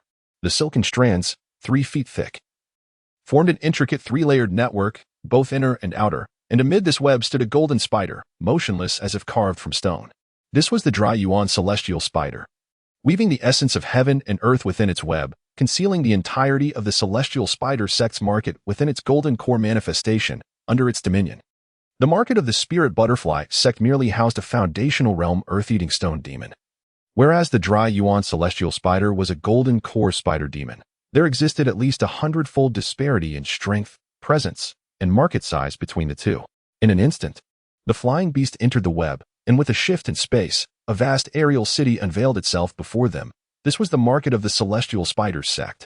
As the space transformed, a massive floating mountain appeared in the distance.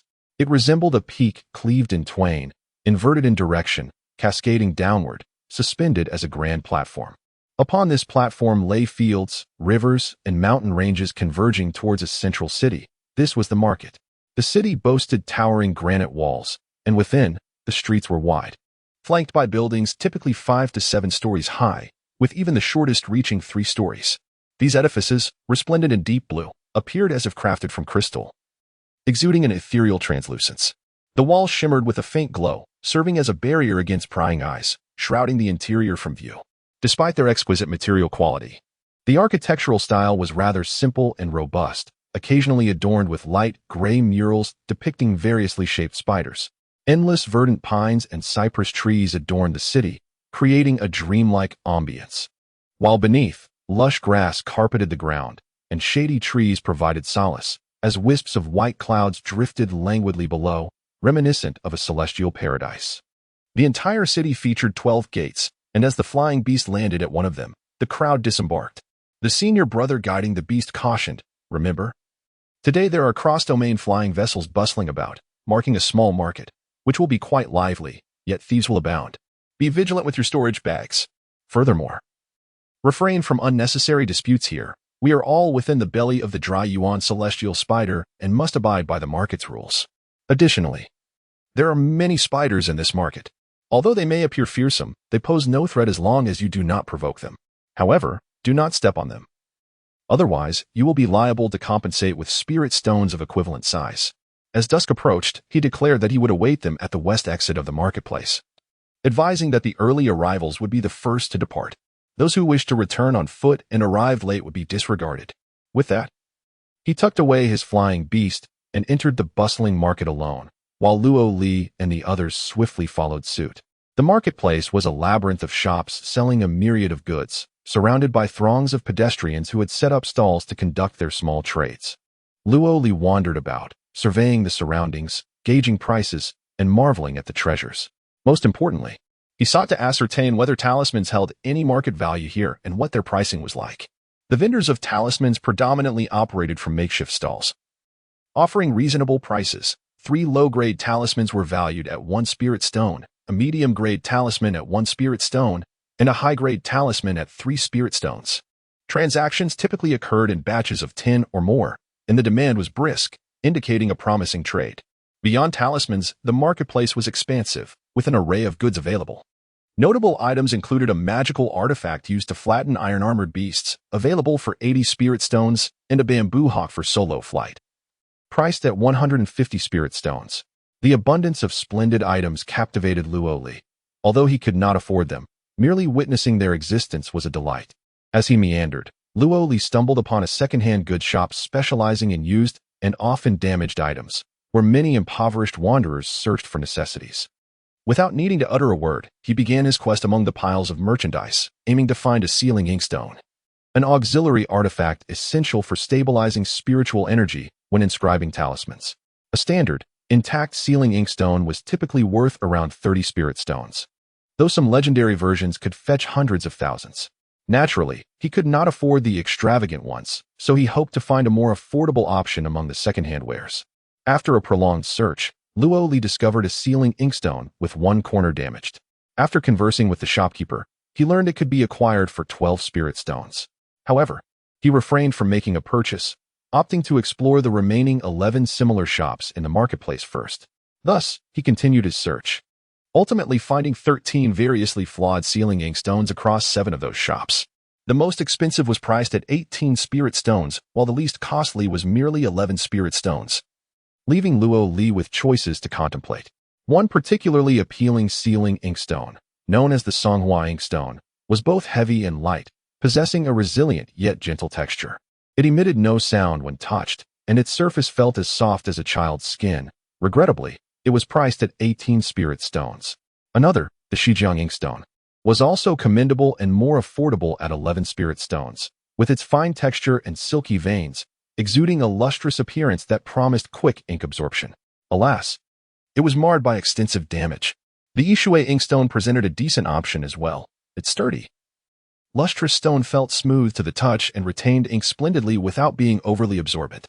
Priced at 14 spirit stones, it seemed a viable choice. Should he purchase it? As Luo Li pondered and deliberated, he found himself at an impasse regarding which town inkstone to purchase. In a moment of inspiration, he recalled his previous ability to bestow rewards and punishments through his divine powers. It was this very skill that had granted him the method of cultivation last time. Perhaps it could be of use once more. He fervently attempted to activate his innate powers, yet while punishing the wicked proved facile, rewarding the virtuous was a formidable challenge. And he could not seem to summon his abilities. In a fit of exasperation, Luoli exclaimed, "How is it that I have performed so many good deeds and accrued such virtue, yet have received no recompense?" Frustration consumed him. With fervent determination, he invoked, "Heaven above, earth below, good deeds affirmed, let rewards follow." As these words left his lips, the virtuous energy within him began to disband, one portion dissipating and infusing into his being, leaving him with 82 remaining. In an instant, he recalled the most unremarkable of the 13 dilapidated town inkstones he had discovered. This particular inkstone, dark and seemingly molded from clay, was in a state of disrepair and was priced at a mere 13 spirit stones in a general store. For reasons unbeknownst to him, this inkstone sprang to mind, and with a deep breath, he resolved that this was indeed the one. Luoli strode purposefully to the general store and purchased the inkstone, leaving him with only 50 spirit pearls, though he still possessed 26 chi refining pills, each equivalent to 2 spirit stones. Uncertain of the inkstone's true worth, he was compelled to visit a prominent merchant establishment, seeking the expertise of an appraiser. Within the realm of cultivation, countless rare artifacts existed, and it was impossible for anyone to possess knowledge of them all. Thus, the profession of appraiser emerged, wherein individuals would rent a space at major merchant establishments to authenticate items for others. Luoli entered the expansive Maoyuanzhai merchant store, where the appraiser was stationed at the entrance, evaluating items for a line of patrons. He joined the queue, patiently awaiting his turn, while 2 or 3 individuals positioned themselves behind him, effectively obscuring him from view. At that moment, 2 figures emerged from the merchant association, catching Luoli by surprise. It was Luo Xin and Luo Ming. Since their last parting, he had not been in contact with them and was unaware of how they had fared. However, from a distance, he could see that they appeared to be in good spirits. Luo Ming exclaimed joyfully, "Xin Jia, this is wonderful. We have successfully sold our blood crystal stones, and these spirit stones are sufficient for our cultivation." Luo Xin responded with equal delight, "Indeed. It is all thanks to the clan leader's generosity. Once we achieve success in our cultivation, we will surely repay the clan handsomely. By the way, upon our return, we must exercise caution to avoid detection. They are utterly despicable, having seized our sect's benefits. One day, we shall make them regret their actions." The 2 were so caught up in their exuberance that they remained oblivious to the fact that a pair of eyes had already begun to scrutinize them from behind. Luoli shook his head. They were far too careless. A blood crystal stone was worth at least 80 to 90 spirit stones, and it seemed they possessed not just 1 or 2, but at least 500 or 600 spirit stones in total. The 2 were merely nascent cultivators at the first level of chi refinement, akin to plump sheep laden with riches, yet they remained so heedless in their speech. Countless eyes were already fixated upon them. It appeared that the patriarch of the Luo clan had discreetly bestowed some blood crystal stones upon Luo Xin and the others before his departure, although none were granted to Luo Li, which felt somewhat inequitable. Nevertheless, Luo Li was unperturbed. He continued to wait in line. Within this market of the Tianju sect, everything was under the dominion of the dry yuan spider demon. As long as one remained within the market, no one dared to commit brazen acts of robbery. At last, it was Luo Li's turn. He presented the inkstone to the appraiser, who examined it and announced, "The appraisal fee is 1 spirit stone." Luo Li produced a chi refinement pill and inquired, "Will this suffice?" The appraiser nodded affirmatively. "Very well. This is a Qingni inkstone, a type of ceramic inkstone crafted from spiritual sand and divine mud mixed with yellow clay, sculpted and fired. Its characteristics include a hard, wear-resistant texture that easily activates the blood-infused spiritual ink and the spiritual energy of talisman paper. It is a minor exquisite inkstone and can enhance the success rate of talisman crafting by at least 10%. Unfortunately, it is slightly damaged. If intact, it could have increased the success rate by 15%. Without 300 to 500 spirit stones, it cannot be purchased. As it stands, it is worth about 50 spirit stones." Afterward, he handed Luo Li 1 spirit stone and declared, "Next." "Thank you." Luo Li responded as he turned to leave. This truly was a remarkable find, as he had only spent 13 spirit stones to acquire it. What a treasure! His abilities had indeed proven useful. With the inkstone secured, Luo Li embarked on the next step, seeking a workshop to craft his Zihua talisman brush. Recalling his experience purchasing the inkstone, he could not help but softly call out, "Heaven above, earth below, may good fortune be assured, and blessings follow." He hoped to rely on his abilities to guide him to the most suitable workshop. As a wave of benevolence dissipated, an extraordinary force descended from the heavens, enveloping Luo Li. Yet, nothing further transpired. Luo Li stood there, somewhat dazed. What was happening? He pondered repeatedly, reflecting deeply until he reached a conclusion. The last time he procured the inkstone, he had painstakingly visited every grocery store, examining each inkstone in turn, which allowed the benevolence to guide him to the finest selection. This time, however, he had not conducted any research into the workshops and possessed no information about them, thus rendering his abilities ineffective. It seemed that the benevolence could only discern the best choices when grounded in his thorough understanding of the situation. Previously, when he utilized the punishment of evil to vanquish foes, it was indeed his own strength manifesting, albeit unmastered. The last activation of benevolence, which fused the memories of his cultivation techniques, stemmed from what he had heard his father recite. Anything unfamiliar would not simply appear without reason.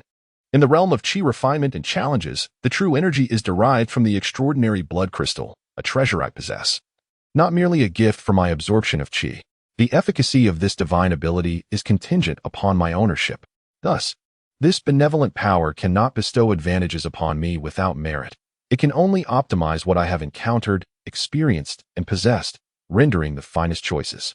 With this understanding, Luo Li commenced his inquiries at various artifact workshops, meticulously investigating the cost of crafting the exquisite purple talisman pin.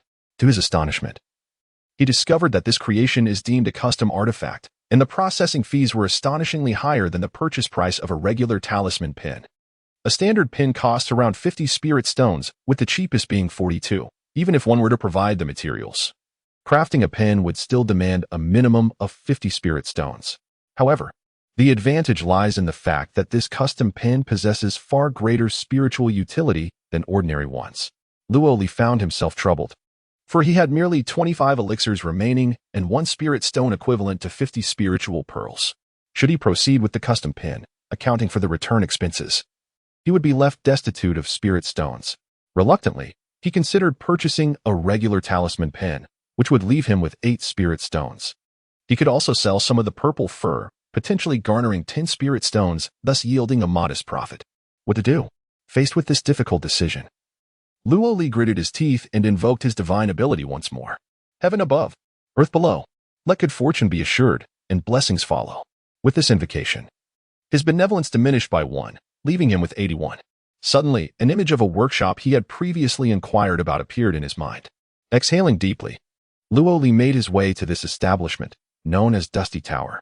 The shop appeared antiquated, with lackluster business. 2 attendants, one bumbling and the other simple-minded, could barely utter a word, while the irritable shopkeeper seemed indifferent to his patrons, driving away 9 out of 10 customers. Yet, guided by fate, Luo Li entered Dusty Tower, only to find the attendants absent, leaving the shopkeeper in a daze, ignoring him for quite some time. Unperturbed, Luo Li patiently awaited the shopkeeper's attention. After a considerable interval, the shopkeeper finally acknowledged him, bellowing, "Why are you back again?" Asking endless questions, 50 spirit stones, no bargaining. Leave, leave, leave. Taking a moment to compose himself, Luo Li bowed respectfully to the elder and said, "Esteemed elder, I accept the price of 50 spirit stones. I can pay with qi refining elixirs. As this is my first visit to your esteemed shop, I humbly ask for your understanding." Speaking courteously, he presented 25 qi refining elixirs, standing with utmost respect. The elder shopkeeper regarded Luo Li and suddenly smiled, clearly pleased with his demeanor. "Very well, you have an eye for quality. Coincidentally, I have not received any work for 7 days and my hands are itching to create. I shall craft it for you. Bring forth those purple luxurious furs." Luo Li handed them over, and the old man received them, casting a glance before remarking, "These furs are indeed of exquisite quality. However, they were not sourced from a single rabbit, and some are poorly maintained, diminishing their efficacy by a third. Since you seem to exhibit a sense of propriety, I shall extend my assistance."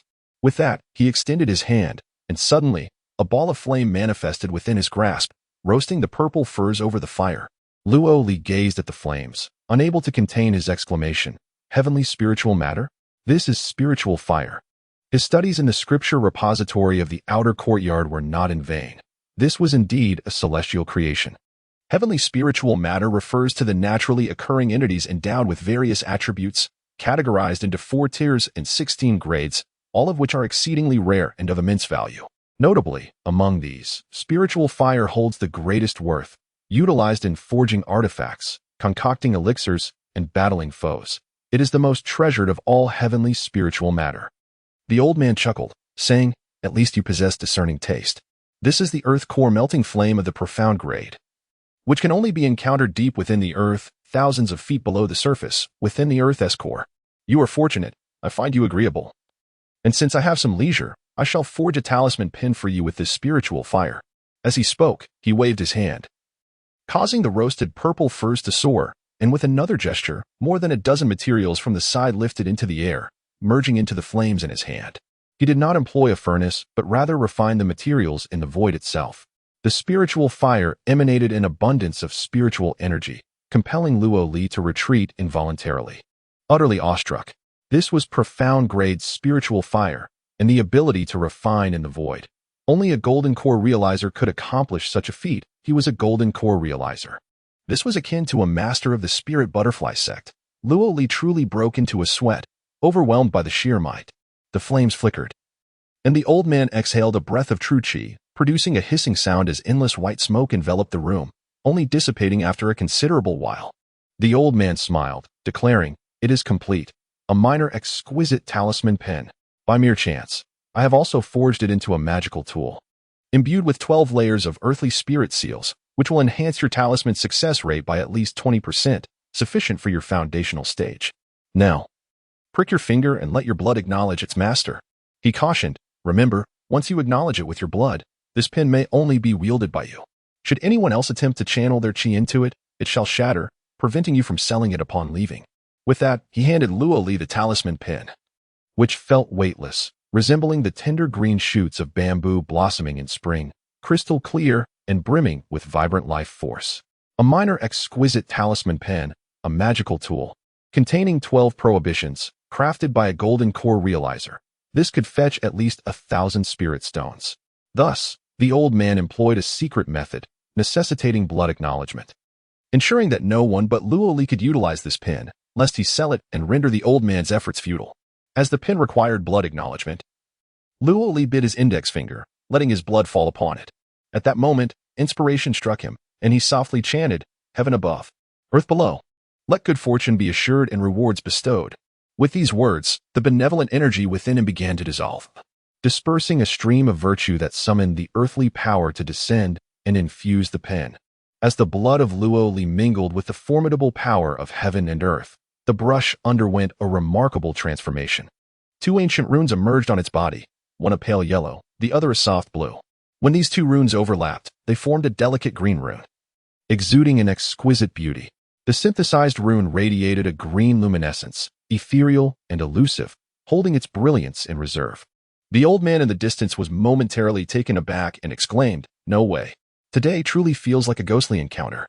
The artifact I just forged, merely requiring a drop of blood for recognition, has come to life. By the heavens, young lad, you are exceptionally fortunate. Hand me that brush." Luo Li willingly relinquished the rune brush to the elder, who silently performed a spell. In an instant, the brush dimmed, devoid of any spirit, reduced to an utterly ordinary talisman brush. The elder remarked, "This brush, having bonded with your blood, has undergone a transformation and become a spiritual tool. An item infused with spirit is worth its weight in gold. With continuous ritualistic refinement and gathering of 72 earth spirit prohibitions, it can evolve into a celestial prohibition, ascending to the status of a magical treasure. You are indeed lucky. I have concealed this brush with a secret technique. However, you must remember to keep it hidden from prying eyes. Your very life may depend on it. This brush can enhance your talisman success rate by at least 30%, categorizing it as an exceptional talisman brush." Having said this, he returned the brush to Luo Li. Luo Li accepted it and said, "Esteemed elder, may I request a name for this brush?" The elder nodded and replied, "Bestowed with divine spirit, I have sealed it. The golden lock requires no motion at both ends, yet the spirit's clarity shines brightly in the middle. Let it be named the spirit brush." Luo Li bowed respectfully and said, Thank you, esteemed elder. Your generosity is deeply appreciated, and I shall never forget it. The elder chuckled heartily and said, I am Mu Ingxiong of the Dust Refinement sect, seeking the Dao here. Young lad, do not speak of this carelessly once you leave. I perceive you as a disciple of the Spirit Butterfly sect. Your blood carries a hint of destiny. I wish to hire you for my next artifact refinement, to provide blood for illumination, with a remuneration of 100 spirit stones per occasion. What say you? Indeed. Mu Ingxiong was a true gold core cultivator, seeking the Dao to break through his bottleneck and engage in worldly trials. It was no wonder his workshop's business was so poor. He was indifferent to such trifling spirit stones. Luo Li smiled inwardly, realizing that it was not merely his blood that was fortunate, but rather the efficacy of his divine abilities. 100 spirit stones, what was there to refuse? To abstain would imply a secret, leading to one's own demise. A few times, should he allow a slight extraction of blood, the other party would perceive it as mere coincidence, thus sparking no interest. Luo Li promptly responded, I shall do it. Mu Ingxiong nodded and handed Luo Li 10 talisman papers, stating, when the talismans glow, come to me. I will require your blood for illumination. At the rate of 100 spirit stones each time. Luo Li accepted the talismans, expressing his gratitude. Thank you, esteemed elder. I take my leave. Afterward, he stepped back and departed, having acquired the talisman brush, which was indeed an exceptional artifact, making the expenditure of spirit stones worthwhile. Upon exiting, Luo Li discreetly inquired about the Dust Refinement sect and quickly learned of its origins. The Dust Refinement sect is also a medium sect, one of the 800 peripheral sects, renowned alongside the Heavenly Spiders sect. This sect excels in artifact refinement and repair, deriving its principles from the cosmic truth that all things ultimately return to dust. They believe in first transforming into dust and merging with the light, thus achieving purity and evading the cycles of heavenly retribution, ultimately transcending the mundane and attaining self-fulfillment, aspiring to ascend to the celestial realm. However, only 8 esteemed ancestors of this sect have truly ascended to the celestial realm. The other disciples, adhering to the sect's grand principle of seeing all worldly matters as mere dust, manipulate their surroundings at will, mastering the arts of crafting and repairing artifacts. This sect boasts dominion over the material world, with their disciples establishing shops and bustling markets everywhere. Luo Li has procured all he desired, including a rare town inkstone that enhances the success rate of talisman crafting by 10%, and an exceptional talisman brush that boosts this rate by 30%. Together, these yield a remarkable 40% success rate, in stark contrast to the mere 20 to 30% enhancement offered by ordinary brushes and inkstones. Luo Li felt immense joy at his impressive success rate of 40%. Now, he was left with one final task. He arrived at the docking point for the interdimensional flying vessel, eager to witness its form. The docking area, located at the southernmost part of the market, was a vast platform adorned with golden talismans, where countless people awaited. Some were there to greet others, some to bid farewell, while others awaited shipments or prepared to sell goods. Many, including Luo Li, had come merely to observe the spectacle. As he waited, uncertain of what the interdimensional vessel might look like, a commotion erupted. It's coming. It's really coming. Following their gestures, Luo Li looked towards the horizon, where he saw the clouds shifting. Suddenly, a colossal figure emerged from the distance. At first glance, it appeared to be an enormous tortoise, measuring 100 feet in size, appearing slowly through the clouds. However, despite its seemingly languid motion, the creature moved with astonishing speed, swiftly approaching. Upon closer inspection, it became clear that this was not a true giant tortoise, but rather a round vessel resembling one. The ship measured approximately 100 feet in diameter, with 12 cloud paddles beneath it gently stirring, mimicking the limbs of a tortoise. With each graceful stroke, it soared through the air, and its 7-story hull resembled a tortoise's shell. In no time, the vessel hovered above the marketplace. The giant tortoise, which had once moved with lightning speed, came to a sudden halt above the market, shifting from rapid motion to complete stillness, yet it emitted no sound, creating an eerily tranquil atmosphere. This was indeed the interdimensional flying vessel.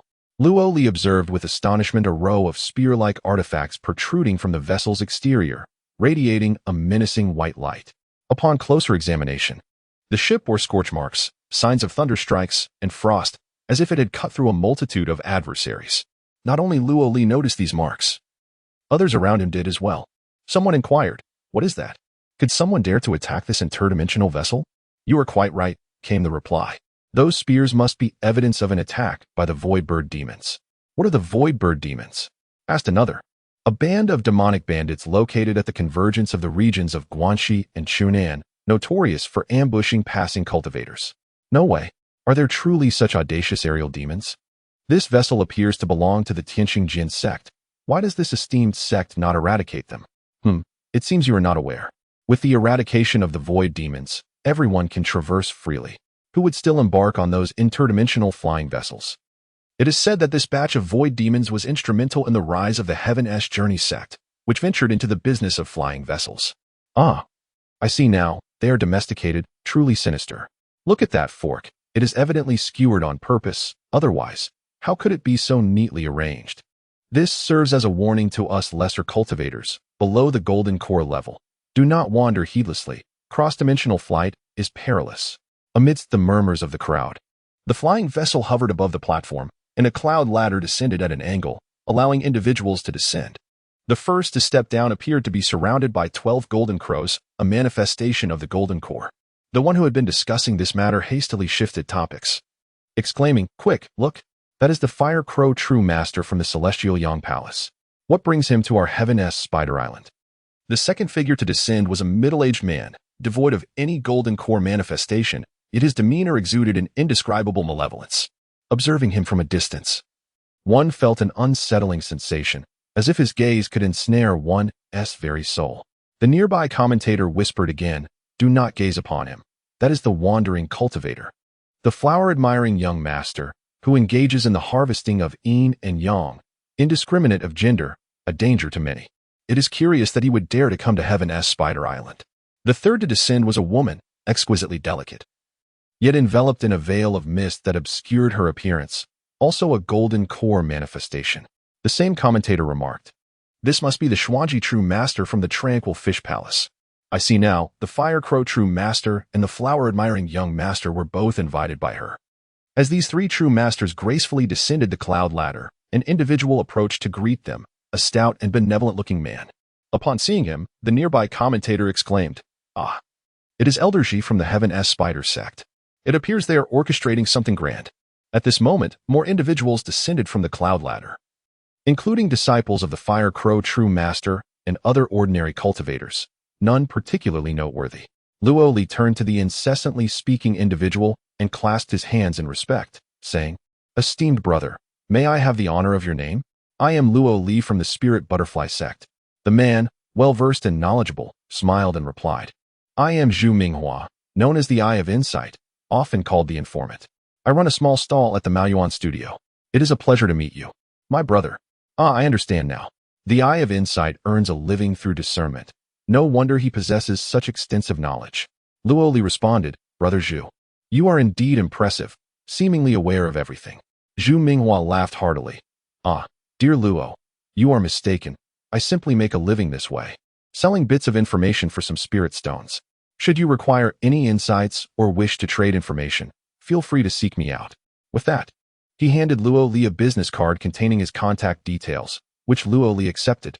Suddenly, Luo Li seemed to recall something and inquired, "By the way, Brother Zhu, I wish to inquire about an individual, long-winding, a foundational cultivator from the Black Dragon sect.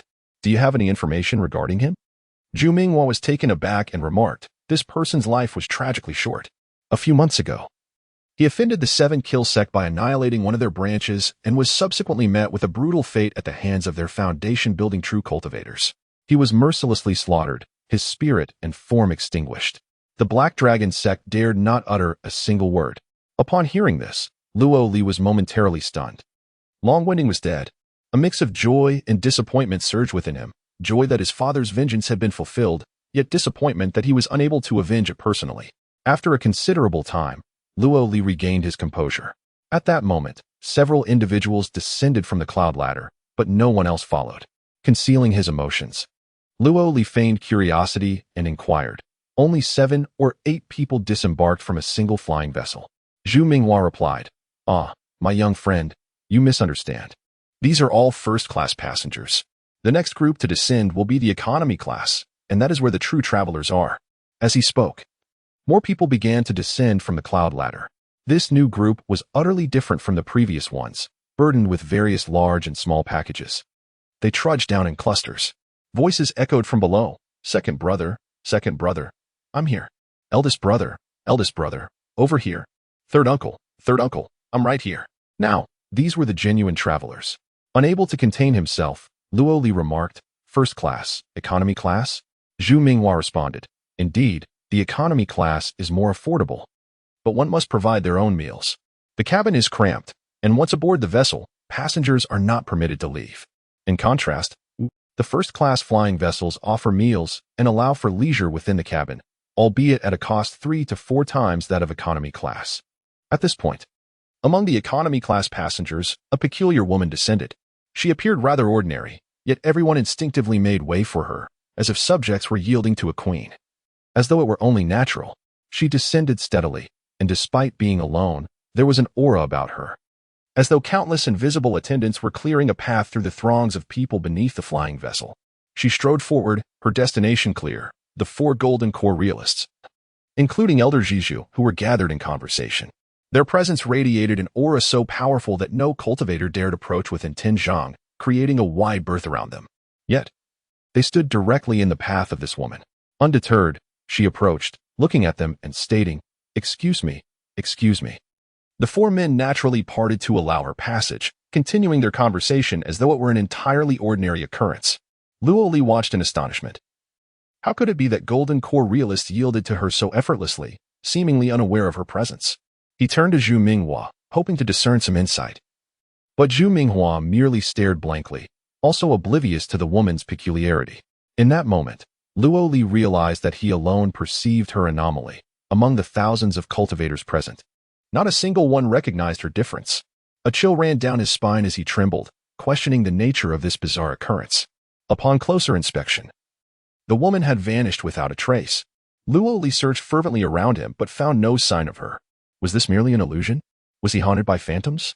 Just as Luo Li was preoccupied with the search, he heard someone call from behind. Senior brother Luo Li. Turning around, he was taken aback to see Luo Xin and Luo Ming, who had come to observe the excitement and were now approaching to greet him. Luo Li glanced behind them and noticed a few cultivators lurking not far away, seemingly indifferent, yet silently trailing them. This was the inevitable consequence of flaunting wealth. Luo Li could wager that once they left the market and ventured into the wilderness, these individuals would strike, robbing and perhaps even endangering their lives. Oh, you've come to enjoy the spectacle as well, Luo Li remarked.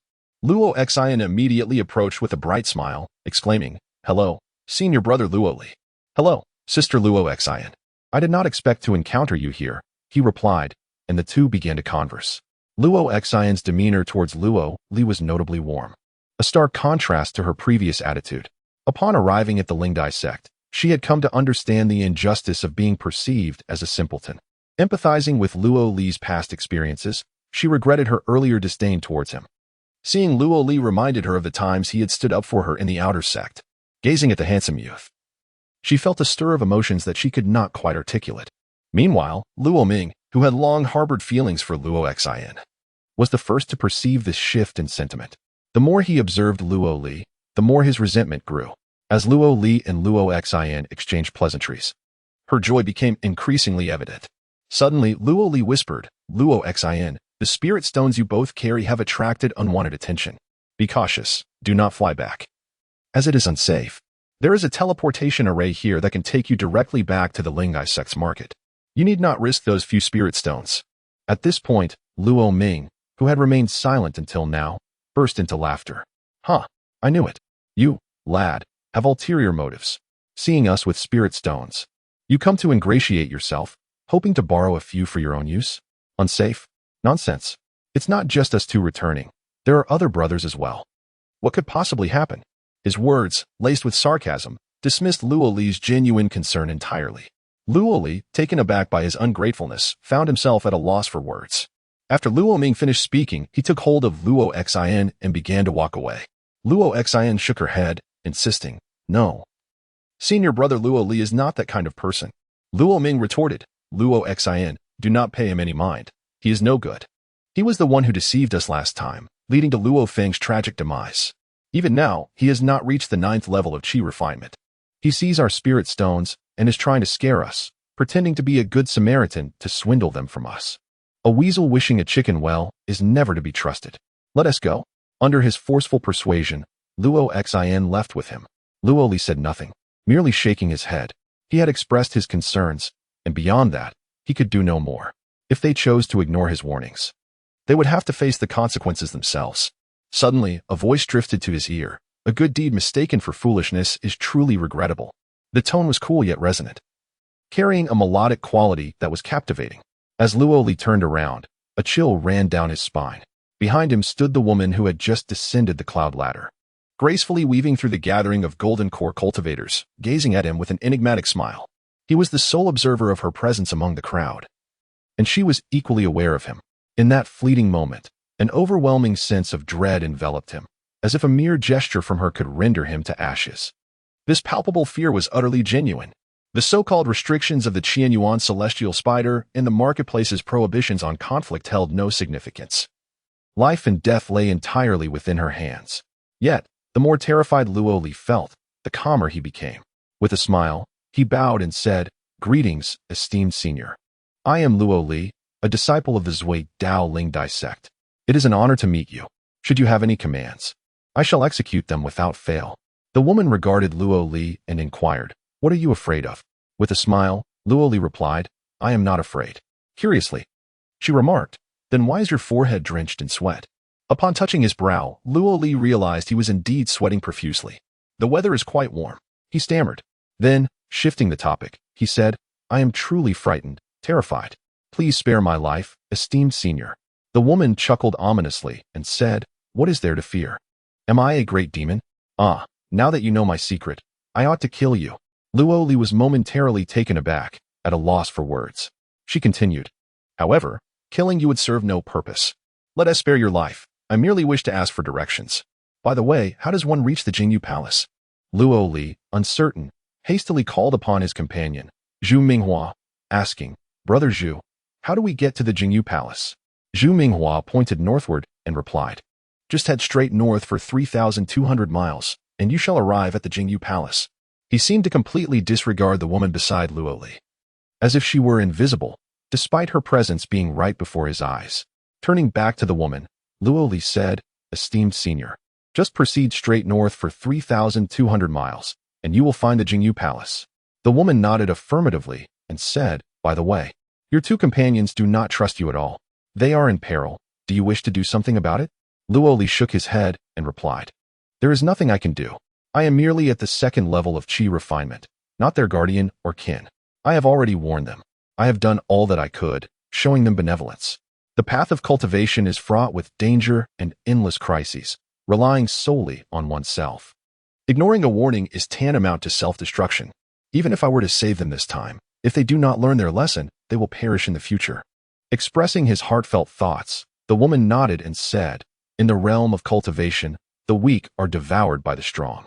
A single misstep could lead to irreversible doom. Remember this." With that, she turned and departed, not casting another glance at Luo Li as she made her way toward the north and the Jingyu Palace. In Luo Li's ear, a voice echoed, "Remember my name. I am Shinzi Ruado. If fate allows, we shall meet again. At that time, I will offer you an opportunity, a chance to alter your destiny." As she walked away, four formidable figures instantly materialized before and behind her, a sight that Luo Li could not comprehend, leaving him in astonishment. The four formidable figures stood a full tall, all hailing from the Kunlun tribe. Their bodies cloaked in a deep shade of ebony. Their muscular torsos bulged, seemingly brimming with boundless strength. Together, they hoisted a phoenix carriage, upon which a lady turned and gracefully settled, continuing her journey northward. With each step they took, it appeared as though new individuals materialized from thin air, beautiful maidens supporting the carriage, towering bodyguards stationed in vigilance, and a matron trailing behind, while ahead emerged 12 dancers, rhythmically drumming and leaping to clear the path. In the blink of an eye, a solitary figure transformed into a throng of hundreds. None could discern how they came to be, not even with the clamor of drums. Aside from Luo Li, no one seemed to notice their presence, as if everything were perfectly ordinary, yet simultaneously extraordinary. Upon exiting the marketplace, they soared into the sky, a grand procession advancing toward the north. Luo Li exhaled deeply, reflecting on the sheer number of formidable beings in the realm of immortals, where anything was conceivable. Perhaps it was wiser to cultivate within the safety of his sect. After bidding farewell to Zhu Minghua, he hastened toward the assembly area of his sect, mounting a graceful butterfly steed, returning to the Lingdai sect. Upon arriving at the dormitory courtyard, Luo Li sighed in relief. This place felt secure. Indeed. Upon his return, he found himself left with merely one spirit stone. However, he had successfully gathered all the necessary materials for talisman creation: talisman brushes, paper, inkstone, and ink. The ink was a simple matter. He discreetly procured some spirit blood from the courtyard's materials and infused it into ordinary ink with his true energy, refining it into talisman ink. All was in place, save for the final piece, the technique of talisman crafting. This was a task that was simultaneously challenging and not so difficult. The methods for crafting talismans were readily available in various manuals for purchase. With one in hand, one could mimic the techniques and create talismans. Yet, the difficulty lay in the price. Each manual cost no less than 300 spirit stones, with the most expensive soaring to 1,000 spirit stones. And these merely chronicle the simplest and most common methods. While some individuals possessed the skill to craft talismans, they were reluctant to share their knowledge. And within the entire courtyard, no one was proficient in this art. Learning the craft from an individual was nigh impossible. However, Luo Li had already devised a plan. In the outer sect scripture pavilion, there were over a dozen talisman crafting manuals available, albeit at steep prices. Yet, there was a provision allowing the heads of the various outer courts to borrow them free of charge, a clever strategy conceived by Luo Li. Early the next day, just as Luo Li was about to set his plan into motion, he was approached by none other than Luo Xine, her eyes swollen and red. Unable to contain herself, she implored, "Brother Luo Li, have you seen Luo Ming?" Luo Li hesitated, responding, "Did you not leave together yesterday?" "No," Luo Xine replied. "I trusted you at the last moment," and he insisted on returning on his own flying beast. But everyone else has returned, and he alone has not. Some say he boarded a flying beast with an unfamiliar brother. I inquired among our peers who were present yesterday, and none recognized the brother who took him back. Luo Ming. He has gone missing. At this juncture, Luo Xine broke down in tears. Luo Ming is dead. Those individuals donned the robes of the Lingdai sect, masquerading as disciples, deceiving Luo Ming into boarding the flying beast. Since then, no one has laid eyes upon him again. As time gradually passed, apart from Luo Xine, no one remembered him. A living soul had completely vanished. Such is the realm of cultivation. One misstep, and eternal damnation ensues. Observing the anguish of Luo Xine, Luo Li found himself at a loss, able only to sigh in a bid to offer solace. Suddenly, Luo Xine lunged forward, embracing Luo Li tightly while weeping profusely. Through her sobs, she lamented, "Luo Li, my senior brother, Luo Ming is dead, gone. I can feel it. He is no longer here. We five came together, but Luo Lan despises me, Luo Feng ignores me, and now Luo Ming has perished. You are all that remains. You won't come to resent me, will you? You won't abandon me, will you?" Her cries echoed, tears streaming down as she clung to Luo Li. Luo Li shook his head and embraced her in return, softly reassuring, "No, never. I won't despise you or ignore you. Please, cease your tears, be brave." As he gently comforted her, Luo Xine gradually quieted her sobs. Wiping her tears away, he gazed at her delicate features and continued, "Rest assured, I will protect you. If anyone dares to bully you, you must tell me. I will avenge you." Luo Xine nodded, expressing, "I understand, I truly do. Thank you, brother Luo Li. You are my only remaining kin." Luo Li replied, "Luo Xine, in this realm of cultivation, one cannot rely solely on family or friends. One must depend on oneself. A wise elder imparted a saying to me yesterday, in the world of cultivation, the weak perish while the strong thrive. One misstep leads to irreversible consequences. I share this wisdom with you. All we can do is strive relentlessly, persistently. With your talents, once you reach the 4th level of Qi refinement, you shall surely enter the inner sect, where your true future as a disciple of the spirit butterfly sect awaits." Luo Li conversed with Luo Xine for a while, imparting his understanding of the cultivation world, and Luo Xine listened intently, her gaze gradually firming with resolve. As the sun rose, it signaled the time for the external disciples to commence their duties, and Luo Xine prepared to depart. She stood slowly, then unexpectedly pressed a quick kiss to Luo Li's cheek. Her face flushed, before turning and sprinting away, leaving behind a bewildered Luo Li, who watched her slender silhouette fade into the distance. After a moment, Luo Li shook his head, exhaling deeply as he forcefully patted his face. This was merely a fleeting episode in his life, soon to be forgotten. Now was the critical moment for him to take action. With determined strides, Luo Li made his way to the slaughterhouse. Upon his arrival, Yong Chuan called out, "Luo Li, you're here. Today, I've saved 3 iron-armored tapirs for you." Luo Li responded with a smile, "Thank you, senior brother. Please wait a moment. I have matters to discuss with the head of the institute." Among all the spiritual beasts slated for slaughter, the iron-armored tapir possessed intellect, allowing for the accrual of merit. Thus, the task of dispatching the tapirs became Luo Li's primary duty, with everyone entrusting this responsibility to him. He soon arrived at the room of Elder Jian. The head of the institute knocked on the door, entered, and bowed respectfully. Elder Jian, upon seeing Luo Li, smiled and inquired, "Little Li, what brings you here? I have heard that a fellow villager who accompanied you has vanished without a trace last night. Alas, such is life. Good news seldom travels far."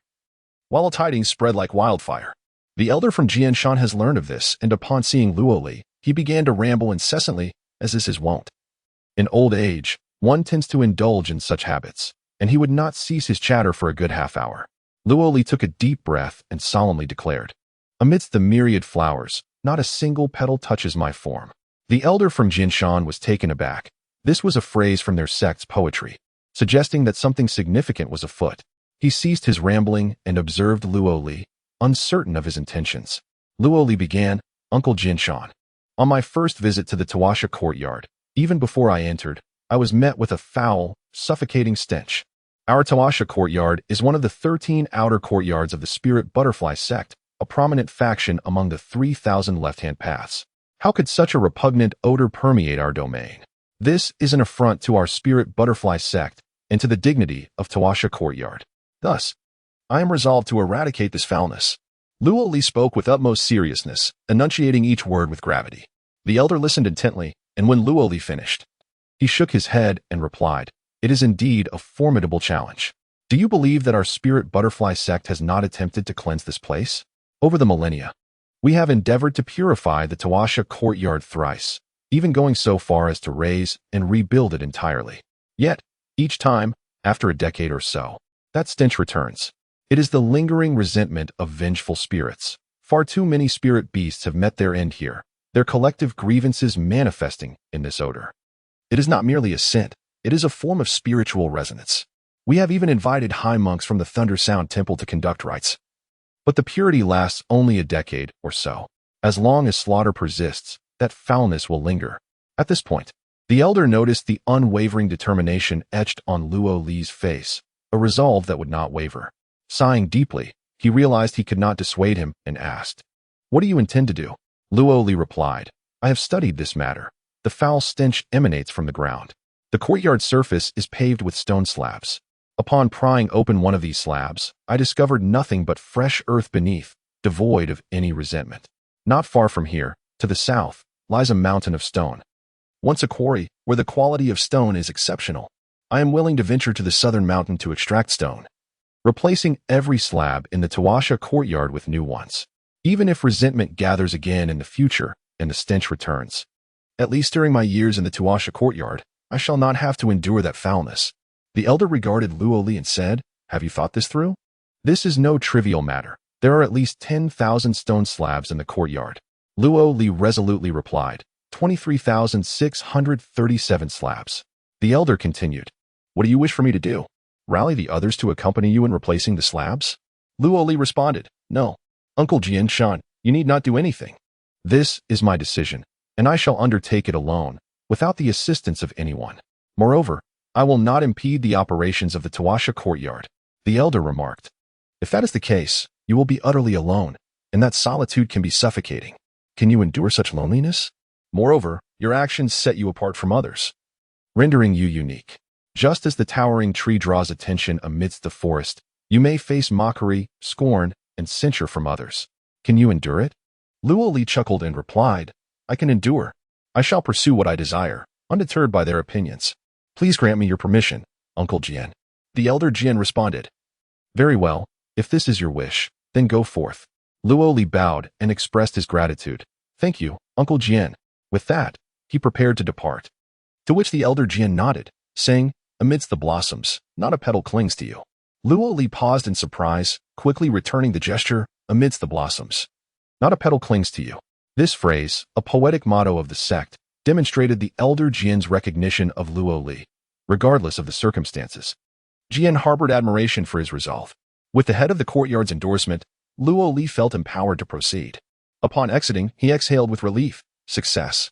Had he directly approached Elder Jian to request the borrowing of a tome, the elder would have surely declined. It would have been a mere fantasy to expect such generosity. Why would he lend it for free, allowing one to evade the expenditure of thousands of spirit stones? Thus, a strategic approach was essential. This strategy involved cleansing the foul atmosphere of the Tuashi courtyard, a plan that Luo Li had meticulously devised. This undertaking bore three significant advantages. First, the pervasive stench of the Tuashi courtyard was a manifestation of accumulated grievances. Should he succeed in purifying this place, the merit he would accrue would be incalculable. Second, after replacing a certain number of stone tablets, Luo Li could request Elder Jian to inscribe new tablets and arrange talismanic formations to mitigate the resurgence of grievances. This would provide him with a legitimate reason to access the talismanic tomes and seek methods to counteract the malevolent energies, valuable texts worth thousands of spirit stones that he could peruse without cost. Lastly, quarrying stones, transporting tablets, and replacing them constituted a form of cultivation, refining the mind, body, and spirit. Why not engage in such practice? The primary reason Elder Jian acquiesced to his request was the unwavering commitment Luo Li demonstrated upon his arrival. He selflessly assisted everyone without complaint, steadfastly enduring whatever others said, be it skepticism, praise, or condemnation, until eventually everyone grew accustomed to him. In a silent, intangible manner, no one found his endeavor surprising, firmly believing in his capability to achieve his aspirations. Thus, Elder Jian had complete faith in Luo Li, without a trace of doubt. Otherwise, why would anyone trust a mere child? It can be said that since entering the Tuashi courtyard, Luo Li had been laying the groundwork. And now it was time to reap the rewards. Having returned to the slaughterhouse, he recited scriptures to transcend 3 iron-armored tapers, once again accumulating merit to the count of 82. Following this, he completed other tasks, and by noon, as everyone finished their labors, they took a well-deserved break. Luo Li sighed in relief and approached Yongchuan, saying, "Brother Yongchuan, I have a matter to report." After articulating his intentions, Yongchuan stood in stunned silence for a moment before asking, "Are you truly intent on undertaking this alone?" Luo Li nodded affirmatively, replying, "It must be so." Yongchuan conceded, "Very well, no one can hinder you. If you wish to proceed, do so. There are some tools in the lower courtyard. Feel free to use them. That is all I can assist you with." Luo Li expressed his gratitude, saying, "Thank you, senior brother." He then fetched his tools and proceeded towards the southern mountain to quarry stone. Upon hearing Luo Li's intentions, his friends were utterly astonished. Such tasks were typically reserved for the sect, yet Luo Li intended to undertake this endeavor alone. They could only wonder what madness had overtaken him. However, none approached to dissuade him. After spending considerable time together, they understood Luo Li's resolute nature. Once he set his mind to something, he would see it through. Observing this, Gao Peng and others followed closely behind Luo Li as they ventured to the southern mountain. After departing from the outer court and walking 3 miles southward, they arrived at a colossal stony mountain. This was the southern mountain. Towering 300 zhong, it was devoid of trees or flowers, entirely formed of rock. In the past, the sect had quarried stone here, and a quarry lay at the mountain's base, but that was many years ago. The quarry had since fallen into disrepair. Luo Li approached the site step by step, wielding the tools he had gathered from the outer court: stone knives, chisels, drills, picks, and grinders, a complete set of instruments, all of which were magical implements capable of effortlessly cleaving stone and shaping it with the infusion of true energy. Upon reaching the quarry, Luo Li began to organize his tools and search for suitable stones to work on. At this moment, Gao Peng, Lao Sha, Xian Shui, and others arrived. 12 of his friends came to lend their assistance. Gao Peng exclaimed, "Come, let us work together." Lao Sha added, "Indeed, this foul odor has long been unbearable. Let us replace all the stone slabs." Without hesitation, everyone joined in, and Luo Li did not deter them. They busily cleared the quarry, preparing to extract stones. As they toiled, the tools, once infused with true energy, sliced through the rock with ease, akin to play. Soon, numerous stones were cut and polished into slabs that could replace those in the outer court. Thus, they worked tirelessly until dusk. managing to cut over 120 stone slabs. Gao Ping joyfully declared, "This is wonderful. It's actually quite easy. With 13 of us, we can produce over 100 slabs in a single day. In a year, we could complete this task." Yet, others remained silent, some furrowing their brows. The use of tools required a significant input of true energy. Cutting a single slab demanded at least one breath of true energy. After an afternoon of labor, they had exhausted 1/3 of the energy accumulated from the previous night, realizing that their daily efforts would hinder their own cultivation. Luo addressed them, "Brothers, let us call it a day. This will be the limit for today." This was Luo's choice, his decision, and his path. He advised everyone not to return to assist him the following day. Lao Sha protested, "How can that be? We are all friends. I will come back to help you tomorrow." Luo shook his head and replied, "My dear brothers, if you consider me a friend, then do not come to assist. This will be a prolonged struggle. If you do not sincerely wish to contribute to the outer court, then stay away. I do not wish for our friendship to be strained over this endeavor. If you genuinely wish to help, then advocate for me widely. That is how you can assist." Lao Sha nodded in understanding. "I see.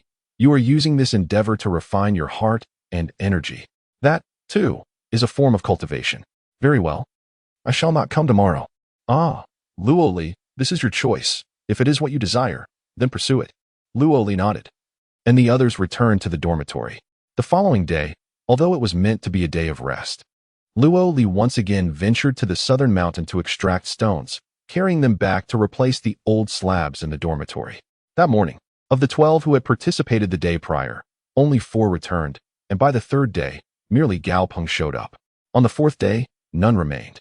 Thus, Luo was left alone in the desolate quarry, chiseling away at the rock, cutting and polishing, then carrying them back to the outer courtyard to replace the slabs, dispelling the grievances of the old stones and casting them into the abyss from a distance. The solitude was profound, and the toil was immense. The spiritual energy accumulated from a day's hard work would be entirely consumed the following day. Each day, he could extract around 15 or 16 slabs, and this was the rhythm of Luo's existence. Yet, he bore no grievances or regrets. This was his daily routine. Aside from cultivating, eating, resting, and working, every moment was devoted to this labor, mining stone, polishing slabs, and replacing them. Days turned into weeks. At first, the others watched curiously, observing as those who had assisted began to return, diminishing in number. Whispers of gossip began to circulate. "He is the most capable, always seeking the spotlight. Even the head of the courtyard hasn't done this, yet he flaunts his abilities.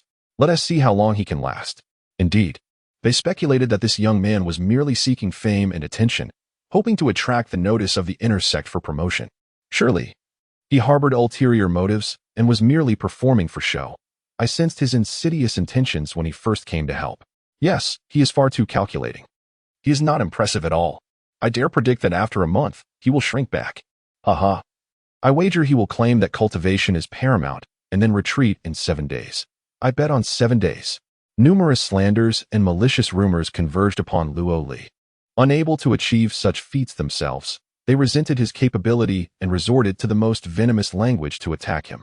However, Luo remained unfazed, enduring 10 days, 20 days, 30 days. Gradually, the discourse began to shift. Is this fellow a fool? Indeed, it doesn't seem like a performance. He genuinely appears to be a simpleton. Haha, a big fool. If you wish to work, then work away. Such a fool. Perhaps he has a few screws loose. Let us ignore him. 40 days, 50 days, 60 days. 2 months later, the discussions concerning Luo ceased entirely. Everyone had adapted to his presence, as if the sight of him returning with stone slabs had become an accepted part of the dormitory's landscape. Yet, Luo quietly counted the days, 67 days. It was time to reap the rewards. On the first morning of his 68th day, he once again sought out Elder Jian. Upon seeing Luo, whose muscles were taut and skin darkened from the sun, Elder Jian smiled and said, "Luo, what troubles you? Are you contemplating giving up? Gao Peng has ascended to the 2nd level of qi refinement, catching up to you in prowess. In recent days, you have been mining stones and crafting stone tablets, expending a considerable amount of true energy. It appears that your cultivation has made little progress. Ultimately, our primary focus should be on cultivation rather than petty tasks. Sometimes, relinquishing pursuits is indeed a valid choice." Elder Jian, believing that Luo had given up, approached with the intent to conclude matters, uttering words that might allow Luo Li to gracefully retreat from the situation. However, Luo Li shook his head and declared, "No, Uncle Jian, I wish to continue. Yet, I have noticed that the stone tablets I initially replaced are beginning to be assimilated by others, with resentful energy surging onto those tablets. If this continues, my efforts will be in vain." Elder Jian paused, contemplating, and then asked, "What would you have me do?" Luo Li replied, "Uncle Jian, I seek your guidance on how to resist the overwhelming resentful energy." After a moment of thought, Elder Jian responded, "The only course of action is to arrange a formation on the stone tablets or to carve talismans to fend off the encroaching resentful energy. Given that you are only at the second level of qi refinement, you cannot set up a formation. Thus, you must resort to carving talismans." At this pivotal moment, Luo Li's heart raced as he bowed respectfully, saying, "I humbly request your assistance, Uncle Jian." Elder Jian remained silent for a long while before finally saying, "Very well. Take this token. This is my. With it, you may access the scripture repository in the outer courtyard to borrow all texts concerning talisman crafting. Consider it my support, and I hope you discover a method to resolve the issue of resentful energy." Luo Li accepted the token, elated, feeling as though his 2 months of arduous labor had yielded the equivalent of several thousand spirit stones. He gratefully expressed, "Thank you, Uncle Jian, for your generosity." Elder Jian simply smiled and remarked, "A diligent child indeed. I hope you see this through to the end and do not disappoint me." Such words carried profound meaning. At over 90 years of age, as the Elder Jian had experienced more than Luo Li had consumed in meals, and he fully understood Luo Li's intentions. Luo Li reassured him, "Rest assured, Uncle Jian, I will not let you down." With the in hand, Luo Li departed, for the first time foregoing work in the stone quarry to instead visit the scripture repository in the outer courtyard. Upon arrival, he presented the token, and the coveted talisman texts he had long desired were laid out before him. Talisman True Explanation, 300 Questions on Divine Talismans, Innate 1 Qi True Talisman Scripture, Cave, Xian Spirit Treasure Life, Talisman, Chapter Stone Drum Talisman, Inquiry Scripture Supreme Clarity, True Talisman, Silent Talisman Record. These tomes contain various methods of talisman crafting. Mastering them equated to wielding power. A total of 14 texts lay before him, requiring at least 3,670 spirit stones to access. Yet here, Luo Li spent not a single coin. By studying these scriptures, he could thoroughly grasp the path of talisman crafting during the qi refinement phase. Letting out a sigh of relief, Luo Li produced a book he had crafted from fur talisman paper and took up a dissolving spirit blood ink in the Chung In I Town inkstone. He began transcribing the talisman scriptures. He memorized the simpler sections entirely, while laboriously inscribing the more challenging parts into his own volume, focusing intently, ensuring every stroke was precise. Indeed, Luo Li yearned to thoroughly study these talismanic scriptures, to master and refine them completely. However, he was bound by his promise to Elder Jian to see things through to the end. It was not yet the time for delving into the intricacies of talismans. For now, he could only hastily record everything and return to continue mining the stone tablets. Later, at the Nanshan quarry, he would have ample opportunity to explore these scriptures in depth. Thus, after a week, Luo Li committed all the scriptures to memory and transcribed a rough copy. He then returned to the Tuashi Academy, returned the token, and resumed his work at the Nanshan quarry. One early morning, before the sun had risen, Luo Li awoke early, had breakfast, and set forth on his journey. In no time, he arrived at the desolate quarry, and the first thing he did was let out a resounding shout, announcing his arrival throughout the site. Luo Li then began to inspect the quality of the stone, touching the rock face and observing every vein and inch of the material. Through sight, touch, and the infusion of his vital energy, he gained a comprehensive understanding of it. He spent half a day examining, touching, and familiarizing himself, and then, in a flash, he took action. With a stone knife and chisel in hand, he struck with precision, and the stone face seemed to come alive under his touch, gradually peeling away. He cut out piece after piece of stone tablet, setting them aside to be polished with a grinding stone. As he absorbed the essence of the rock, every reaction and transformation was clear to him. In the blink of an eye, he had crafted 10 stone tablets. Next came the polishing and finishing, transforming them into ordinary stone tablets neatly arranged to one side.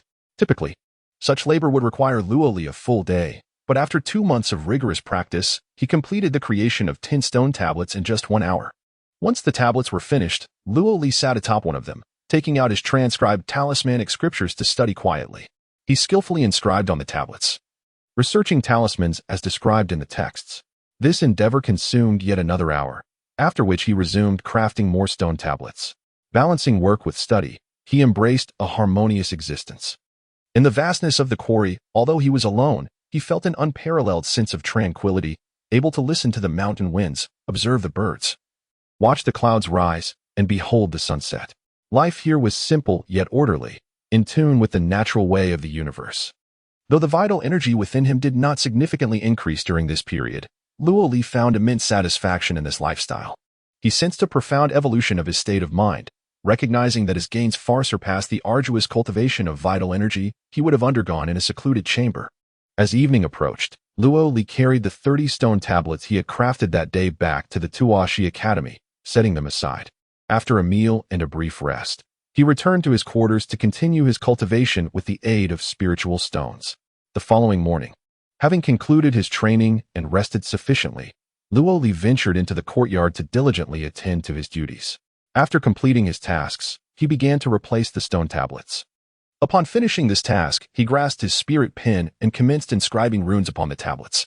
After studying the runic scriptures, Luo Li utilized his divine abilities, expending his merits to gain insight on the appropriate runes to inscribe on these tablets.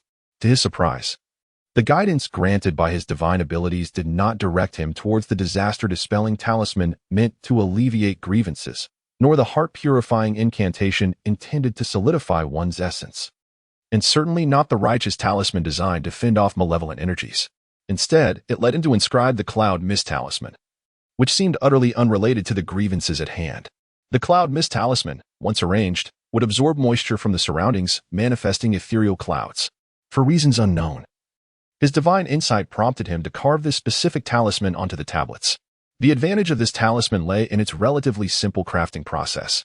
To test his divine faculties, Luo Li began to inscribe the cloud mist talisman on one tablet while simultaneously etching other disaster-dispelling, purity, and righteousness talismans on different tablets, seeking to understand the rationale behind his divine guidance towards the cloud mist talisman.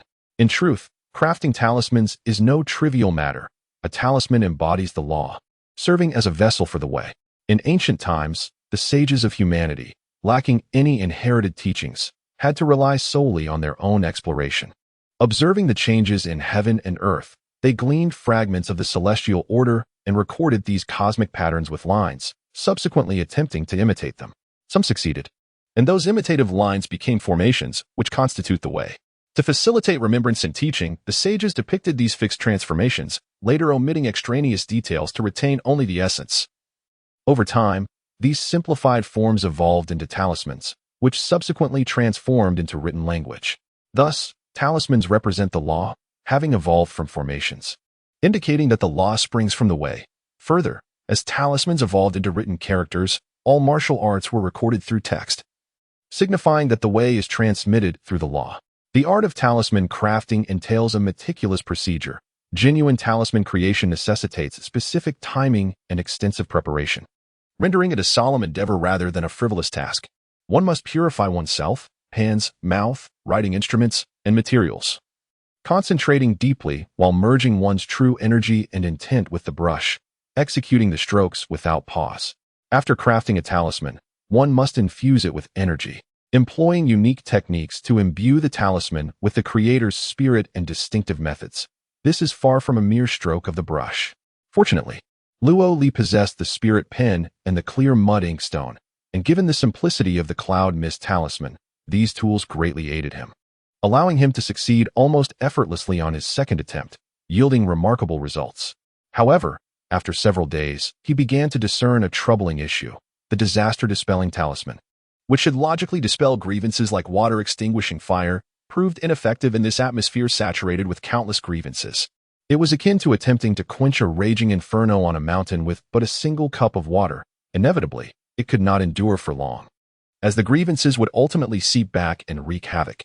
The tranquil heart incantation of solidifying one's essence in the righteous talisman meant to ward off malevolent energies should, in theory, withstand the seepage of resentment. However, the power of a single talisman is often insufficient against the relentless tide of grudges. With the passage of time, they are gradually besieged and permeated, ultimately leading to their destruction. Yet, the ordinary Yunxia talisman, which merely gathers moisture, astonishingly endures the infiltration of resentment. This is because it does not engage in conflict with the negative energy. Instead, it embodies the principle of non-contention, instinctively accumulating water vapor. With the presence of this moisture, the resentment is kept at bay, preventing any infiltration of the talisman, leaving the stone slab unaffected. Over time, even the Yunxia talisman would be unable to resist the onslaught of resentment.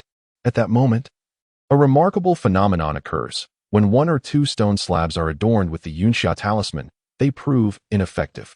However, when the number of slabs reaches 10 or 100, they begin to connect, triggering a wondrous reaction. The water vapor accumulated by the Yunxia talismans links together, forming a larger Yunxia talisman without any intervention from Luoli. This is a formation of talismans, such as the nature of water vapor, which, from a few, can accumulate into clouds. Gradually, their collective power grows, enabling them to wholly repel the assault of resentment. From that point onward, wherever Luoli laid the stone slabs, no more resentment could enter, leaving the area pure and fresh, devoid of any foul odors. Luoli breathed a sigh of relief. This was hope. If he persevered, success would be his.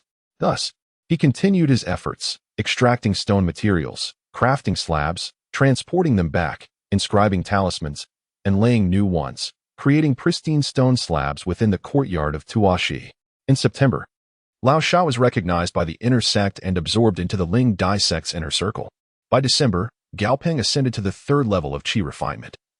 And by March of the following year, Luofeng, having failed to break through the 9 barriers after a year of cultivation, was expelled from the outer sect of Ling Dai. Throughout this period, Luo Li tirelessly extracted stone slabs and replaced talismans, from the sweltering summer to the golden autumn leaves, to the snow-laden winter. He remained steadfast, unyielding, unwavering, and resolute. With perseverance, he transformed from being able to produce merely a dozen slabs a day to laboriously crafting over 50, and eventually, effortlessly creating 100 slabs daily, his strength surging. As Luo Li worked day in and day out, without regret or complaint, the Tuashi courtyard began to exhibit noticeable changes. It became cleaner, the resentment dissipated, and the foul odors diminished. At long last, on this day, Yong Chuan, who had been silently observing Luo Li's tireless endeavors, took action. He picked up a stone knife and chisel, exchanged a smile with Luo Li, and joined him in the task of chiseling stone, shaping and polishing, crafting slabs. This was entirely spontaneous, inspired by Luo Li's spirit, without grand proclamations or promises, merely a selfless act of dedication. With Yong Chuan's involvement, figures such as Gao Peng, Han Zi, and Xian Shui emerged beside Luo Li. Unlike before, when they assisted Luo Li, this time they labored for themselves and for Tuashi, voluntarily and silently extracting stone slabs. Gradually, the journey to the southern mountain was no longer undertaken solely by Luo Li. The number of figures began to multiply, 1, 2, 3, 10, 20. Inspired by Luo Li's spirit, individuals gathered here spontaneously, chiseling, polishing, laboring diligently until one day, Elder Jian, the head of the institute, emerged from his quarters and joined the ranks. Following his participation, all disciples of the Tuashi Institute rallied. Even the head of the institute took part, with elders in their 90s toiling alongside them. Who could dare to shirk their duty now? United in purpose, nearly 100 individuals could produce 1,000 stone slabs in a single day. Luo Li no longer needed to mine the stones himself. His task was to inscribe runes beneath each slab, connecting them with clouds and mist symbols to form a formation that would dispel malevolent energies.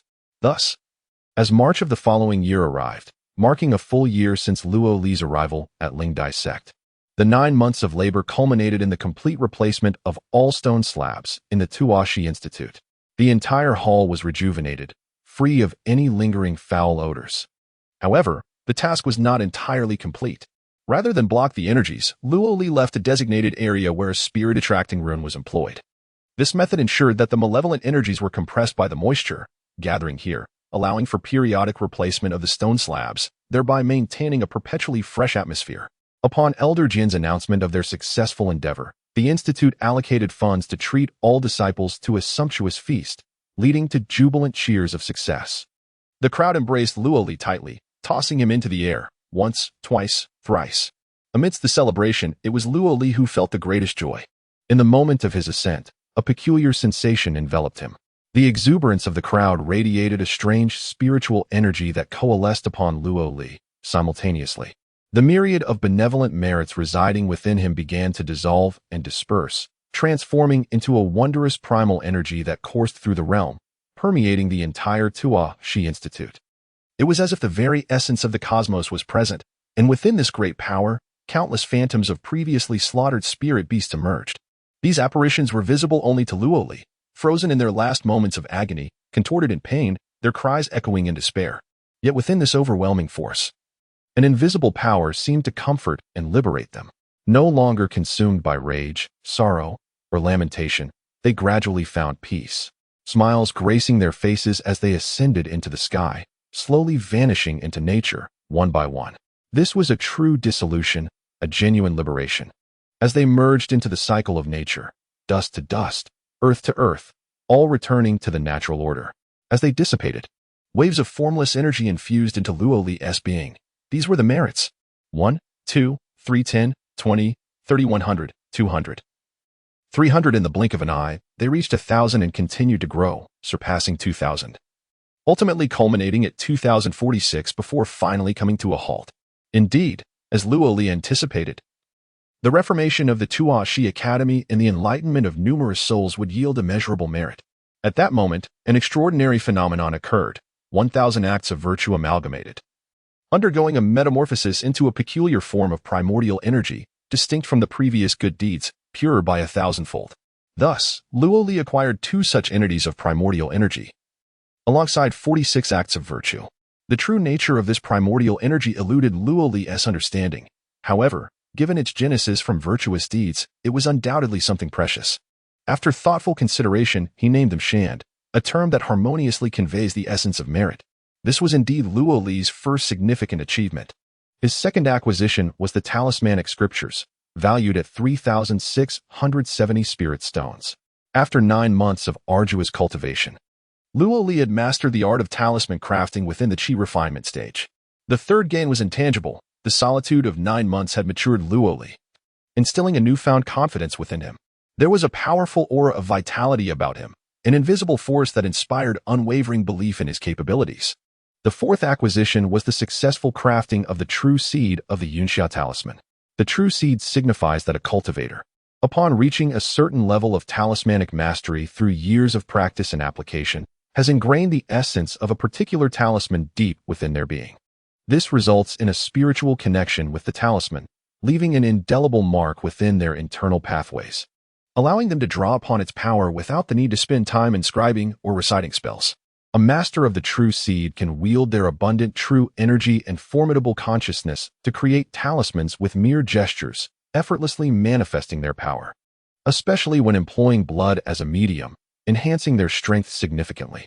It is said that even a fool who has drawn 20,000 Yunxia talismans would become exceedingly proficient. Luo Li, through this experience, thoroughly grasped the essence of the Yunxia talisman and comprehended the true seed, enabling him to conjure talismans with a mere flick of his hand. Despite the Yunxia talisman being seemingly insignificant within the realm of talismanic arts, it serves as one of the foundational symbols of water-based talismans. With this understanding, Luo Li caught a glimpse of the true seed's essence in the gateway it represented. However, he did suffer a setback. 9 months had elapsed, and he remained at the second level of the Qi refinement stage, with no notable progress. The true energy cultivated during this period was primarily devoted to quarrying and talisman crafting, resulting in minimal advancement. In truth, this was a deliberate choice on Luo Li's part. The Ling Sect was merely a stepping stone for him. His ultimate aim lay within the ruins of the Chunin Divine Might sect, where the secret methods of the sect awaited him. Thus, he intentionally restrained his advancement, preferring not to elevate his level further. Achieving the 4th level and entering the inner sect would complicate his departure from the Ling sect.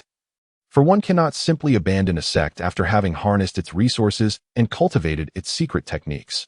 On this day, the celebration at the Tua Shi courtyard was in full swing, with an abundance of spiritual wine and meat to indulge in. The following morning, Luo Li awoke, exhaling a sigh of relief. He no longer had to venture to Nanshan, marking a significant conclusion. What to do now? Create talismans. After purifying his body, hands, and mouth, Luo Li retrieved a piece of talisman paper from his storage pouch. unfurling it upon the table and securing it with a weighty inkstone.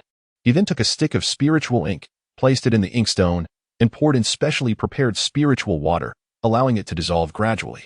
As he ground the ink, a distinct scent of blood and vitality arose. Satisfied, he produced his lingxi brush and contemplated the talisman paper, remaining still for an extended moment. This was Luo Li's characteristic approach, to observe and contemplate thoroughly before executing his task with precision. Suddenly, he moved, dipping the lingxi brush into the spiritual ink, and swiftly began to inscribe the talisman upon the paper. Each stroke flowed like a dragon or snake, with focused concentration, losing himself in the moment, in that space. Only the talisman paper existed, nothing else mattered. His vital energy coursed through his body, infusing the lingxi brush, which in turn transferred the energy onto the talisman paper, interacting with the inherent spiritual energy within, and thus, a talisman materialized.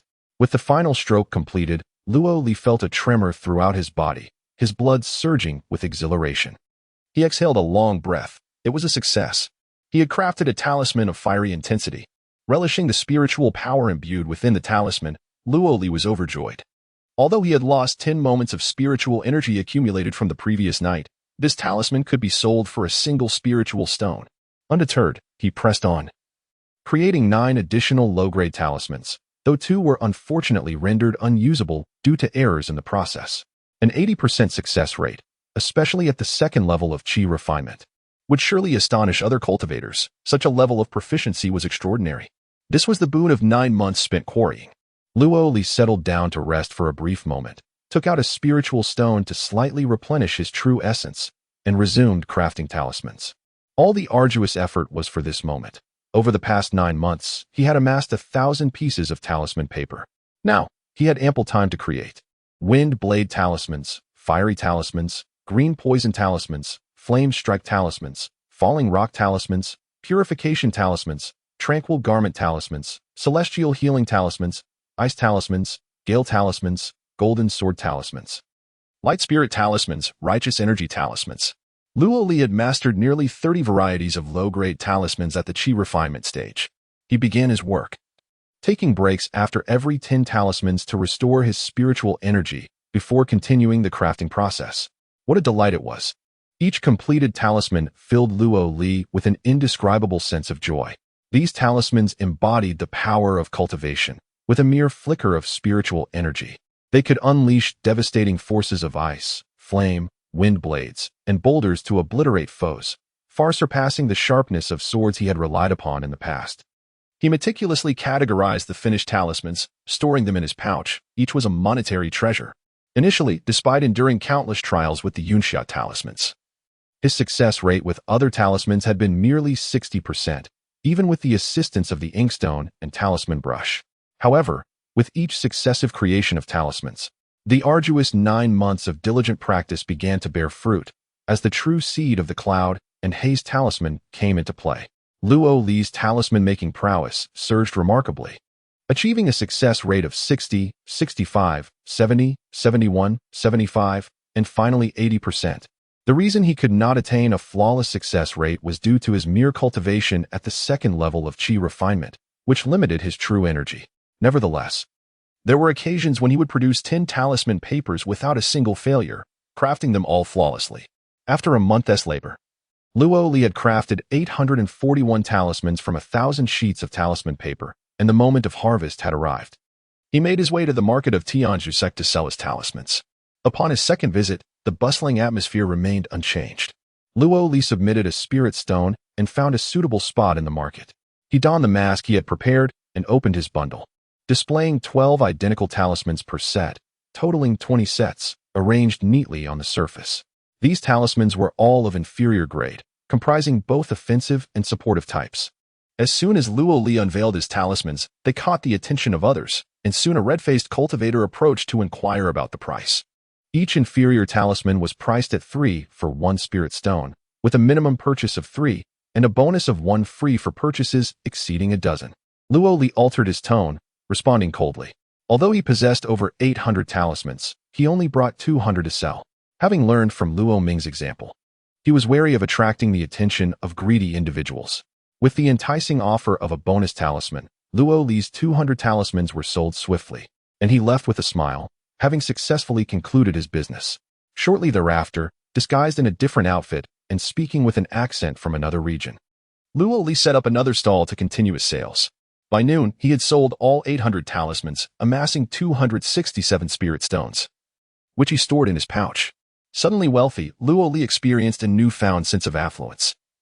He had once considered himself rich with merely 3 or 4 spirit stones a month, but now with 267, his financial standing was transformed. With wealth comes the desire to indulge, and he decided to treat himself to sumptuous meals he had long coveted. Why not feast to his heart's content? After all, it was just a few spirit stones, and now he could afford it. He also purchased the fine spirit wine he had previously yearned for, savoring it without restraint. These few spirit stones were now within his reach, although he still found himself unable to afford the coveted magical instruments he admired. He could only gaze longingly at them. However, the future held promise. He had seized a lucrative path ahead, and the worry over spirit stones was a thing of the past. After enjoying a lavish meal to satisfy his cravings, Luo Li resolved to refrain from unnecessary expenditures and focus on accumulating more spirit stones. Relying on the discarded fur from the to craft talisman paper, he produced only a little over 200 sheets a month, which proved insufficient for his talisman-making needs. It appeared he would need to purchase additional talisman paper. Sharpening his tools was essential for effective work. At 50 sheets of talisman paper for 1 spirit stone, given his success rate, he anticipated a profitable venture. Moreover, crafting inferior talismans proves to be less profitable. I should endeavor to create mid-grade talismans. Each of these mid-grade talismans is valued at a single spirit stone, yet requires the same materials and energy as the inferior ones, presenting a threefold increase in price. It is worth a try.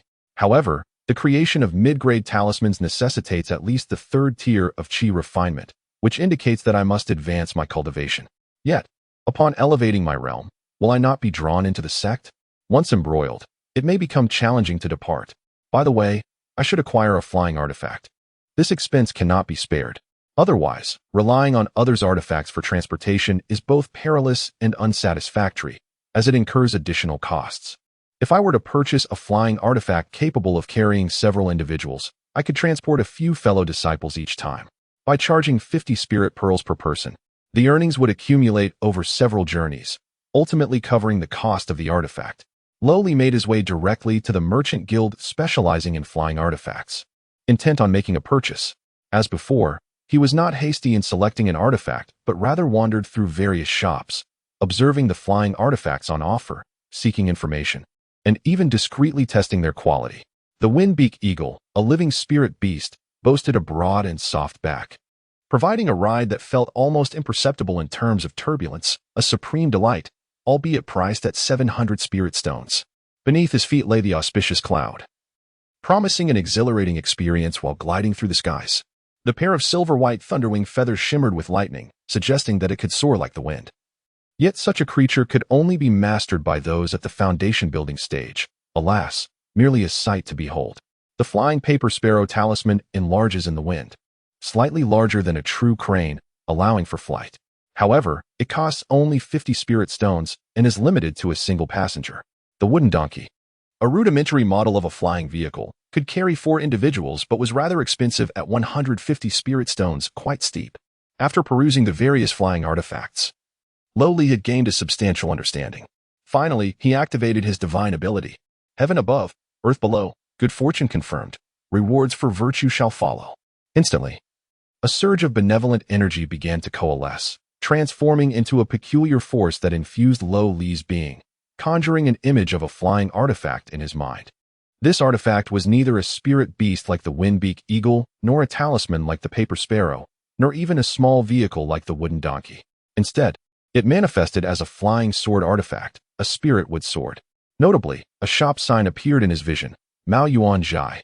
The spirit wood sword, crafted from millennia-old spirit wood, contained 24 earthly spirit seals, allowing for both flight and combat, suitable for cultivators of the 3rd tier and above, valued at 80 spirit stones.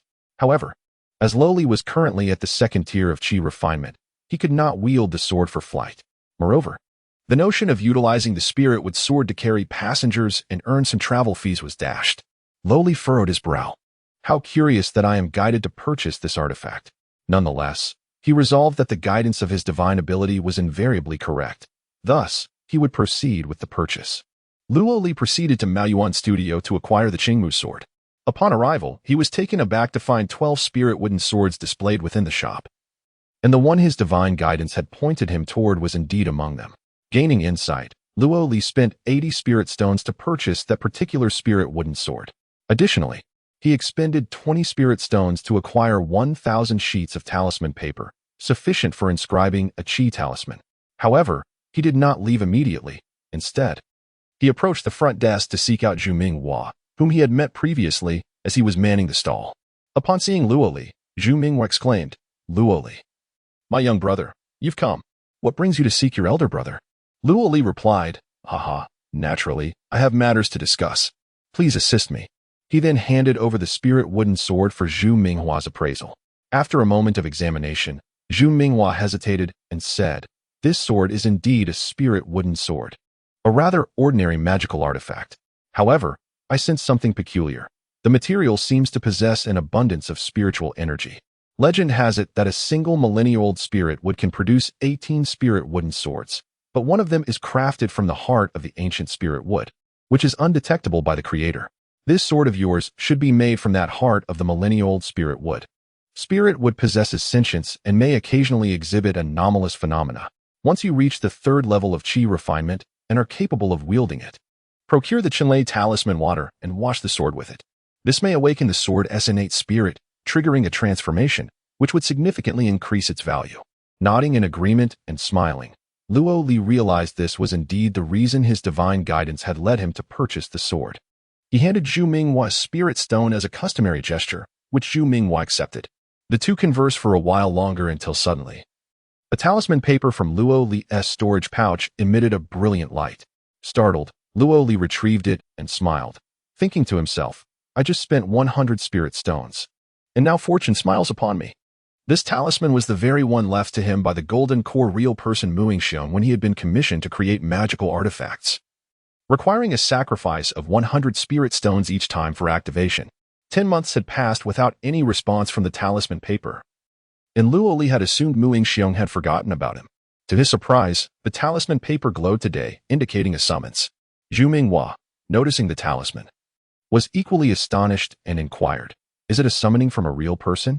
Luo Li replied, "Brother Zhu, I must apologize. A senior has summoned me, and I must hurry." Zhu Minghua encouraged, "Of course, it is indeed a summons from a real person. Go, go." Luo Li immediately departed with haste. After his exit, Zhu Minghua pondered quietly. With the connection to a golden core real person, this young man seems extraordinary. I must cultivate a good relationship with him. As Luo Li made his way to the dust pavilion, he contemplated, "I must attend this summons. To refrain would be akin to exposing my secrets, drawing unwanted attention. If my divine abilities were to be revealed, it would spell certain doom. Regardless, I will simply offer my blood for activation, disregarding everything else. I trust that after a few failures, he will dismiss the Lingxi pen as a mere coincidence, and that will be the end of it. He will not pursue me further. The crucial point is that 100 spirit stones is no trifling sum. I must go." Soon, Luo Li arrived at the shop, where Mu Yingxiong remained as ever. In the distance, a bumbling assistant was busy refining something in the furnace. Upon spotting Luo Li, Mu Yingxiong called out, "Come here, boy. You've arrived quite swiftly. I almost forgot about you until my apprentice began chatting with me while refining a magical artifact. Hurry over to prepare for the blood offering." Luo Li replied, "Yes, senior, upon your summons. How could I dare not come? I utilized the sect's teleportation portal to arrive here, which requires 10 spirit stones for a single journey, 20 for a round trip." "Senior, what do you think?" Mu Yingxiong interrupted. All right, I will reimburse you. It's no great matter. Thank you, senior. Thank you." Luo Li expressed gratefully. Mu Yingxiong scrutinized Luo Li for a moment and remarked, "You seem a bit different from before. Have you recently undergone some sect trials?" Luo Li shook his head. The disciple has encountered some opportunities, yet remains an outer disciple without any sect trials. With a disdainful snort, Mu Yingxiong stated, "You, my boy, are ill-suited for the Ling'ai sect. The Ling'ai sect is too petty, all about agility, cleverness, evasion, fluttering like a butterfly to avoid enemies. This passive defense is ultimately a deviation. In the realm of cultivation, one must be ruthless. No matter how adept you are at evasion, there will inevitably come a day when you cannot escape. In the past, when your Lingdai sect had both the sword butterfly and soul butterfly lineages, the sword butterfly commanded the sword of time, while the soul butterfly wielded the soul, devouring annihilation, possessing the strength to deliver a fatal blow. Now, with only the illusion butterfly in charge, all that remains is evasion. The old lady is worsening with each passing year. His words were the invaluable insights of a golden core true person. Nevertheless, Luo Li fervently responded, "Thank you for your guidance, Senior, but I am a disciple of the Lingdai sect in life and will be a spirit of the Lingdai sect in death. I implore you not to insult my sect. One must diligently uphold the gratitude of the Lingdai sect, even if one departs in the future. I have encountered many stubborn old men like Mu Yingxiong. Despite their words, if you neglect to protect the Lingdai sect and flatter them, they will consider you a petty person and look down upon you." Mu Yingxiong shook his head and remarked, "What I speak is merely the truth. However, as long as the butterfly transformation lineage exists within the Lingdai sect, the dream of Zhuang Zhou and the butterfly shall not perish. Our Chenlian sect is different. With 8 branches, none can serve as a pillar to safeguard the sect from annihilation. Ever since the Luohua calamity, the path to immortality has been severed. Our ancestral masters have vanished, and for 10,000 years, there has been no change. The entire realm of cultivation is in decline. Now, the golden core true person can only strive to uphold dominance, yet if this continues, perhaps in another 10,000 years, there will be no Chenlian sect or Lingdai sect left." Upon uttering these words, Mu Yingxiong's spirit waned. The Luohua calamity he mentioned was something Luo Li had read about in the scripture repository. A great disaster that occurred 12,000 years ago in the realm of cultivation.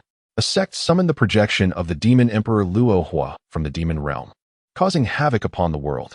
Countless sects united in a bloody battle. Although the projection was vanquished, the realm of cultivation sustained severe injuries. Since then, for a millennium, no one has ascended to immortality. In the past, many ascended immortals no longer received blessings of laws and treasures from their ancestors. Even when certain sects faced extinction, their last resort of summoning their ancestors for protection proved futile, as there was no descending ancestor to offer refuge. Moreover, the spiritual energy within the realm of cultivation diminished incessantly, making the path of cultivation increasingly arduous. 12,000 years ago, nascent soul true monarchs roamed freely.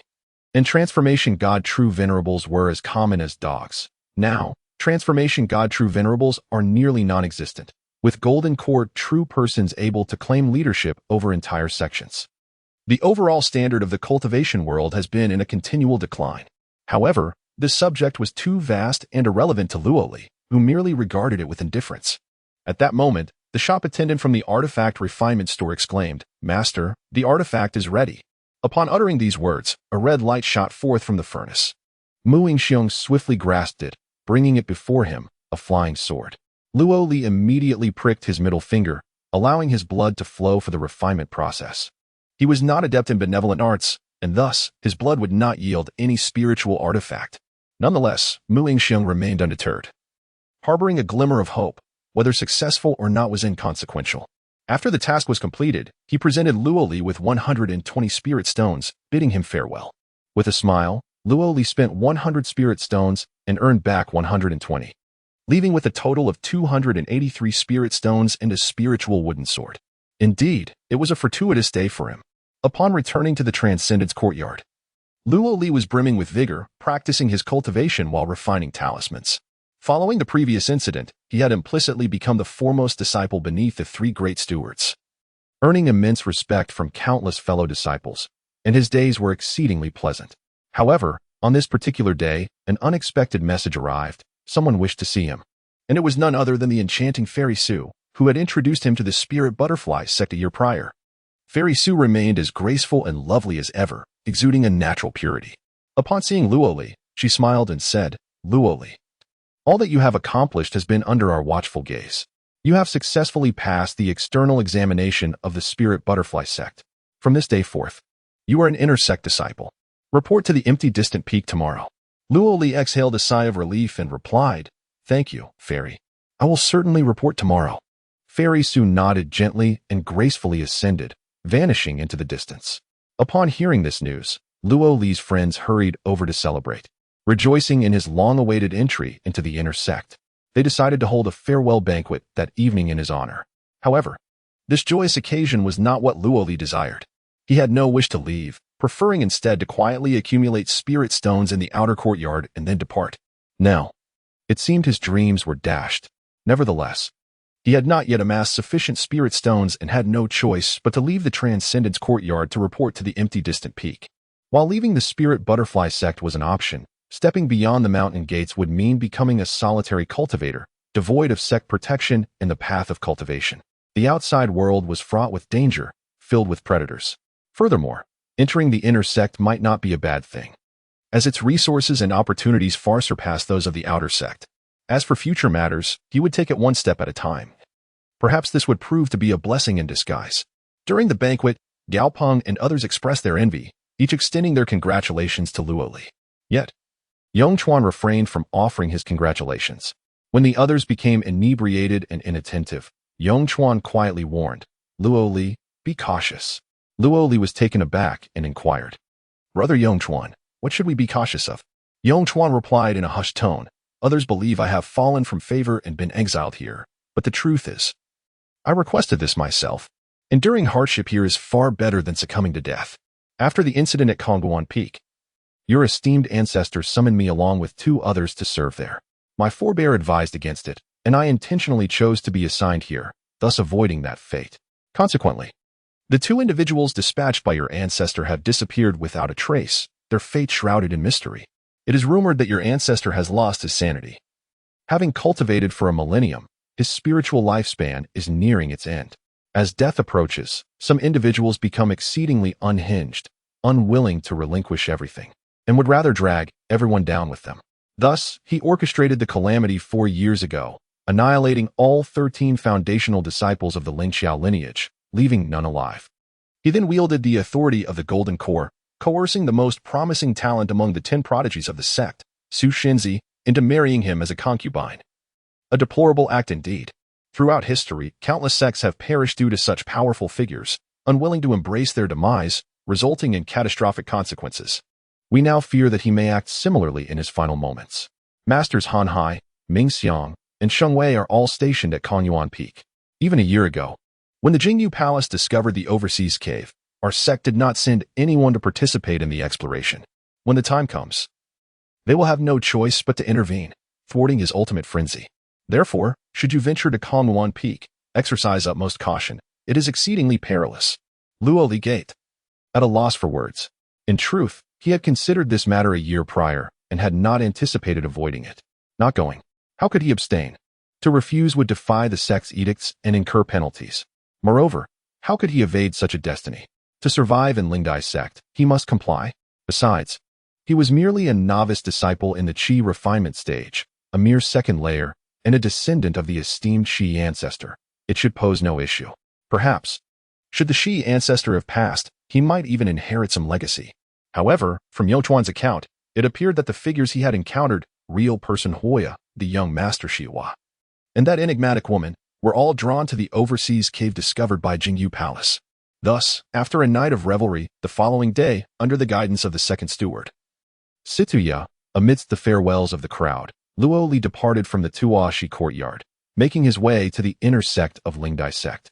Following the mountain path atop a grass mud horse, he gradually advanced, leaving the outer sect's confines and entering the true gates of Lingdai sect nestled within Xiang Mountain.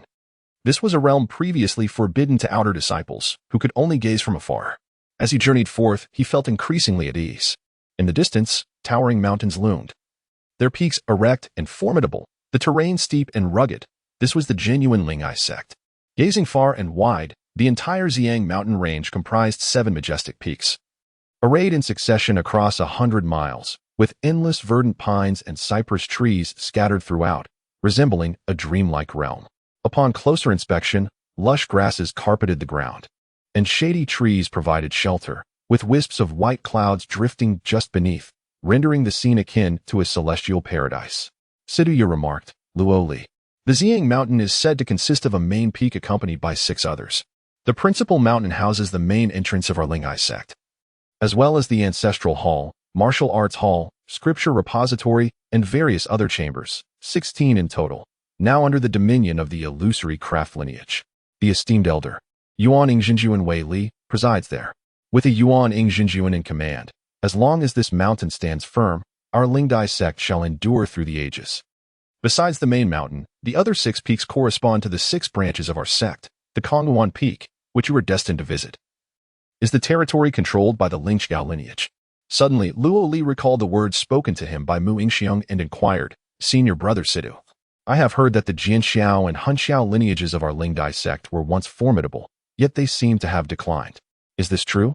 Sidu nodded, glancing around to ensure no one was eavesdropping, and whispered, Indeed, this was not meant to be shared with disciples like you. Since you have asked, I shall disclose it. Initially, the Jianxiao lineage governed our sect, and the fortunes and prestige of Lingdai sect were built upon their efforts. After the calamity of Luhu, the world underwent a transformation.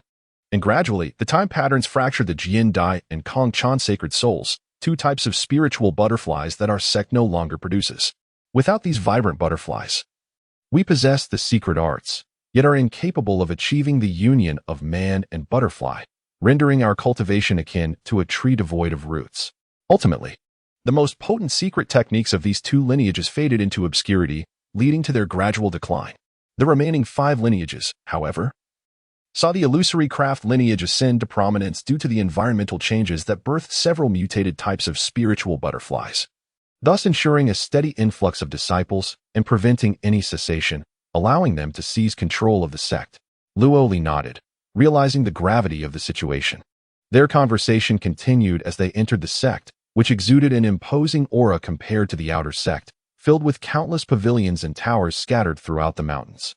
Among the most remarkable structures stood a grand archway at the forefront of the sect, towering over 30 zhang, formed by 10 columns. Its eaves cascaded like waves. Entirely transparent and azure, adorned with divine beasts and ethereal avian manifestations, alongside statues of mighty warriors flanking the entrance, creating a formidable atmosphere. Inscribed upon the archway was a brief verse, What joy is there in life? What sorrow in death? This archway serves as the mountain gate of the Lingdai sect, the very heart of the protective array. Once activated, this formation safeguards an area of 100 miles, impervious to even the most ferocious divine thunder. Behind the archway lay 7 purple jade platforms, each measuring 5 zhang on each side, rising like towers in a cauldron shape, enveloped in swirling mist.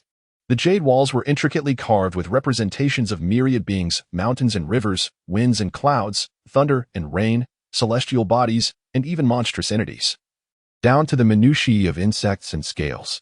Interspersed among these were numerous vermilion inscribed talismans.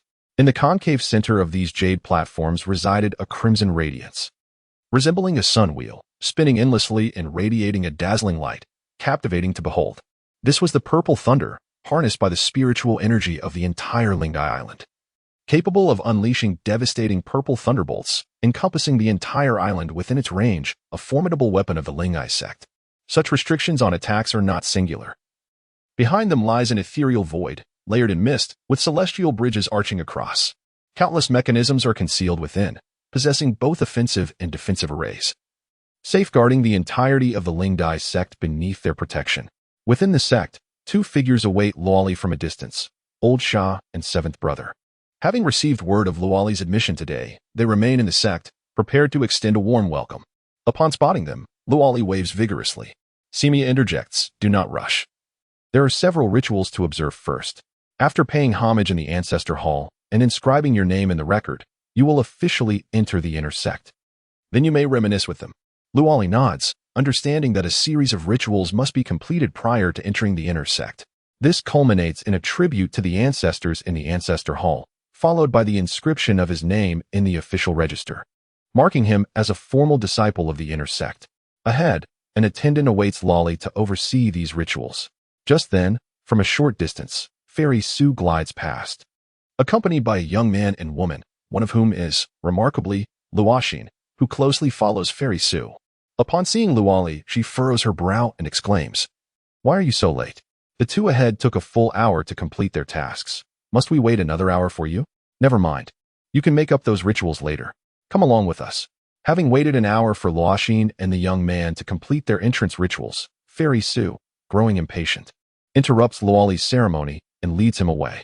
The attendant, hearing her command, stutters, This is against protocol, it's not. Fairy Su glares, retorting. Against protocol? Humph. What rules do we have left in the Ling Dai sect? With a swift motion, she summons a flying carriage, declaring, let us depart. Reluctantly, Luoli enters the carriage, waving goodbye to old Shah and seventh brother from a distance, realizing there is no other option but to reunite later. The four of them board the carriage, which Fairy Su controls as it ascends towards a distant peak. This mountain, reaching toward the heavens and descending into the void, is ethereal, shrouded in purple mist, with a majestic stature that supports the azure sky. Indeed, it is breathtaking. The lofty peak looms over a deep valley. Tranquil pools nestle against the heavenly pillar. It is evident that this is a prime location for cultivation. The verdant mountainsides are adorned with emerald hues, while clouds gather around the summit by day and the sun hangs low among the treetops by dusk. The gentle flow of water resonates like the tinkling of jade pendants within the ravine. The cascading waterfalls softly hint at the sound of a guqin. Were it not for the companions engaged in cultivation, one might expect an immortal alchemist to be busy. Dragons dance and serpents glide. The interplay of light on the peaks reflects in the waters, with the mountain ridges layering upon one another, dense forests competing in splendor, resembling a grand and magnificent ink painting. This is Kanyuan Peak, embodying the essence of tranquility and far-reaching aspirations. As they gaze at the distant Kanyuan Peak from within the flying carriage, Luoli and Luoxin engage in conversation. Having entered the sect for a year, Luoxin's dual spiritual roots have begun to manifest their advantages. She has advanced to the third level of qi refinement and is on the cusp of breaking through to the fourth, her cultivation realm significantly surpassing that of Luoli. Another youth, named He Li, also at the third tier of qi refining, was quite clever and greeted Luo Li as senior brother with each utterance. The 9 months spent in quarrying and stone collection had imbued Luo Li with an air of composure and maturity, leading the boy to unconsciously perceive Luo Li as a senior. The flying vessel soon approached the lofty Kangguan Peak, where rows of spiritual fields could be seen atop the mountain. Numerous cultivators toiled diligently there, planting spiritual grains and harvesting spiritual fruits, creating a lively and bustling scene. Luo Li found it perplexing. It was said that 4 years ago, Kanyuan Peak had suffered a calamity, resulting in a significant decline in talent. Yet, from what he observed, it appeared to be thriving. Not only Luo Li, but the other two also shared similar doubts. The enchanting Su, piloting the flying carriage, scoffed and remarked, "Do you find it strange that this place is so prosperous? It contradicts the legends, doesn't it?" Luo Li replied, "Indeed, indeed." Su continued, "Of course. How could it not flourish? However, this has nothing to do with us at Kanyuan Peak. 4 years ago, after that old wretch returned from his mishap, the first thing he did was to lend out all the spiritual stones. The 367 acres of spiritual fields, 17 medicinal gardens, 12 mines, 21 properties, and shares in the 4 major markets. Everything accumulated over 30,000 years at Kanyuan Peak was sold off completely." Upon hearing this, Luo Li was taken aback, noting Su's deep-seated animosity towards the ancestral figure, referring to him disdainfully as that old wretch. Luo Li questioned, "Surely not. These are the assets of the spirit butterfly sect. Who would dare to purchase them?" Su replied, "Others may not dare, but sometimes our own people can be more ruthless than outsiders." At that moment, the flying vessel descended gently into a compound adorned with gardens, artificial hills, flowing streams, pavilions, and clear lakes amidst tall hills. The myriad courtyards featured lush gardens, rocky hills, and even a lake, resembling a miniature world. Regrettably, the view was marred by decay. The gardens were withered, streams choked, and cobwebs adorned every corner, presenting a scene of utter dilapidation. Su continued, "Well, this is all that remains of our lineage, the Lingxiao branch, our residence. However, the peaks of Tiangao and Jiuzhuan are eagerly awaiting. Once that old wretch perishes, this will become their domain." Luo Li observed that figures like Su, hailing from the inner sect, referred to the 7 branches of the spirit butterfly sect by their mountain names: the Lingxiao branch as Kanyuan Peak, the Fengxiao branch as Tiangao Peak, the Xinxiao branch as Jiuzhuan Peak, and the primary illusionary branch as Xiang Mountain. The other branches, such as Jianxiao and Hunxiao, had already faded into obscurity, existing merely in name, while the Huqiao branch remained exceedingly low profile, commonly referred to as Luozhou Peak. Su led the group into the architectural complex, and at that moment, Luo Li noticed the profound desolation of Kangguan Peak. Aside from cultivators and disciples, hardly any servants were visible. Su remarked, "Indeed, that is the case. When the walls crumble, the crowd disperses. Our lineage is steeped in countless legends, yet none among the servants dare to come and work here, leaving it eerily quiet. However, this is preferable. It brings a sense of tranquility. Then, the fairy Sue pointed toward a distant row of grand caverns by the lake and said, "You fortunate ones. Go ahead and each select a cavern to reside in. These were originally reserved for those who have reached the foundational realm. Now, you may each claim one." She added, "By the way, do rise early tomorrow. The old man wishes to accept you as his named disciples and has matters to discuss." With that, she turned away, leaving Luo Li and the others in the vast emptiness of the palace. A gust of wind swept through, flinging open the windows and producing a haunting sound that echoed through the desolate space.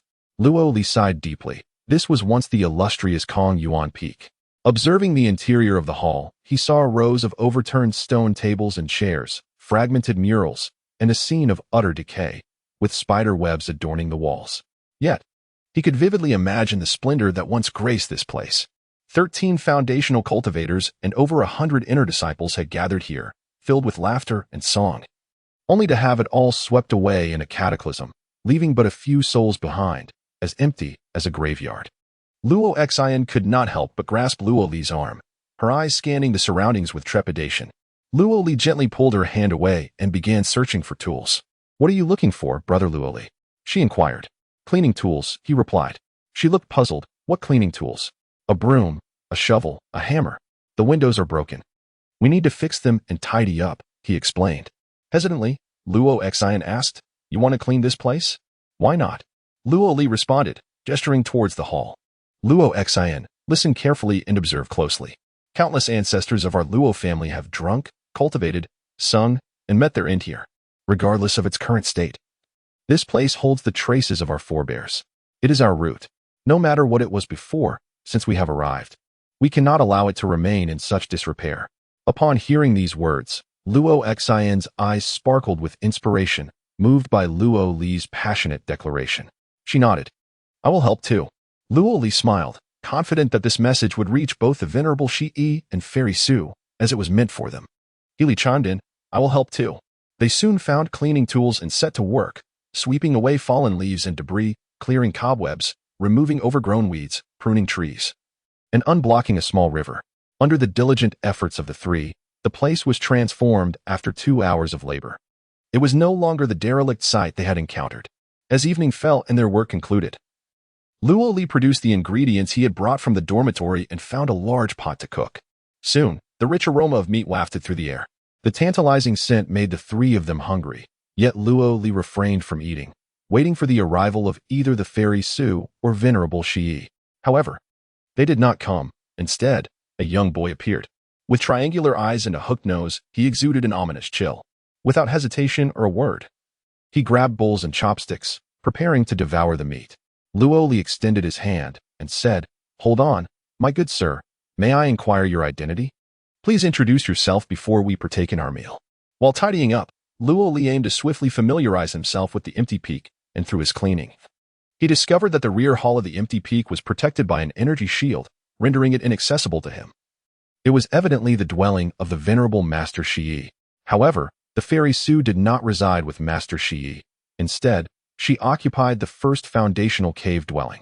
Besides the cave occupied by Su, there were 4 additional dwellings, all inhabited, and this young lad appeared to be one of the residents from those 4 abodes. Upon seeing Luo Li's obstruction, the youth could not help but curse. "You, the new servant, are courting death.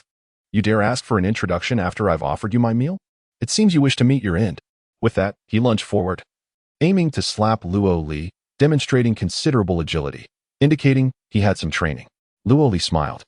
Realizing that due to his lack of a formal entry procedure and his outer sect robe, the boy mistook him for a mere servant, intending to teach him a lesson. Such individuals should not be indulged. They must learn their place.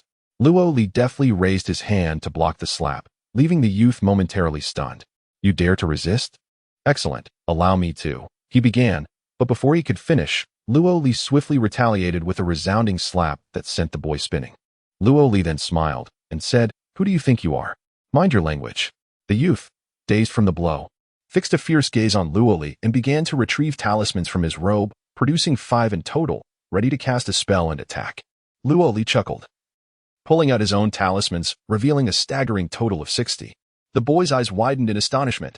Faced with such a multitude of talismans compared to his meager 5, he realized that should a confrontation ensue, his fate would be sealed.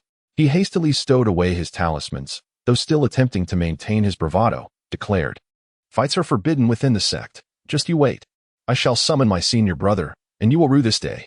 With that, he turned to leave. But Luoli called out, "Halt. You think you can just walk away after that? Apologize.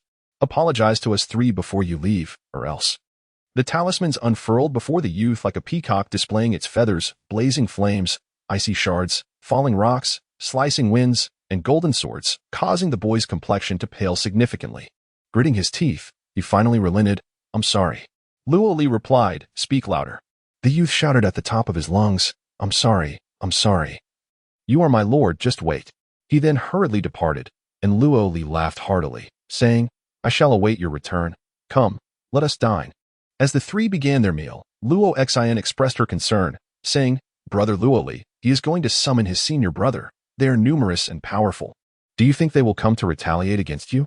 Luoli responded with a grin, "1 comes, I strike 1. 2 come, I strike 2. Do not worry.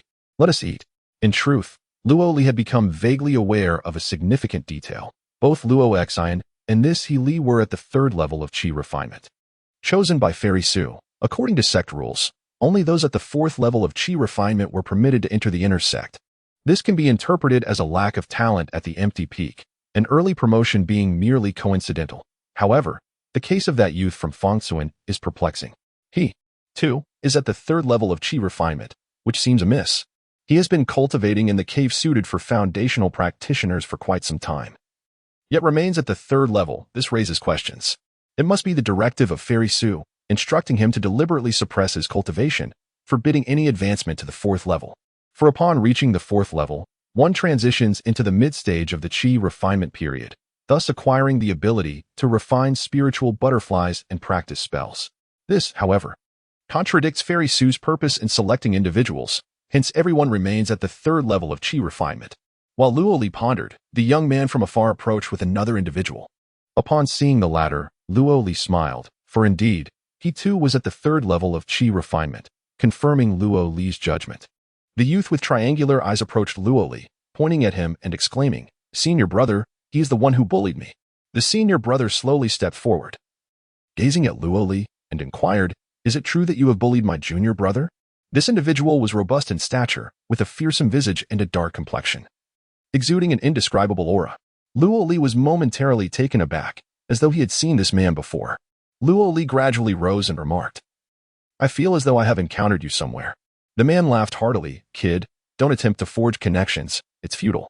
You bullied my junior brother. So kneel and admit your mistake, and I may spare you."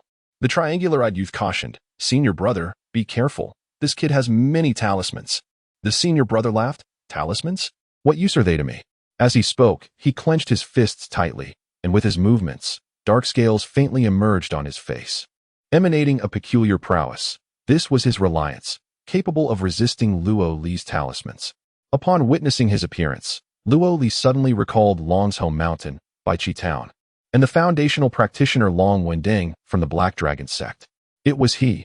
The aura was unmistakable, the same as Long Wendeng's. Though Long Wendeng had perished, Luoli had thought he had forgotten that day. Yet at this moment, seeing the senior brother with such a similar presence ignited a fire within him, fueling his rage. Luoli lifted a cooking pot and brought it down forcefully upon the senior brother's head, then followed with a punch aimed at his solar plexus. The senior brother, struck by the pot, let out a cry of agony, and with a punch to his abdomen, he curled up like a shrimp. Luoli then charged forward, raining down punches upon him like a torrential downpour. Each strike landed with a resounding thud, causing the senior brother to wail in despair, "Big brother, stop. I yield." "I yield yet." Luoli, in a frenzy, continued his assault. Beside him, Luo Xin and Healy stood in shock, unsure who shouted, "Stop. If this continues, someone will die." They desperately attempted to restrain Luoli, but neither could contain his fury. Finally, they managed to pull Luoli away, but by then, the senior brother was left gasping for breath, barely clinging to life. At this moment, Luoli finally regained his senses, realizing the madness of his actions. If he had inadvertently caused someone's death, The consequences would be dire. After all, he too was a disciple of the Kongduan peak.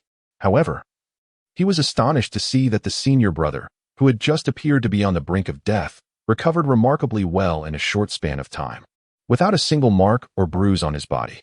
Such formidable self-healing abilities. Luo Li couldn't help but furrow his brow. The first thought that crossed his mind was the longevity poison. Yet, upon closer inspection, this recovery was not at the expense of his lifespan. It was evident that this individual possessed an exceptionally strong physique, akin to that of a black dragon. Having recovered, the senior brother, now facing Luo Li after receiving a thorough lesson, admitted his mistakes humbly, repeatedly apologizing, I was wrong. Luo Li shook his head and set about preparing a large pot of delicacies once more, calling out, it's good that you acknowledge your mistakes. Now come here and gather some firewood for me. He began to instruct the two of them to work, and before long, the feast was ready. All right. You've worked hard. Now come and taste this. The two, who had previously been at a loss under Luo Li's command, were now obedient. Since they would be spending a considerable amount of time together, it was better to resolve their differences than to harbor grudges. Thus he invited them to dine together. The senior brother, whose name was Jean Ling, had a straightforward nature and harbored no ill intentions.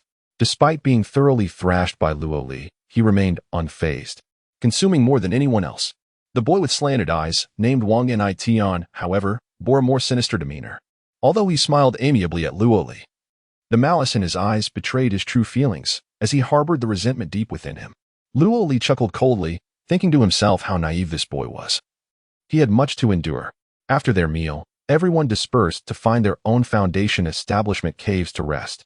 The walls of these caves were smooth as crystal and illuminated as brightly as day, with several rooms within. Upon entering the cave, one would find a corridor leading to the main hall, a welcoming area for guests, furnished with a complete tea set and adorned with an opulent carpet, exuding an air of grandeur. To the right of the main hall was a room designated for the crafting of artifacts and alchemy, though it lacked a furnace. It seemed there once was one, but for reasons unknown, it had been removed. On the left side of the main hall were several rooms for servants and storage. The main hall extended about 10 zhang, and walking forward led one to the end of this area, arriving at the rear chamber. This was a cultivation room, filled with an abundance of light. Spanning approximately 10 zhang in width, its walls were entirely made of stone, devoid of any clutter. Save for a large meditation mat and a spring of clear water, the entire cave was shaped like an inverted bowl with a rounded ceiling. The stone walls and floor were a pristine gray-white, polished to a sheen, resembling beautiful jade, without a single blemish. The final bedroom, though modest in size, was impeccably clean both inside and out, furnished with a bed, a chair, a table, and a couch. The furniture was limited, yet each piece was exquisite. Crafted from purple wood, showcasing meticulous artistry in its details, Luo Li began to meditate in the cultivation room. Realizing that this indeed was a cave for true foundation establishment practitioners, it was incredibly gratifying to cultivate here. The stone walls seemed to continuously emit spiritual energy, and the atmosphere was saturated with an overwhelming abundance of it. In the third-tier meditation chamber of the Tuo Shi Institute, an extraordinary phenomenon unfolded. With every 100 breaths, one could cultivate a breath of true essence. However, within this cave, the cultivation rate astonishingly doubled, yielding a true essence 50 times more potent than that found in ordinary spirit stones.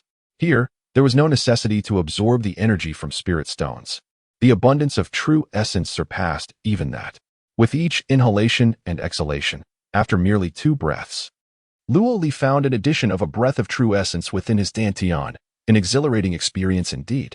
Over the past 9 months, had Luo Li not deliberately restrained himself, engaging in quarrying and talisman crafting, which consumed vast amounts of his true essence, he would have undoubtedly ascended to the 3rd level of qi refinement long ago. Yet, even so, his energy reservoir had replenished by half. Now that he had entered the inner sect, he resolved to no longer hold back. Everyone else had reached the 3rd level of qi refinement, and he could not afford to lag behind. With this thought, Luo Li retrieved a qi refining pill, swallowing 2 in quick succession. He then grasped a spirit stone in his hand, inhaling deeply the ambient spiritual energy, and commenced his breakthrough cultivation. As the qi refining pill dissolved, it transformed into an inexhaustible stream of true essence that coursed through his body, gradually being refined and absorbed into his dantian. Simultaneously, with every 2 breaths, a surge of spiritual energy was birthed, causing an explosive increase in the energy reservoir within Luo Li. 60%, 70%, 80%, 90%. And then a complete 100%, full circle, he broke through. The gathered spiritual energy overwhelmed the existing true essence, which swiftly melded together before erupting, shattering the barriers. And surging throughout his body, this true essence coursed through him, instilling an indescribable sensation of ecstasy. Every part of him began to transform under its influence. His meridians strengthened. His flesh and blood invigorated, his spiritual perception sharpened, and his consciousness expanded from 4 feet to 5 feet. Everything was fortified, seamlessly and effortlessly, culminating in a successful breakthrough. Slowly, Luo Li opened his eyes, perceiving the world with unparalleled clarity. He had ascended to the 3rd level of qi refinement. Observing his hands, he exerted pressure and was met with filth. A foul odor emanated from him, a testament to the impurities expelled from his body post-breakthrough. Hastily, he washed himself, taking quite some time to cleanse thoroughly. Donning his robe, Luo Li recalled the instructions from Fairy Su and promptly departed the cave, making his way to the Grand Hall. Upon arrival, he immediately noticed that Fairy Su and others had been waiting there for some time. Apart from Luo Xian, Healy, Jinling, and Wang Ni Tian, there was another man and woman, all having attained the 3rd level of qi refinement. Spotting Luo Li's entrance, Wang Ni Tian exclaimed, "Luo Li, you are the last to arrive. The fairy has been waiting for you for nearly a quarter of an hour." His remark added pressure on Luo Li, leaving Fairy Su no choice but to impose a penalty. As expected, upon seeing Luo Li, Fairy Su frowned and said, "You are quite impressive, making so many of us wait. Do you truly believe yourself to be the chosen one?" Luo Li quickly apologized. "I'm sorry. I was wrong. I am willing to accept any punishment." Without further explanation, he began to circulate his true essence, revealing his newfound strength. Fairy Su was momentarily taken aback, exclaiming, "Yesterday, you seemed to be at the 2nd level? So you have indeed broken through to the 3rd level of qi refinement? How intriguing. Remember, you must not be late next time, otherwise you shall regret it. Now that everyone is gathered, let us proceed together to pay our respects to Master Shi." With that, Fairy Su led the group toward the sanctuary protected by true energy. Luo Li smiled at Wang Ni, saying, "Little one, prepare for the shadows. I shall make you rue the day." The 8 of them walked forward and arrived at the grand entrance of the sanctuary. Fairy Su stood silently before the door, and the energy shield vanished instantaneously, allowing everyone to enter the hall. As they stepped inside, the sanctuary revealed itself as a far cry from the dilapidated exterior. The interior was expansive and magnificent, adorned with steps of pure white jade and golden-painted, intricately designed columns, exuding an aura of grandeur. A purple copper incense burner filled the air with the precious aroma of dragon saliva, wafting like delicate smoke, creating a fragrant ambience within the hall. The polished marble floor gleamed as if reflecting human figures. In the center of the hall sat an elderly man upon a throne. Though his hair was completely white, his skin resembled white jade, and his features were strikingly handsome, emanating an imperial presence that suggested he was unparalleled across the realms. His eyes were unfathomably deep, making it difficult to grasp his intentions. This was the esteemed Master Shi, the patriarch of the Lingdai sect and the ancestor of the Luo family. A true golden elixir practitioner, Fairy Su gracefully approached him, and with each step, Luo Li felt an unusual sensation. She was entirely different from before. Previously, she was like a pure jade maiden, cold and unsmiling. But now, as she walked, she moved with an enchanting grace, exuding an alluring charm. She reached Master Shi's side and extended her delicate hand to massage his shoulders, speaking softly as she did, "Old man, I have brought these young lads to you. Their talents are quite impressive, all promising seedlings with 2 or 3 strands of spiritual roots." Though she referred to Master Shi as old man, the tone was entirely different here than when addressing Luo Li and the others, which was cold and imbued with endless hatred. In this intimate setting, her words were filled with affection and a hint of flirtation. Master Shi relished the massage, closing his eyes with a smile. After a quarter of an hour, he finally opened his eyes and turned his gaze toward Luo Li and the others. His look resembled that of an ancient behemoth awakening, surveying a few lambs before deciding which one to consume.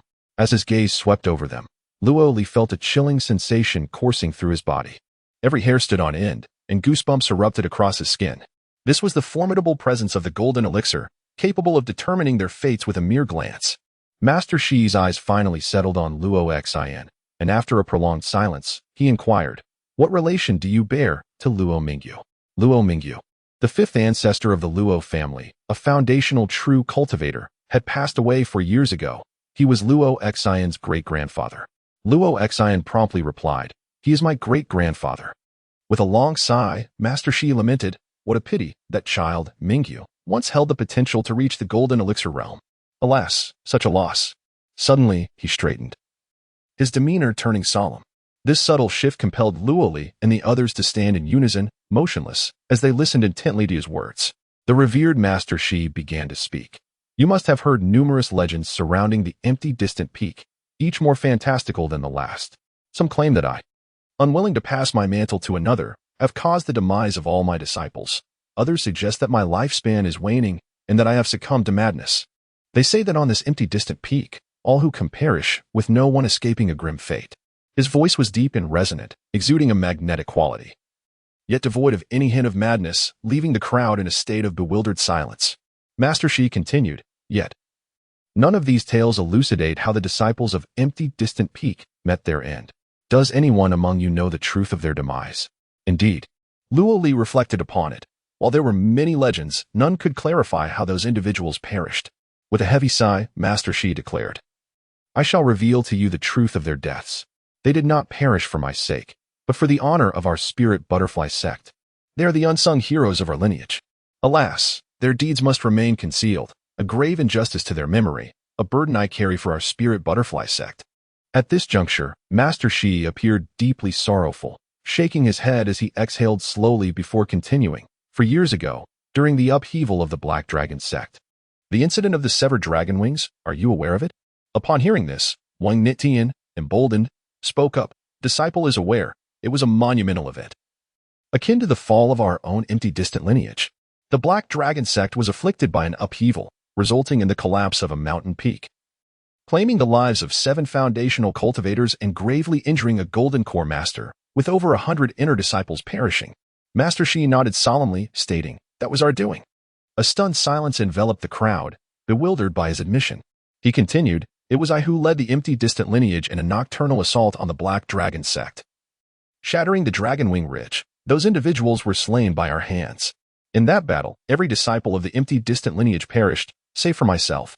Instantly, the crowd erupted in astonishment. The Black Dragon sect was an ally of the Spirit Butterfly sect, a member of the Heavenly Pearl Alliance. How could they have launched an attack against them? Would this not signify a war between sects? Master Shi continued, "This act was conducted in secrecy. No one, not even the Black Dragon sect, knows who assailed them. But do you understand why I led the empty, distant lineage in this night raid?"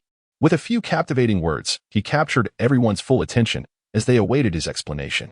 However, he shifted the topic, stating, "After the calamity of Luohua, the path to immortality has been severed. The cultivation realm has declined steadily, year by year. 6,000 years ago, our spirit butterfly sect faced the extinction of the pattern sword butterfly, leading to the decline of the swordcraft lineage. 3,000 years ago, the saintly soul butterfly became extinct, rendering the soulcraft lineage nearly defunct, and in recent decades, the 3 realms glass butterflies have begun to vanish."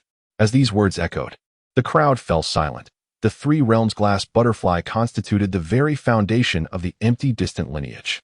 Every disciple had refined the glass butterfly, acquiring the power of spatial manipulation necessary to cultivate the divine arts of the lineage. Master Shi continued, 3 millennia of heritage, are we to allow it to perish in our hands? We refuse to accept such a fate. Yet every conceivable method had been contemplated, traversing the farthest reaches of the earth in search of other 3 realms glass butterflies. We returned to the beast transformation sect, seeking their assistance, and toiled diligently in hopes of cultivating a substitute variant of the 3 realms glass butterfly. Alas, all efforts were in vain. The extinction of the 3 realms glass butterfly was unequivocal. Moreover, if viewed through this lens, 3,000 years hence, my spiritual butterfly sect would also face the extinction of another spiritual butterfly. What then, after 3,000 years, 6,000 years, or 9,000 years? If all 7 great spiritual butterflies were to vanish, could my spiritual butterfly sect endure? In the end, we scoured ancient texts and devised a plan. Indeed, 30,000 years ago, when my spiritual butterfly sect had yet to separate from the beast transformation sect as a vassal of the dragon lineage, we had another target for fusion alongside the 7 great spiritual butterflies, the dragon body. By merging with the mightiest dragon body, embodying the dragon while transforming into a butterfly. We would create the butterfly dragon transformation. This transformation, one of the 7 dragon forms of the beast transformation sect, possessed the formidable physique and true energy of a true dragon, combined with the agility of a spiritual butterfly. Together, they would be invincible. Thus, I, accompanied by the Kongyuan lineage, launched a nocturnal assault on the Black Dragon sect, seizing their legacy of cultivation techniques. I then employed these to replace the extinct 3 realms glass butterfly, realizing the long-cherished butterfly dragon transformation. Mastering the black dragon body, light as a colorful butterfly. Possessing both the strongest battle physique and the most agile movements, my spiritual butterfly sect would not only avoid decline, but would flourish instead. Even if all 7 great spiritual butterflies were to perish, my spiritual butterfly sect would ascend to prominence, breaking into the upper echelons, eternal and indomitable. A legacy for the ages. As he concluded, the words of Master Shi seemed imbued with a magical power, igniting a fervent flame within the hearts of all disciples. Each brimming with ambition. Master Shi cast a glance over the gathered crowd, filled with immense anticipation, and proclaimed, "You are the heroes chosen by history. You are the hope of my spiritual butterfly sect. From this day forth, I shall impart to you the cultivation methods of the Black Dragon sect.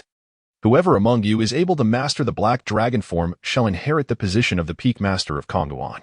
Furthermore, this individual would become the harbinger of the resurgence of my spiritual butterfly sect. The esteemed elders and sect leader have already decided that this person shall be one of the successors to the future leadership of the spiritual butterfly sect. Many sages have paved the way for you. Now it lies in your hands. The future of Kongyuan Peak, the future of the spiritual butterfly sect, rests with you.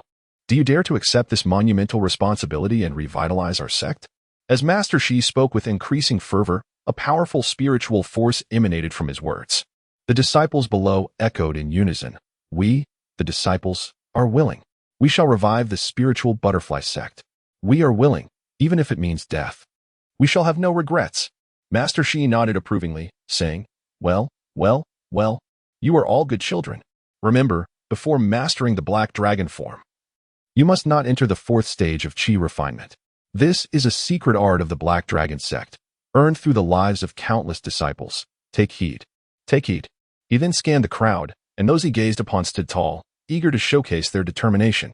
It was not long before he spotted Luoli, who, under his mental guidance, was equally stirred, eager to commence cultivation immediately.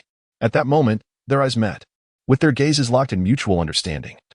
A momentous revelation shattered within Luoli's being. This virtue, a confluence of 1,000 benevolent deeds, had remained dormant until now, only to awaken spontaneously, illuminating its profound utility. Luoli came to comprehend its purpose, the foresight of peril, the ability to discern the depths of the human heart. Images flooded Luoli's mind, depicting the thoughts and actions of the revered Master Shi.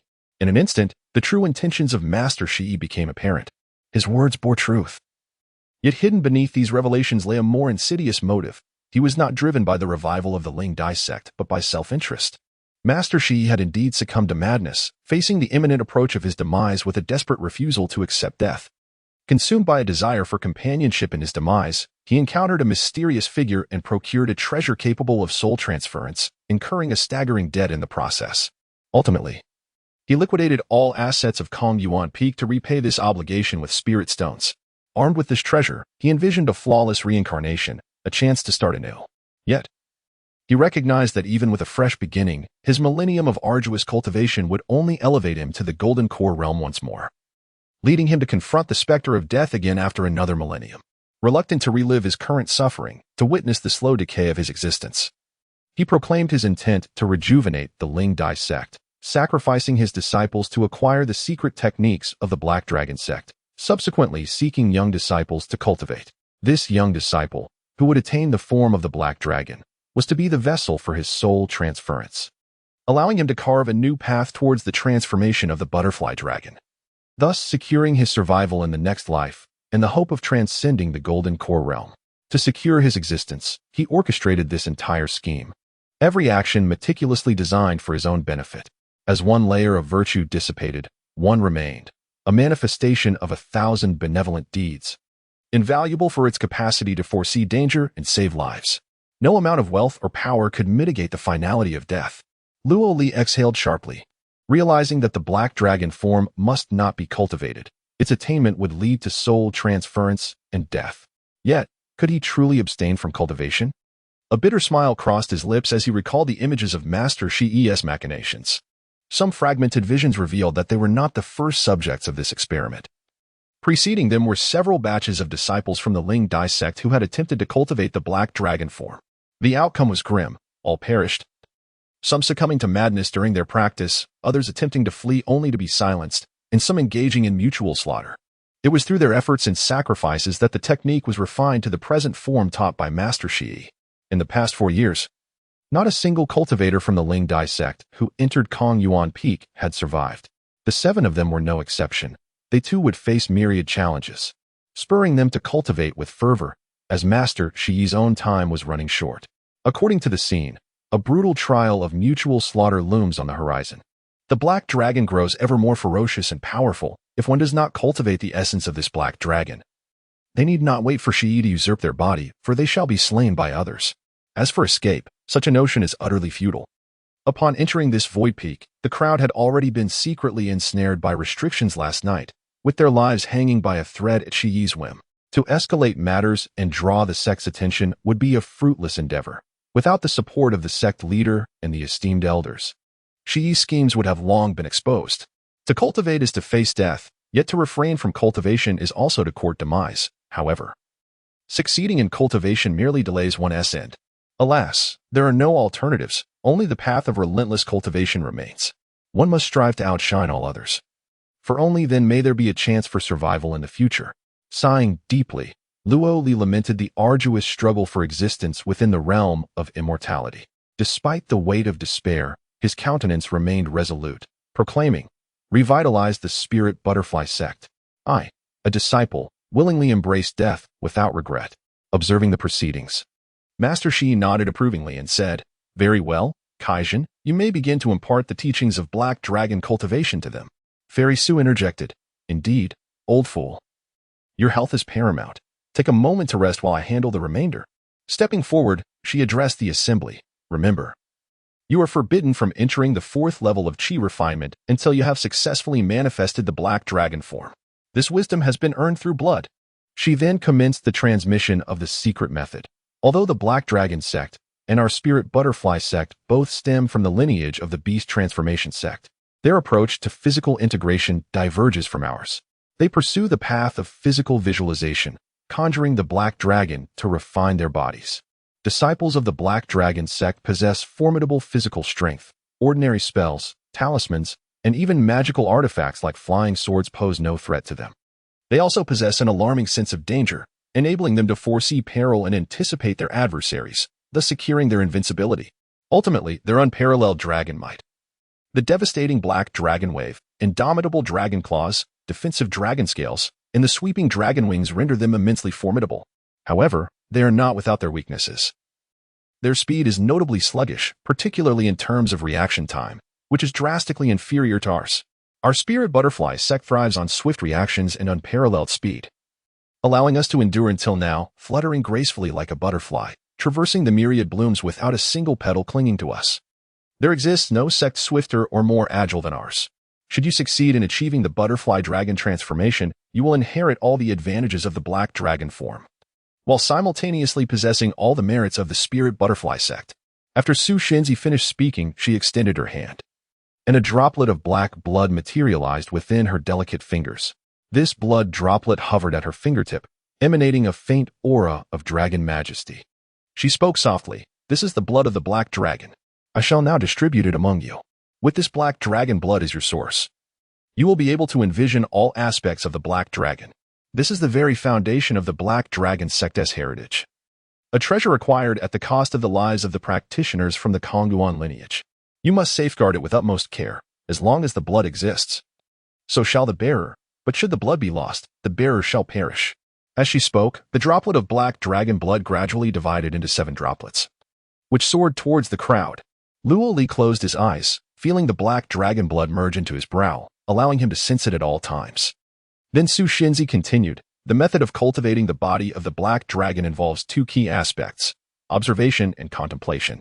The path of visualization begins with observing one's true heart, breaking through the realm of ultimate bliss, then transcending the forced sufferings, followed by overcoming the realm of illusion, dispelling the fears, and conquering the myriad forms of existence.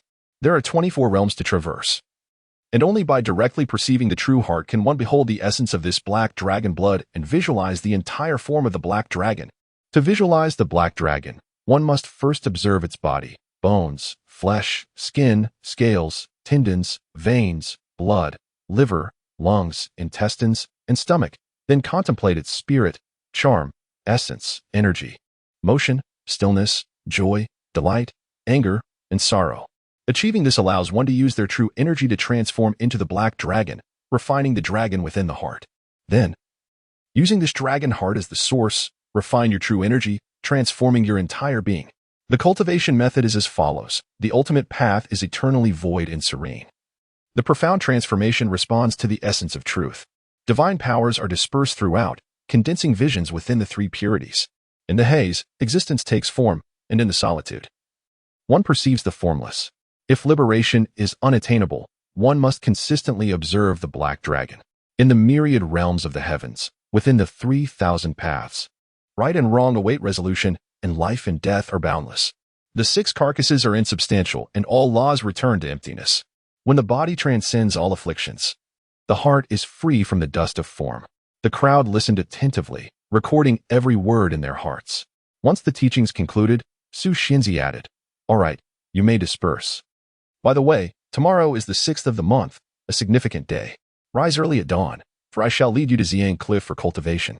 The purple aura there exerts a pressure that can suppress the distractions of the mind during visualization, which will be immensely beneficial for your practices.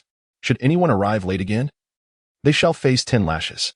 Upon finishing, she glanced at Luoli, who promptly responded, "Disciple obeys." Thus, the group returned to their respective abodes to begin their cultivation of visualization. Luoli returned to his dwelling, preparing for his practice. To survive, mastering the body of the black dragon was imperative. In truth, Luoli felt a vague sense of anticipation regarding the black dragon body. He vividly recalled the formidable power of the spell that Dragon Winning unleashed to obliterate the heavenly absolute kill hall. The thought of possessing such power himself filled Luoli with a sense of eager expectation. First, he needed to cleanse himself, ensuring his body was pristine. Then sit in stillness, reciting incantations and forming hand seals, waiting for his heart to settle before envisioning the body of the black dragon. The incantations were intricate, and the hand seals complex. However, they posed no challenge for Luoli. With his eyes closed, he began his practice, closing his eyes and quietly visualizing. This was Luoli's first foray into the path of visualization. As the true energy circulated within his body and his imagination took flight, various extraordinary phenomena gradually came to life. It is akin to a mere mortal longing for plums to quench thirst. Envisioning the taste of plums brings forth saliva, though none are present, merely an illusion. However, the visualization practiced by cultivators is far more profound, as they harness their vital energy, which can invoke various responses from both the spirit and the body. For a duration equivalent to the burning of a stick of incense, Luoli immersed himself in contemplation. Gradually entering a serene state, he began to perceive a refreshing coolness enveloping him, as if he were bathed in a gentle breeze, inhaling the pure essence through every pore. His spirit soaring, imbued with unparalleled comfort. This exquisite sensation compelled Luoli to emit soft sighs of pleasure, a comfort so deep it resonated to his very bones. A temptation that even the most steadfast of cultivators would find hard to resist. Gradually, he succumbed to a sense of intoxication. Fortuitously, after years of cultivation, he maintained his vigilance and forced himself to break free from this enchanting feeling, regaining control of his essence and gradually dispelling the pleasurable sensations, restoring his clarity of mind. The world remained as it always had. Was this the realm of utmost bliss? Yet, Luoli understood that had he not awakened in time, he would have succumbed to the trance, resulting in failure in his cultivation, and perhaps, if he lost control, it could lead him to madness and ultimately death. The path of visualization was indeed formidable. One must master their heart and not be swayed by external influences. Otherwise, the line between reality and illusion blurs, and a momentary lapse can lead to irrevocable consequences. The perils of cultivation often outweigh the act of cultivation itself. Armed with this newfound knowledge, he approached his next attempt with confidence. Luoli once more centered himself, recited the incantation, formed the necessary hand seals, and envisioned the black dragon. As anticipated, with renewed visualization, he was once again enveloped in a refreshing aura, experiencing comfort anew. Yet, he, now seasoned by experience, chose to remain unfazed and continued his visualization step by step. In due course, he transcended the realm of bliss, the illusions faded, only to give birth to another vision. Piercing pain coursed through him, his head throbbed as if it would split, followed by a rush of myriad flavors, sour, sweet, bitter, and spicy, overwhelming his senses. The agony was profound, cutting deep into his heart. Luo Li persevered through the torment, and gradually, these illusions dissipated, breaking through the realm of suffering. Suddenly, he was beset by a new sensation. He beheld the vengeful spirits of those he had slain, each one ignited with rage, surrounding him and hurling curses. In an instant, they transformed into malevolent apparitions, asuras, yaksas, demons, all converging upon him, intent on consuming him. Luo Li felt as though he had plunged into the depths of a hellish battlefield, a sea of blood and terror, with anguished cries echoing relentlessly in his ears. Yet he remained resolute, anchoring his spirit. This must be the realm of fear. Without warning, the scene shifted again, plunging him into a realm of softness, where ethereal beauties danced and sang, their allure both tantalizing and elusive, ensnaring Luo Li's senses. He steadfastly held his ground, breaking through the barrier. Once more, the environment transformed, thrusting him into chaos, bodies strewn across a battlefield, amidst the clamor of swords and the stench of blood. He persevered, breaking through yet again. Suddenly, he felt his entire being decay, swarming with flies and maggots, his bones exposed. This must be the realm of delusion, yet Luo Li valiantly clung to his resolve, breaking through each illusion one by one. The illusion transformed in myriad ways, and suddenly, Luo Li heard a soft call. "My child." The voice was so familiar. As Luo Li opened his eyes, he beheld Master Ci Yin standing before him with a gentle smile. He continued, "My child, I have returned to see you. Your mother has also come back. She is here to see you." Then, a figure emerged, and a tender maternal voice echoed, softly calling, "My child. You have endured much over the years. I am so sorry for you." At the sound of that call, Luo Li could no longer maintain his composure. He could not refrain from exclaiming, "Mother, dear mother, I miss you." The visualization failed, awakening from the illusion. Luo Li found himself still unable to suppress his cries, calling out, "Mother, dear mother." Looking around, he realized he was alone in his cultivation chamber. Where were his parents? Tears streamed down his face. Even in the face of failure, Luo Li cared not. If he could truly glimpse his mother, even for a moment, it would be worth it, no matter how many times he failed, even if he were to remain forever unable to cultivate. After a long while, Luo Li finally calmed himself and concluded his meditation practice. Indeed, mastering the art of visualization was challenging. Success eluded him. This day, he could not cultivate further. So he began to refine his qi and then took a brief nap, awaiting the dawn. The next morning, Luo Li was the first to arrive at the Grand Hall, waiting in silence. Soon, others began to arrive, including Luo Xian and He Li, all bearing expressions of distress. After a brief conversation, it was evident that each had failed. None had succeeded in their visualizations. Shortly thereafter, Fairy Su arrived, glanced at the group, and said, "Do not be disheartened, everyone. If it were truly so easy, the Black Dragon sect would have already risen to prominence, unifying the 5 islands of Tianzhu. Come, I shall take you to Xiang Cliff for your training there. The Xiang aura offers protection, and many illusions can be evaded, making visualization significantly easier. Regrettably, the protective Xiang aura only manifests on the 3rd, 6th, and 9th days of each month. It can provide temporary assistance, but you must not rely solely on it." With that, she summoned a flying carriage, and the group boarded, heading towards Xiang Cliff. Before long, the flying carriage arrived at Xiang Cliff. The group disembarked and, under Fairy Su's guidance, ascended the cliff. This Xiang Cliff is the heart of the Lingdai sect. It was only after the sages discovered this cliff that the Lingdai sect established its gateway on Xiang Mountain. One could say the Xiang Cliff was the precursor to the Lingdai sect. This place is exceedingly mysterious. Whenever the sun rises, the cliff absorbs the Xiang power contained within the sunlight of the entire mountain range, converging it here. Cultivating here is tantamount to refining a high-grade spirit stone in one session. The dreams of 7th brother, Lao Sha, and others to cultivate true qi at Xiang Cliff have now come to fruition, as they have all entered the inner sect. Upon reaching Xiang Cliff, which spans merely 30 zhang, they found nearly 100 cultivators in line, waiting. These cultivators ranged from foundational true cultivators to chi refining disciples, each moving with the swiftness of lightning, as graceful as butterflies, effortlessly gliding through even the narrowest of spaces.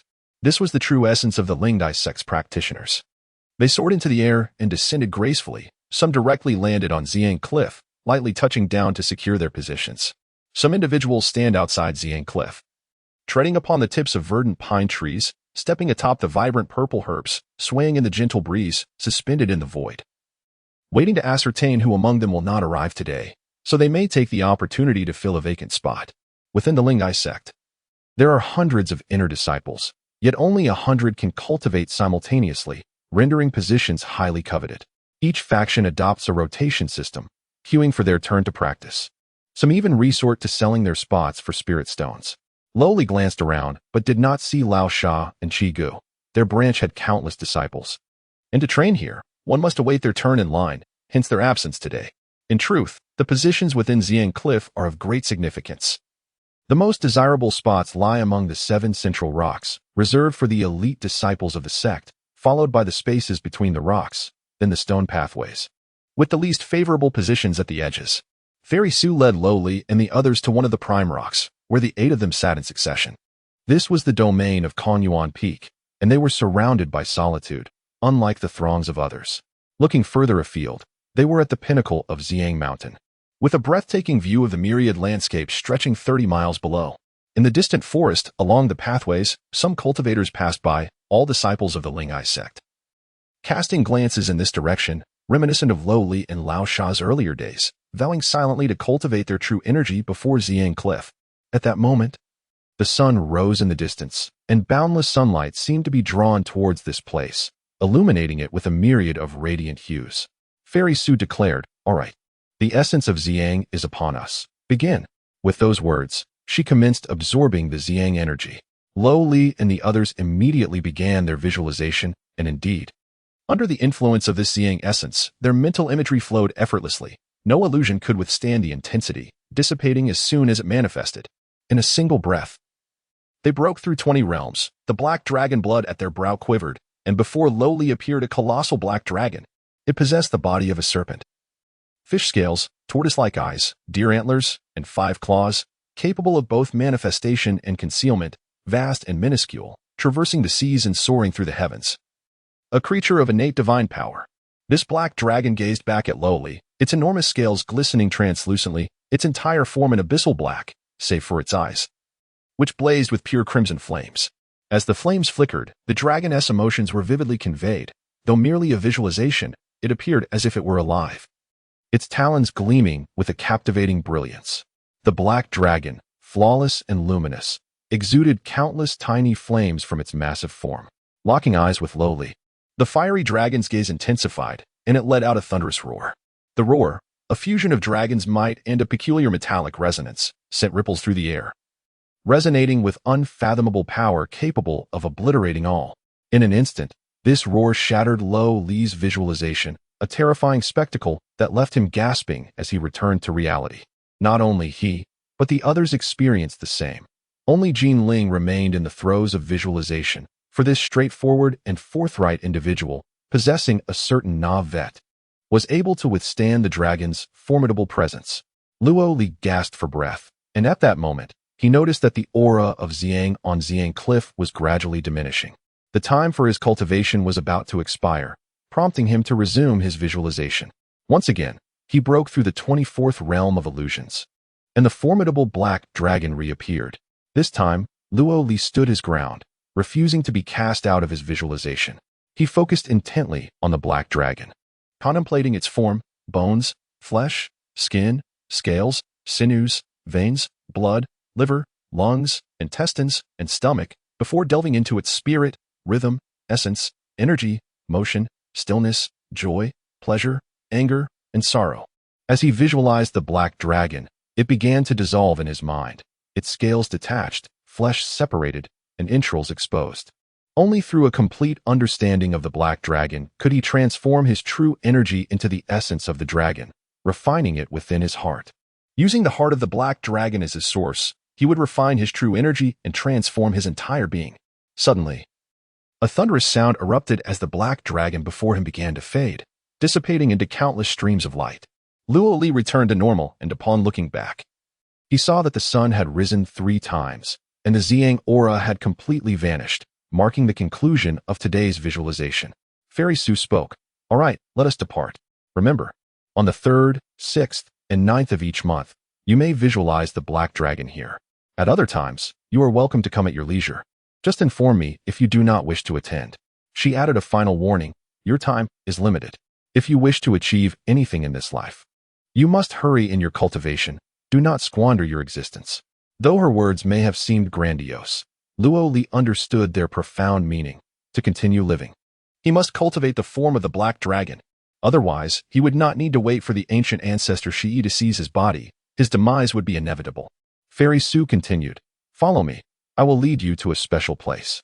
With that, she summoned a flying carriage, ushering everyone inside. And they soared westward for about 60 miles, entering a valley. This valley was controlled by a massive formation, where the seasons were eternally spring-like. A sea of flowers blooming in abundance, accompanied by millions of butterflies fluttering about, creating clouds of color in the sky. This is the Valley of Colorful Butterflies. Fairy Su announced, a treasure trove of geomantic energy. Within a radius of 300 miles, it possesses unique elemental forces. And nearly every type of butterfly in the world can be found here. The 7 spirit butterflies of our sect all originate from this place. The materials used for nurturing spirit beasts in our beast taming pavilion are also collected from these butterflies, forming the foundation of our spirit butterfly sect. You have expended considerable mental energy during your visualization, so it is essential to replenish your spirit and calm your mind to cultivate effectively. Here, we can produce a special spiritual liquid that possesses remarkable effects. However, it must be collected and consumed on-site, or its efficacy will be lost. As she spoke, a group of outer disciples from the weaving hall began their tasks, sounding a peculiar flute. With the melody, agile, colorful butterflies were drawn towards them. These enchanting butterflies, with their golden wings and delicate bodies, danced around the crowd, evoking a dreamlike sensation. Luo Xian extended her finger, and instantly, a butterfly perched upon it. How adorable! What kind of butterfly is this? It's simply delightful, she exclaimed. With a smile, Fairy Su replied, this is the rebirth stone butterfly, a charming little life. A disciple of the activated a mystical artifact, which resembled a colossal funnel, emitting a thunderous roar. Captivated by this sound, the ascended and all flew into the funnel. Upon entering, they were immediately ground into a fine powder, their essence slowly trickling down the apparatus into various chalices. The resting on's finger was similarly drawn in, reduced to a mere paste. Witnessing this spectacle, the onlookers were left in a state of shock. Su Xinzi continued, the essence of the possesses remarkable restorative properties, yet alas, it must be consumed within 100 breaths of harvesting, otherwise, it becomes merely another specialty. Therefore, I urge you to drink swiftly. This single cup of spiritual liquid is a reward that a foundational level cultivator would receive only once a month, requiring at least 3,000 to extract.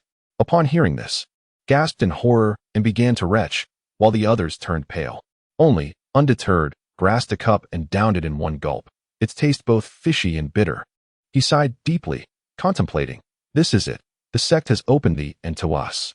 While foundational cultivators receive but 1 cup a month, we are expected to consume 1 every 3 days, reflecting the sect's support and their high hopes for us. The more I contemplate this, the greater my anticipation. Yet there is no turning back. It appears I must cultivate the black dragon form, for failure would mean certain death. After Luo Li drank, the others pinched their noses and followed suit. Halfway through, Healy unexpectedly vomited, while Luo Xian was too terrified to drink. Observing this scene, Su Xinzi merely sneered, saying nothing. Once they had consumed the spiritual liquid and were about to disperse at Kongyuan Peak, Su Xinzi suddenly addressed everyone. Originally, I had no intention of revealing this matter to you, but witnessing your earlier demeanor, each of you resembling pampered young ladies and gentlemen, I felt compelled to inform you prematurely. It seems the Black Dragon sect has discovered the anomalies within our Lingdai sect. Thus our training regimen must be accelerated. In 3 months, there will be a life and death trial. You 7 will engage in a deadly struggle within the sect's Tianbian cave. At this, Su Xinzi fell silent, observing the expressions of the crowd, who were momentarily stunned. What did a deadly struggle entail? Su Xinzi continued. A deadly struggle means you 7 will slaughter one another. With only one surviving, the other 6 must perish. The black dragon blood you acquired possesses a unique trait. It can be fused and absorbed. It is akin to nurturing a goo, where the goo worms fight to the death. Those who fall lose everything, while the victors gain all. The strong flourishing by absorbing the nutrients of the weak. You have merely 3 months. If you fail to cultivate the black dragon body, you will become sustenance for others. Therefore, seize this final 3 months. If you wish to survive, strive diligently. Having spoken calmly, Su Xinzi concluded, leaving Luo Li and the others in various states of shock. Trembling or in disbelief, Luo Xian exclaimed, "No way, this can't be true.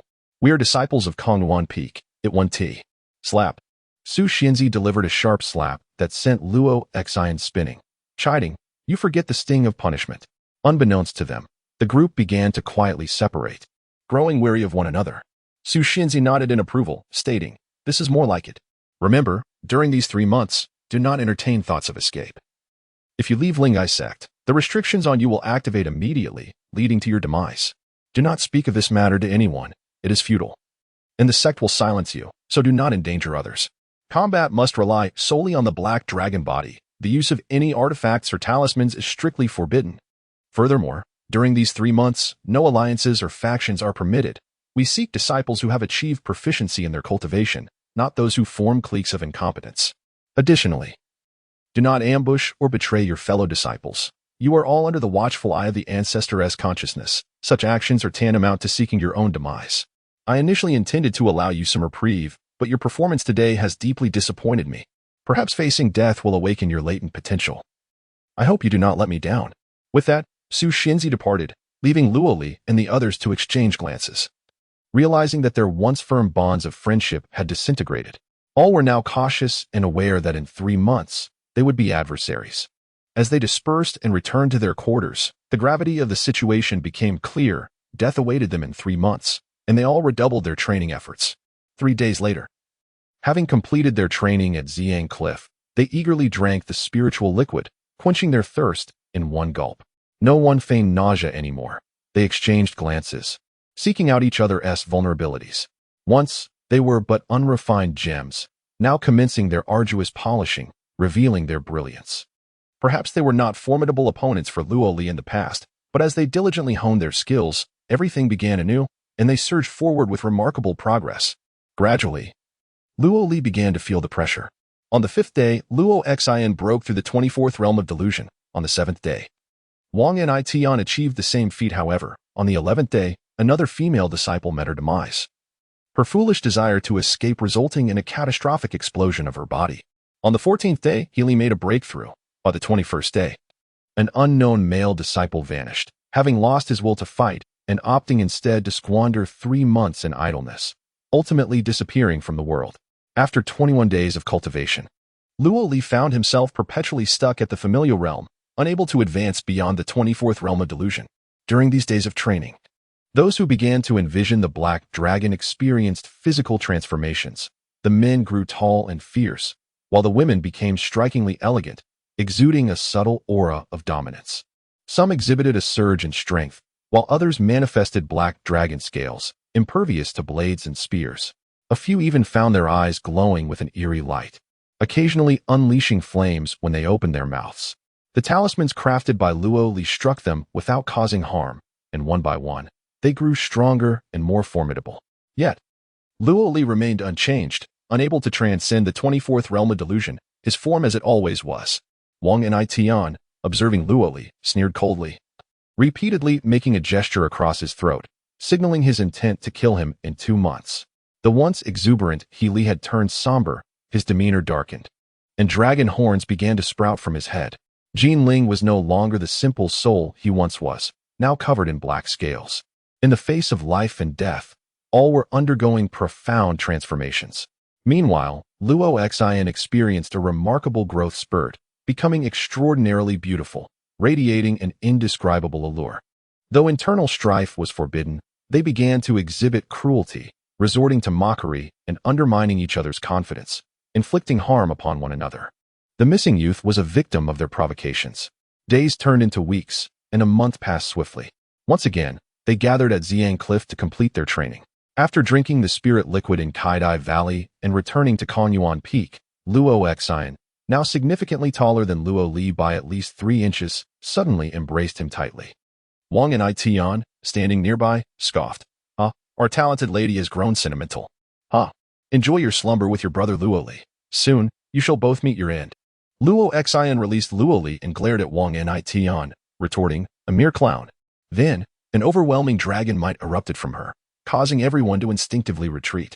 With haughty defiance, she proclaimed, remember this, brother Luo Li is mine. None shall harm him.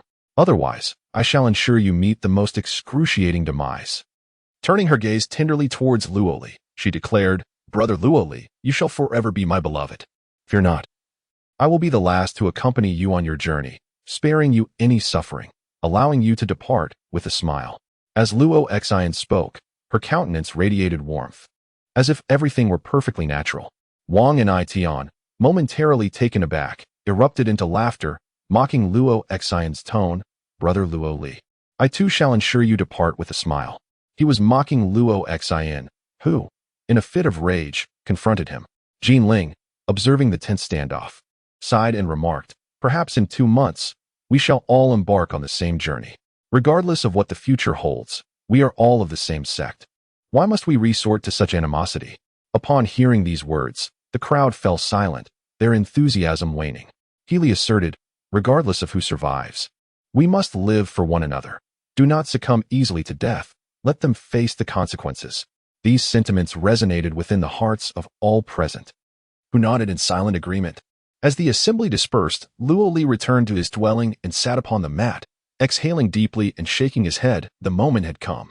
He closed his eyes and entered a meditative state, swiftly immersing himself in a realm of bliss, a sensation of joy resurfacing once more.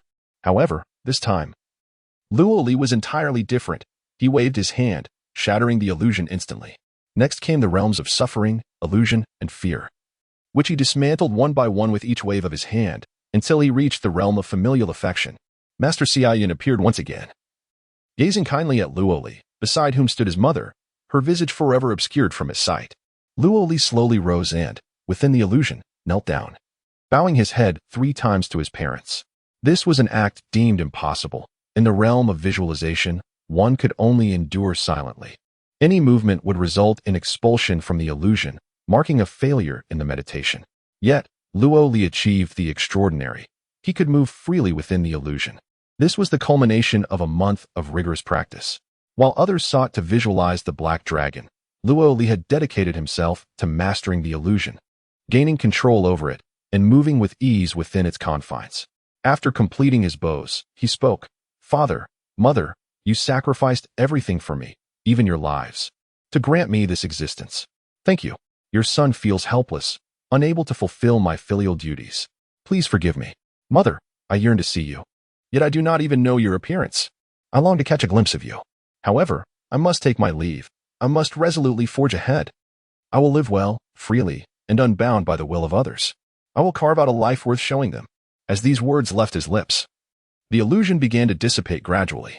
Master Xiaoyun and his mother faded away, and tears streamed down Luo Li's face. He truly lamented their impending disappearance.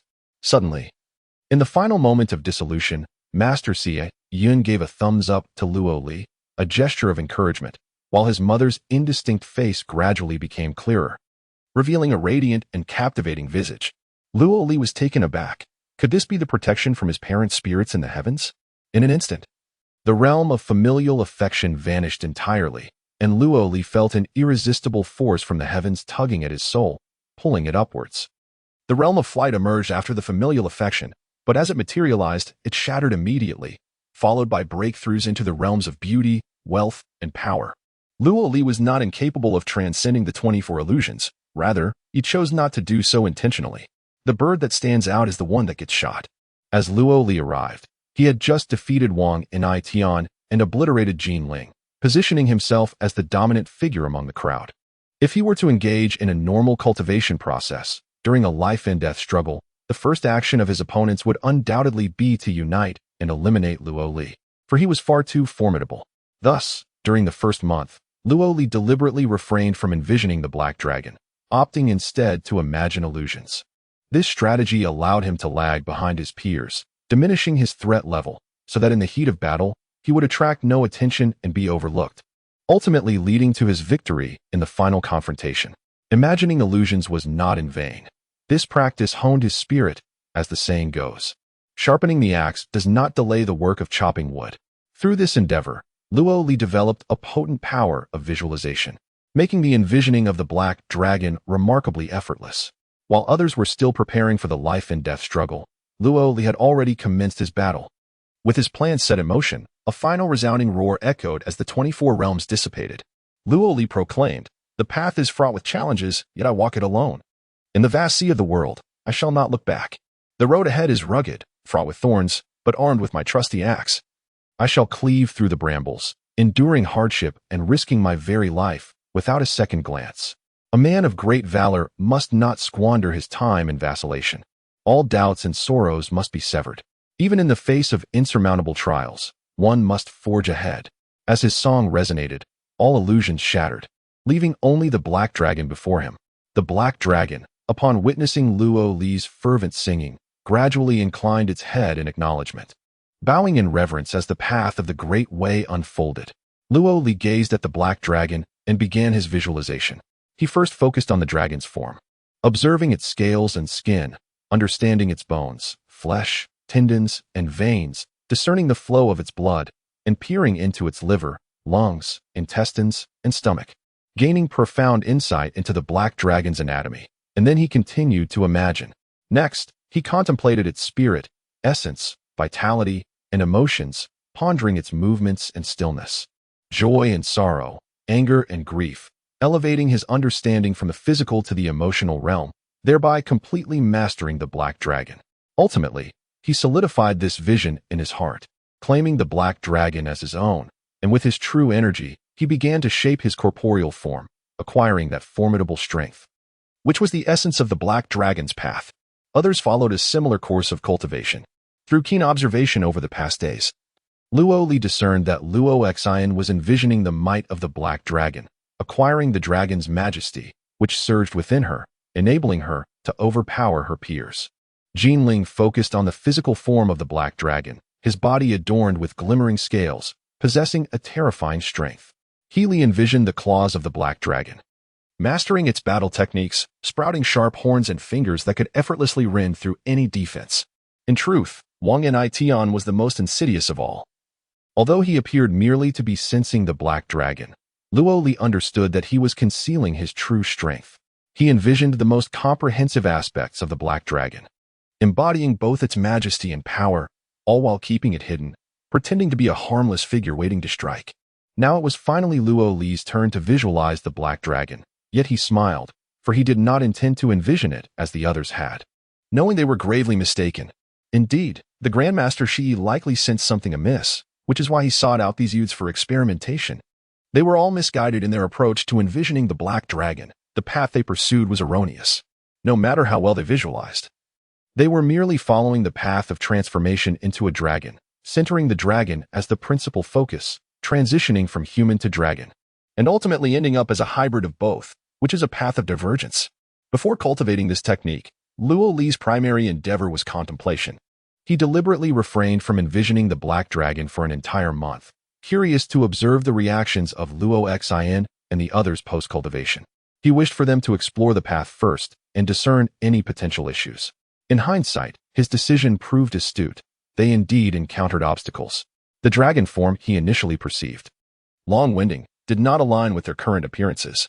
Long-winding possessed the essence of the black dragon, maintaining a human guise rather than a grotesque hybrid of man and beast. This was the true path of cultivation within the black dragon sect, indicating that Luo Xian and the others were, in fact, misguided in their practices. Cultivation is an intricate journey. Countless methods ultimately aim for self-empowerment, centered on humanity. Techniques that transform individuals into half-human, half-ghost entities are fundamentally flawed. Thus, the vision of the black dragon should not compel one to emulate the dragon and alter oneself to fit its form. Instead, the approach should be reversed. Envision the black dragon and allow it to morph into the most suitable representation of oneself before proceeding with the visualization. This epiphany, born from prolonged contemplation, led Luo Li to diverge from the relentless visualization of the black dragon practiced by his peers. He first mastered the art of manipulating illusions and subsequently began to reshape the dragon's visage. The immense, fearsome, and menacing black dragon gradually transformed before Luo Li's eyes. Its fangs receded, its claws diminished, its ferocity dissipated, and its colossal form shrank, evolving from a terrifying giant into a charming dragonling, merely 3 feet in length, innocent and delightful. Fluttering before him, this was the black dragon he sought to envision. Observing the adorable dragonling, Luo Li could not help but smile ruefully. This was indeed the black dragon of his imagination. Although it appeared somewhat peculiar, he felt assured of its correctness, for his divine intuition had guided him thus.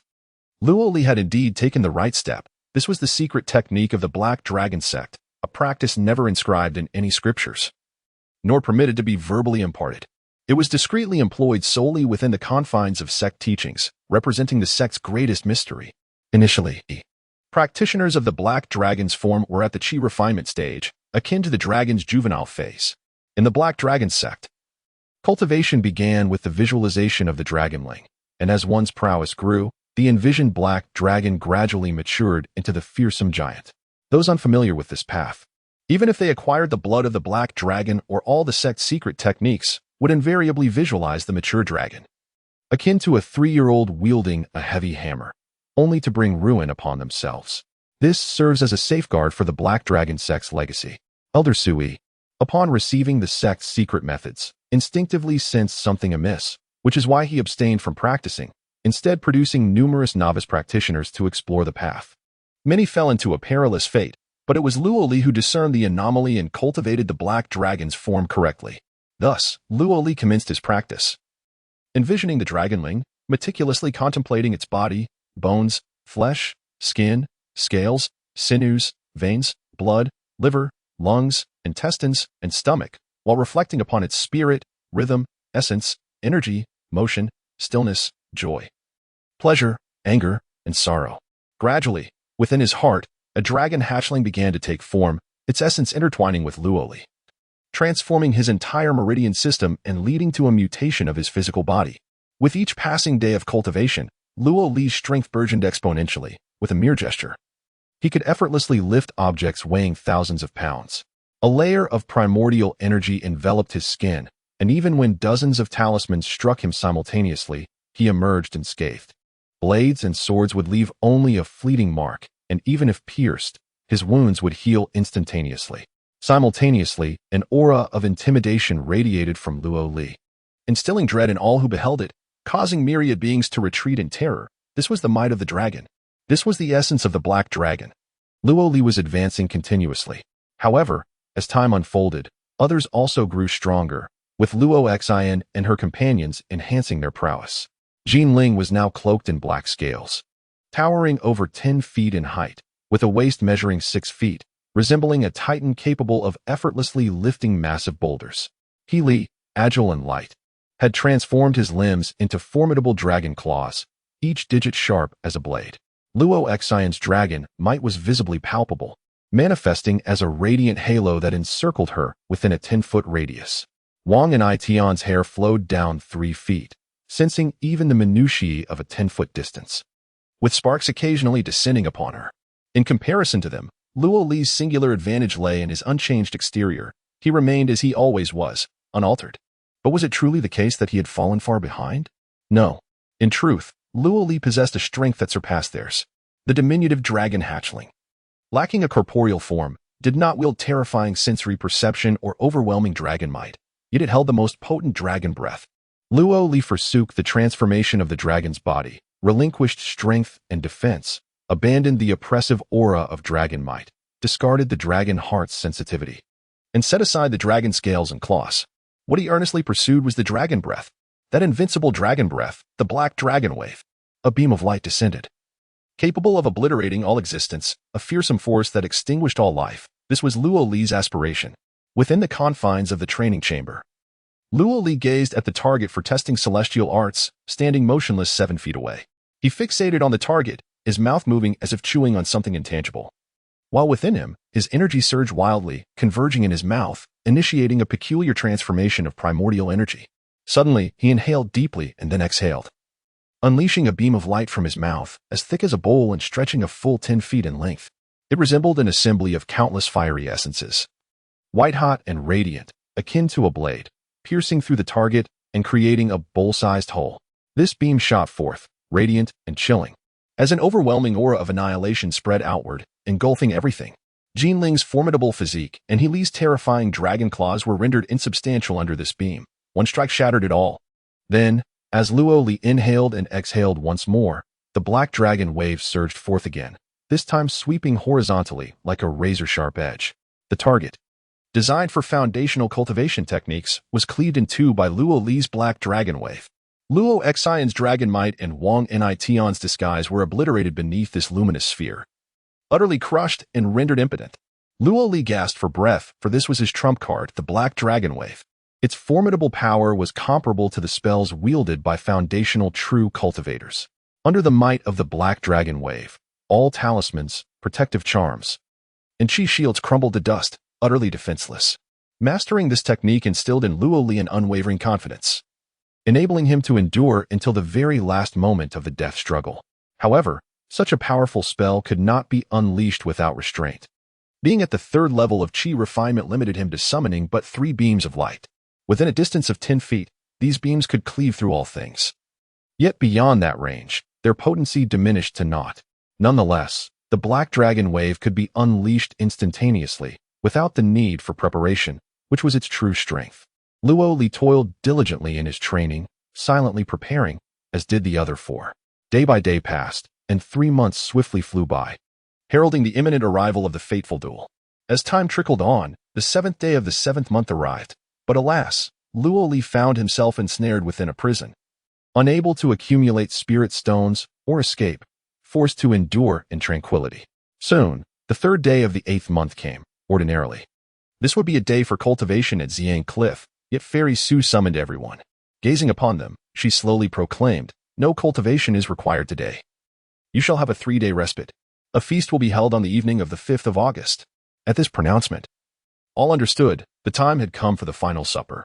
Fairy Su continued, "Do not perceive this as a calamity. It is, in fact, an opportunity. Cultivating amidst countless practitioners, to ascend in one leap is no simple feat. Yet now, an opportunity lies before you. A perilous chance with a 4/5 likelihood of death, yet a glimmer of 1/5 chance of success.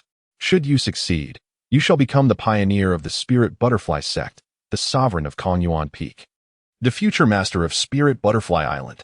Countless cultivators have labored for centuries, yet few have ever encountered such a chance. To live is to harbor ambition and desires. This is the essence of existence. Otherwise, what difference is there between living and merely waiting for death?" As she spoke, the crowd nodded in agreement. For ambition coursed through them all. In the face of life and death, failure meant demise, while victory promised the enjoyment of all. She then continued, after the death struggle, "For the disciples who perish in battle, your family shall receive an entry quota to the Spirit Butterfly sect, valued at 500 spirit stones in the marketplace. Additionally, they shall gain the right to cultivate 3 mu of spiritual fields on Kongyuan Peak for 50 years, a right that is transferable, serving as compensation." Upon hearing this, Luo Li remained largely unfazed, but He Li, Jin Ling, and Wang Nition all brightened with renewed hope. Coming from esteemed cultivation families, such compensation could elevate their clans, ensuring that even in death, their lives would not be in vain. Fairy Su then shifted the tone, her voice turning icy, however. "Remember this. The teleportation arrays in the market have been entirely sealed to you. Each of you bears the restrictions of Golden Core True Masters. Under the watchful gaze of divine consciousness, you are forbidden to leave the confines of Spirit Butterfly Island or disclose any details regarding this matter to anyone, lest you face certain death. Now go, seek out your friends and family, and relish perhaps your final moments of joy." At this juncture, Luo Li and his companions enjoyed a 3-day reprieve, a brief taste of freedom before the impending duel. He Li, Jin Ling, and Wang Nition hastily returned to their homes, all situated on Ling Dai Island, belonging to small cultivating families. However, Luo Li and Luo Xin found themselves unable to depart, confined to the precincts of Ling Dai sect for the duration of their break. After some contemplation, Luo Li left Kongyuan Peak and first visited the Tuashi courtyard of the outer sect, where he had resided for a full year, and where fond memories lingered. Upon arrival, he paid his respects to Elder Jian, At that moment, Gao Peng had already ascended to the 4th level of qi refinement and had been accepted into the inner sect, leaving only Xian Shui and Han Zi among the familiar faces in Tuashi Courtyard. Seeing Luo Li's return, Elder Yang Chuan could not contain his excitement and called upon friends. Lao Sha, Qi Gu, Gao Peng, and others returned from the inner sect, and together they ventured to the market to celebrate. Upon their return to the market, they gathered at the Lu family's skewered delicacies shop. But this time their intentions were grander than mere meat skewers and mushrooms. They had evolved, seeking fine wines and delectable meats for a true feast. As they indulged in joyous revelry, Luo Li sensed an undercurrent of awareness among them regarding his precarious situation. They were firmly bound to Kong Yuan Peak, forbidden from interacting with outsiders, and the inexplicable deaths of 2 disciples weighed heavily on their minds. The inner sect, with its mere few hundred members, was not a realm of ignorance. Whispers of gossip had circulated long before. After several rounds of drinks, Yang Chuan gazed at Luo Li, tears welling in his eyes, and implored, "Good child, oh, good child, Luo Li, you must endure, endure." Luo Li raised his cup in gratitude, responding, "Thank you, brother Yang Chuan, I shall survive." He downed the drink in one go. As the group became intoxicated, they embraced each other and returned to Tuashi Courtyard, which felt like home. Even after entering the inner sect, after some time, Luo Li awoke from his stupor and meandered away, stepping over the stone slabs he had meticulously cut and transported. A powerful conviction surged within him. I will survive. I will triumph.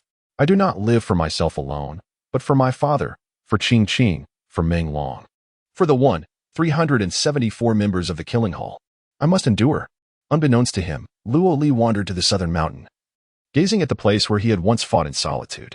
With a thunderous roar, he declared, I will survive. What do I care for Luo Xian, Healy, Jinling, or Wang and Tian?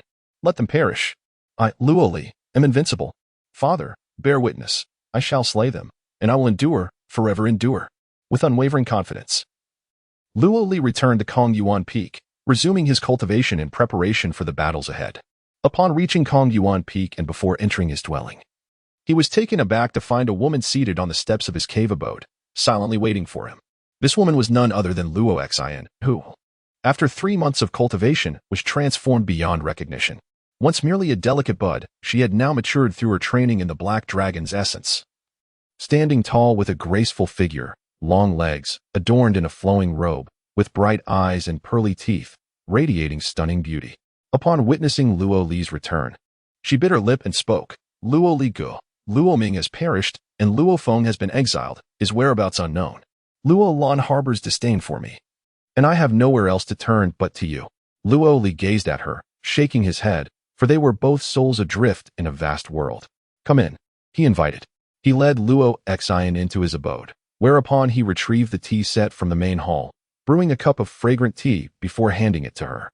Luo Xian accepted the aromatic brew, taking a gentle sip. It was the rare 7-star tea, unique to the Spirit Butterfly sect, a luxury unattainable by ordinary cultivators.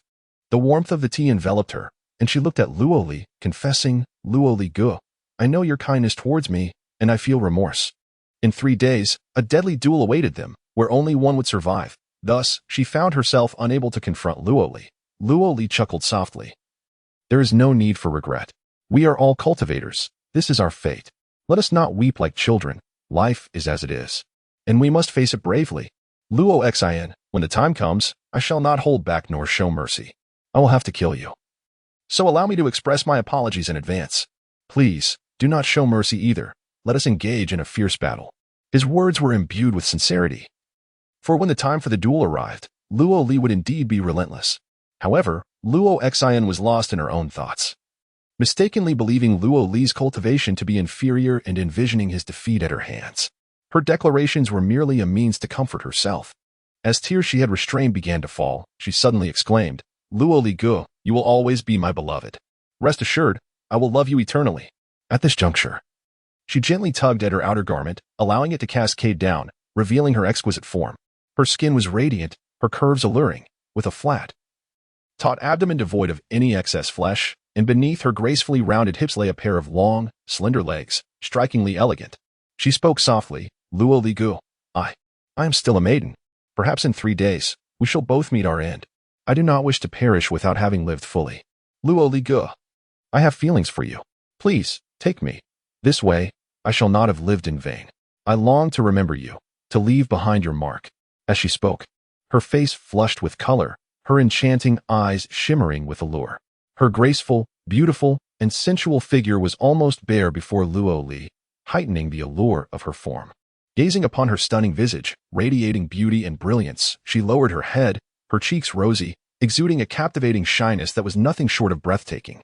Luo Li exhaled deeply, as if the blood within him surged to a boil. Regardless of what the future held, he reached out, enveloping Luo Xin in his arms, lifting her effortlessly as he strode towards the bedroom. They exchanged a knowing smile, for when gold and jade meet, they surpass countless earthly encounters. On the morning of the 5th day, Luo Li awoke, reaching out only to find the space beside him empty, leaving him alone in the bedroom. Beside him lay a sheet of white paper, inscribed with a few words, "Your affection shall be forever cherished in my heart. I have returned your kindness with my body." Thus, the bonds of affection were severed, and in the arena of death, a final struggle for survival ensued. Apart from a few words and a lock of long hair, Luo Xin, in a poignant act of sacrifice, offered her own body to compensate for Luo Li, severing her hair as a last memento. Henceforth, the ties of loyalty were irrevocably broken, and within the arena, the inevitable conclusion was the demise of Luo Li. Why was this ruthless woman so unyielding? Just as Qingqing was, Luo Li exhaled deeply, lying sprawled on the ground, gazing at the ceiling, motionless for a considerable time. At last, this day had arrived. After lying for a moment, Luo Li sprang to his feet. Since the moment had come, he would embrace the battle, rising, bathing, cultivating, and calming his mind in preparation for the impending conflict. As dusk descended, 5 individuals donned resplendent robes and gathered together, making their way to the rear hall. He Li, Jin Ling, and the others moved with solemnity and unwavering determination. Their brief holiday at home had served as a form of purification. Along the way, Luo Li glanced at Luo Xin, who, with her short hair and frigid demeanor, disregarded his presence entirely, treating him as if he were invisible, her aura radiating an overwhelming intent to kill. At the entrance of the rear hall, Fairy Su awaited them, ushering everyone inside. However, Luo Li experienced a peculiar sensation. Sensing that Fairy Su observed him intently, yet when he turned to meet her gaze, she quickly averted her eyes, a faint blush gracing her cheeks. Was she unwell? Or was it merely his imagination? Luo Li could not ascertain the truth. Upon entering the rear hall, a lavish feast was laid out before them, replete with exquisite spirit wines and delicacies, the value of which was considerable, amounting to several hundred spirit stones. This was to be their final supper. Even condemned prisoners are granted a last meal of chicken before execution. As they sat down to partake, they once again beheld the venerable Master Shi. Unlike their previous encounter, Luo Li was immediately enveloped by an aura of death upon seeing him. The twilight of life cast a somber shadow, heavy and oppressive, as if the very mountains bore witness. Though Master Shi appeared unchanged, to Luo Li, he was nothing more than a corpse, a mere semblance of life, akin to a zombie. The black dragon possessed an extraordinary sense of perception, and after 3 months of cultivation, Luo Li had not sensed any significant change within himself. Yet, unbeknownst to him, his perceptive abilities had grown exponentially stronger. It was not only Luo Li. The others also felt the ominous aura of death emanating from Master Shi, their expressions reflecting astonishment. Master Shi smiled at them and spoke. "It seems each of you has achieved remarkable progress in your cultivation. Indeed, my time has come to an end. This winter, I shall not survive. Thus, I yearn to witness my successor before I fade into oblivion. Someone who can elevate the Lingdai sect to greater heights. You are my hope." As he spoke, he regarded each individual with eyes brimming with countless aspirations. Except for Luo Li, who understood his true intentions, the others were moved by his words. Suddenly, his gaze fell upon Luo Xin, and he hesitated, as if in contemplation and reminiscence. Ultimately, Luo Xin was his true descendant, bound by blood. Before the impending battle, something stirred within him, a pang of conscience that caused him to reconsider his stance. After a long silence, he sighed deeply and said, "In my lifetime, the only person I have wronged is my elder brother. It was he who nurtured me to adulthood. By the time I achieved great success in my cultivation, he had already passed away for several decades. I understand how to repay him, and thus, I can only treat his descendants kindly as a form of my gratitude.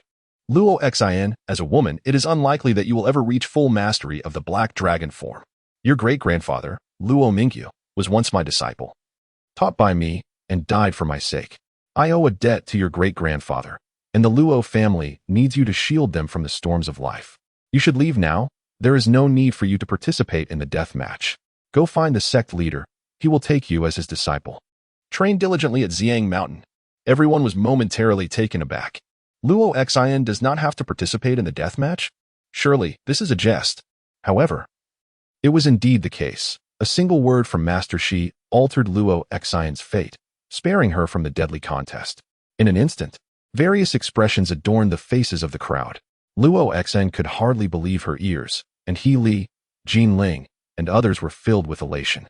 With Luo Xin's draconic aura visibly radiating, her greatest rival was now exempt from the duel, enhancing her own chance of survival. Luo Xin rose, seemingly about to speak. But Master Shi waved his hand, and she was abruptly lifted into the air, soaring out through the grand hall's entrance and vanishing into the distance, her destination unknown. Such was the might of a golden core true man. Even as Master Shi approached death, a mere gesture was imbued with immense power. With a heavy sigh, Master Shi remarked, as one ages, nostalgia prevails. Please forgive this old man who stands on the brink of death. The crowd nodded in understanding. However, Luo Li stood up, saluting Master Shi, and said, Master Shi, Luo Mingyu is also the great-granduncle of my third uncle's fourth grandfather. I, too, am a descendant of the Luo family, and I must protect the Luo clan, shielding them from adversity. Ancestor, please do not make me participate in the death match.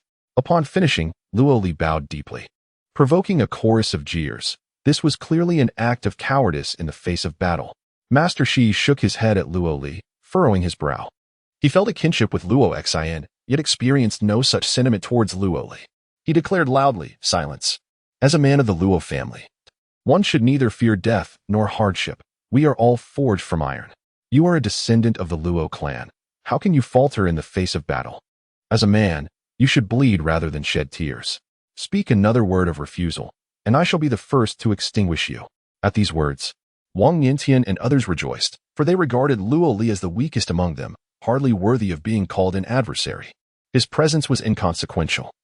His participation in the death match would surely lead to his demise.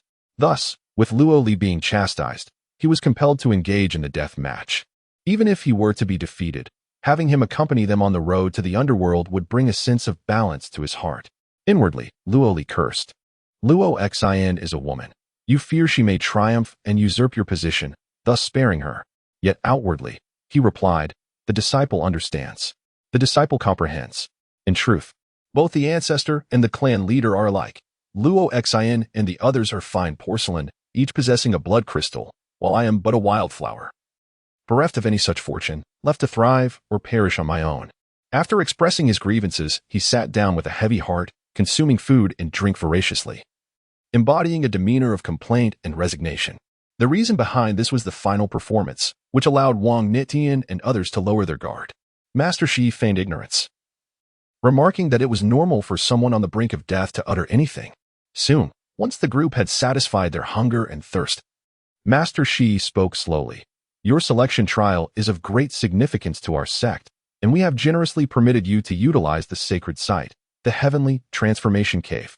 I shall now escort you there, where you may diligently cultivate through the night. When the sun rises tomorrow and the barrier dissipates, your trial shall commence.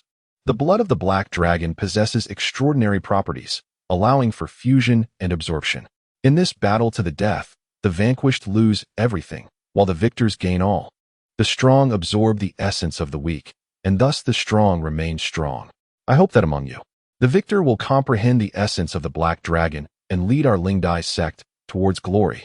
Upon concluding his words, Master Shi gestured, and Luo Li and the others felt the space shift, instantly finding themselves in an extraordinary realm. This was the heavenly transformation cave, which, despite its name, was not merely a cave but a vast platform suspended in midair, approximately 100 zhang in circumference. Elevated high above the world, at the pinnacle of the azure clouds, one could gaze upwards to behold a sky filled with stars and a colossal moon, while looking down revealed an endless expanse of clouds, a sea of white mist. This was indeed the heavenly transformation cave, one of the 7 blessed lands of Lingdai, where disciples found it remarkably easy to awaken their potential and trigger transformations. The rationale was simple. Situated above the nine heavens, the gale was formidable. Cultivating here was akin to a butterfly soaring into a tempest, without exceptional physical prowess. One would be shredded by the violent winds, unable to escape. This environment served to pressure, extract, and stimulate the disciples of Lingdai, thereby awakening their potential for unity with the butterfly. Now, this very place was the arena for Luoli and his companions. The four stood at the corners, separated by two barriers of true essence, dividing them into four distinct zones. It was nighttime, and as the night waned and the sun ascended, their deadly duel would ensue. Luoli touched the barrier of true essence, but found it impenetrable. On the other side, Wang Nitian appeared to be speaking to Luoli, yet his words were inaudible. Realizing Luoli could not hear him, Wang Nitian resorted to lewd gestures, provocatively indicating his intent to strike first. Luoli merely smiled in response. Fully aware that Wang Nitian's antics were a mere fade, his true aim was to evade He Lijianling. Thus, Luoli seated himself and began his cultivation. As the night deepened, having transported the group here, it was evident that Master Shi had ulterior motives. Indeed, shortly thereafter, a refreshing breeze swept through the space, cool yet soothing against their skin. However, Luoli recognized it as the fierce gale, perilous in nature. Though it felt pleasant now, it would soon claim lives. He gradually settled down, channeling his true energy and visualizing the form of the black dragon, as dark energy surged around him, initiating his training. Before long, the wind turned chillingly bone-deep, transforming into various sinister gusts that infiltrated their bodies, rendering them numb and sore as if countless ants were gnawing at them relentlessly. Luoli exhaled deeply, silently enduring the trials before him, convinced that if he could withstand this tempest, he would ultimately reap its rewards. As time flowed on, the sensations of pain and itchiness gradually dissipated, replaced by an indescribable warmth that enveloped his body. His inner energy surged, lifting him to a state of ethereal bliss. As the myriad of hidden ailments and concealed injuries he bore began to heal little by little, the benefits of the heavenly transformation became apparent. In light of these advantages, Luoli and his companions devoted themselves fervently to their cultivation, oblivious to the presence of an observer nearby, who was quietly appraising their progress.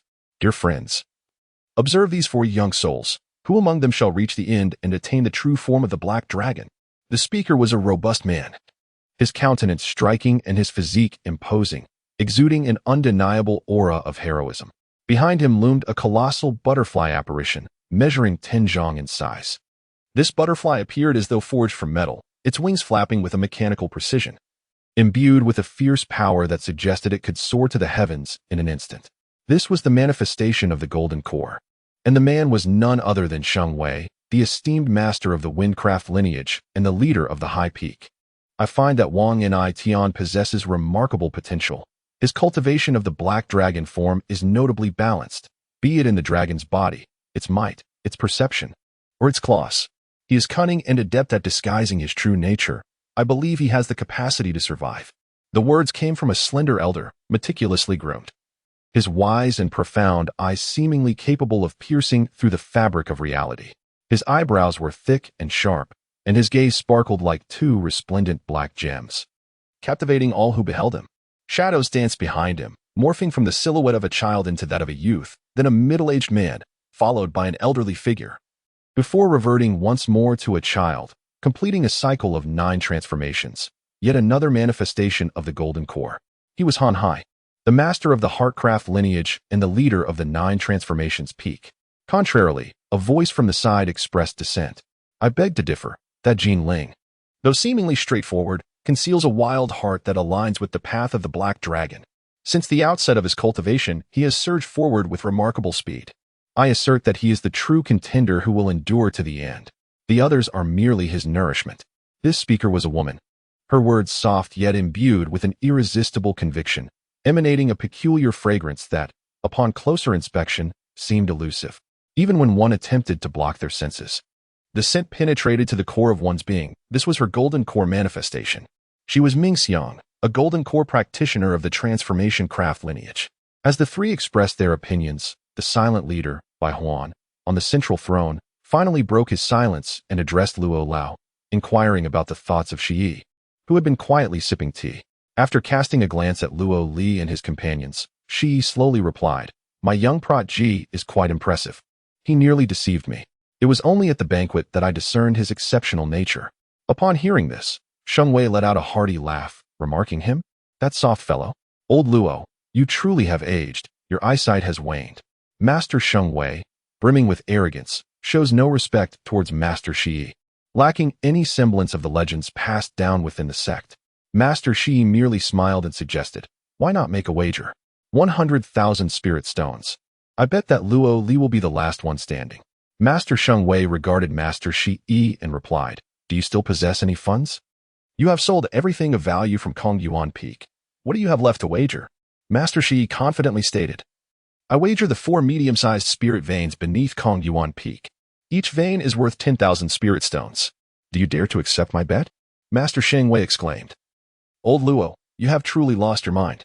"Very well, fellow Taoists, you have all heard this. He wishes to wager with me, and I accept. I bet that Luo Li will certainly survive until the end." Master Ming Xiang also laughed. "I wish to join in as well. I bet that Luo Li will not last until the end."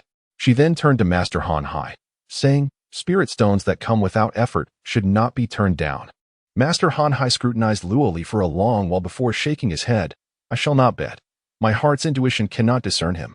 Master Sheng Wei retorted, "You cannot see through him? Han Hai, has your vision also faltered? These spirit stones are freely given. To refuse them would invite divine retribution." Suddenly, a golden spirit butterfly fluttered towards them. The sect leader Fong Ruolii extended his hand, and the butterfly landed delicately in his palm, dissipating into a myriad of luminous streams. After a brief moment of contemplation, Fong Ruolii spoke slowly, "Enough of this trivial gambling. Let us cease the clamor. I have received a message through the spirit butterfly from my junior sister Qian regarding the situation of the overseas cave in the Silent Fish Palace, which has reached a conclusion." Instantaneously, the crowd quieted, turning their attention to Fong Ruolii, eager for his news. The spirit butterfly sect boasts 9 golden core masters, 5 of whom are present, while 2 are in seclusion, and the remaining 2 are clandestinely involved in the exploration of the Silent Fish Palace's overseas cave. One of whom has delivered this message.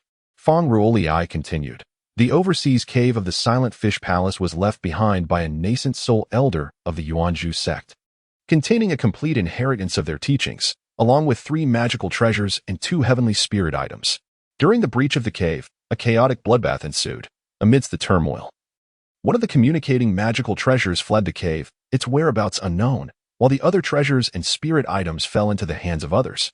However, the inheritance has been successfully replicated by Qian and her companions, although the Yuanzhu sect's teachings are utterly devoid of value and significance, rendering the endeavor nearly pointless.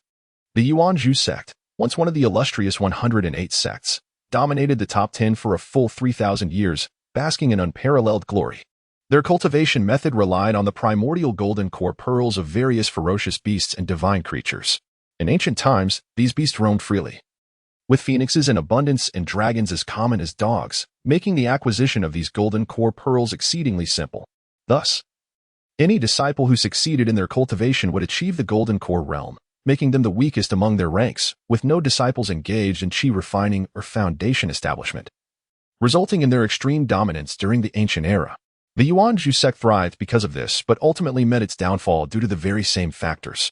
As time elapsed, the mythic era came to a close, ushering in the modern age. The primordial essence of heaven and earth waned, wild beasts became extinct, and divine creatures vanished. The mere sight of them became a Herculean challenge, let alone the acquisition of their golden elixirs. Consequently, the Yuanzhu sect gradually declined. Naturally, the Yuanzhu sect was reluctant to succumb to such a fate.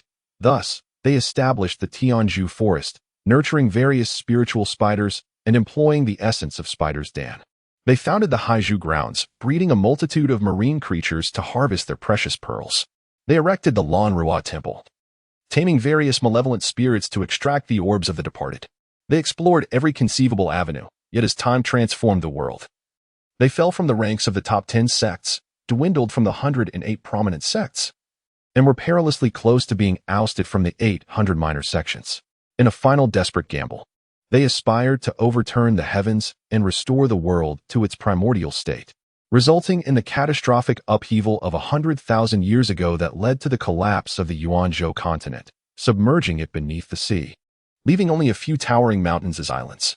The Tianzhu sect was established by the remaining disciples of the Tianzhu forest. Rendering the legacy of the Yuanzhu sect virtually useless, their dragon-slaying techniques became nothing more than a farce. Upon hearing Feng Ruoli's remarks, both the Han Hai and Ming Xiang realists displayed expressions of discontent. Had it not been for the presence of the Shi realist, they would undoubtedly have participated in this endeavor, possibly acquiring treasures in the process. Feng Ruoli continued, however, Qin Qian and her companions have indeed made gains. She has forged a friendship with a foundational female cultivator from the Han Yuan sect. Sheng Wei realist paused, remarking, she is merely a lowly foundational cultivator. What significance does such a friendship hold? Even if she is a disciple of a prestigious sect, what of it? Feng Ruoli shook his head. But she is a disciple of the Han Yuan sect, not just any other prominent sect. This young woman managed to seize both of the paramount spiritual treasures within that cave. Han Hai realist was taken aback, exclaiming, "What? How is that possible?" Although no nascent soul true monarchs were present, there were still 30 to 40 golden core true masters from various sects gathered here. How could she have taken both treasures? Feng Ruoli replied, "Indeed, many were incredulous, but she subsequently vanquished 7 golden cores within that cave, silencing all dissent." At this revelation, everyone gasped in astonishment. Ming Xiang realist asked in disbelief, 7 golden cores? Surely you jest?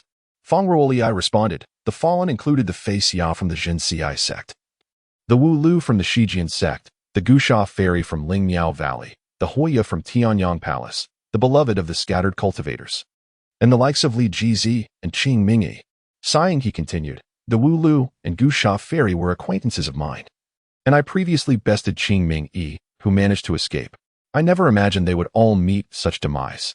The group fell silent, grappling with the reality that these 7 individuals, whom they either knew or had heard of, all of comparable cultivation levels, had perished at the hands of a foundational cultivator. A fact that was hard to fathom. After a moment, the Shi elder spoke. She must be at the pinnacle of foundational cultivation, correct? Feng Ruoli affirmed, indeed. She is at the pinnacle of foundational cultivation. The Shi elder concluded, then she can slay golden cores. This is the power of the upper sects. Their foundation equates to our golden core, and their golden core corresponds to our nascent soul. The esteemed Master Shigwei gritted his teeth and declared, it matters not. Even if the Han Yuan sect is formidable, they remain without a path to the great Dao. Upon uttering these words, it seemed to restore a semblance of confidence among the crowd. Master Han Hai responded, indeed, indeed. Had it not been for the calamity of Luoho a myriad of years ago, the ranking of sects would not have been so lax. Regardless of the Han Yuan sect's strength, they would still lack the qualification to join the ranks of the upper sects. They possess no celestial path, no avenue to the great Dao. Since their establishment, not a single individual has ascended to the celestial realm. Though our Ling I sect may be weak, we have the esteemed Grandmaster Jin Dai who has ascended. What of them? Even should they return to the void countless times, they remain bound by the shackles of heaven and earth, unable to ascend. Master Shigwei continued, indeed. Therefore, there is no need to envy them. The several golden core masters engaged in self-congratulatory banter, akin to sour grapes from those who cannot partake. Feng Ruoli observed the assembly and subtly shook his head. Then spoke slowly, that female disciple from the Han Yuan sect has accepted Sister Chan Chan's invitation to visit our Ling I sect. At this revelation, the crowd fell silent. She had effortlessly slain 7 golden core masters, and she was not significantly stronger than them. Master Shui said slowly, no worries, no worries. Master Wei is not in seclusion, so we need not fear her. Master Wei is a nascent soul, true monarch, and the esteemed elder of the Lingdai sect. Feng Ruoli furrowed his brow and replied, what nonsense. Sheng Wei, you are muddled again. She is a distinguished guest of our Lingdai sect, not an adversary. Enlightenment dawned on Master Sheng Wei as he exclaimed, right, right. She is a guest, our ally. Haha, splendid. With the absence of enmity and the presence of such a strong ally, the expressions of all lightened. Feng Ruoli continued, as our esteemed guest arrives, we must extend the courtesy of hospitality and strive to forge a relationship with the Han Yuan sect. Among the 5 great secret arts that underpin the Han Yuan sect is the forest of all beings, which stands alone in the art of nurturing spirits. Alongside the true spirit induction of the true spirit sect, the Yuan Shadow refining platform of the Shadow Demon sect, the 12 heavenly demon realms of the everlasting heavenly teachings, the 8-fold heavenly dragons of the heavenly dragon temple, and the 3,000 external paths of the charm demon sect. collectively known as the 6 great spiritual arts of the world. Throughout the vast central heaven world, among myriad sects, these 6 sects are unrivaled in the nurturing of spirits. This upper sect is indeed worthy of our acquaintance. Having such an ally would be immensely beneficial for our Ling I sect. Moreover, it is said that the forest of all beings conceals 36 elixirs and 72 liquids, all intended for cultivating summoned spirit beasts, with the Zhuangzhou Dream Butterfly Elixir being one of them. This Zhuangzhou Dream Butterfly Elixir holds boundless utility for the disciples of the Ling I sect. Even for Golden Core Masters, as our disciples refine their physical forms into spirit butterflies, embodying the essence of both human and butterfly, thus belonging to the realm of spirit beasts. Originally, the Ling I sect possessed the method of refining this elixir, but it was later lost to time. Feng Ruoli took a deep breath and articulated. Sister Qianqian has mentioned that her purpose in visiting our Ling I sect is to exchange this Zhuangzhou Dream Butterfly Elixir for treasures. Thus, this is a rare opportunity. Let us not allow it to slip away. Upon the utterance of these words, both Master Han Hai and Master Sheng Wei's eyes gleamed with excitement as they secretly contemplated how to cultivate a favorable relationship with this woman in exchange for the Zhuangzhou Dream Butterfly Elixir. Only the venerable Master Shi observed Feng Ruolei, recognizing that he had orchestrated this event from beginning to end. He first elevated the woman's prestige and then discussed her benefits, continually issuing subtle warnings to prevent Master Sheng Wei from being blinded by greed and offending her, for that would spell disaster. The reactions of Master Han Hai, Master Sheng Wei, and the others were all within his control. Master Shi shook his head, pondering to himself, no wonder he can serve as the leader of a sect. I can only aspire to lead a lineage. I am not his equal. As night fell, Luo Li gradually channeled his vital energy to combat the piercing and bone-chilling gale, which, despite its frigid nature, carried a hint of yang energy. This yang energy possessed the remarkable ability to cleanse marrow and bones. It was no wonder this place was one of the 7 blessed grounds of the Ling I sect. As the night gradually dissipated and the distant horizon brightened with the rising sun, a colossal protective shield materialized above the platform. Beneath the shield, the platform resembled a secure cavern, safeguarding them from the scorching rays of the sun above, which would otherwise turn them to cinders. Under the protective shield, the fierce wind ceased, allowing the gathered individuals to exhale in relief. Before them appeared an illusion of an hourglass, its sand continuously flowing down. When the last grain fell, it would herald the commencement of a deadly duel. Luo Li rose, preparing for the impending battle, followed suit by He Li, Jin Ling, and Wang Nitian, who also readied themselves for combat. Wang Nitian fixed his gaze on Luo Li, hurling curses. Though his voice was inaudible, his deep-seated hatred for Luo Li was palpable. In truth, Luo Li understood that this animosity was feigned. Wang Nitian's enmity was a mere act, allowing him to lower the guard of He Li and Jin Ling. Indeed, the two exchanged glances, sizing each other up, dismissing both Luo Li and Wang Nitian as inconsequential. At last, the hourglass ran out of sand. And with a resonant chime, the barrier isolating the 4 vanished, signaling the onset of their lethal confrontation. Luo Li inhaled deeply, welcoming the moment for a battle of life and death. As the barrier dissipated, Wang Nitian charged at Luo Li, shouting, "You little brat, your dear sister has fled. Let us see who can protect you this time. Do you remember? 3 months ago, the pleasure of slapping me. Now, I seek vengeance. For every strike you land on me, I shall repay you 100-fold, and I will smash your head to bits." Luo Li regarded him with disdain, retorting, "A mere jester, unworthy of my consideration. Killing you would be akin to dispatching a mere dog." With that, Luo Li turned and fled, prompting Wang Nitian to erupt in laughter as he pursued. Their chase unfolded upon the platform, with Wang Nitian hurling insults while he ran. Yet he did not pursue with utmost fervor, always remaining a step behind Luo Li. His attention frequently drifted towards He Li and Jin Ling, who stood proudly opposed to one another. One, a colossal figure endowed with immense strength, the other, agile and sharp as a blade. Their gazes were locked, oblivious to all else. Jin Ling remarked, "I had hoped to battle Luo Xin, but unexpectedly she has departed. I wonder if this is her fortune or ours." He Li declared, "Whether she is here or not makes no difference. Come, brother, let us engage in battle. We shall see whose path, the dragon body or the dragon combat, is the true one." Jin Ling replied, "Very well, let us clash. After our duel, we shall deal with those 2 jesters. Who does not know their petty schemes? They feign enmity to evade us, hoping to take advantage once we are exhausted. How ridiculous." They forget that a cultivator must face challenges head-on without retreating if they wish to achieve the great way and attain immortality. Healy responded, "Indeed, indeed. They think us foolish, yet who truly knows whom? Brother, let us fight and see who can traverse this path further." With that, Healy sprang into action, charging towards Jin Ling, his hands and feet emitting a faint glow. His fingers were like blades, and with a gentle grasp, he shattered the massive boulder beneath him. As Healy raced toward him, Jin Ling let out a mighty roar, forcefully lifting a large piece of azure stone from the ground, an impressive slab weighing 1,000 pounds, which he had secretly excavated the previous night. He swung the massive stone like a club, hurling it at Healy, the stone howling through the air. Should it strike, it would surely crush him to pieces. In the hall, Master Ming Xiang smiled and remarked, "Do you see? The seemingly foolish can be quite astute. Jin Ling is no true fool." Fong Rol sighed, saying, "He may not be foolish, but our celestial transformation cave is in dire need of repairs, requiring at least 3,000 spirit stones."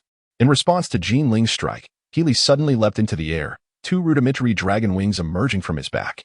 Using them, he floated above, evading Jin Ling's blow. His reliance on this power was evident. Jin Ling bellowed, swinging the massive stone again, relentlessly targeting Healy. The latter dodged desperately among the debris, retaliating with fervor.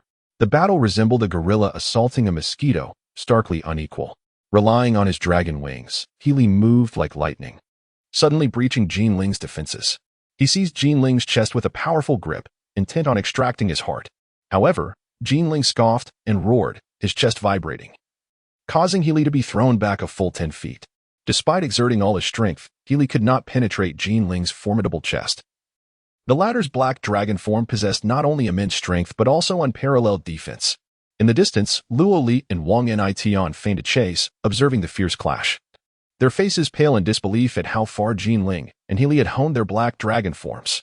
Jin Ling howled, breaking off a corner of the stone slab and hurling it with great force at Healy. The stone, the size of a human head, thundered toward him. Healy swiftly evaded and countered. This time, Jin Ling showed no defense, allowing Healy to strike as he wished. Healy attacked incessantly, tearing, thrusting, punching, and slapping. Yet to no avail. Jin Ling's dragon body was impervious to blades and spears, leaving only white marks on his skin, while he remained unharmed. The two were locked in a stalemate. Suddenly, Healy's form transformed, his body inverted, head downwards, and he fiercely burrowed between Jin Ling's legs, maneuvering behind him to deliver a vicious bite. This bite widened Healy's mouth to an enormous gaping maw, revealing 2 rows of gleaming white canine teeth, sharp as daggers. With a single snap, he sank his teeth into Jin Ling's right ankle, causing blood to spurt forth, severing the tendons. Jin Ling let out a piercing scream, collapsing to one knee. Healy swiftly retreated, evading Jin Ling's counterattack, a smile on his face as he remarked, "The true strength of the black dragon lies not in its claws or wings, but in its teeth. Does my dragon's bite not sting? Even the mightiest of dragon forms can be broken. This is my ultimate technique." Witnessing this scene, Wang Nitian's expression turned grave, cautiously bracing himself against Healy. Within the grand hall, a golden core cultivator declared, "It is over. What a pity for this Healy." Indeed, this young man, envisioning dragons' teeth and wings, displayed remarkable creativity. Alas, it was for naught. With such a form, neither man nor ghost, how could he still be considered a cultivator? The external transformation, from form to heart, must have affected his inner self, leading to the loss of his sanity. Defeat was imminent. All the golden core cultivators unanimously believed Healy had fallen. As expected, after revealing his dragon's teeth and severing Jin Ling's leg, Healy became increasingly bloodthirsty, his arrogance swelling as he opened his mouth to bite Jin Ling once more. Despite his disability, Jin Ling remained mentally alert, vigilant, and ready to unleash a decisive counterstrike. The moment arrived. Healy charged again, aiming to tear into Jin Ling. This was his 4th attempt. He had forgotten his original intent, indulging instead in the thrill of tearing into his prey, relishing the sensation of blood and flesh spilling forth. Jin Ling offered no resistance, watching as Healy sank his teeth into his left arm. In that instant of being bitten, Jin Ling retaliated, lunging forward with lightning speed to embrace Healy tightly. Thus, the words of the golden core cultivators rang true. Healy was defeated. In Jin Ling's grasp, the sound of cracking bones echoed as Healy howled in agony. Yet, a muffled thud followed, marking the moment when Healy's chest was utterly crushed, his cries abruptly silenced as his form was reduced to a mass of flesh. Regardless of how many times Healy had attacked Jin Ling, A single opportunity seized by Jinling spelled the end for Healy. Jinling exhaled deeply. He had won. Before he could even celebrate, Wang Nition sprang into action, moving like the wind, his feet crashing heavily down upon Jinling's head. Shattering his skull, Wang Nition then pivoted, his fist striking Jinling's temples with tremendous force. A resounding crack echoed, reminiscent of breaking porcelain, reverberating throughout the hall. Jinling's left eye burst forth from its socket. Wang Nition seized Jinling's head, spinning his body with a fierce roar. Applying all his strength as another loud crack resounded. Jinling's neck was violently snapped, and with a thunderous crash, his massive form collapsed onto the stone platform, lifeless. Sheng Wei, the true man, chuckled, saying, "What have I said? Am I mistaken? This Wang Nition is indeed ruthless. He has emerged victorious." Han Hai, another true man, shook his head and replied, "The battle is not yet concluded. Let us continue to observe." Amid their conversation, Wang Nition raised his hands in exuberant cheer, but suddenly, he froze, noticing Luoli, who had been fleeing, stealthily approaching him, unwittingly closing the distance to merely 5 feet behind him. Wang Nition turned to face Luoli, bursting into laughter as he exclaimed, "You little rascal still wish to learn from me? Planning a sneak attack while my back is turned? I intended to let you linger a while longer, but since you are so eager to meet your demise, I shall gladly escort you on your journey." Luoli chuckled in response, "Haha, you caught me. However, before I meet my end, I wish to share a secret with you." He then opened his mouth to declare, "In truth, I am your father." Upon hearing Luoli's teasing, Wang Nition was filled with rage, ready to retaliate. Yet, as soon as Luoli finished his sentence, he unleashed a torrent of energy. A beam of light, as thick as a bowl, shot forth like a radiant arrow, sharp as a blade, closing the distance in an instant. This beam erupted with a chilling brilliance, its luminescence swirling, emanating an overwhelming aura of destruction. Wang Nition instinctively dodged, but it was futile. He felt a sudden chill in his chest. Despite his formidable defense, akin to the black dragon scales of Jinling, he was immediately pierced by the beam. A gaping hole, the size of a bowl, appeared in Wang Nition's chest. As Luoli shifted his head, the beam twisted. And in an instant, Wang Nition's entire torso, along with his arms, was severed, cleaving him in two. The numerous golden core true men present were left dumbfounded. Mouths agape in disbelief. Wang Nition had been bisected by Luoli. However, due to his cultivation of the black dragon form, he did not perish instantly. His upper half glared intently at Luoli, uttering, "You bastard, you deceived us from the very beginning." Luoli nodded, a silent acknowledgement of the truth. Blood began to ooze from Wang Nition's mouth as his eyes gradually glazed over. Gazing skyward, he softly murmured, I do not wish to die." His voice trailed off, and Wang Nition breathed his last. Luoli approached him, saying, "I apologize, brother. I too wish to survive." With Wang Nition's demise, the black dragon blood meant for visualization began to seep from his body, swelling to several times its original size since its distribution by the Shi True Man, forming a single droplet that swiftly flew towards Luoli, merging into his brow.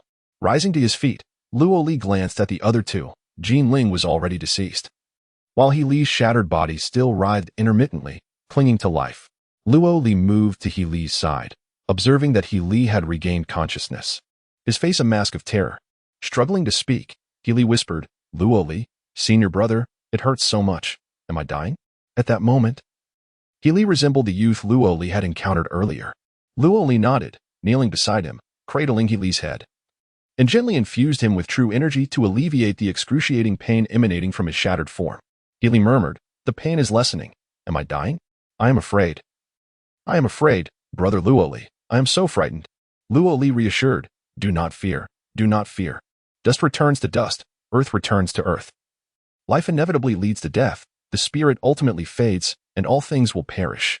In the grand scheme of existence, we are but a handful of yellow earth, a handful of blue-gray. A century of life is akin to a fleeting dream. Can there be anything eternal and indestructible? The setting sun in its twilight brings forth echoes of dread, yet it is merely a moment in time." Luoli began to recite the rebirth incantation. As he chanted, Healy's expression of terror gradually faded away. He exhaled a sigh, gazing at the immense sun in the distance, and declared, "Brother, I must depart. You must continue to live well, and live for us, experiencing all the wonders we could not." His voice faltered, and Healy passed away, a smile lingering on his lips, departing without regret. Luo Li did not cease his incantation, continuing to murmur, "A century of life is akin to a fleeting dream. Can there be anything eternal and indestructible? The setting sun in its twilight brings forth echoes of dread, yet it is merely a moment in time."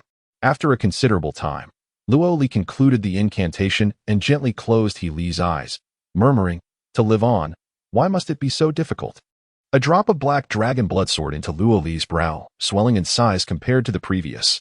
In the distance, the onlookers observed, and Master Ming Xiang chuckled, saying, "2 drops of black dragon blood.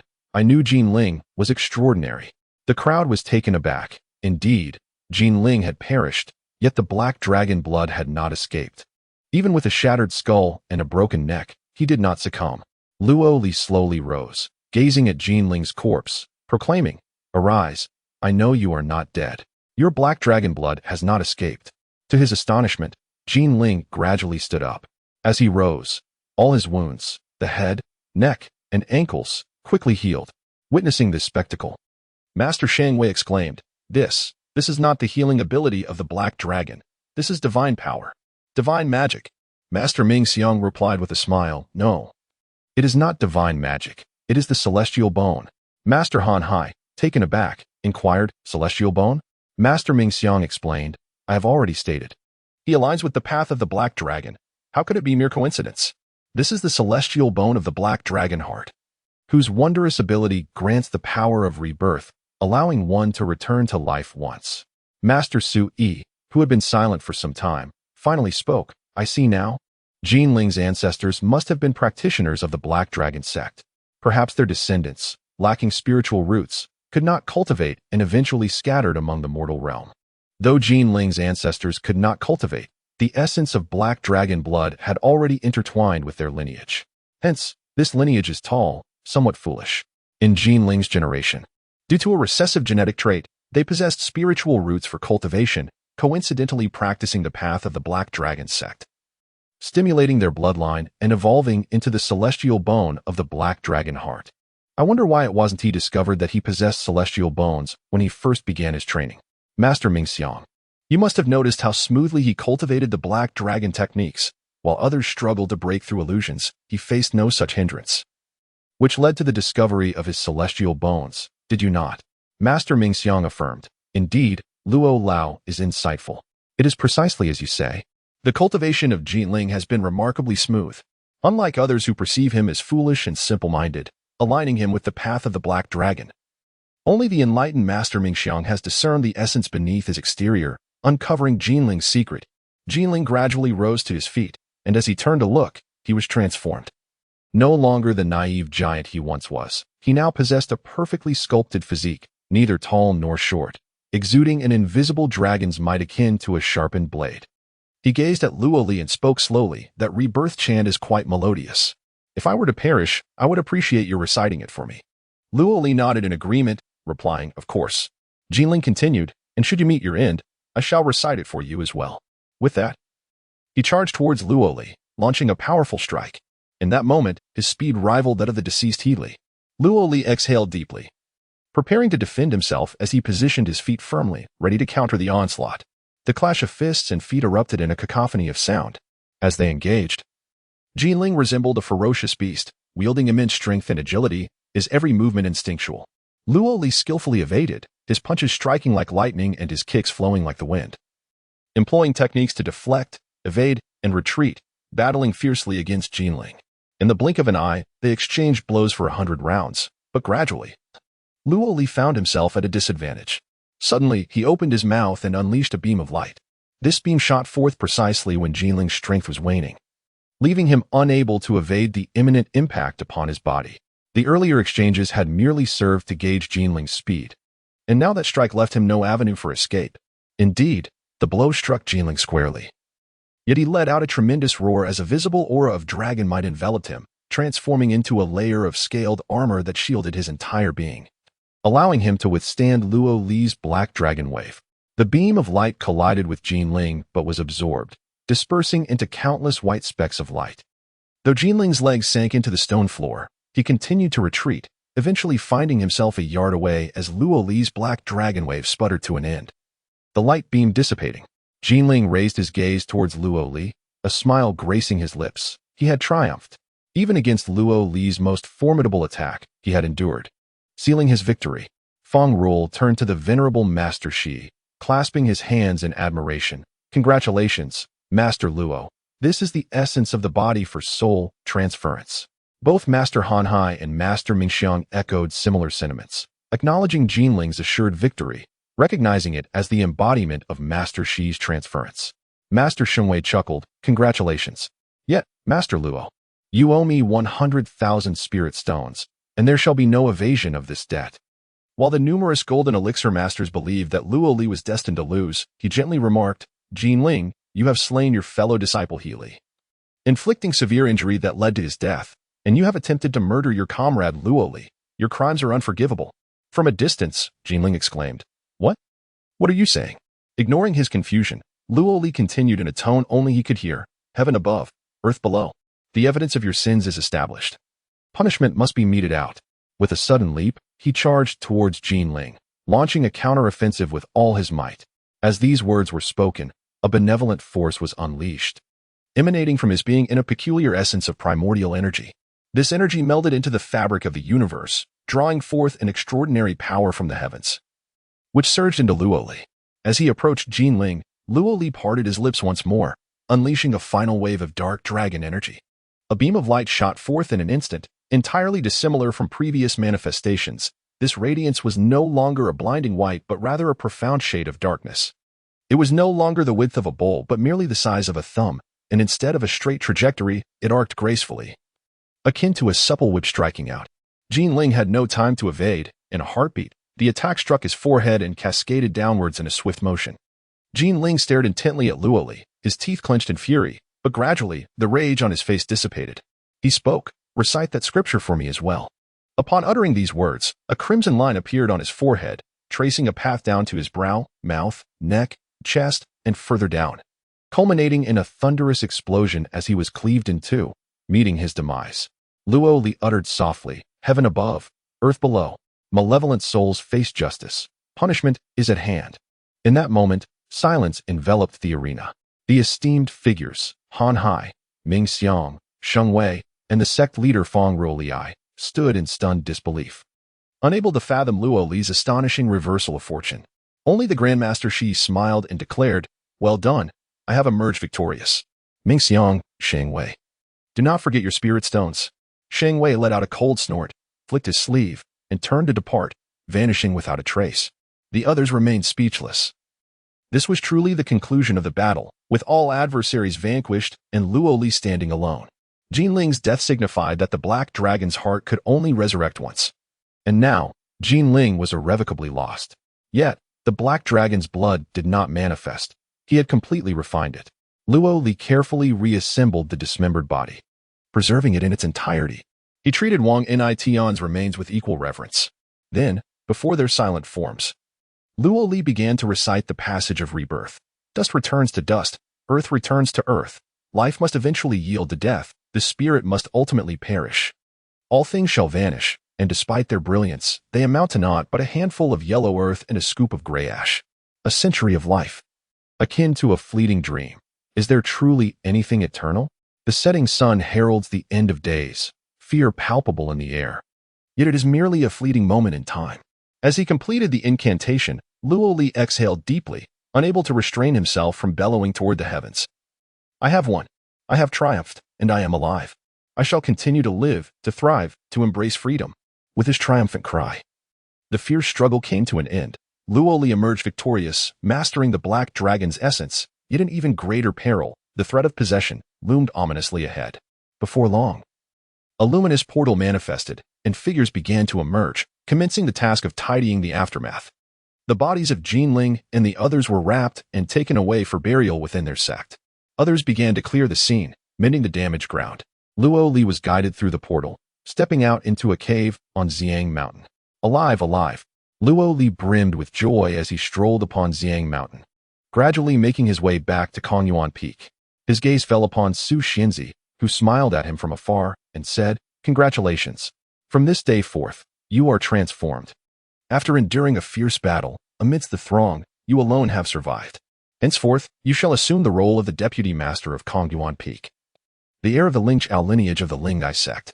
In the future, once you attain the golden core, you will become the sovereign of Kongyuan Peak. Luo Li smiled, and the earlier gloom of Luo Xian instantly dissipated. One must live and look forward.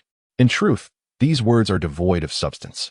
I am merely at the third level of qi refinement. Achieving the golden core may take a century or two, an uncertain prospect indeed. Such proclamations are mere empty rhetoric. Deceptive words. Luo Li replied with a smile. I owe my present state to your guidance, esteemed fairy. Please do not jest at my expense. Before you, I shall forever remain your humble disciple. Fairy Su shook her head and said, What humble disciple? According to the sect's regulations, you must bow to me from now on. Luo Li hastily replied, Please do not say such things. Fairy, I am unworthy. Were it not for your initial guidance, I would not have survived to this day. I shall never forget my roots. Luo Li's attitude was more humble than before. After exchanging a few pleasantries, Luo Li inquired, By the way, Fairy Su, where has Luo Xian gone? I have not seen her. Fairy Su looked at Luo Li, shook her head, and said, Luo Xian has caught the attention of the Grand Elder, who believes she is a future talent for our Lingai sect. She has been sent to the Bolan Cave on Mount Xiaocang for cultivation and will not return for at least a decade. Do not dwell on her. Even if you see her again, your statuses will have diverged. Luo Li was momentarily taken aback. The Grand Elder, the only Yuaniing true monarch of the Lingai sect, had actually recognized Luo Xian. This was indeed good fortune for her. Yet, why did he feel such discomfort? Yesterday's events, like water, leave no trace. What tomorrow brings, who knows? For you have become a stranger. Fairy Su extended her hand, offering a set of ceremonial robes, saying, Go rest. Come to the rear hall early tomorrow. This is the Master's robe. You shall don this from now on. Take a good rest tonight. Luo Li accepted the robe, which was entirely different from the previous disciple's attire. Adorned with golden and silver threads, it exuded an imposing aura, symbolizing authority. Elders from the outer sect, such as Chun Lao and the heads of the various outer courts, would bow upon seeing Luo Li. He was no longer the same as before. Holding the ceremonial robe, Luo Li returned to his cave dwelling and sat atop the meditation cushion in his cultivation chamber, lost in silence for a long while. After a bloody battle, 3 had perished, and he was the last one standing. Yet, an even greater crisis awaited him, necessitating further struggle. Let us cultivate. If there is nothing else to do, then let us cultivate. The feeling of cultivation is the most exhilarating and fulfilling. Through cultivation, all worries and distractions can be forgotten. Luo Li began to visualize the black dragon. After absorbing 2 drops of black dragon blood, the dragon cub he envisioned grew larger, its claws, fangs, and wings fearsome, its body robust. All of this was knowledge gained from He Li and his comrades, their experiences directly imparted to Luo Li. He Li and Wang and Tian did not perish in vain. All their attributes, He Li's ferocity and Wang and Tian's cunning, were inherited by Luo Li. Wang and Tian was indeed extraordinary. Through martial arts manuals, he had developed 2 unique techniques embodying the Black Dragon's form, the Lightning Dragon Drill and the Thunder Dragon Explosion. Had Luo Li not taken decisive action, in a true duel, victory would not have been guaranteed. With this, Luo Li commenced a new phase of his cultivation, assimilating and integrating the experiences of others, transforming their wisdom into his own.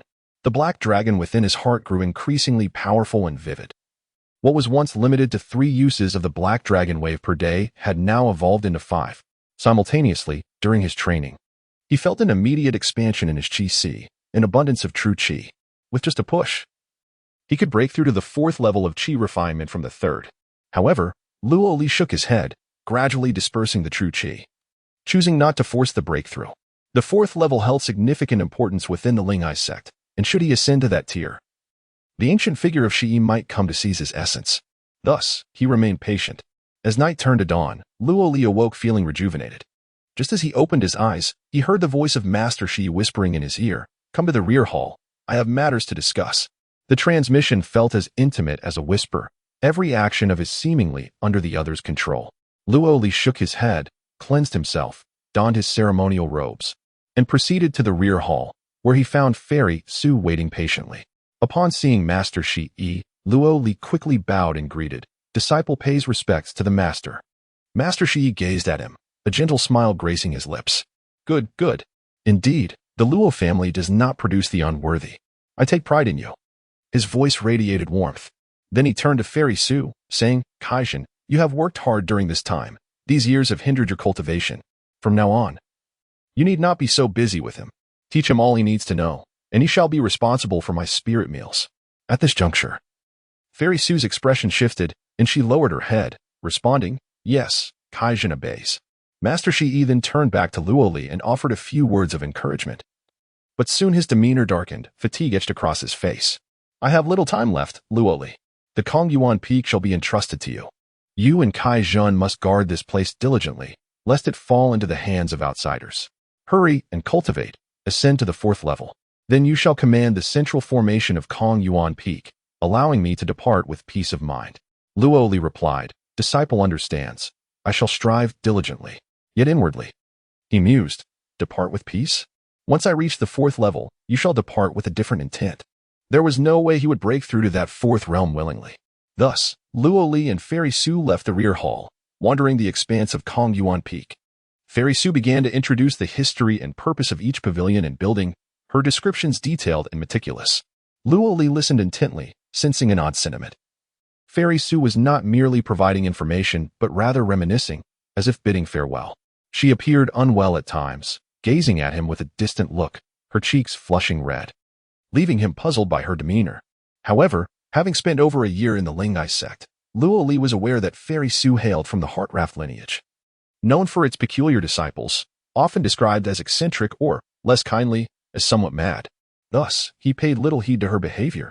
The magnificent pavilions and halls are not mere decorations. They encompass specialized training rooms dedicated to the cultivation of certain techniques, repositories for various ancient texts, treasure vaults for storing items, and utility rooms for distributing sect benefits.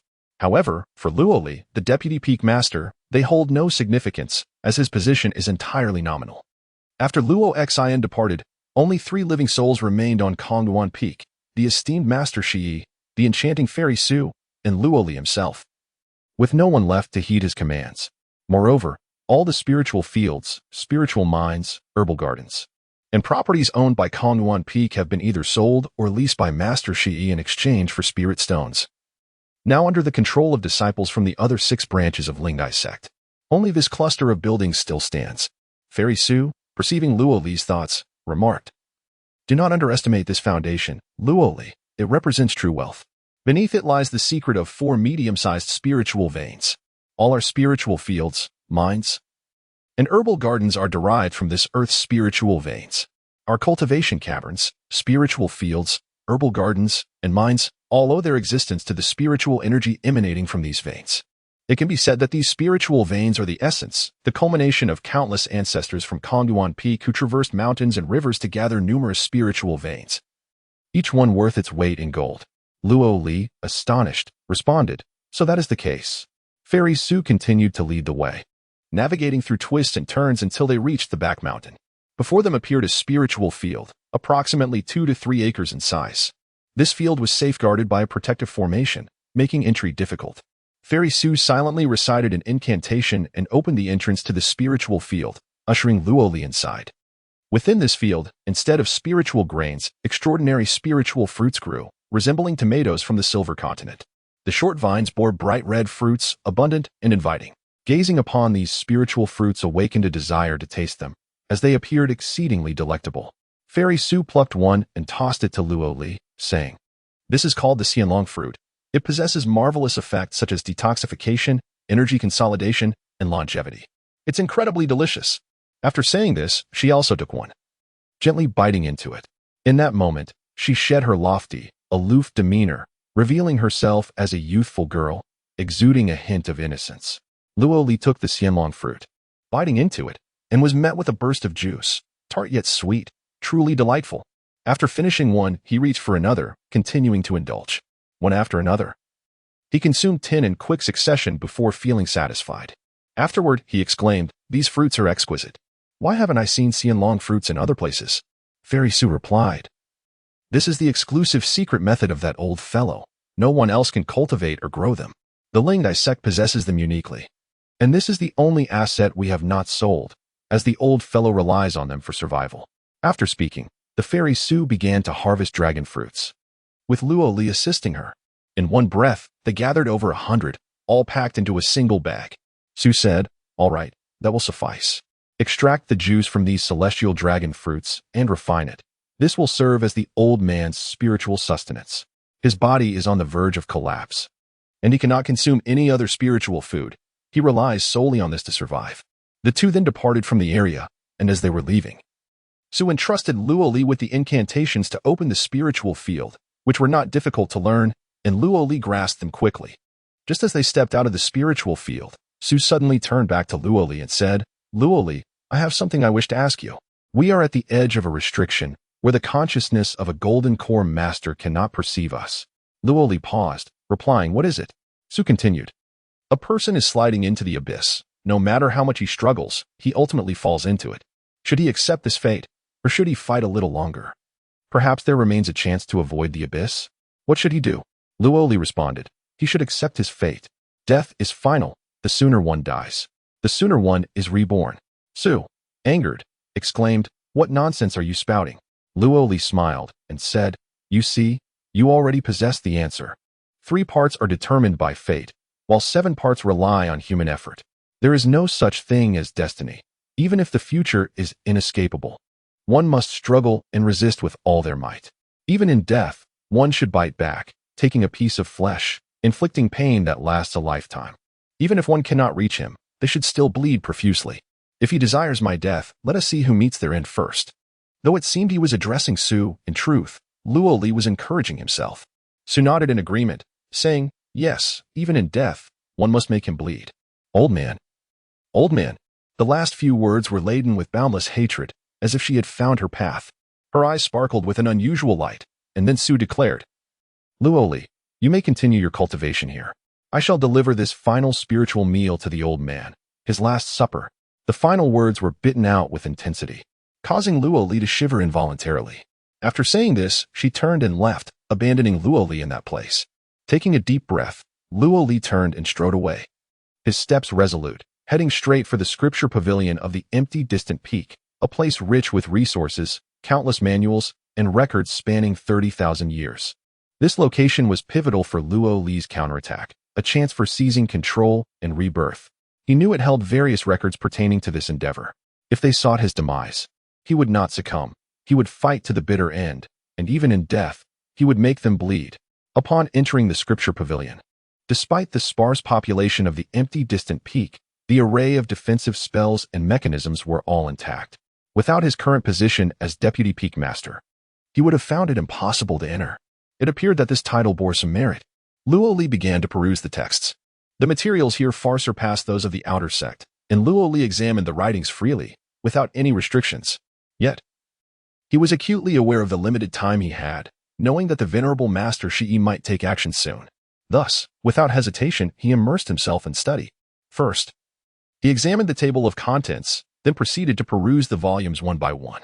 Luoli possessed an extraordinary speed in reading, swiftly flipping through the pages of each book before moving on to the next. The repository held a staggering collection of scriptures, books, and jade bamboo slips, totaling 100,000 tomes, encompassing every aspect of the immortal cultivation realm. Deep within the 3rd floor's restricted area lay the majority of cultivation secrets beneath the golden core stage of the Lingdai sect. These secrets were accessible only to ordinary disciples who had accrued sufficient sect contribution points. However, for Luoli, this posed no obstacle. He could freely peruse these manuals, albeit without the privilege of removing them, only permitted to commit their contents to memory.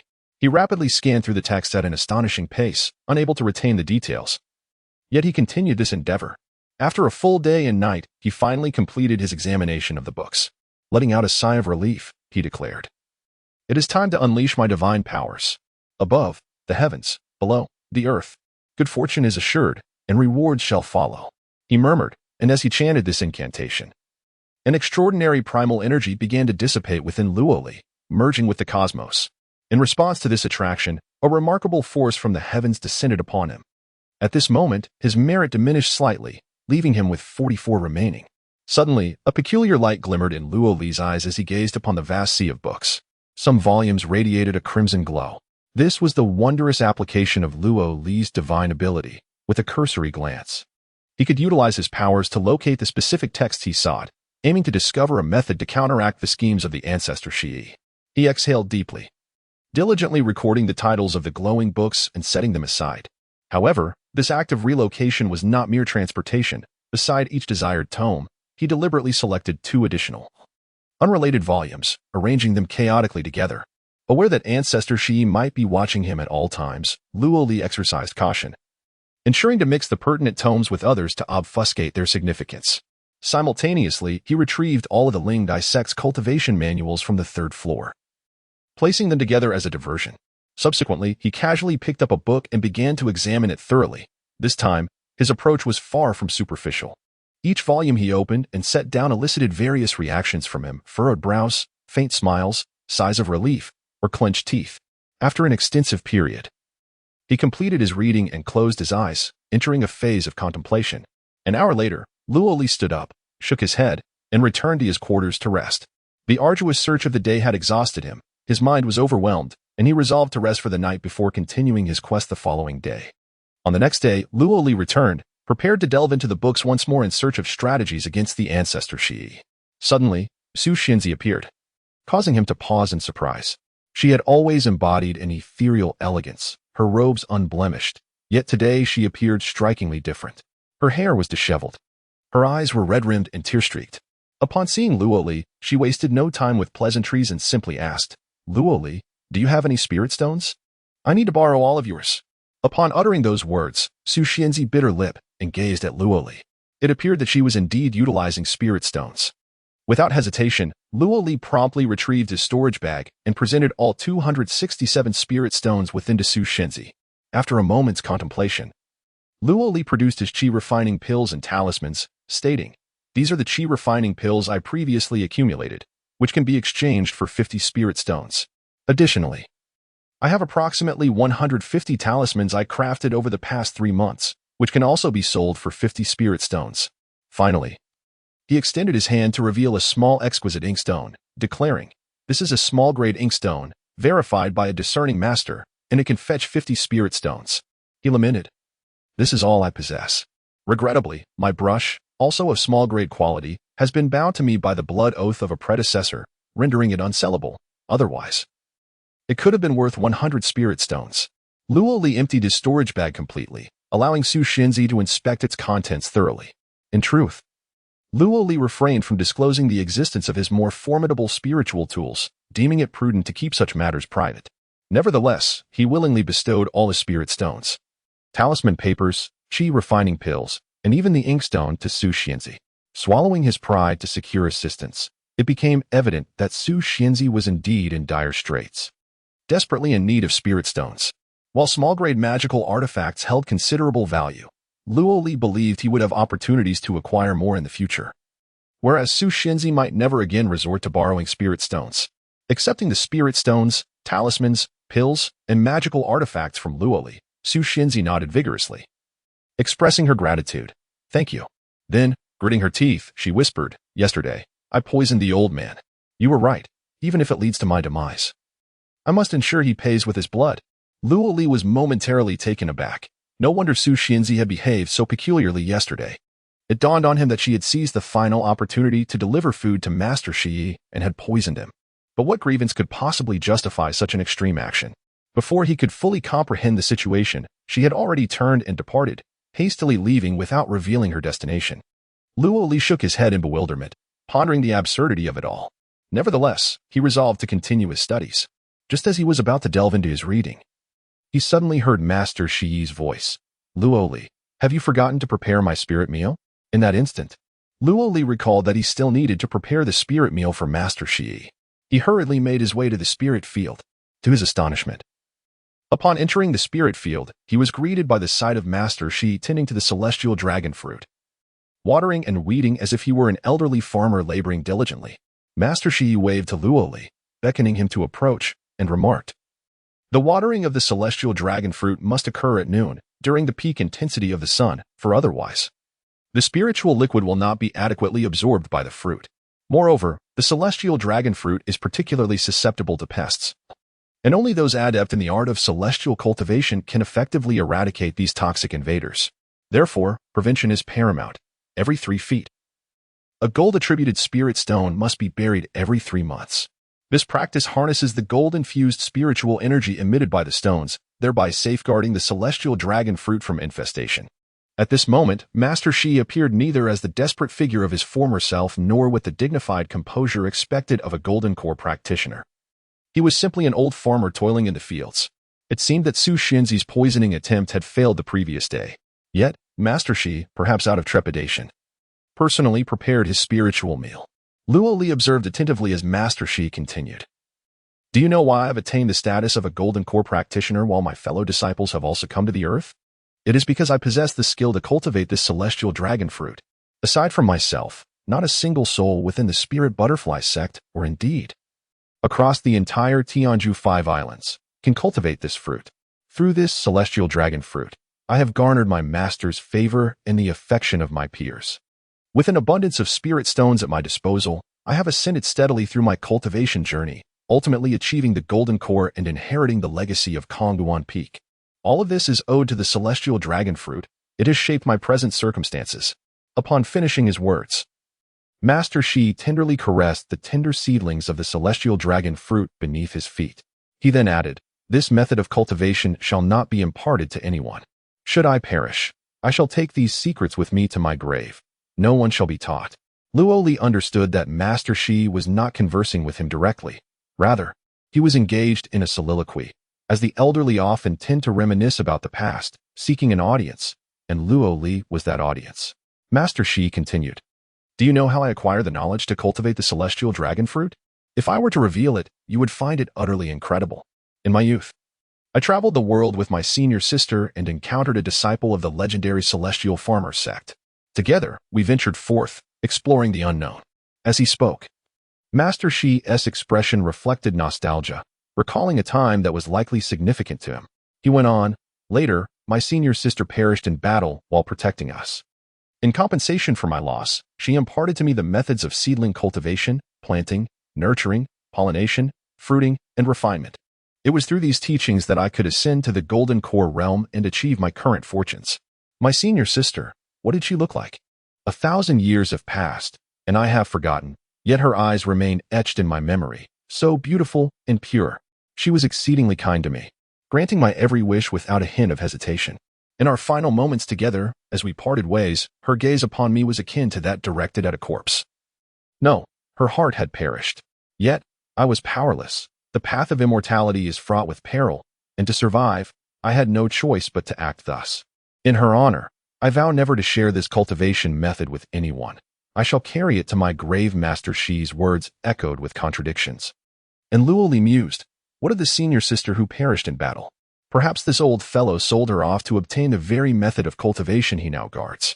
The venerable Master Shi seemed to have more to say, when suddenly he gazed into the distance and remarked, "Guests are arriving, a flock of sheep inviting a tiger to dine. Leaving not a bone behind, you shall go forth, representing our Kongguan Peak, to welcome these distant visitors." As it stands, Kongguan Peak possesses nothing. So grant her every wish, fulfill all her requests. By the way, today is the 8th day of the 8th month. Next month is the Double Ninth Festival. A time for conclusion. I have a gift for you, one that you will remember for a lifetime. With that, he waved his hand, dismissing Luo Li. As Luo Li stepped out of the spiritual field, he found himself entangled in the peculiarities of the day, borrowing money from Fairy Su, the poison in the spiritual meal, and Master Shi's agricultural endeavors. It was all quite bewildering. Who could this guest be? Yet, the upcoming Double Ninth Festival lingered in his mind. For he understood Master Shi's intentions. He sought to seize a body. There was only a month remaining. Should he flee? No, escape was impossible. At that moment, a thunderous salute erupted from the distant Xiang mountain. Luo Li paused, realizing that the 72 cannon salutes were reserved for truly esteemed visitors. It seemed that genuine guests had indeed arrived, and he might as well represent Kongguan Peak and join the festivities. Alas, he had only recently chosen a secret manual and had yet to peruse it when this unexpected matter arose. What fool had come to the Lingdai sect? Luo Li made his way towards Xiang Mountain, his speed enhanced by the mysterious power of the Black Dragon, covering great distances with each stride. Scarcely slower than a beast of burden. Midway, he spotted a procession in the distance, soaring through the air directly towards Xiang Mountain. This entourage comprised 300 to 400 individuals, radiating an imposing aura. At the forefront, 36 flag bearers paved the way, accompanied by the resounding clamoring of gongs and drums, their sounds reverberating like thunder. Following them were 100 warriors, arrayed in ceremonial formation, wielding various magical implements such as the seven-colored Qiming canopy, the Four Seas cloud flag, the Heavenly Eyes All Saints banner, the Shadow obelisk, the Azure Moon halberd, the Sky-splitting axe, and the Water Moon mirror, among others. Witnessing this spectacle, Luo Li was momentarily taken aback, as if he had encountered it before. Suddenly, a realization struck him at the Tianj market. He had seen the enigmatic woman who had descended from the economy class, dismissing the golden elixir realist with disdain, the immortal Yuan Tong. She had inquired for directions from him, only to subsequently form a 100-strong entourage en route to the Jingyu Palace. With this memory, Luo Li swiftly concealed himself behind a tree, hiding his presence while peering intently toward the center of the procession, hoping to glimpse that woman. Upon a closer inspection, indeed, she was there. Adorned in a robe of 5 colors, crowned with a purple phoenix headdress, seated upon a phoenix throne at the heart of the procession, engaged in casual conversation. The moment Luo Li caught sight of her, it seemed she sensed his gaze, turning to look down upon him. Their eyes met, and she smiled. In that fleeting moment, as he beheld her, she too recognized him. Without uttering a word, Luo Li was poised to leap towards Xiang Mountain, where the members of Ling Ai sect, both young and old, awaited. Despite the ferocity of the woman before him, he felt no fear. However, he swiftly suppressed his impulse to flee. For escape was not an option. The woman was flanked by hundreds of subordinates, each bizarre and seemingly lifeless, yet undeniably formidable. With their presence, he knew that escape was utterly impossible. Furthermore, the resounding salute of cannon fire earlier was likely in honor of a guest. And it was highly probable that this guest was the very woman before him, a guest, not an enemy, thus there was no need to run. Instead of fleeing, Luo Li clasped his fists in salute towards the woman in the void, proclaiming, "I pay my respects, esteemed elder. I am Luo Li, a disciple of Ling Ai sect, and I extend my warmest welcome to you as you grace our humble abode with your presence." By revealing his identity, he hoped to instill a sense of caution within her. The woman regarded Luo Li with a nod, a tacit acknowledgement, and then cast her gaze elsewhere, leading her entourage onward, who swiftly floated above Luo Li. In that fleeting moment, within a radius of 100 feet around Luo Li, over 10 cultivators emerged from the void, taking to the air and joining the previously departing group. These were the subordinates of Fairy Ruodong, who had merely been concealed nearby. And Luo Li was fortunate to have refrained from fleeing. Fairy Ruodong, conversing with a companion by her side, inquired, "Is this disciple from your sect?" Another woman, peering through the throng, remarked, "How peculiar. I have not seen this disciple before. He must have joined within the past year. The robe of Konyuan Peak. Ah, I recognize it." As her voice faded and the group continued to disperse, Luo Li exhaled deeply, intending to follow closely behind them towards Xiang Mountain. Suddenly, 4 figures materialized around him. One was a floating Taoist priest, another a cloaked assassin, the third a burly monk, and the last a small novice. The 4 encircled Luo Li, all members of the same faction as those who had just departed, subordinates of Fairy Ruodong. The stout monk spoke first. "It has been a year, and you seem to have transformed significantly. Your vigor is palpable, and your frame is robust. I once promised to offer you a chance to alter your fate, but it requires a minor test. For cultivators of your same realm will embody puppets. Victory will bring rewards, however, beware, for defeat could lead to death." The voice belonged to the woman, and as she spoke, the 4 cultivators began to change, their forms youthful and diminutive. Once standing there, all exhibiting foundational cultivation, their realms began to plummet, and their garments transformed from ostentatious robes to simple attire. Behind each of them, 2 characters appeared. The Taoist bore the name Beichen, the assassin had Tianyi, the monk displayed Luocha, and the 4th bore the name Fangsuan. In the blink of an eye, they were all at the 3rd level of Qi refinement. The 4 exchanged glances, some smiled, others shook their heads, and a few expressed resignation. They bore no semblance of puppets, they were 4 living beings, deliberating on who would strike first. In that instant, Luo Li made his move. Since a battle is inevitable, one must strike first. The Taoist closest to him, thin and frail, was the target. The distance was merely 13 feet, in a swift movement, within 10 feet. The black dragon wave obliterated him. Upon witnessing Luo Li's advance, the others retreated a step, clearing the battleground and leaving only the Taoist to face Luo Li. With a smile, the Taoist proclaimed, "Choosing me will be your gravest error." He extended his hand, and his robe transformed, revealing a multitude of talismans intricately woven into the fabric. With a flick of his wrist, the talismans began to float before him, a staggering total of 360, forming a protective wall of symbols across his front. Luo Li observed the talismans. They were all ordinary low-grade and mid-grade talismans of the Qi refinement stage, devoid of any formidable power. He exhaled in relief. With his black dragon form, he could easily withstand such talismans. Even if they struck him, he would emerge unscathed. In the blink of an eye, the distance between them narrowed to 7 feet. Luo Li could unleash the black dragon wave at any moment to annihilate the man before him, yet upon seeing the wall of symbols blocking his path, he refrained from attacking and continued his charge. As Luo Li approached, the talismans on the wall began to activate. In an instant, he recognized the Clear Wind Talisman, the Purple Star Talisman, the Righteous Qi Talisman, and the Exorcism Talisman. The activated talismans were all ordinary, lacking offensive capabilities, rendering them insignificant. A total of 24 talismans activated, immediately generating more talismans to replenish the wall's depleting energy. Luo Li was mere 3 feet away from the talisman wall, poised to strike with his dragon claws to shatter it. However, to his astonishment, the power generated by the activated ordinary talismans suddenly coalesced into a radiant red light, simultaneously binding Luo Li and the Taoist. Under this newfound force, the Taoist floated gracefully. For every step Luo Li took forward, the Taoist retreated in kind. As Luo Li advanced 3 steps, the Taoist receded 3 steps.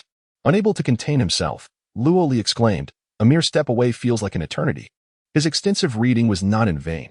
He recognized this as the legendary mid-grade talisman, a step away from the horizon, specifically designed to counter practitioners of physical techniques. This talisman, once utilized, would lock the distance between the enemy and the user. If the enemy advanced, the user would retreat, and vice versa. Such a tactic would allow a spellcaster to utterly dominate their opponent. This talisman was available in the Tianzhi Fengshe market, rumored to be crafted only by disciples of the Taiyang Xingjian, Fangsuan sect, Kongma sect, Beichen sect, or the Tongtian Xuanji Valley. A single talisman was valued at no less than 800 spirit stones. Yet, this practitioner of the same realm had managed to create the effect of a step away from the horizon using merely over 20 ordinary talismans. Luo Li could not help but shout, "Beichen, are you a disciple of the Beichen sect?" Countless rivers flow into the vast sea, and all stars revolve around Beichen. Illuminating the heavens, the distant echoes rise in Chongjin. This is the poetic title of the Beichen sect, also known as the Sect of the Northern Star, which is the only one among the 108 sects that establishes its foundation through talismanic arts. It is situated on Chongjin Island in Beihai, and its disciples are well versed in the 12 paths of talismanic techniques, resonating with the celestial palaces. It is said that when they cultivate, their breathing is akin to thunder, and they wield talismans like rain, causing the winds and clouds over 1,000 miles to change color. To my astonishment, I find myself in the presence of a disciple of Beichen. Although merely a puppet, even a small talisman reveals the depth of their foundation. Upon hearing Luo Li's inquiry, the disciple of Beichen merely smiled and responded slowly, 2 ghosts, 3 witches, 17 paths, 5 demons, for exterminations, 30 fiends, 8 energies, 6 skills, 16 swords, 7 wonders, 9 evils, 10 revered Buddhas. I am of the Beichen sect, one of the 17 paths of talismanry. This phrase encapsulates the myriad sects in the world. Yet collectively it refers to 117 sects, not merely the 108. The reason for this is that some sects, such as the demon sect, double as sword factions, thus occupying 2 slots. Others, like Kunlun, are not included in this phrase, standing alone, while some, such as the Hunyuan sect, have distanced themselves from the demon sect, yet theoretically remain categorized as such. Additionally, it is said that this phrase carries deeper meanings. Thus, despite the ever-changing nature of the sects, it has endured for millennia, remaining unchanged. As he spoke, the talisman wall flickered to life once more, igniting various talismans: the blazing flame talisman, the wind blade talisman, the giant wave talisman, the golden sword talisman, the falling rock talisman. However, these talismans, once activated, did not launch forth but instead transformed into a sphere of intense flame or a blade of wind, hovering before him. Luo Li recognized that this was yet another combination of talismans. By merging these ordinary talismans, he could forge a formidable talisman. Simple low-grade Qi refining talismans, through an intricate arrangement and combination, could evolve into mid-grade foundational talismans. Should he complete this combination and unleash an attack, it would spell doom for me. Luo Li surged forward in a frenzied chase, yet the effect of the within reach of heaven spell lingered. keeping me at a distance of 7 feet from him. Unable to advance further, the expression on the cultivator's face turned contemptuous as the wind blades and flames began to coalesce. In an instant, 36 low-grade talismans transformed into a single powerful talisman. Suddenly, Luoli turned and fled, attempting to escape. The onlookers shook their heads in disbelief. How could he hope to flee with the effect of within reach of heaven and play? At that moment, the combined talisman took shape. Transforming into a colorless flame, which faintly emanated a pale azure hue, the mid-foundation Blue Lotus purifying fire. This fire is known to break all laws, possessing terrifying destructive power. Perfectly suited to counter Luoli, a body refinement cultivator who transforms beasts. As the Blue Lotus purifying fire took form, its ability to obliterate all laws meant that controlling such fire was beyond the capabilities of a mere third-layer chi refining cultivator. Consequently, the connection between the two was abruptly affected, dimming and vanishing, just as the Blue Lotus purifying fire was about to be unleashed in that fleeting moment. Luoli suddenly lowered his head, exerting force to grasp a stone pedestal that measured 3 feet on each side, then charged towards his opponent. Whether advancing in pursuit or retreating in flight, Luoli had but one aim: to reach this stone pedestal, pick it up, and leap into the fray. With a formidable leap, the strike was far from ordinary. It was a technique conceived by Wang Netian, known as the Lightning Dragon Drill. A fusion of martial arts that executed a whirlwind motion midair. His body twisted violently as he soared, fists clasped together and aimed at the opponent, traversing 3 zhang in an instant. Upon impact, the 5-foot-thick rock was instantly obliterated. This was Wang Netian's ultimate move, yet he never had the opportunity to unleash it, as he was swiftly vanquished by Luoli, who subsequently inherited the technique. Grasping a stone pedestal, Luoli unleashed the strike. Upon collision, it appeared as if the two had vanished into thin air.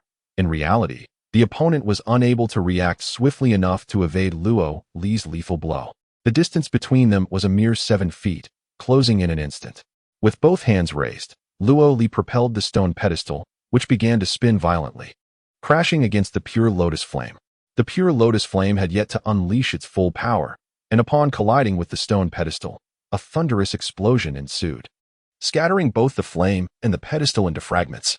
As the pure lotus flame dissipated and the stone pedestal shattered, Luoli's fists followed through, striking the chest of the cultivator with a sharp, resounding crack. Luoli penetrated the body of the cultivator, cleaving him in two at the chest. The cultivator's form ruptured, spilling blood and entrails, yet in an instant, his remains transformed into liquid, scattering like clear water before sublimating into a plume of white smoke. Drifting away, in their encounter, Luoli successfully dispatched the cultivator from the North Star sect. Taking a deep breath, he turned his gaze to the remaining 3 cultivators. This Taoist was a disciple of the North Star sect, while the others were Tianyi, Shura, and Fang Xuan, all disciples of formidable sects, formidable adversaries indeed. With a pointed finger, Luoli declared, "You, the assassin-like cultivator, are next." The Tianyi sect, one of the prominent sects, adheres to the singular path, mastering the essence of the Great Transformation, and practicing unforgiving methods of assassination. Disciples of this sect enter the path through murder, eschewing any techniques related to clones or spiritual manifestations. They do not command any spiritual beasts or familiars, embodying purity in its most unadulterated form. They are amongst the 4 annihilators, alongside the 7 killers, the demonic sect, and the slaughtering demon sect, all of whom embrace the path of death, relentlessly pursuing the extermination of all cultivators in their quest for immortality. Upon witnessing Luoli's challenge, the disciple of the Tianyi sect merely smirked as a blade of azure light materialized in his hand, a 3-foot iron sword. Merging with the sword, he surged towards Luoli with ferocity. A glimmer of cold light emanated, rendering Luoli unable to discern the opponent's movements. The sword play was exceedingly potent. Although Luoli was well-versed in swordsmanship, ranking among the top 10 in Silver State Continent, his skills paled in comparison. The sword's brilliance obscured the distinction between man and weapon, as the chilling wind accompanied the flashing blade. Should the opponent close the distance? Despite Luoli's formidable black dragon physique, he would be reduced to countless pieces beneath such a lethal assault. The other 2 cultivators smiled knowingly. The disciple of the Tianyi sect was undoubtedly the strongest among the 4, and Luoli's choice of him spelled certain doom. Under the weight of his sword, Luoli faced certain death, yet he made his choice, for upon glimpsing the radiant sword light, he instinctively opened his mouth and unleashed a fierce breath. The black dragon wave surged forth, a brilliant arc akin to a razor-sharp blade, piercing the air with a chilling clarity. As the luminous energy flowed, an overwhelming aura of annihilation spread like a tempest. He had awaited this moment, noting his adversary's garb, an assassin up close. Indeed, once they clashed, it became apparent that his opponent's swordsmanship was formidable. Thus, Luo Li resolved to exploit his own strengths against his enemy's weaknesses.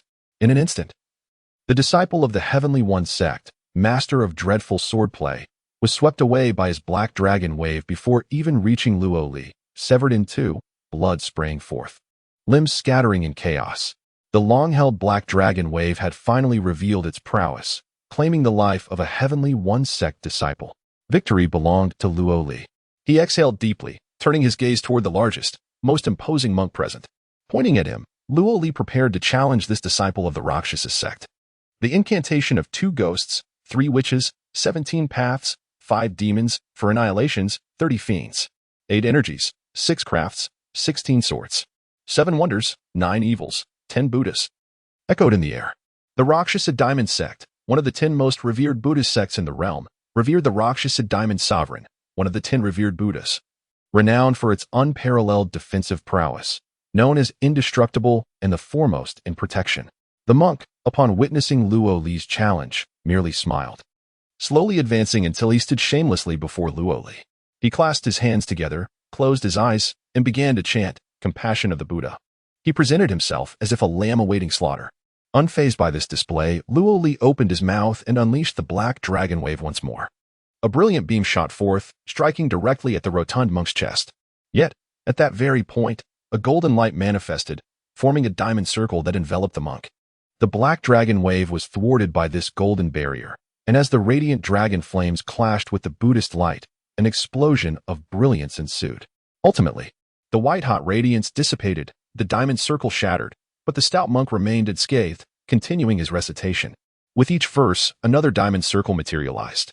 Luo Li was momentarily taken aback. His black dragon wave proved ineffective. At that moment, the monk looked up, revealing a dazzling grin as he smiled at Luo Li. "If you possess any further means, feel free to unleash them." Luo Li regarded the monk.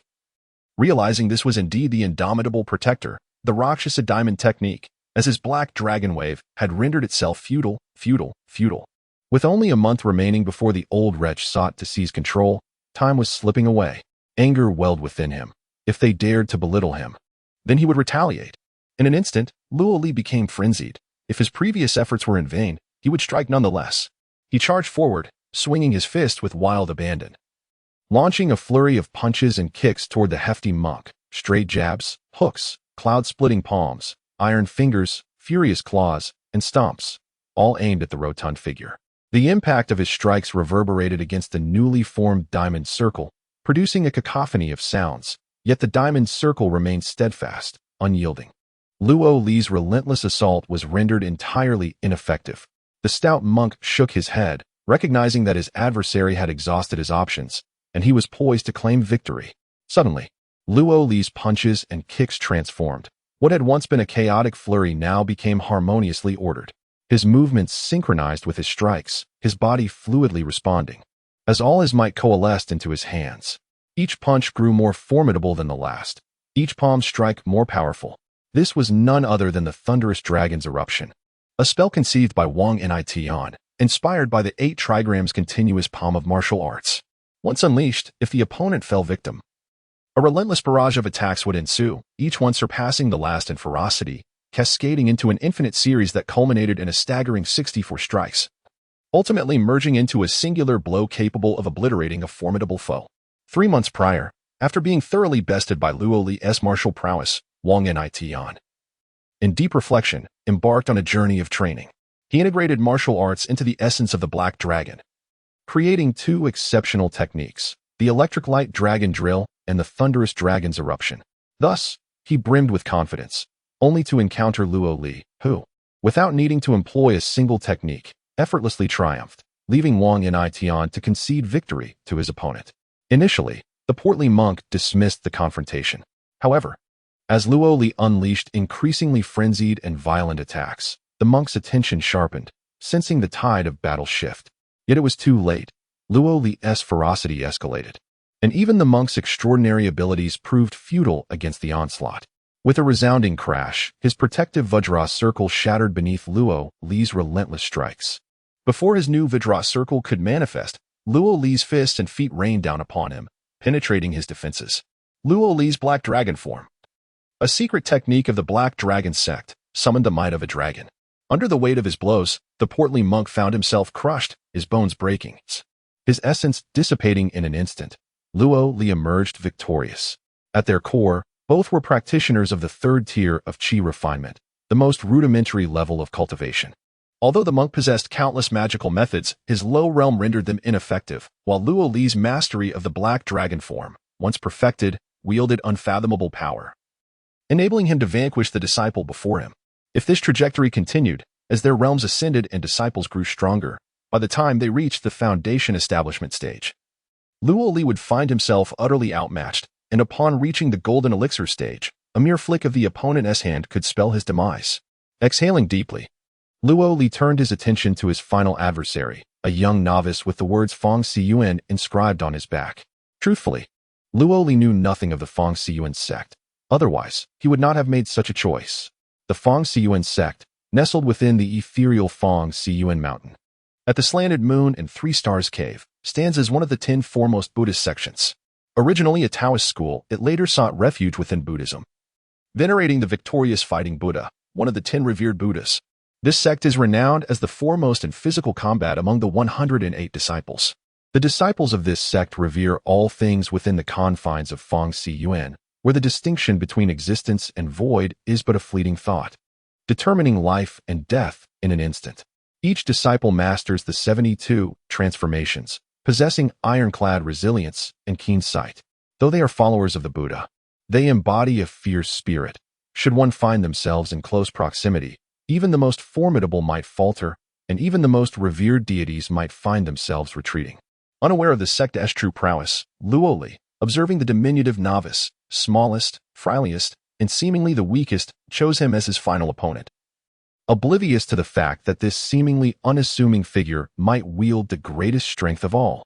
After the confrontation, Luo Li became acutely aware of the formidable nature of his opponent. The young monk danced around him like a whirlwind, executing a flurry of attacks that culminated in a devastating series of 64 strikes. For Luo Li, these techniques were extraordinary, yet for his adversary, they were mere commonplace maneuvers. The monk's prowess was astonishing. Every time Luo Li attempted to strike at his head, it would instantly transform into legs, ensnaring his fist with a scissor kick.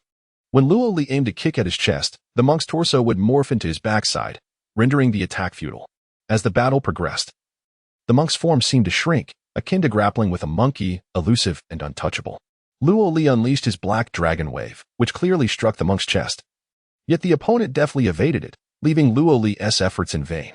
Moreover, the monk's punches and kicks were exceedingly forceful, causing Luo Li to suffer severe injuries, with flesh torn and bones fractured.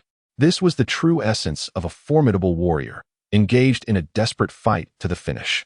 This battle proved to be exponentially more arduous than any previous encounters, and Luo Li found himself on the brink of defeat. With a fierce roar, Luo Li tore his shirt in a display of defiance, challenging the monk. "Come here, you little rascal. You insignificant brat, dare to confront me." He began to hurl vulgar insults, provoking his opponent, who responded with a piercing scream and lunged toward Luo Li's chest. Luo Li stood motionless, allowing the monk to insert his hands into his chest. Then, with a sinister smile, he declared, "Got you." Tensing his muscles, he ensnared the monk's hands and, with a sudden lunge, enveloped him in a fierce embrace. With a powerful squeeze reminiscent of Jin Ling's technique against He Li, a resounding crack echoed as Luo Li crushed his adversary, claiming victory. However, this triumph came at a heavy cost. Luo Li was gravely wounded, with his chest torn open, exposing his internal organs to plain view. He collapsed to the ground, gasping for breath, relying solely on the formidable regenerative powers of the Black Dragon's essence. Surrendering to fate, as he lay there, blood seeping from his wounds, he felt a bitter smile form on his lips. Is this how I am destined to perish? Surely not. This is too unjust, too unreasonable. Could it be true that victory brings rewards? Wasn't there supposed to be a chance? Deceitful, women are all deceivers, he thought. Regardless, if I survive this, I will steer clear of that woman. What madness is this? I have done nothing to provoke her. As blood loss clouded his vision and drained his strength, he gradually found his sight fading. Suddenly, a figure appeared before him, the mysterious woman. She tilted her head, gazing at Luo Li with a smile, and said, "Are you on the brink of death? I promised you rewards. It won't be so easy to escape your fate."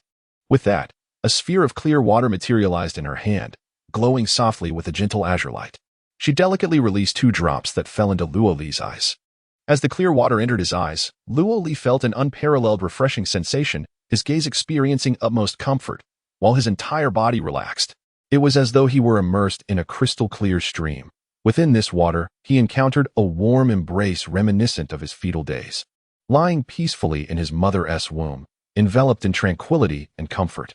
This was pure bliss and satisfaction, akin to basking in sunlight, soaking in warm waters, or feeling the gentle breeze accompanied by melodious birdsong and fragrant blooms.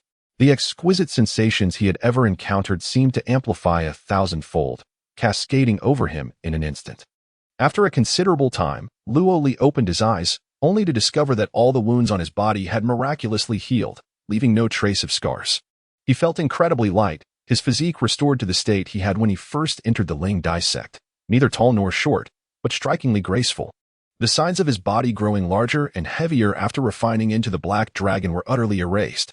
It was as if an invisible cage had been lifted from him, granting him a complete rebirth. Fairy Ruotong smiled as she observed him, and as Luo Li stood, he gazed at his transformed body, understanding that this wondrous change was the result of Ruotong's grace. Unable to contain his gratitude, he bowed deeply and said, "Thank you, Senior Ruotong." With a gentle shake of her head, Ruotong replied, "You triumphed over my 4 formidable puppets.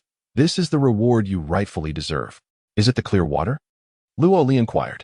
Ruotong nodded, saying, "This is the yellow-grade mid-quality heavenly spirit object, the jade mellow water, formed within the Ling Yu over 10,000 years. It possesses remarkable purifying properties for the body and is particularly effective for cleansing the marrow and refining the essence. I obtained 7 portions during my exploration of the cave in the Jingyu sect, and I bestow one upon you. Heavenly spirit objects are invaluable treasures, and the Ling Dai sect possesses only a few. Even if they do, they are typically reserved for the true elite of the Golden Core stage.